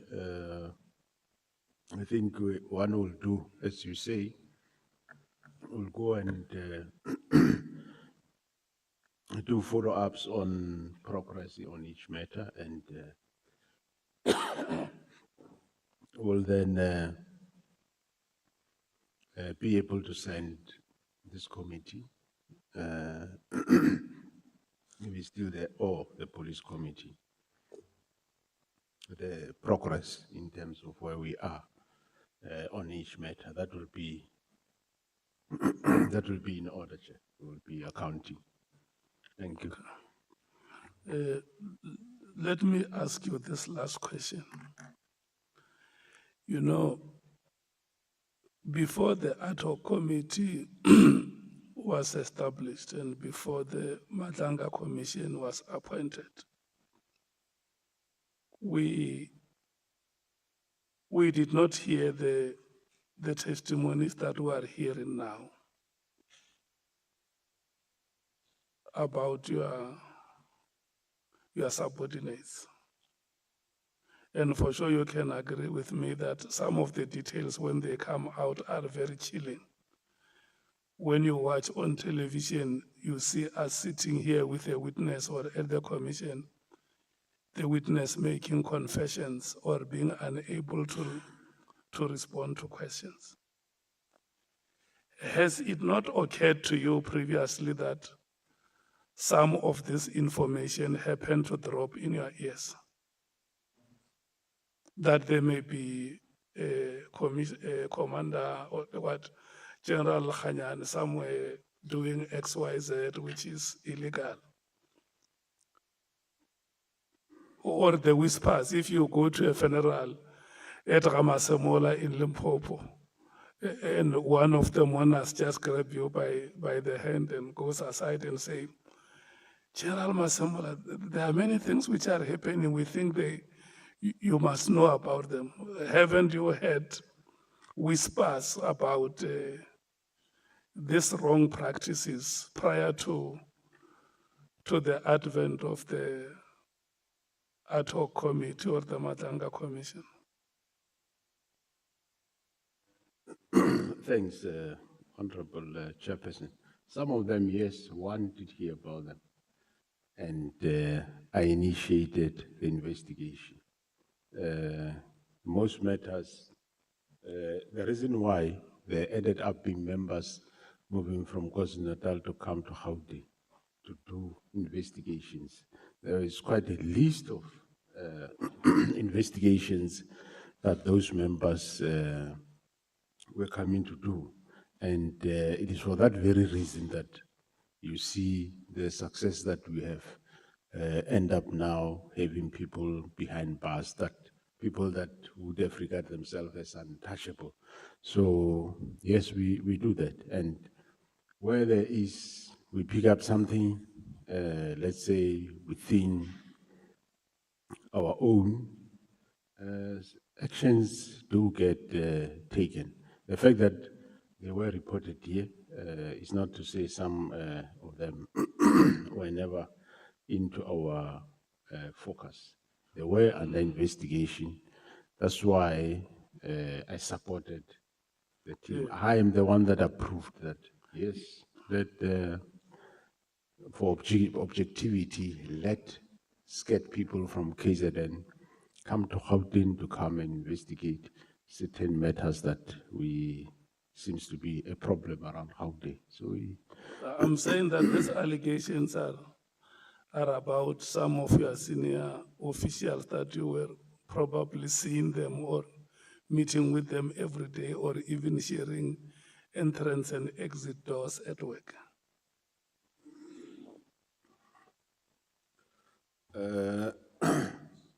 Well, those that comes to my ear, Chair, I initiate investigation. We have, like you have seen, some that has happened. If it comes to ear that there is this wrong, I do initiate investigation. We don't just leave it. Okay, when you look at not yourself per se, but the institutional response of the SAPS, will you say it was timeous? Or were there considerable delays in reacting to these matters, these allegations? Some of them, I would say, there's been considerable delay, yes. But the other issue is, when did we as SAPS become aware of them? Because some of these things, we keep aware of them now, and people will tell you, but this is not a new thing. This thing is an old matter, but it never came to our attention. So when it comes to our attention, we do act. Yeah, because when the ad hoc committee started, we saw a lot of movement, which was not there before. What explains that? Well, all of a sudden decisions we see agility, we see decisive action on the part of the leadership to say so and so is now on suspension, so and so has been arrested. A case like this one has now been correct. Why? Well, in terms of criminal cases, Honorable Chair, as I explained before, it's because there has been some acceptance from and more improved cooperation from other arms of the state, like your your NPA. And in terms of internal investigations, some of these matters we did not want to rush to do them departmentally before we make a breakthrough criminally. There's quite a lot which one would want really want to say it. It's quite a number of them that we said this will disrupt, but let's do first criminally, and then we will get to the departmental. So that was the plan, but things have changed the way they changed, and the approach is a bit different. The possible vacancies in the position of the national head of the Hawks and the police commissioner. Do they have potential to solicit misguided ambitions from your colleagues?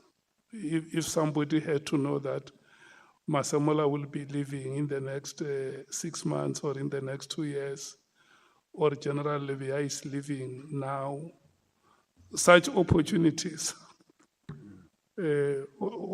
such vacancies, do they have potential to solicit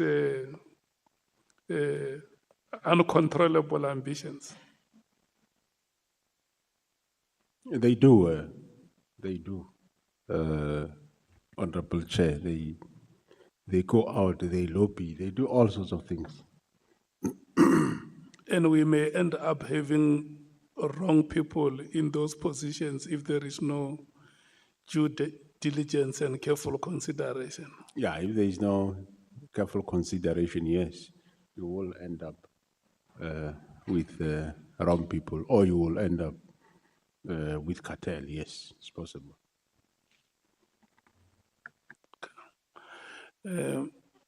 I saw Honorable Skosana and Honorable Matthews have raised their hands. I'm exercising benevolence because in any way your time is gone. Can I take you in that order? Thank you, Chair.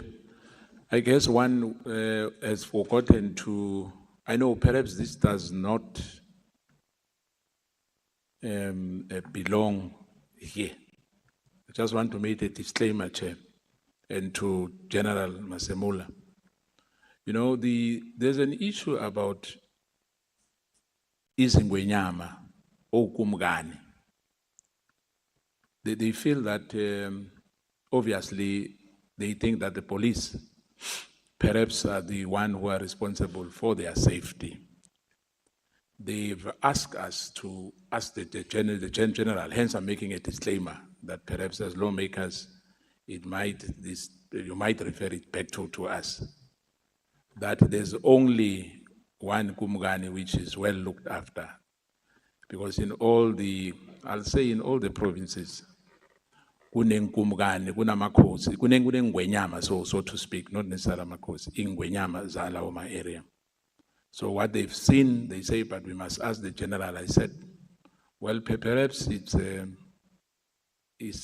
right platform to ask you. I know I'm putting you into a corner with this one, because they are saying there's only one, and they feel that they need to have as well some security, especially going to the next local government election.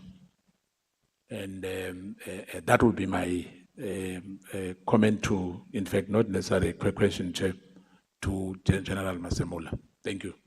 Okay, let's take Honorable Matthews, and the General will respond. Oh, thank you, Chair. Mine is not a question, but just 2 follow-ups that I think we should do as a committee. When the head of IDEC was here, we didn't ask specifically whether IDEC had obtained warrants of arrest for our National Commissioner. So I think we must write and get clarity whether they did or whether they didn't. I don't think it should be a secret if they had received one or if they hadn't, but if we can write to that. And then the second follow-up would be that Lieutenant General Khumalo must retract his statement that he made here in the committee that 90% of Gauteng SAPS is corrupt, just so we can have it on record, because as the record stands now, that is what he said, and he's the head of crime intelligence. So if we can do that. Thank you, Chair. Okay. So, General Masemola, you said that you were going to discuss that matter with General Khumalo. Yeah, correct, Chair. I thought he's coming back here, so he's gonna. He's talk on not it. coming back. Okay.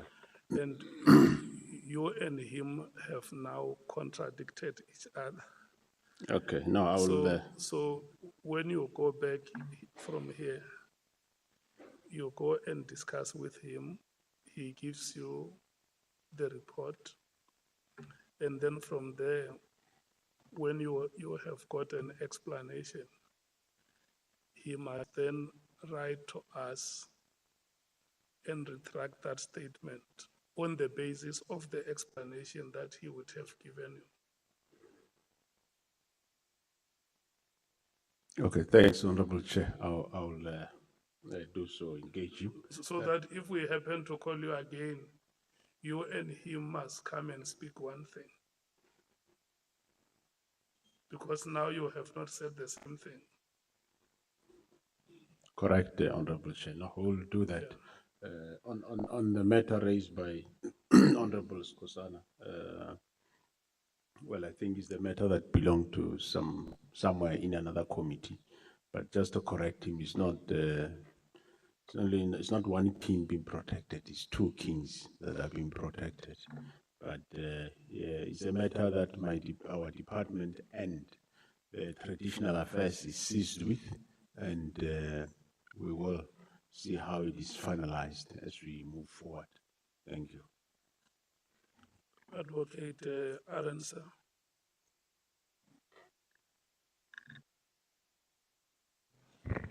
Thank you, Honourable Chair, honourable members. General Masemola,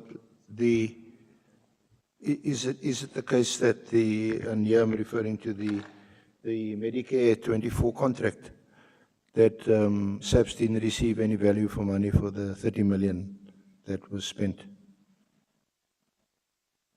No. We did receive value for money, Honourable Chair.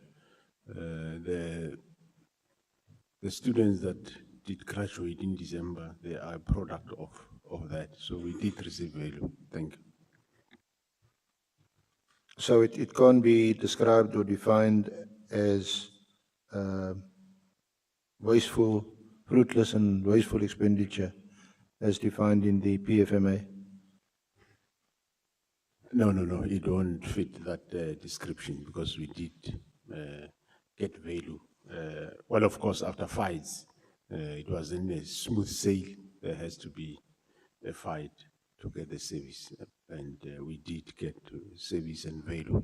It can't be described as fruitless and wasteful, no.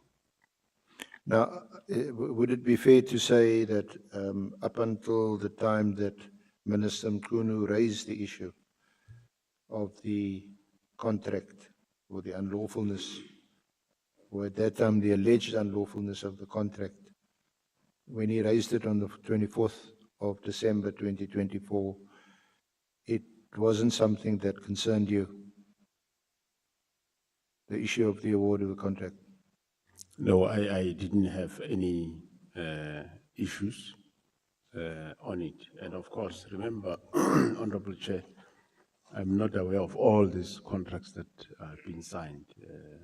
There are various people that are working in that environment. So yes, I wasn't aware of any problem or wrongdoing. The only area I became aware of is an issue of service delivery. They did indicate to me, and I said to then they must meet the service provider and deal with the matter, which they did, meet and dealt with the matter. Did you know that the Minister Mkhunu was going to raise it in the meeting on the 24th? Did he tell you in advance, or did he just call you to a meeting? No, he did indicate that he wanted us to meet, and we meet on that specific matter. Because the News 24 reported on the contract on the 20th of December already. Did you see it? Did you read the article and the allegations made about Nhlanhla and the fact that he was a beneficiary? No, I didn't see it.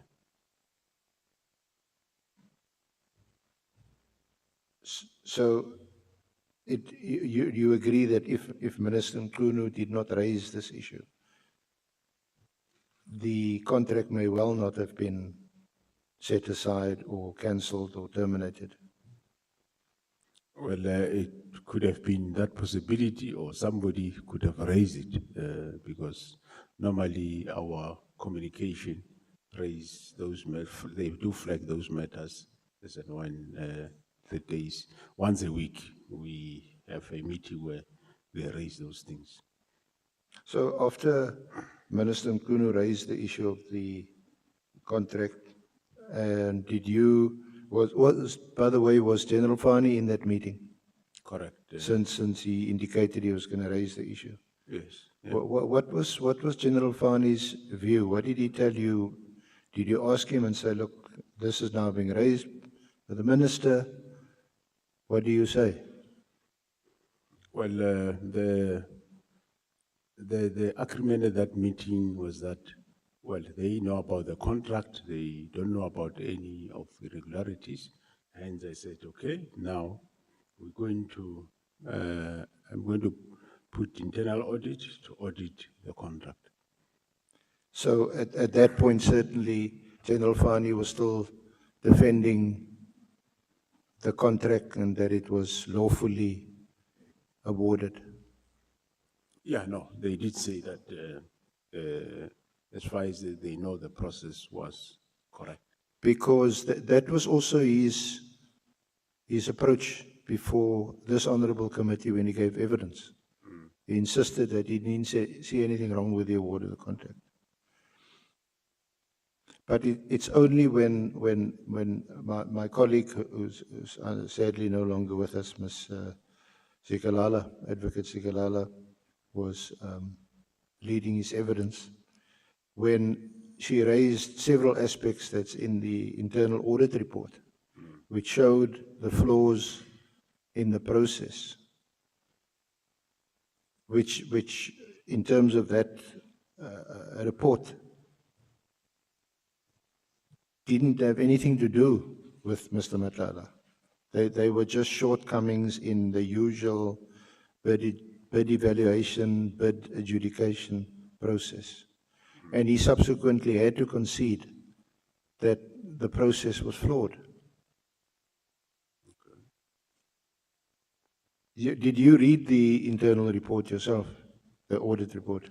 Yeah, I did read it, Honorable Chair. So the report seems to, if General Fannie is the person responsible for the award at the end of the day, just following on a question, I think Honorable Cameron or one of the other members may have also asked, why has no action been taken, departmental action taken against General Fannie? I did say, Honorable Chair, that there is currently investigation pending against him. One's supposed to look all the other members, but what I was saying is the advice that I got is let's get the risk forensic investigation report first. But there is investigation current as you speak against the regulator. Thank you. There were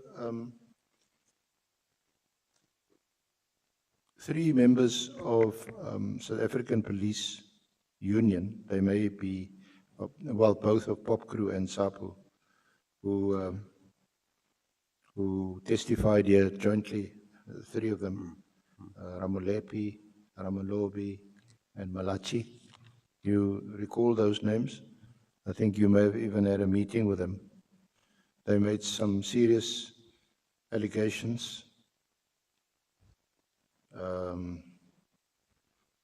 And they were all in the forensic science services section. Theft of drugs, I'm just looking at the affidavit, theft of drugs at the lab, theft of rhino horn, sexual harassment, irregular appointment, irregular payment of scarce skills allowance, maladministration and victimization. And in fact, almost out of desperation, they came here because this is what they said in their affidavit.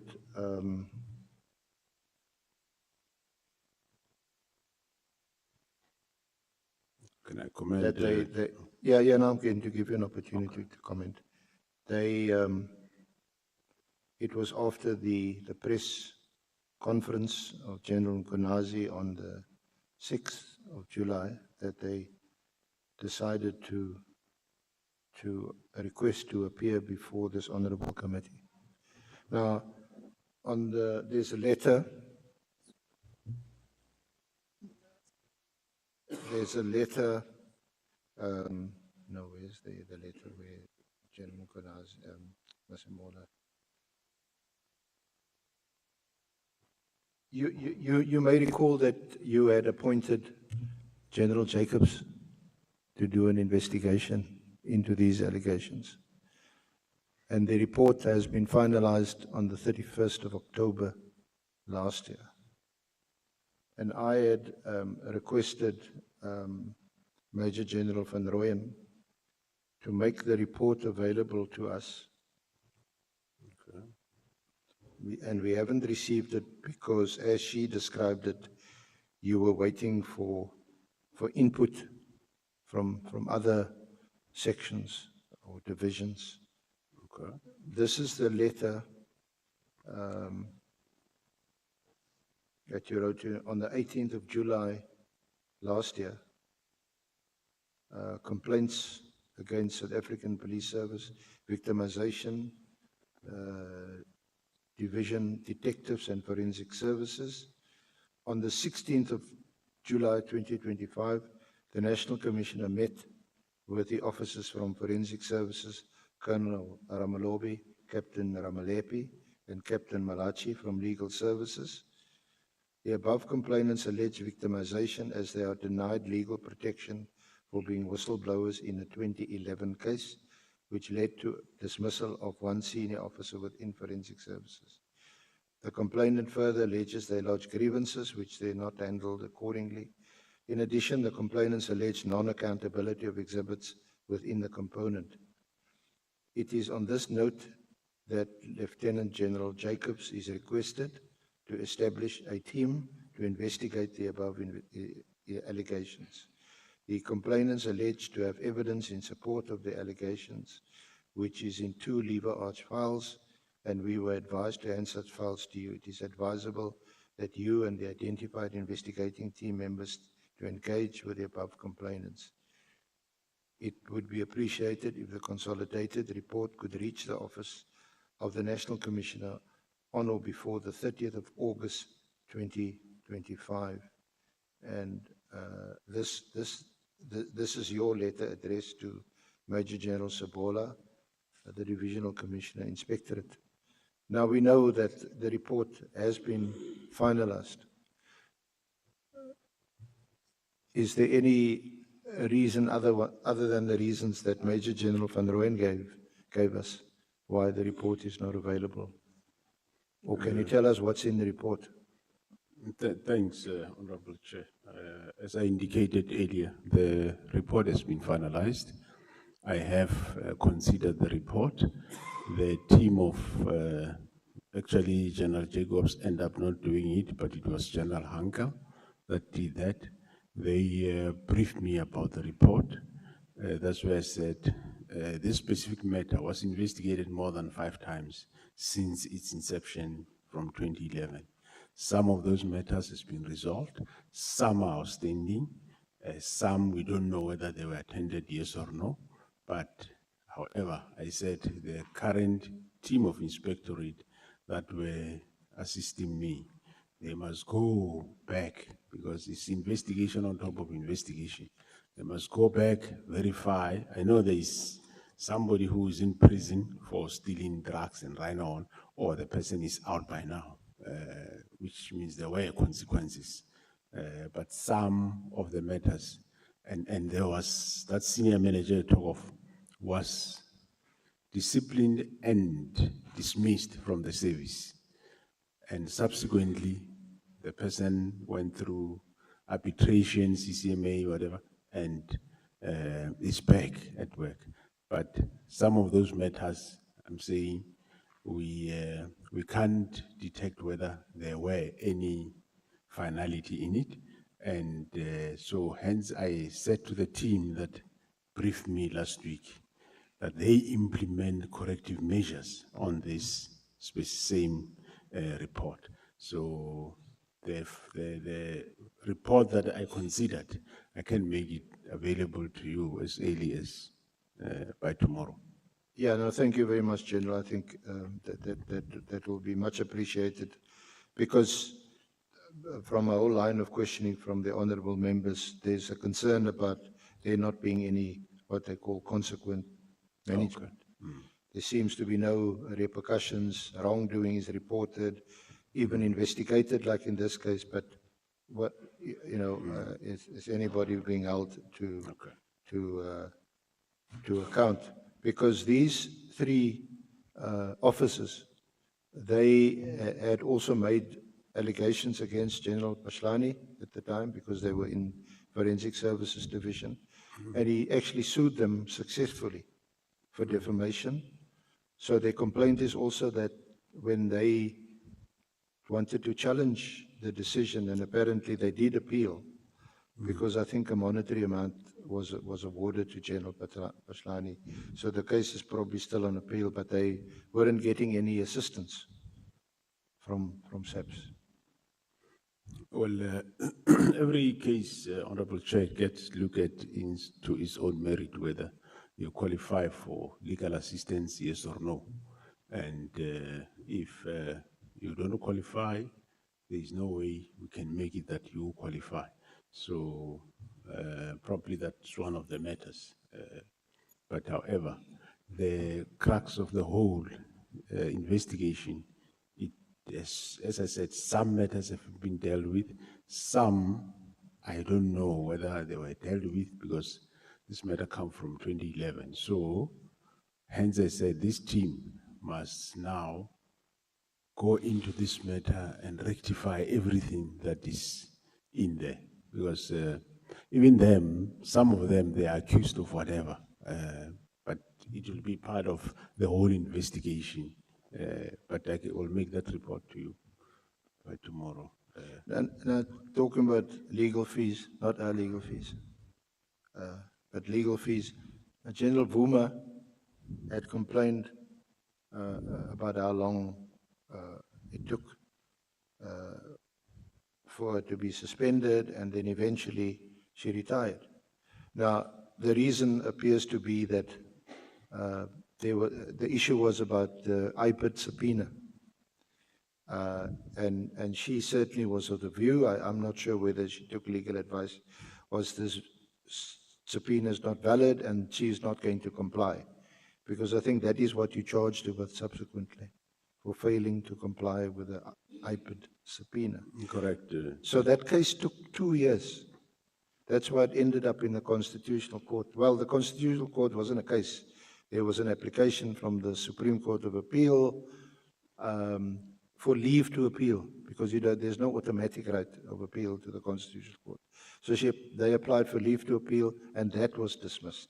And I think subsequently, you then suspended her. So the question is, that case involved SAPS versus IPID. Presumably, SAPS paid the legal expenses for those cases in the High Court, the Supreme Court of Appeal, and then an application for leave to appeal to the Constitutional Court. Correct. And then, quite frankly, all that happened afterwards, General Vuma suspended and eventually she's retired. Those legal costs have not been recovered or recouped. Well, determination will be done, Honorable Chair, and if she found to be liable, not only her, and the others, the recovery process will be undertaken. Okay. Then, I think, again, just arising from one of the questions raised by the honourable members, this is the return of the dockets and the fact that the dockets, I think it may have been Honourable Member Breitenbach, that the dockets were sort of lying in the office in Pretoria for some 3 months or so. What would these PKTT members have done? The directive came on the 31st of December of 24. The dockets were sent or taken to Pretoria on the 28th of March, and then only subsequently were they returned to their stations in KZN. Are you able to respond, or perhaps it's not a fair question? What is the PKTT members, what did they do over that period when the dockets were locked away in Pretoria? Oh, I did answer that question earlier, Honorable Chair. Remember, it wasn't all the dockets. They had dockets that were court going, they were still running with them, further investigating, going to court and so on.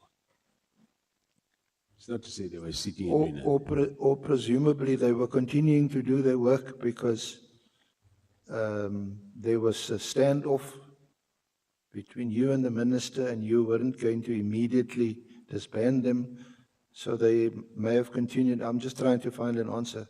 Maybe have continued working, and they may have even come up with new cases, new dockets. They were doing work, Honorable Chair. Hence, remember the Mandini case also that added on there. Yeah. So they were doing their work with their court-going cases. Now, you're aware of that IPID had brought a case and had charged General Mkwhanazi about those Nagi allegations. I think it's in the Malotswa affidavit. You're aware of that case?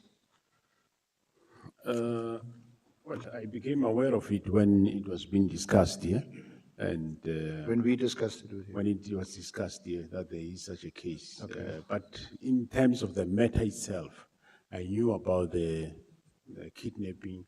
I knew about members of DPCI KZN that they followed, investigated the case to wherever they went, to Mozambique, and came back. And but I'm not aware of the physical involvement of General Mkwhanazi. However, I'm sure IPID will give me a report to that effect.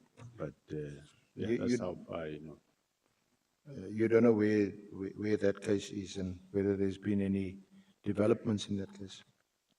I'll inquire from IPID because I heard about the case now recently yesterday. I'll inquire from IPID as to what happened to that case. Now, just a last aspect for your comment. But the member, I think the member himself, I think he's what, Sergeant Mlot also, I think he's on suspension as we speak. There is some departmental case against him for all the things that he was involved in. Now, given the structure of IPID and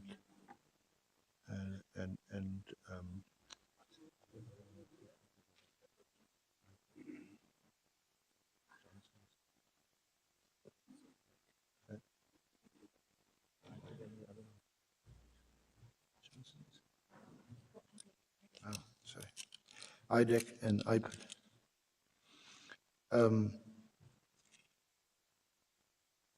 The evidence thus far about, and they certainly, Advocate Johnson testified on behalf of IDEC, and we know IDEC arrested Lieutenant General Kumalo based on a complaint or case opened by Honorable Adams.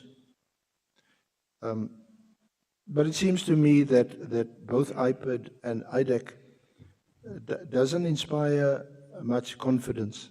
And given that this Honorable Committee is also looking at restoring trust in our law enforcement agencies, and they plus, you acknowledge that they play such a key role in terms of certainly ensuring that South African police services, that their members conduct themselves in terms or in accordance with the rule of law and their code of conduct, etc. So I'm just putting to you that what we've heard thus far doesn't inspire much confidence given what appears to be differences, different groups, whatever you want to call them, factions, groups within the South African police services. Because there seems to be a tendency then to weaponize one against the other, and to do that you use IPID or you use/influence IDEC.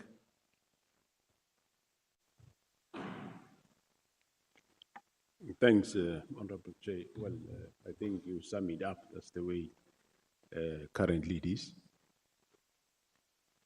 I mean, we've heard the evidence, and several members of the committee, maybe the entire Honorable Committee, were fairly clear about the use of IPID in the period when Mr. McBride was the head of IPID, and Mr. O'Sullivan played a prominent role in the work that they were doing. Although that was a few years ago, I'm not sure whether the situation has improved. So are there any suggestions that you might make or recommendations that you might make to us, to the Honorable Committee, of how their role could be strengthened? The one recommendation I can make, which I said earlier, Honorable Chair, is that you can, for now, you have the institution, you have SAPS as an organization, you have IPID, you have IDEC. But if in all these institutions you have members of SAPS right through, you're bound to have a problem. You are bound to have a problem, because if you left SAPS, maybe you hated me and you go to IPID. When you get there, it might be that you find a way to get back to me, or you get to IDEC, same thing will happen. So in other words, in reality, it's three different institutions, or by the look, it's three different institutions. But in actual fact, it's one institution. So then you're going to find that issue of crashes. So that's why I was saying that if maybe the IPID can employ its own employees, train them, same with IDEC, then it might maybe be a different picture if that's the case. Otherwise, as long as you have one organization. Yeah, there's no, are you saying there's no true independence? It's all one single organization. It's like this ad hoc committee, yeah, and the police portfolio committee, and let's say defense or education. You are all members of parliament, not so the National Assembly. It's a similar thing. I don't know whether you understand me. Because it seems to be from the evidence that some people or some officers either they worked or they were members of SAPS and they go and work for IPID, or vice versa. Or in the case of IDEC, they used to be prosecutors or they used to work in the National Prosecuting Service. Now they work for IDEC. But their names, their names have cropped up during the course of these hearings, and I'm not going to repeat them or bore them, but that seems to be a weakness. Yeah, no, I agree. That's exactly what I'm saying. That Yeah. it's three different institutions, but if you look at majority of the investigators, you will find that all of them are sub-detectives actually. So they might, and I don't say they are not impartial, they are not independent. And not all are from SAPS. Some are from other government institutions and or the private sector. But majority of your investigators, some of them are former detective members. Yeah. So it's bound to have that getting back to some at some point. Thank you very much, General. Thank you for your attendance, your cooperation with us. Thank you very much. Thank you, Honorable Chair, Honorable Members. Thanks, Advocate Terence. Thanks, Chair. Thank you so much, Advocate Arensa. And thank you so much, honorable members. Ra go leboga tau ya tswako. Honorable members, we are going to start tomorrow at 10 o'clock.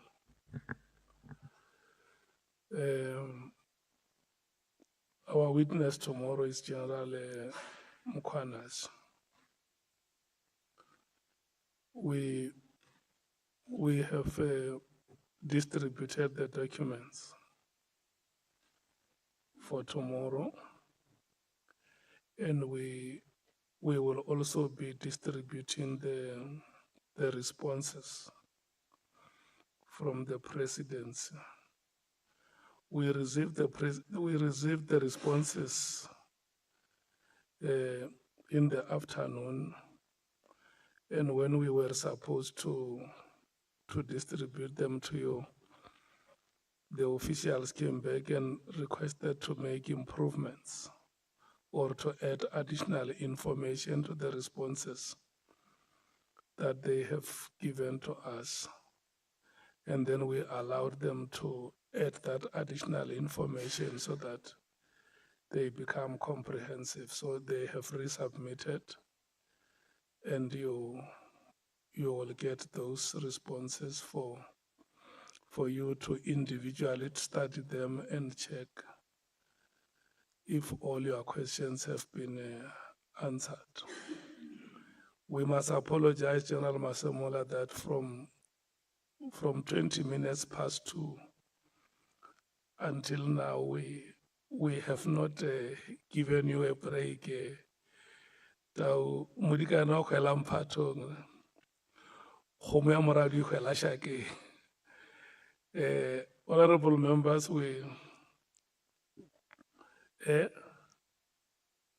Honorable Skosana, you want to say something? Chair, I was just saying that I didn't see the general for lunch. I guess you should invite her for dinner for keeping him for so long. Thank you, Chair. Did you go there? When you went there, why didn't you invite him? I've invited him already and his team. Thank you, Chair. Okay. Thank you so much. I know, honorable members, that it is unusual to come to the end of our proceedings at this time of the day. I can see that this is the time when the locomotive gathers more momentum, but unfortunately we have come to the end of the proceedings. I'm going to request you to stand up and leave the chambers. We will meet here tomorrow at 10 o'clock. It's here, Bonanin. Thank you so much.